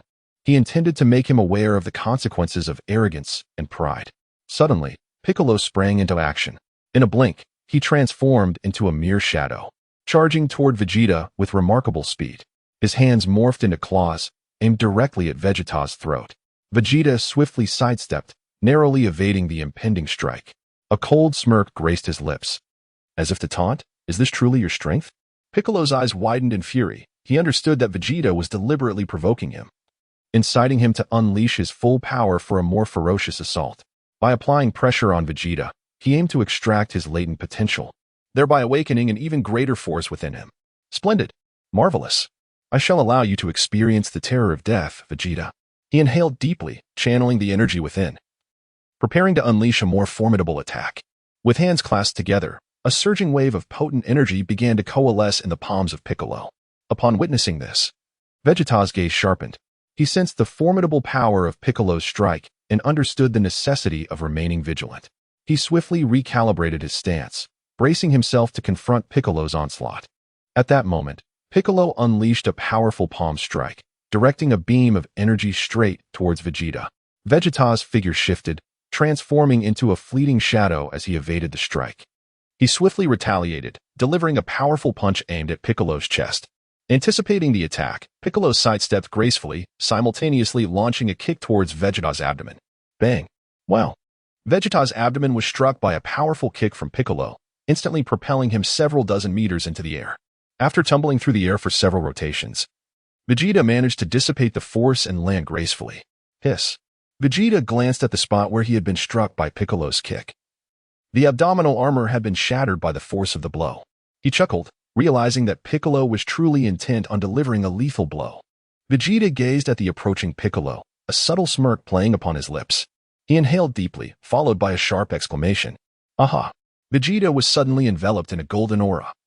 Yet his hair remained black, merely standing a bit more upright than usual. Upon closer inspection, the flames surrounding him appeared to be mere outlines, lacking the distinct intensity characteristic of a Super Saiyan transformation. Piccolo, noticing Vegeta's apparent transformation, promptly halted his advance. Vegeta, what is this? Piccolo gazed at Vegeta with uncertainty, perplexed by the changes he observed. Is this truly a transformation into a Super Saiyan? It does not seem quite right. Yet, those golden flames surrounding Vegeta should only manifest after achieving Super Saiyan status, shouldn't they? Nevertheless, the pressure emanating from Vegeta had notably intensified, now comparable to Piccolo's own strength. Though Piccolo was filled with confusion, he chose to focus on the battle at hand, recognizing that Vegeta had finally unleashed a more formidable power. This is the first time I am employing this state. Piccolo, you are fortunate to be the first to witness it. Vegeta gazed at the perplexed Piccolo and spoke slowly, while inwardly he mused, I must restrain some of my power. Otherwise, I might inadvertently transform into a Super Saiyan. Piccolo let out a cold snort. At last, you've been compelled to unleash your greater strength. Come on, Vegeta. Unleash your full potential and let us engage in battle. Upon witnessing this, Vegeta silently mused that if he were to truly unleash his full power, Piccolo would scarcely endure a single round. Come forth, Piccolo. With that, a flurry of strikes commenced. In an instant, Vegeta and Piccolo exchanged over 100 blows. Their movements swift and fierce, each attack resonating with the force of thunder. The sounds of their clashes echoed deafeningly, as though they threatened to rend the very fabric of space itself. Piccolo grew increasingly emboldened, feeling a torrent of power surging within him. He continuously varied his offensive strategies, launching rapid punches and kicks aimed at Vegeta's vital points, while also conjuring beams of energy in a bid to breach Vegeta's defenses. His onslaught was as relentless as a tempest, leaving spectators breathless. Conversely, Vegeta remained composed, resembling an unyielding mountain. No matter how ferociously Piccolo attacked, he could not budge him in the slightest. At times, he deftly evaded Piccolo's strikes, and at others, he retaliated with assaults as swift as lightning. Every move he made was precise and forceful, as though he could pierce through Piccolo's defenses. The battle escalated into a fevered intensity. Had there been an observer, they would witness only two indistinct figures colliding, separating, and colliding once more. Suddenly, Piccolo let out a fierce roar, and with a powerful leap, he launched himself towards Vegeta. In the midst of this charge, he conjured a massive energy sword in his right hand, poised to cleave Vegeta in two. Vegeta furrowed his brow upon witnessing the scene. Acutely aware of the formidable force behind Piccolo's strike, understanding that he could not afford to be complacent, he swiftly adjusted his stance, gathering a sphere of energy around his right fist in preparation for Piccolo's impending assault. With a resounding crash, their attacks collided in mid-air, producing a deafening roar. The energy sword in Piccolo's right hand clashed against the energy emanating from Vegeta's fist, erupting into a blinding explosion of light. Their figures flickered within the brilliance, clearly engaged in a fierce contest. Boom, boom. The two powerful forces collided and dissipated, yet at that moment, Piccolo's left hand elongated like rubber, transforming into a blade as he aimed to strike at Vegeta. However, Vegeta evaded with astonishing speed, pivoting to deliver a counterpunch directly to Piccolo's chest. Though Piccolo reacted in time, shielding himself with his arms, he was still forced to retreat several steps from the impact, unwilling to yield. Piccolo took a deep breath and launched another offensive against Vegeta.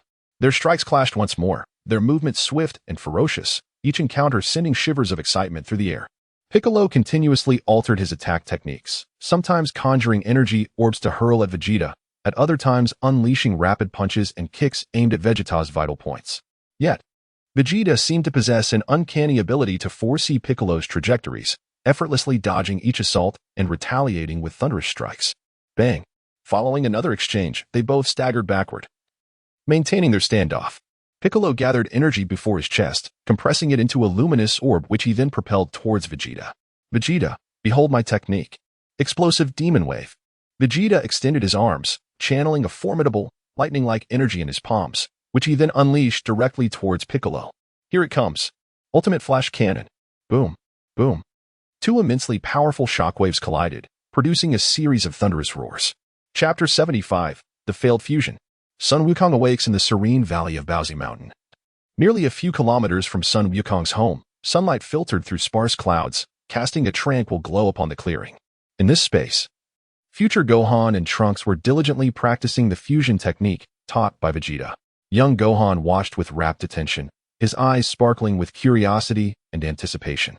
Their movements were fluid and coordinated, their index fingers gently touching before they simultaneously exclaimed, "Fusion, ha, pop, whoosh," as the words faded. A dazzling light erupted from future Gohan and Trunks, and their forms merged. Boom! When the blinding radiance dissipated, a figure clad in peculiar extraterrestrial attire materialized before them. What is this? The young Gohan's eyes widened in astonishment as he gazed at the being before him. We did it. The figure spoke with an odd voice, a blend of future Gohan and Trunks, creating a rather peculiar sound. Young Gohan furrowed his brow and cautiously inquired, "Are you the fusion of my brother and Trunks?" "Indeed. You may call me Gohanks." The fusion of future Gohan and Trunks smiled amiably at young Gohan. However, the boy's expression turned perplexed. "But I feel like your fusion hasn't quite succeeded." Gohanks was taken aback, curiosity etched on his face. "What do you mean? Is there a problem?" Young Gohan eyed Gohanks' hefty physique and couldn't help but grimace. He hesitated, finally stammering, It's just that I feel you seem a bit overweight." "What? Overweight?" Gohanks exclaimed, quickly sprinting towards a nearby stream. Thud, thud, thud. As Gohanks ran, the ground trembled beneath his feet. Huff, puff. Just a few steps in, Gohanks was already panting heavily. He gazed at his reflection in the water and was jolted by what he saw. Wah! Who is this fat guy? Gohanks stared in disbelief at his own reflection, realizing he had transformed into a corpulent figure, his flesh appearing as if it might burst at any moment. And no, how could this happen? Gohanks was in utter disbelief, gazing at his plump form. He cried out in despair, "No, no. Oh heavens! How could I be a big fatso?" Young Gohan watched the lamenting Gohanks with a sense of helplessness, letting out a resigned sigh. With no other option, Gohanks could only endure the agonizing wait for the fusion to dissolve. After a long 30 minutes, his body dissipated into a beam of light. With a soft pop, Gohanks successfully separated into future Gohan and Trunks. Future Gohan touched his face, turning to Trunks beside him. "Trunks, let us give it another try." Trunks, equally puzzled, examined his own body and nodded in agreement. Fusion, X2. However, the result of their second fusion was not much better than the first. This time, Gohanks emerged as a gaunt figure, resembling a skeletal being, as if a gust of wind could topple him. How do I look, little Gohan?" Gohanks trembled, his voice tinged with anxiety. Young Gohan, exasperated, held his forehead and sighed. "Sigh, this time you are too thin." What? The skeletal Gohanks' eyes dimmed instantly. He sat on the ground in a daze, as if the entire world had crumbled around him. Seeing this, young Gohan refrained from saying more, knowing that words would be futile at this moment. He sighed, saying, I'll go back to do my homework now." With that, he turned and headed home, realizing he could offer no assistance. Oh, Gohanks nodded glumly. As young Gohan reached the doorstep, he spotted his mother, Chi-Chi, hanging out the laundry. Just as he was about to greet her, he suddenly sensed a shift in his father-son Wukong's energy within the house. Young Gohan's heart raced, and he hurried into the bedroom, where he found son Wukong standing by the window, gazing at the scenery outside. Dad! Dad! Young Gohan exclaimed excitedly, relief washing over him. Even though son Wukong had taken the special medicine from the future during his illness, young Gohan still felt a gnawing worry. He could hardly fathom what their lives would become if his father could never awaken again. Son Wukong turned, his face beaming with a smile. Gohan, you're back. Dad, you're finally awake. We were so worried about you. Young Gohan's eyes glistened with tears of joy. Son Wukong scratched his head, slightly confused. Sorry to worry you. How long have I slept? Almost 6 days, Dad. So I've been asleep for that long? No wonder I feel so hungry. Son Wukong rubbed his flat stomach. Suddenly, young Gohan recalled how worried his mother had been these past few days, and he quickly exclaimed, Right. I need to tell Mom. With that, he dashed out of the bedroom to find the busy Chi-Chi. Mom, Dad's awake. Young Gohan excitedly grabbed Chi-Chi's hand and led her to the bedroom. Upon seeing son Wukong awake, Chi-Chi was overwhelmed with emotion, tears streaming down her cheeks. Wukong, you're finally awake. I was so worried about you. She threw herself into son Wukong's embrace, tears cascading down her face. Don't cry, Chi-Chi. I'm really hungry now. Is there anything to eat? Son Wukong said, somewhat obliviously. However, having been his wife for so many years, Chi-Chi was accustomed to son Wukong's lack of emotional finesse. She chuckled through her tears. Of course. I'll prepare a sumptuous feast for you right away. That is wonderful. Thank you, Chi-Chi. Son Wukong shouted with excitement. Chi-Chi turned to young Gohan, saying, Gohan, go invite your brother and Trunks back. We should celebrate your dad's awakening with a grand feast. Sure, Mom, I'll go right now. Young Gohan nodded and dashed outside. Oh, and Gohan, don't forget to invite your grandpa too, Chi-Chi added. Got it, Mom. After a while, the young Gohan, future Gohan, Trunks, and the Ox King returned. They joyously prepared a sumptuous feast to celebrate son Wukong's recovery. In Chapter 76, Elder Muley's plea for help, the group headed to New Namek. After a satisfying meal, Trunks was animatedly recounting various incidents from Wukong's illness when suddenly, his communicator rang insistently. Mom, what is the matter? Upon seeing that it was Bulma calling, he quickly answered. Trunks, it's bad news. Elder Muley from New Namek is on the line. Bulma's voice was laced with urgency, indicating that something significant had occurred. New Namek? What is happening? Didn't T-Dad go to West City? Trunks queried, somewhat perplexed, recalling his father's previous trip to New Namek for a new Supreme Kai.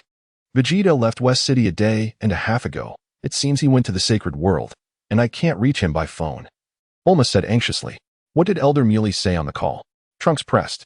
He mentioned that New Namek is under attack by alien mechanical soldiers, and many Namekians have been captured.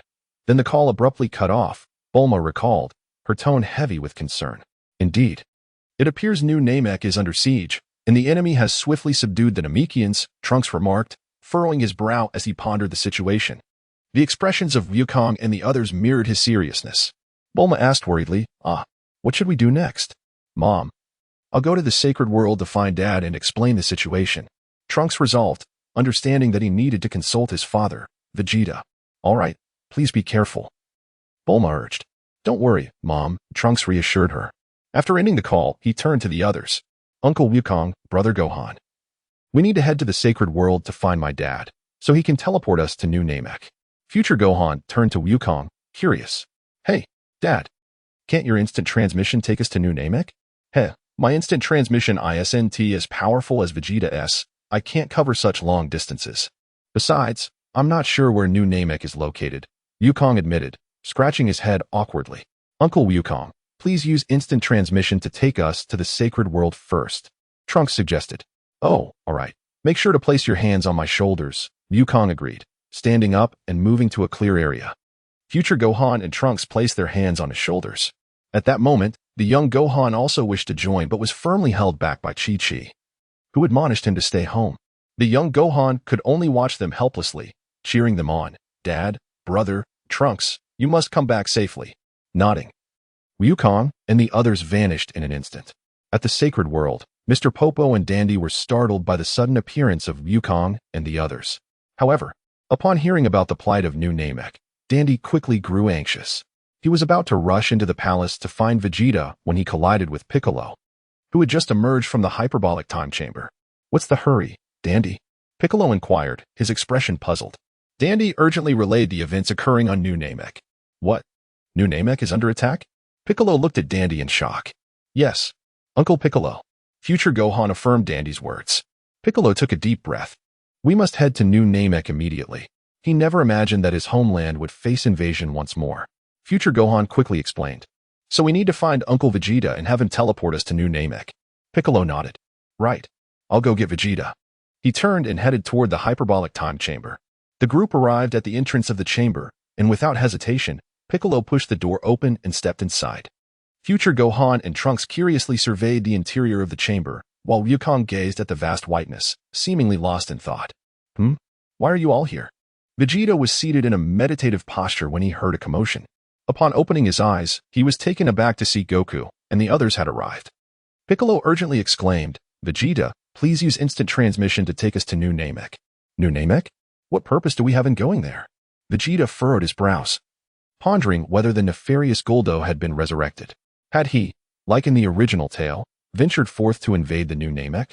Trunks hastily elucidated, "Father, the New Namek is under siege by extraterrestrial forces. We must expedite our rescue efforts." He relayed the distress call from Bulma to Vegeta. After absorbing Trunks' words, Vegeta silently mused. "Ah, mechanical soldiers? It truly is that scoundrel Guldo. I never imagined he could survive even being thrust into the heart of the sun." A faint, sardonic smile graced Vegeta's lips as he contemplated the seemingly inevitable event before him, a mixture of curiosity and resignation swirling within him. Despite possessing the formidable Gallic gun capable of obliterating Cooler, and considering that Cooler had been thrust into the fiery furnace of the sun, logic dictated that he should have perished beyond the point of revival. Yet, miraculously, Cooler had survived. It appeared that in the realm of Dragon Ball, events that are destined to unfold will invariably occur, regardless of any attempts to alter them. "Very well, I shall guide you." With that, Vegeta instantaneously transported himself along with Goku, Piccolo, Future Gohan, and Trunks to the New Namek. "Wow, Vegeta, your ability to teleport such a large group over such a distance is truly impressive," Goku exclaimed, marveling at the unfamiliar surroundings and genuinely admiring Vegeta's prowess. Though he too possessed the ability to teleport, he could not replicate Vegeta's remarkable feat of transporting so many over such a vast expanse. "Is this truly the New Namek?" Future Gohan queried, his eyes scanning the surroundings, for it was his first visit to this planet. However, it appeared quite similar to the Namek he had envisioned. Trunks was also observing his environment, noting that it bore no distinction from the New Namek of his timeline. Meanwhile, Piccolo had already sensed the presence of his kin and eagerly soared off into the distance. "Hey, Piccolo, wait for me," Goku called out, hastily pursuing him as Piccolo departed without a word. "Dad, Uncle Piccolo, wait for me." "Trunks, I'm heading off first." Chapter 77, The Survivor, Kark. Future Gohan hurriedly followed Goku, concerned about his father's heart condition still not fully recovered. "Dad, we should leave as well." Trunks glanced at Vegeta, only to find him retrieving a small box from his person and tossing it to him. Trunks, puzzled, stared at the box and inquired, "What is this?" "It's a Senzu bean. There should be 4 more inside." "I shall return now." Trunks, taken aback, quickly asked, "Return? Dad, are you going back to Earth?" "Indeed. The task of saving the New Namek is entrusted to you all. Do your best." As soon as Vegeta's words fell, he instantly utilized instant transmission to depart from the New Namek. This. Only Trunks remained behind, bewildered, staring blankly at the box in his hands. At this moment, in a village on the New Namek, ruins lay scattered everywhere. Bang, bang, bang, boom. A horde of mechanical soldiers rampantly destroyed the buildings in the village, seemingly in search of something. In the basement of a dilapidated house, a Namekian of similar age to Dandy trembled in hiding. What to do? What to do? The other elders have been captured. This Namekian anxiously clutched a Dragon Ball the size of a basketball, recalling the words of Elder Muley, who had instructed him to hide with the Dragon Ball. "Caulk, you must hide here with the Dragon Ball while I contact Mr. Vegeta on Earth. Remember, no matter what happens, do not come out." Thinking of this, Caulk murmured sadly. Elder Muley said he would contact Mr. Vegeta, but so much time has passed, and no one has come to rescue us. Elder Muley hasn't returned. Could he? while Kok was still worried about Elder Muley's safety. He failed to realize that he had already been exposed to the mechanical soldiers. These soldiers seemed equipped with detectors similar to those used by Frisia and his ilk. So Kok's hiding spot had long been revealed. Boom. Crash. A powerful energy blast obliterated the crumbling house to the ground. The violent tremors filled Kok, who was hiding in the basement, with an overwhelming sense of despair. Oh no. Am I to be killed too? Thud. Thud. Kok heard the heavy footsteps of the mechanical soldiers drawing ever closer, causing his body to tremble in fear. Before long, he felt that the soldiers were only a few meters away from his hiding place. Almost in the next moment, they would arrive before him, ready to find and eliminate him. Thud. Thud. Suddenly, the heavy footsteps seemed to come to an abrupt halt, followed by a series of clattering sounds. After a while, the entire village seemed to fall silent, as if returning to the peaceful and tranquil days of yore when everyone lived in harmony. Just as Kok was lost in thought, a cold voice resonated from above. Come out. There is no danger here anymore. Upon hearing this, Kok immediately thought that it might be Mr. Vegeta, as Elder Muley had mentioned, coming to save him. Filled with hope, Kok quickly crawled out of the basement with the Dragon Ball. Upon reaching the surface and before he could see who had arrived, he excitedly exclaimed, Mr. Vegeta, you have come to save us on New Namek. Thank you so much. However, when Kok finally discerned that the newcomer was a fellow Namekian who looked just like him, he noticed two others who bore a striking resemblance to the Scion race, presumably related to Mr. Vegeta. One of them, sporting a crab-like head, cheerfully introduced himself. Hello. I am Son Goku, and this is my son, Son Gohan. The other, a scarred individual, nodded in acknowledgement towards Kok. Kok was momentarily stunned, gazing in confusion at his fellow Namekian. You are a Namekian from Earth? Indeed, the Namekian before him was Piccolo, who had hurriedly come to the rescue. However, Piccolo was taken aback to be mistaken for that rascal Vegeta by his own kind, rushing to save his fellow Namekians. He found it absurd that they thought of him as Vegeta. Piccolo recalled the year and more he had spent training in the hyperbolic time chamber, battling with Vegeta. Initially, he believed he had fused with the Supreme Kai and that his power would surpass that of these Saiyans. Yet, he was disheartened to find that despite his utmost efforts, he could not defeat a normal Vegeta. Not to mention how formidable Vegeta would be upon transforming into a Super Saiyan. This realization left Piccolo feeling disheartened, and he lost all desire to train, contemplating retreating to a remote mountain to hide away. However, Vegeta insisted that Piccolo continue training with him in the hyperbolic time chamber. Firstly, Vegeta needed someone to spar against who could match his normal self, a punching bag. Secondly, they could exchange training insights and evaluate their progress. Ultimately, Vegeta desired a punching bag. After a year and a half of serving as Vegeta's training partner, Piccolo's strength had significantly improved. It could be said that he could now easily overpower the version of himself who had just fused with the Supreme Kai. Even when battling against Goku in his Super Saiyan form, Piccolo felt confident that he could hold his own. When he learned that his homeland, New Namek, was under invasion, he was eager to return to save his kin. However, it was disheartening to realize that his fellow Namekians were hoping for rescue from that scoundrel Vegeta. Taking a deep breath, Piccolo slowly stated, Yes, I am the Namekian from Earth. You may call me Piccolo. Kok hurriedly introduced himself and then recounted the invasion of their village to Piccolo. As Piccolo listened to Kok's words, he fell into deep contemplation. Just then, a figure appeared on the horizon, approaching the location of the group. It was Trunks, who had arrived a bit late. Hey, Trunks, where is Mr. Vegeta? Goku noticed that only Trunks had come, with no sign of Vegeta. Trunks awkwardly replied, Dad said that the mission to save New Namek is our responsibility. And then he returned to Earth. Chapter 78, The Arrival of Metal Cooler. Goku expressed his frustration. How cunning. That Vegeta knows how to hide away and train alone. Upon hearing that the long-awaited savior of New Namek, Mr. Vegeta, had not come, Kok felt as deflated as a punctured balloon. Piccolo scoffed. It's better that he doesn't come. I am more than sufficient to rescue New Namek. With me here. Those invaders pose little threat. I don't even need Goku and the others to assist. I believe I can handle those intruders myself. Kok, you and Goku stay here. I will go rescue our kin and eliminate those invaders. Piccolo gazed grimly towards the horizon, his keen eyesight discerning an enormous metallic fortress looming in that direction. Suddenly, he noticed a silver figure hurtling towards their location at an alarming speed. Uncle Piccolo, what's wrong? Future Gohan inquired, noticing Piccolo's furrowed brow. It's nothing. Just a fellow approaching us, Piccolo replied, his expression darkening. Upon hearing this, Goku and the others quickly focused their energy sensing on the direction Piccolo was observing. Yet they detected no signs of an approaching presence. Huh? Someone's coming towards us? But why can't I sense any energy fluctuations? Goku questioned, perplexed. Indeed, Uncle Piccolo. There is no energy signature within a 10-kilometer radius. Future Gohan echoed, confirming their shared confusion. Piccolo narrowed his eyes, fixating intently on the silver figure, slowly articulating, Heh. Perhaps that individual is not of flesh and blood. What could it be? Goku and Future Gohan were taken aback by Piccolo's assertion. At that moment, Trunks, with a grave expression, interjected, Uncle Piccolo, are you suggesting that this being is akin to the androids on Earth, a mechanical being? How is that possible? Future Gohan echoed Trunks' surprise. They pondered the vast distance between Earth and New Namek, and noted that the androids on Earth had long since reformed.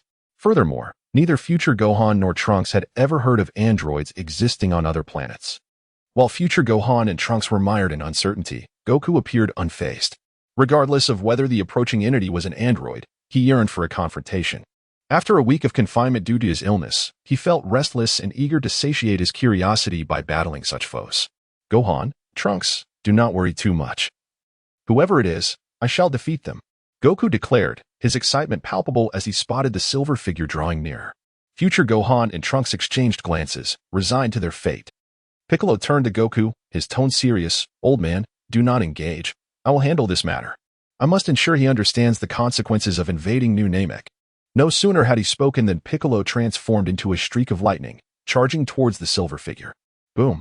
In an instant, Piccolo collided with the silver figure. Bang. As Piccolo's fist met that of the metallic being, he felt an unusual hardness, as if it were forged from a special alloy, causing a twinge of pain in his knuckles. Oh ho ho. I thought someone had destroyed my mechanical soldiers. Turns out it's you, Piccolo. The Namekian from Earth. The metallic being cackled, its body clad in shimmering silver. Who are you? How do you know my name? Piccolo exclaimed, astonished by the creature before him. Oh ho ho ho. Who am I? You dare to ask? The metallic being responded with a manic laugh. Meanwhile, Goku and the others had arrived nearby, their expressions filled with confusion at the metallic being's words. Future Gohan was particularly baffled. How could he know Uncle Piccolo is from Earth? Trunks and Goku regarded the metallic figure with a sense of familiarity. The metallic being then noticed the group, its gaze settling on Goku and Trunks, instantly contorting into a mask of rage.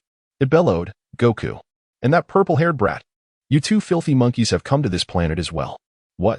How does it know Dad and Trunks' names? Who on Earth is this? Future Gohan was bewildered. The metallic being's gaze shifted to Future Gohan, scrutinizing him closely. However, it found no records of him within its memory, though it deduced he was also a scion. At that moment, Trunks, piecing together the metallic being's voice and vaguely familiar appearance, gasped in shock. You are Cooler? What? He is Cooler? Impossible. Wasn't he defeated by Vegeta? Piccolo and Goku exclaimed in disbelief upon hearing Trunks. That's right. I am Cooler. Where is that damn Vegeta? Has he not arrived? The metallic Cooler sneered, its red glowing eyes scanning the surroundings. It yearned to find the scion who had left it half dead, longing to exact revenge on Vegeta and every human on Earth. However, due to the constraints imposed by its master, it could not stray too far from its designated area.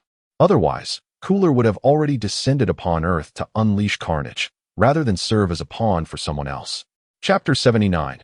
Piccolo vs. Metal Cooler. Trunks, brimming with confidence, proclaimed, I can handle this myself without my father's help. Though I was defeated by Cooler last time, my training has significantly enhanced my power. Dealing with him will be a mere formality. Metal Cooler regarded Trunks with astonishment. What? You are Vegeta's son? No wonder. It then sneered. Oh ho ho ho. Arrogant scion monkey, I shall sever your head and present it to Vegeta as a greeting gift. As the metallic Cooler finished its taunt, it shot towards Trunks like a silver bolt of lightning. Bang. However, Piccolo swiftly blocked its path with his imposing stature. Cooler, do you truly underestimate me? Piccolo glared at Metal Cooler, a surge of fury welling within him. You? A mere Namekian? You think you can challenge me? Metal Cooler glared furiously at Piccolo, shouting incessantly, What are you, a worthless Namekian, to challenge me, Cooler? It's laughable. Piccolo, initially taken aback by Metal Cooler's rage, suddenly burst into laughter, questioning the sanity of Cooler for fluctuating between anger and amusement. Abruptly, Metal Cooler's crimson eyes began to flash rhythmically, causing him to freeze in place. Piccolo and his companions looked on, puzzled by his seemingly erratic behavior, especially at a moment when battle was imminent. Just then, Metal Cooler resumed his composure, fixing a dark gaze on Piccolo and his allies, slowly uttering, "Umph. I had intended to toy with you, but since orders have been given, prepare to descend into hell." In response, Piccolo coldly retorted, "You wish to kill us? Worry about your own life first." With a resounding crash, battle erupted as Piccolo launched the first attack. In a swift motion, he appeared before Metal Cooler and struck with a powerful punch aimed at his chest. Metal Cooler reacted swiftly, crossing his arms to block the blow. The tremendous impact reverberated through the ground, causing the earth to tremble and the air to churn violently. Unyielding, Piccolo quickly adjusted his stance, channeling a formidable energy wave. Special Beam Cannon. The energy beam cut through the air, hurtling towards Metal Cooler. With a flicker of disdain in his eyes, Metal Cooler responded, "Humph." Explosive Beam. He raised his arm, unleashing an energy beam that collided with Piccolo's attack. The resulting explosion echoed through the battlefield, unleashing a gust of wind. Metal Cooler staggered back, while Piccolo stood firm, a triumphant smile gracing his face. "It seems your strength is not as impressive as I thought," Piccolo taunted. Metal Cooler remained silent, his gaze growing colder.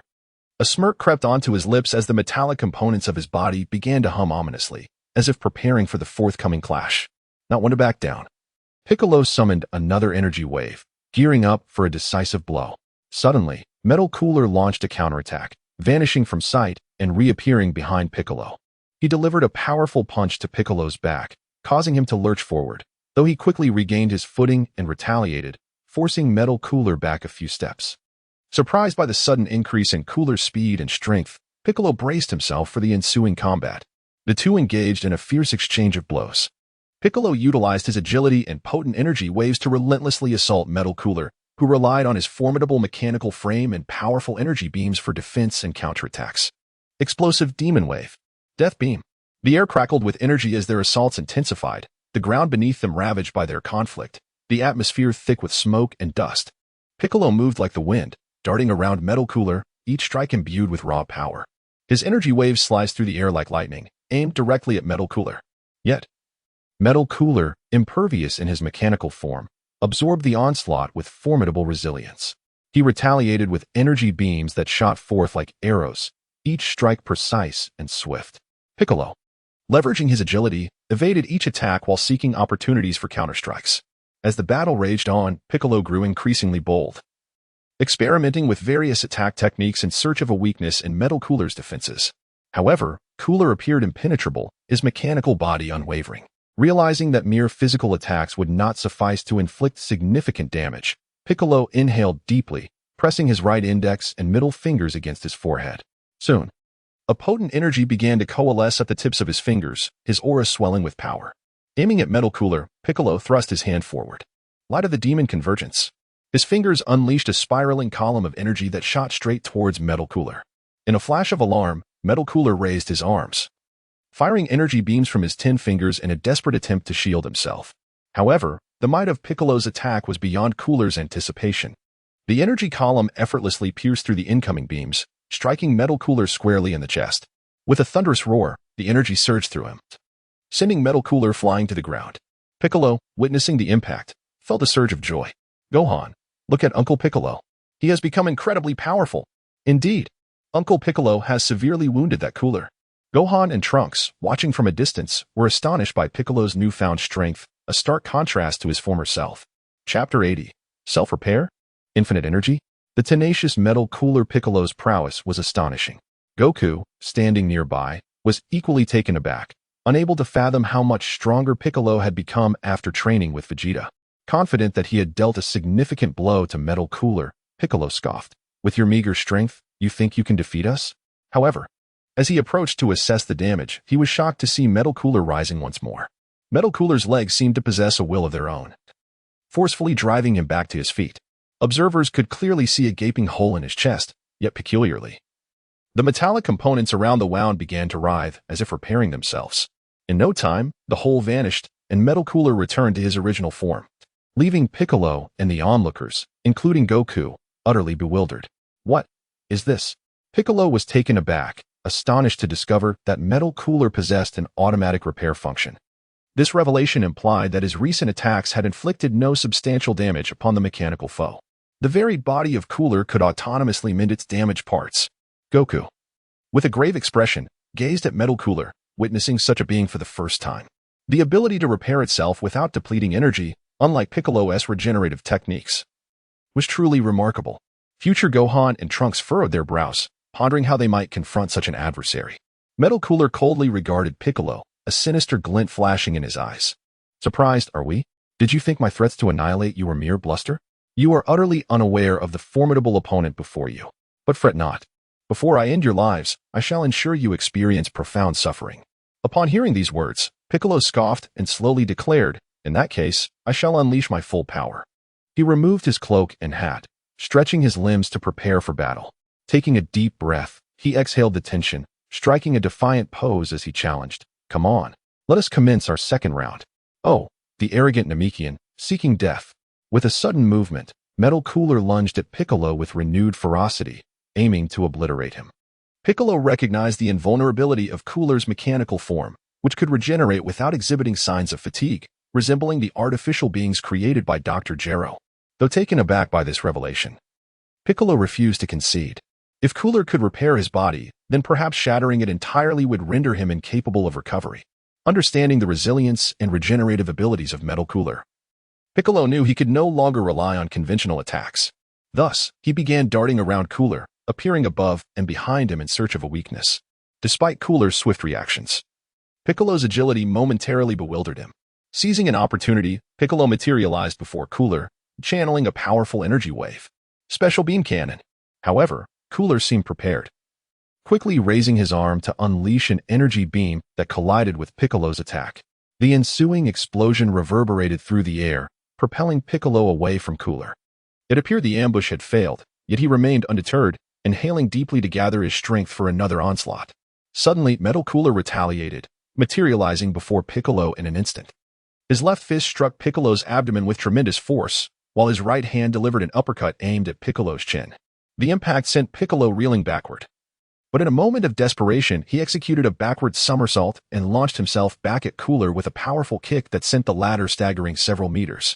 With renewed determination, Piccolo charged at Cooler once more, and a flurry of exchanges ensued, blows and energy blasts resonating across the battlefield, echoing for miles. Future Gohan observed the fierce battle with concern, noting that while Piccolo was holding his own against Metal Cooler, the latter's seemingly inexhaustible energy would eventually lead to Piccolo's downfall. Indeed, aside from its mechanical exterior, Metal Cooler bore an uncanny resemblance to the androids created by Dr. Gero, but was notably more powerful. Trunks, his brow furrowed, calculated that even the combined might of androids 16, 17, and 18 would not suffice to challenge Metal Cooler. He realized that even he would expend considerable effort to overcome this formidable foe. Goku, overhearing the anxious musings of future Gohan and Trunks, chuckled, "Fear not. I have faith in Piccolo's ability to defeat Cooler." After rigorous training in the hyperbolic time chamber, Piccolo had reached a level of power comparable to Goku in his Super Saiyan form, capable of engaging in prolonged combat. However, he still fell short of besting Goku at full power. At that moment, Piccolo had nearly attained the strength he possessed during the Majin Buu saga. After another collision with Metal Cooler, Piccolo skillfully distanced himself, panting heavily. Continuing like this is unsustainable. Although my strength surpasses Cooler's, his limitless energy and impenetrable form will eventually wear me down. Chapter 81. Why are there so many Metal Coolers? Piccolo glowered at Metal Cooler, his mind racing to devise a strategy to defeat him. Oh, what's this? Are you feeling overwhelmed and contemplating retreat? Metal Cooler gazed with a sinister smile at the somewhat breathless Piccolo. It was aware that Piccolo possessed greater strength, yet swiftly defeating it was an impossibility. As long as the two remained in this stalemate, Piccolo's stamina would inevitably be exhausted, rendering him a mere fish on the chopping block, ripe for slaughter. Piccolo understood that this approach was futile. He had to alter his strategy.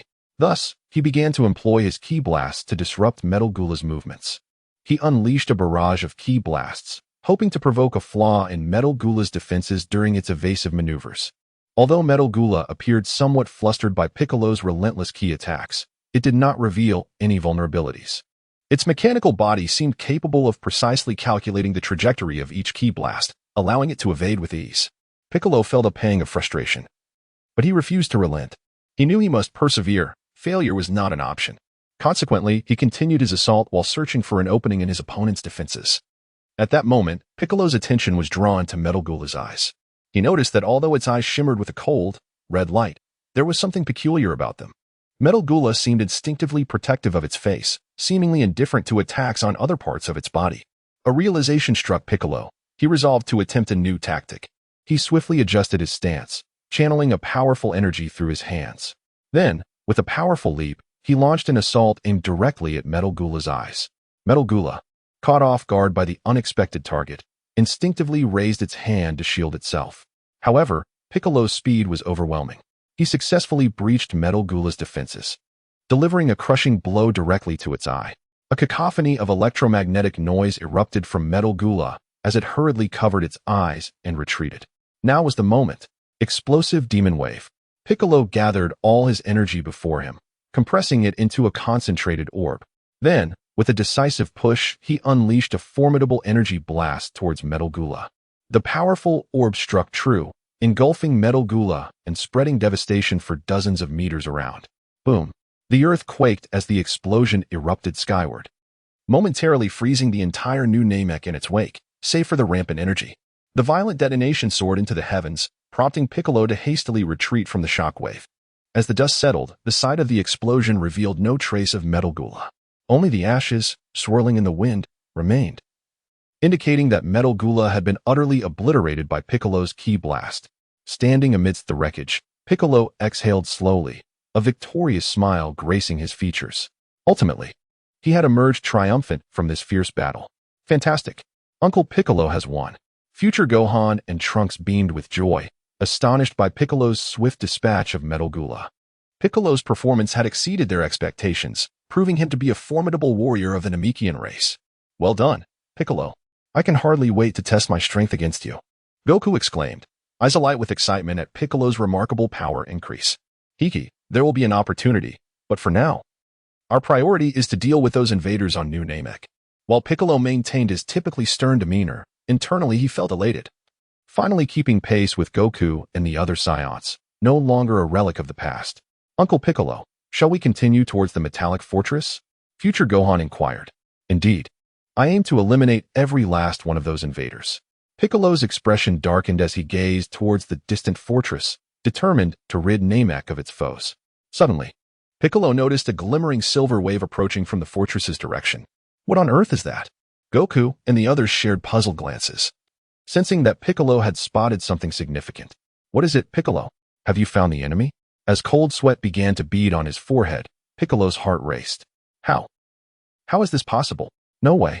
He refrained from answering their questions, for the sight before him was truly alarming. He could scarcely comprehend the sheer number of foes approaching. Goku noticed Piccolo's stunned expression and squinted towards the fortress. Indeed, he discerned a silver wave racing towards them. No, that isn't a wave. It's...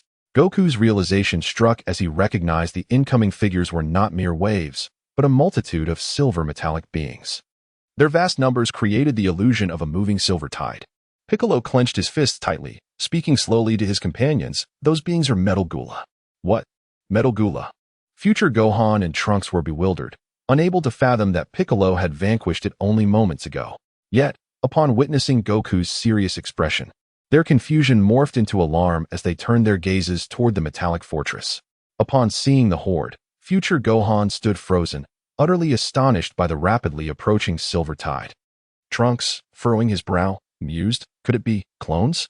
The Metal Gula you just defeated was merely a replica. Goku inhaled deeply, his expression grave as he addressed the group. From here on, we must give it our all, or we may not survive this encounter. Chapter 82, The Onslaught of the Metal Gula Legion. Uncle Piccolo, I have Senzu beans. Eat one to replenish your strength. Gohan and Uncle Goku, you should each take one as well. Trunks hurriedly retrieved the Senzu beans given by Vegeta, distributing them among his companions. Piccolo, Gohan, Trunks, please remain vigilant. If you truly cannot withstand the battle, come to my side. I shall use instant transmission to transport everyone to a nearby planet. Son Goku solemnly advised his companions. Although Saiyans are naturally combative, when faced with adversaries whose strength they cannot contend with, it is prudent to escape when necessary. Do not worry, father. I will act according to my capabilities. Future Gohan, having learned from his previous encounter with the androids 17 and 18, now understood that sometimes reckless aggression is not the solution. I understand, Uncle Goku. Trunks nodded in agreement with Son Goku's suggestion. Piccolo exhaled deeply, silently acquiescing to Goku's counsel. Then let us unleash our full potential and fight. As Goku's words resonated, he instantly transformed into a Super Saiyan. Future Gohan and Trunks swiftly followed suit, achieving their own Super Saiyan forms. After consuming a Senzu bean, Piccolo regained his strength to its fullest. Boom! As the silvery waves drew nearer, the sounds of thunderous roars reached their ears. Suddenly, the silver sea surged like a tsunami, revealing countless metallic gula rushing towards them. Splash! The overwhelming silver tide swiftly engulfed Son Goku and his companions. Within the metallic fortress, at the heart of the control room, a figure fixated on the giant computer screen displaying the fierce battle between Goku and the metallic Gula Legion. Haha, Son Goku. I had yet to seek you out on Earth, and here you come knocking at my door. He cackled madly. Isn't this a case of heaven having a path you refuse to take, while hell offers no door, yet you barge in? This time, you shall all remain on this planet. But where is that Vegeta fellow? Is he still on Earth? Never mind. I shall deal with Goku and his friends first, then take my time with him. Beep, beep, beep. At that moment, a video call window suddenly popped up on the screen. The computer emitted a female voice. Master, Eric from the Sita group is requesting a video call. Eric? That bothersome fellow. Connect the call. Yes, Master. ZZZZZ. After a wave of electromagnetic disturbance, Eric's figure appeared on the screen. Esteemed Lord of the Piccolo Star, it has been a while.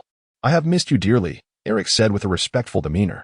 The Lord of the Piccolo Star coldly replied, Speak quickly, and spare me your pleasantries. Do not waste my precious time. Eric, undeterred by the cold reception, maintained a cheerful expression and slowly said, Ha ha ha, you are indeed quite impatient. I shall get straight to the point, regarding our previous agreement for collaboration. Should we not put it into action? Is that trivial matter worth your special attention? The Lord of the Piccolo Star scoffed, displaying clear disdain for the opportunistic Eric. How can such a matter be considered trivial? You are the immensely powerful Lord of the Piccolo Star, commanding a formidable metallic legion, with no one daring to oppose you.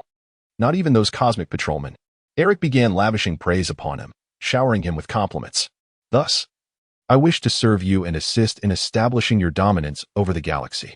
And then, the Lord of the Piccolo Star's eyes glimmered with interest. Then you shall rightfully be the ruler of the galaxy. However, before that, you must dispatch a metallic legion to aid me in striking the first blow towards galactic supremacy. Eric continued to elaborate on his grand vision and the obstacles that lay ahead on the path to becoming the cosmic overlord. Calmly listening to Eric's elaborate discourse, the Lord of the Piccolo Star sneered. You wish for me to send a metallic legion under your command to help eliminate all obstacles to my domination of the galaxy, including those galaxy patrolmen. Seeing his persuasion taking effect, Eric nodded respectfully. Indeed, precisely as you said. However, before Eric could finish, he was interrupted. The Lord of the Piccolo Star coldly interjected, Enough. Whether I desire to become the ruler of the galaxy is not for you to dictate. But, Eric attempted to interject. There are no buts. You are merely a lowly cosmic merchant. To serve me is already a great honor for you. To even think of collaborating with me is sheer folly. The Lord of the Piccolo Star's gaze turned lethal as he fixed his eyes on Eric on the screen, seemingly contemplating his demise. My lord, Eric's brow furrowed, sensing the impending danger. Do not waste your breath. In light of your assistance in locating this planet, I shall spare you, but should you persist in your entreaties, I will unleash my metallic legion upon you. With that, the Lord of the Piccolo Star abruptly ended the communication, returning his focus to the battle between the metallic Gula and Son Goku's group. He remarked with surprise, I did not expect that in just 3 short years, Son Goku and his companions have grown so powerful, yet compared to my metallic legion, they remain insignificant. A sinister grin spread across the Lord of the Piccolo Star's face as he mused. Even if we concede 1,000 steps and they manage to defeat my metallic legion, I still have 2 capable allies. Ahahaha. What surprised me even more is that this planet possesses Dragon Balls, magical orbs capable of granting wishes. Thus, establishing a kingdom to dominate the galaxy shall be no trivial matter. Haraha. The Lord of the Piccolo Star's maniacal laughter echoed throughout the metallic fortress. Chapter 83. The Super Saiyan Vegeta with a battle power of 10 billion. Meanwhile, in a distant galaxy, a floating island drifted through space, atop which stood a grand castle. That damnable fellow, how infuriating. Eric exclaimed as he hurled the communication device to the ground, shattering it into pieces. Merely a creator of mechanical puppets. Yet he dares to be so arrogant. How dare he treat me, Eric, in such a manner?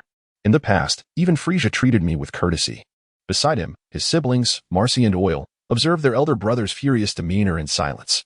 Only the youngest, Jas, coldly inquired, "Brother, shall I go eliminate him?"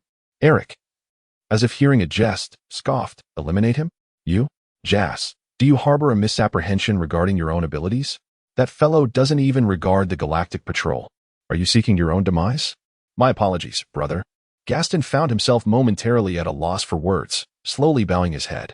In the Earth's sacred temple, within the hyperbolic time chamber, the door to the gravity room creaked open, revealing Vegeta emerging after an intense training session. "Ever since I sent Trunks and the others to New Namek, I have dedicated nearly 6 months to training in this chamber." Observing his revitalized physique, Vegeta felt that his condition was unparalleled. With a gentle command, the long-awaited attribute panel materialized before him once more. Character, Vegeta Race, Scion Battle Power, 1. 107 billion transformation abilities.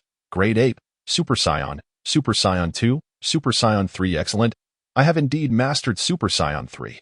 Vegeta gazed at the panel before him with palpable delight, reveling in the realization that his strength had ascended to a new pinnacle, transforming into Super Saiyan 3 to savor the sensation. Aha! With a resounding roar, Vegeta's energy surged dramatically, intensifying in an instant.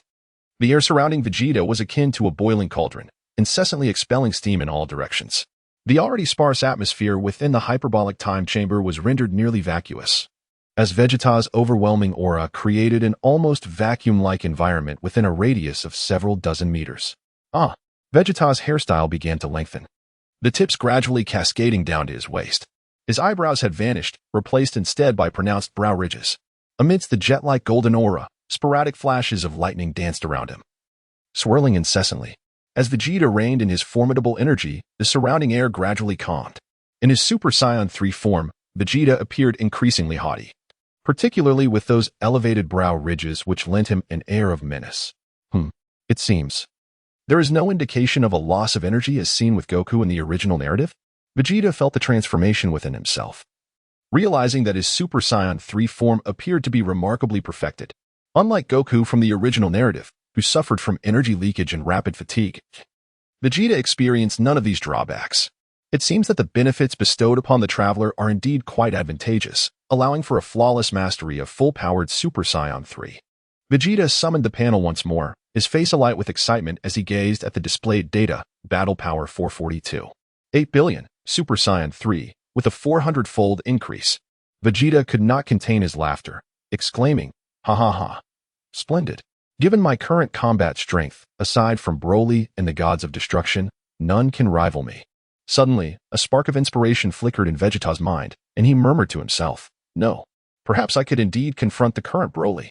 Vegeta immediately reverted from his Super Saiyan 3 state back to his natural black-haired form. This is the first time I am employing this technique. It should suffice. Vegeta extended his right hand, palm facing upwards, gradually coalescing a luminous sphere of energy. He then hurled the energy sphere into the air. Astonishingly, the sphere hung suspended in mid-air, resembling a diminutive moon. Excellent. Next comes the transformation into a great ape. Vegeta's eyes widened as he fixed his gaze upon the artificial moon suspended in the sky. Thud, thud, thud, thud. Under the radiance of the Blutz waves, Vegeta's heart began to pound violently. His visage gradually morphed into that of a gorilla, his eyes turned crimson, and his pupils vanished.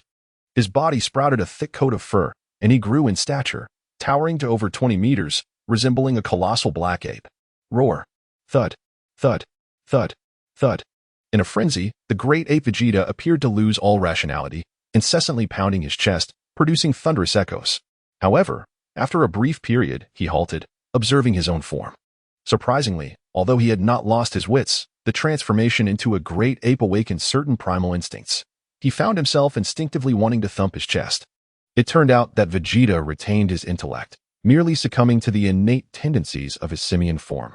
Now, what follows is the transformation into Super Saiyan while in the state of the great ape. With a resounding roar, the fur on great ape Vegeta began to shift from gray to a resplendent golden hue. Boom! The aura surrounding Great Ape Vegeta surged, and his fur stood erect. A magnificent golden Great Ape emerged, enveloped in a swirling golden flame, resembling the golden Great Ape from Dragon Ball GT, which could also be referred to as the Super Saiyan Ape.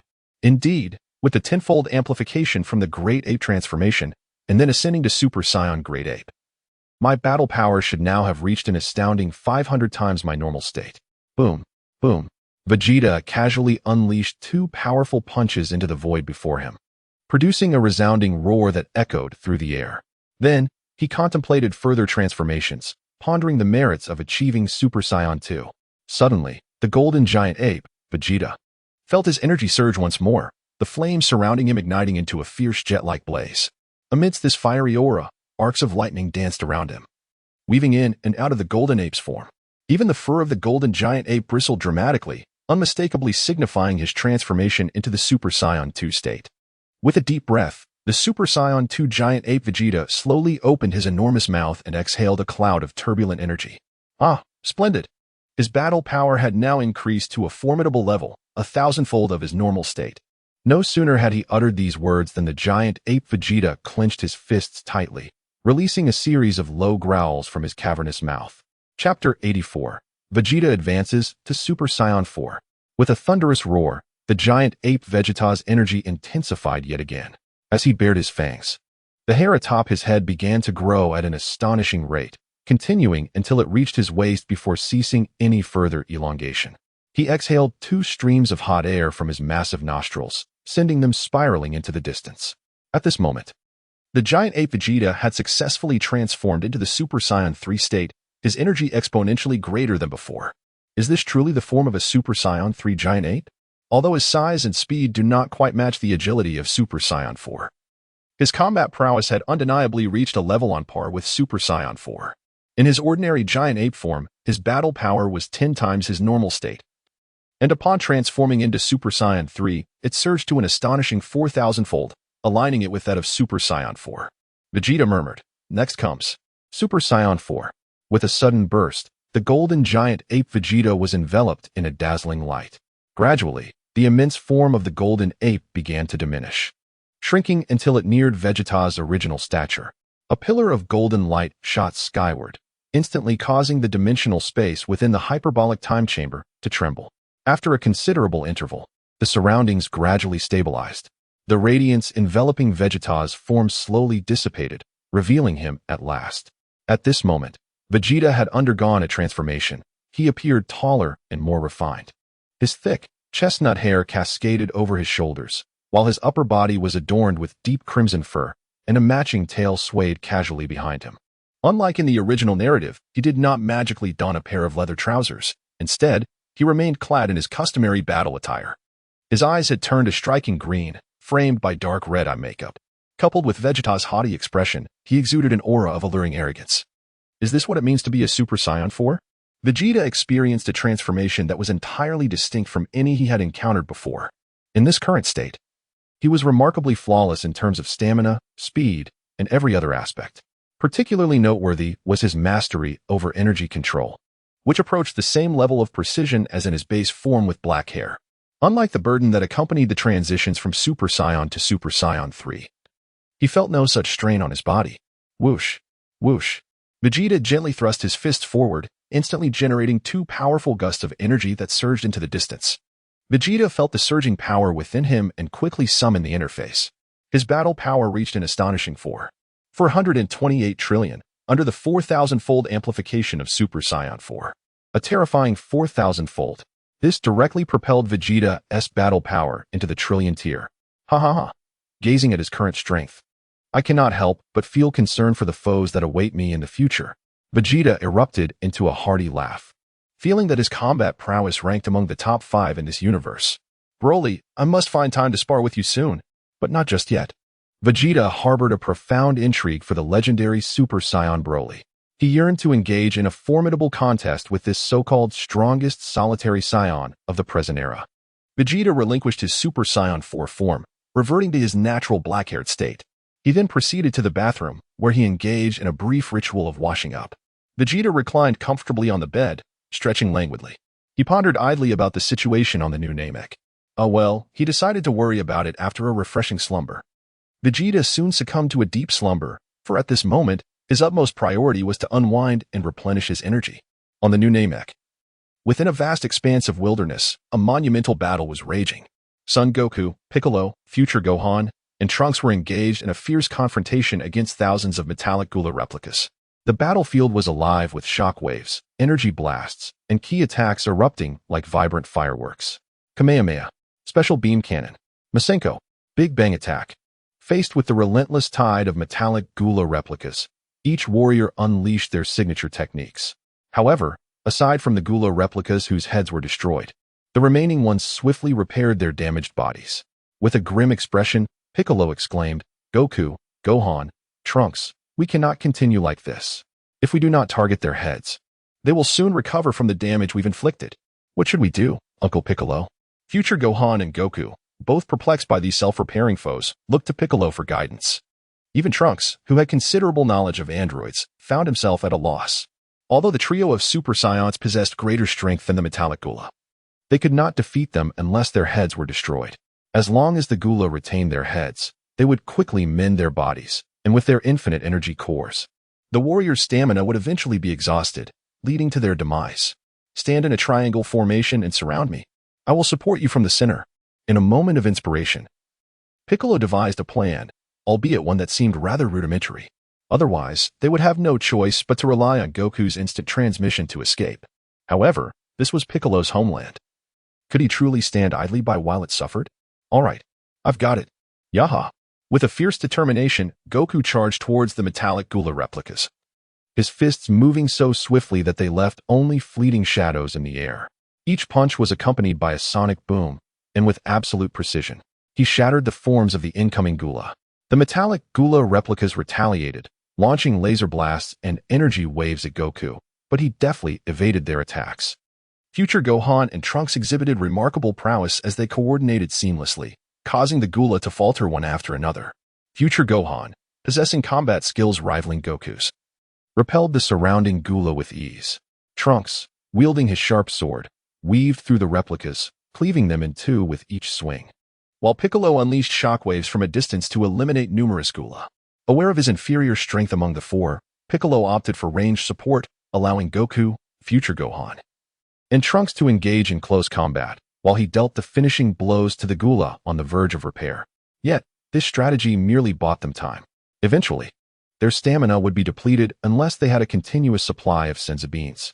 In the control room of the metallic fortress, the ruler of the Gula stared darkly at the monitor. He did not anticipate that Goku and his companions could momentarily withstand the onslaught of the Gula army. Humph! I never thought that Piccolo would prove to be so clever. Although he had never believed that the Gula army alone could defeat Goku and his allies, he was surprised that a slight alteration in Piccolo's tactics could effectively stave off the Gula. However, this situation was not overly concerning for him. He recognized that while he may not be a master of martial arts or a tactical genius, he possessed a brilliant mind. If the strategy of overwhelming numbers proved futile, he could simply deploy his elite soldiers with formidable strength. Misread. Yes, master, came a mechanical female voice from the computer before the Gula ruler. Send those two out. As you command, master. Misread replied respectfully. After a moment, two figures, one stout and the other slender, emerged from the metallic fortress, heading directly towards Goku and his companions. At that instant, the metallic Gula replicas, which had been fiercely battling Goku and the others, suddenly ceased their attacks and retreated from the fray, as if responding to a command. The four warriors, who had just been embroiled in a life-and-death struggle, were left bewildered as the Gula withdrew. What is going on? Are they not attacking anymore? Goku scratched his head, perplexed. What is this situation? Future Gohan and Trunks exchanged confused glances, equally baffled by the Gula's sudden change in behavior. Future Gohan turned to Piccolo and asked, Uncle Piccolo, do you know what they are up to? I have no idea. Do they have some sort of scheme? Piccolo's expression darkened. He too was drained from the earlier battle, and with no senzu beans available, he was eager for the conflict to cease. Yet, the metallic beings around them seemed to be up to something. Just as Goku and the others were bewildered by the Gula's strange conduct, they suddenly spotted two figures soaring towards them from the horizon at remarkable speed, almost instantaneously arriving above the battlefield. As they discerned the newcomers, one figure stood out, a rotund man strikingly similar in appearance to a human. Beside him, a metallic gula appeared. Yet this one bore subtle differences from the gula surrounding them, though the specifics eluded identification. With a fierce glare, the rotund figure surveyed Goku and his companions. His eyes filled with murderous intent, as if he wished to tear them apart. "Gula, is that Son Goku?" the plump man inquired, extending his pudgy finger towards Goku. The metallic gula glanced at the rotund figure with impatience and replied, "Indeed." "Hee. Gula, there's no need for that expression. They merely sent you flying into the sun before." The portly man chuckled with a seemingly amiable demeanor, creating the impression of a close relationship with Gula. However, the metallic gula, perceptive and discerning, recognized the sarcasm in his words and turned to glare coldly at the rotund figure. In a frigid tone, he retorted, "You, fat fool. Do not pretend as though we are well acquainted." "Pretend? Oh dear, Gula, my young friend. I am indeed your senior. And let us not forget the considerable effort I put forth during your transformation." The corpulent man grinned, revealing a mouthful of gleaming white teeth while speaking in a sardonic manner. Gula, gritting his teeth, bellowed, "You insufferable glutton! If you do not cease your incessant prattling, I shall make an opening in your belly. Ah, come now. We are here to confront Sun Wukong and his companions. It would be unwise to engage in infighting at this juncture." Gula interrupted the still chattering portly man with a fierce expression, commanding, "Enough. Silly fool, be silent. Once I have dealt with those below, I shall attend to you."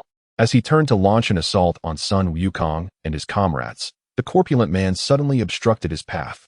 "What do you intend to do, fat fool? Do you dare believe I want to crush your pig head right now?" Gula snarled impatiently, genuinely vexed by the man's antics. Were it not for the presence of that other fellow, he would have long since removed the portly man's head and used it as a ball. "Do not be hasty. Gula, allow me, your elder, to first gauge the strength of that Sun Wukong. Once I have had my fun, you may then take your turn." The portly man maintained his cheerful demeanor, observing Gula's apparent desire to retort. He continued, "Moreover, the master concurs with my approach." "What?" Hearing the portly man's assertion, Gula swallowed his harsh words, replying with a frustrated tone, "Fine. I shall let you act first." "Ha ha ha. Now you are being obedient." The corpulent man jeered. Meanwhile, Sun Wukong and his companions, initially puzzled by the sudden appearance of these two, were taken aback by their casual conversation that disregarded their presence, as if defeating them were a trivial matter, while Sun Wukong and the others felt a surge of annoyance. The portly man gradually descended from the air, positioning himself before them. Instantly, Sun Wukong and the others readied themselves for battle. "Be cautious. This fellow seems even more formidable than the metallic creatures surrounding us." Piccolo warned darkly, his instincts indicating that the rotund adversary posed a greater challenge than the metal gulas. "Understood, Uncle Piccolo," future Gohan acknowledged with a nod. Sun Wukong, however, gazed at the portly figure with excitement, exclaiming, "I too sense his strength. Allow me to engage him first." Faced with a powerful opponent, Sun Wukong's immediate instinct was to confront him. The earlier metallic gulas had not proven particularly challenging. Their overwhelming numbers were the true issue, akin to a multitude of ants bringing down an elephant, thus not constituting a genuine battle. Chapter 86, Android 19, Dr. Gero? At that moment, Trunks, who had been frowning at the portly man, suddenly seemed to recall something. He exclaimed, "This guy resembles the androids from Earth." The rotund figure, intrigued by Trunks' statement, inquired, "Hey, how do you know about androids, you purple-haired brat?" With a smirk, Trunks replied, "Not only am I aware of androids, but I have also eradicated them." "Oh, is that so? Were the ones you destroyed androids 17 and 18? The portly man asked with curiosity. "Indeed. The ones I vanquished were androids 17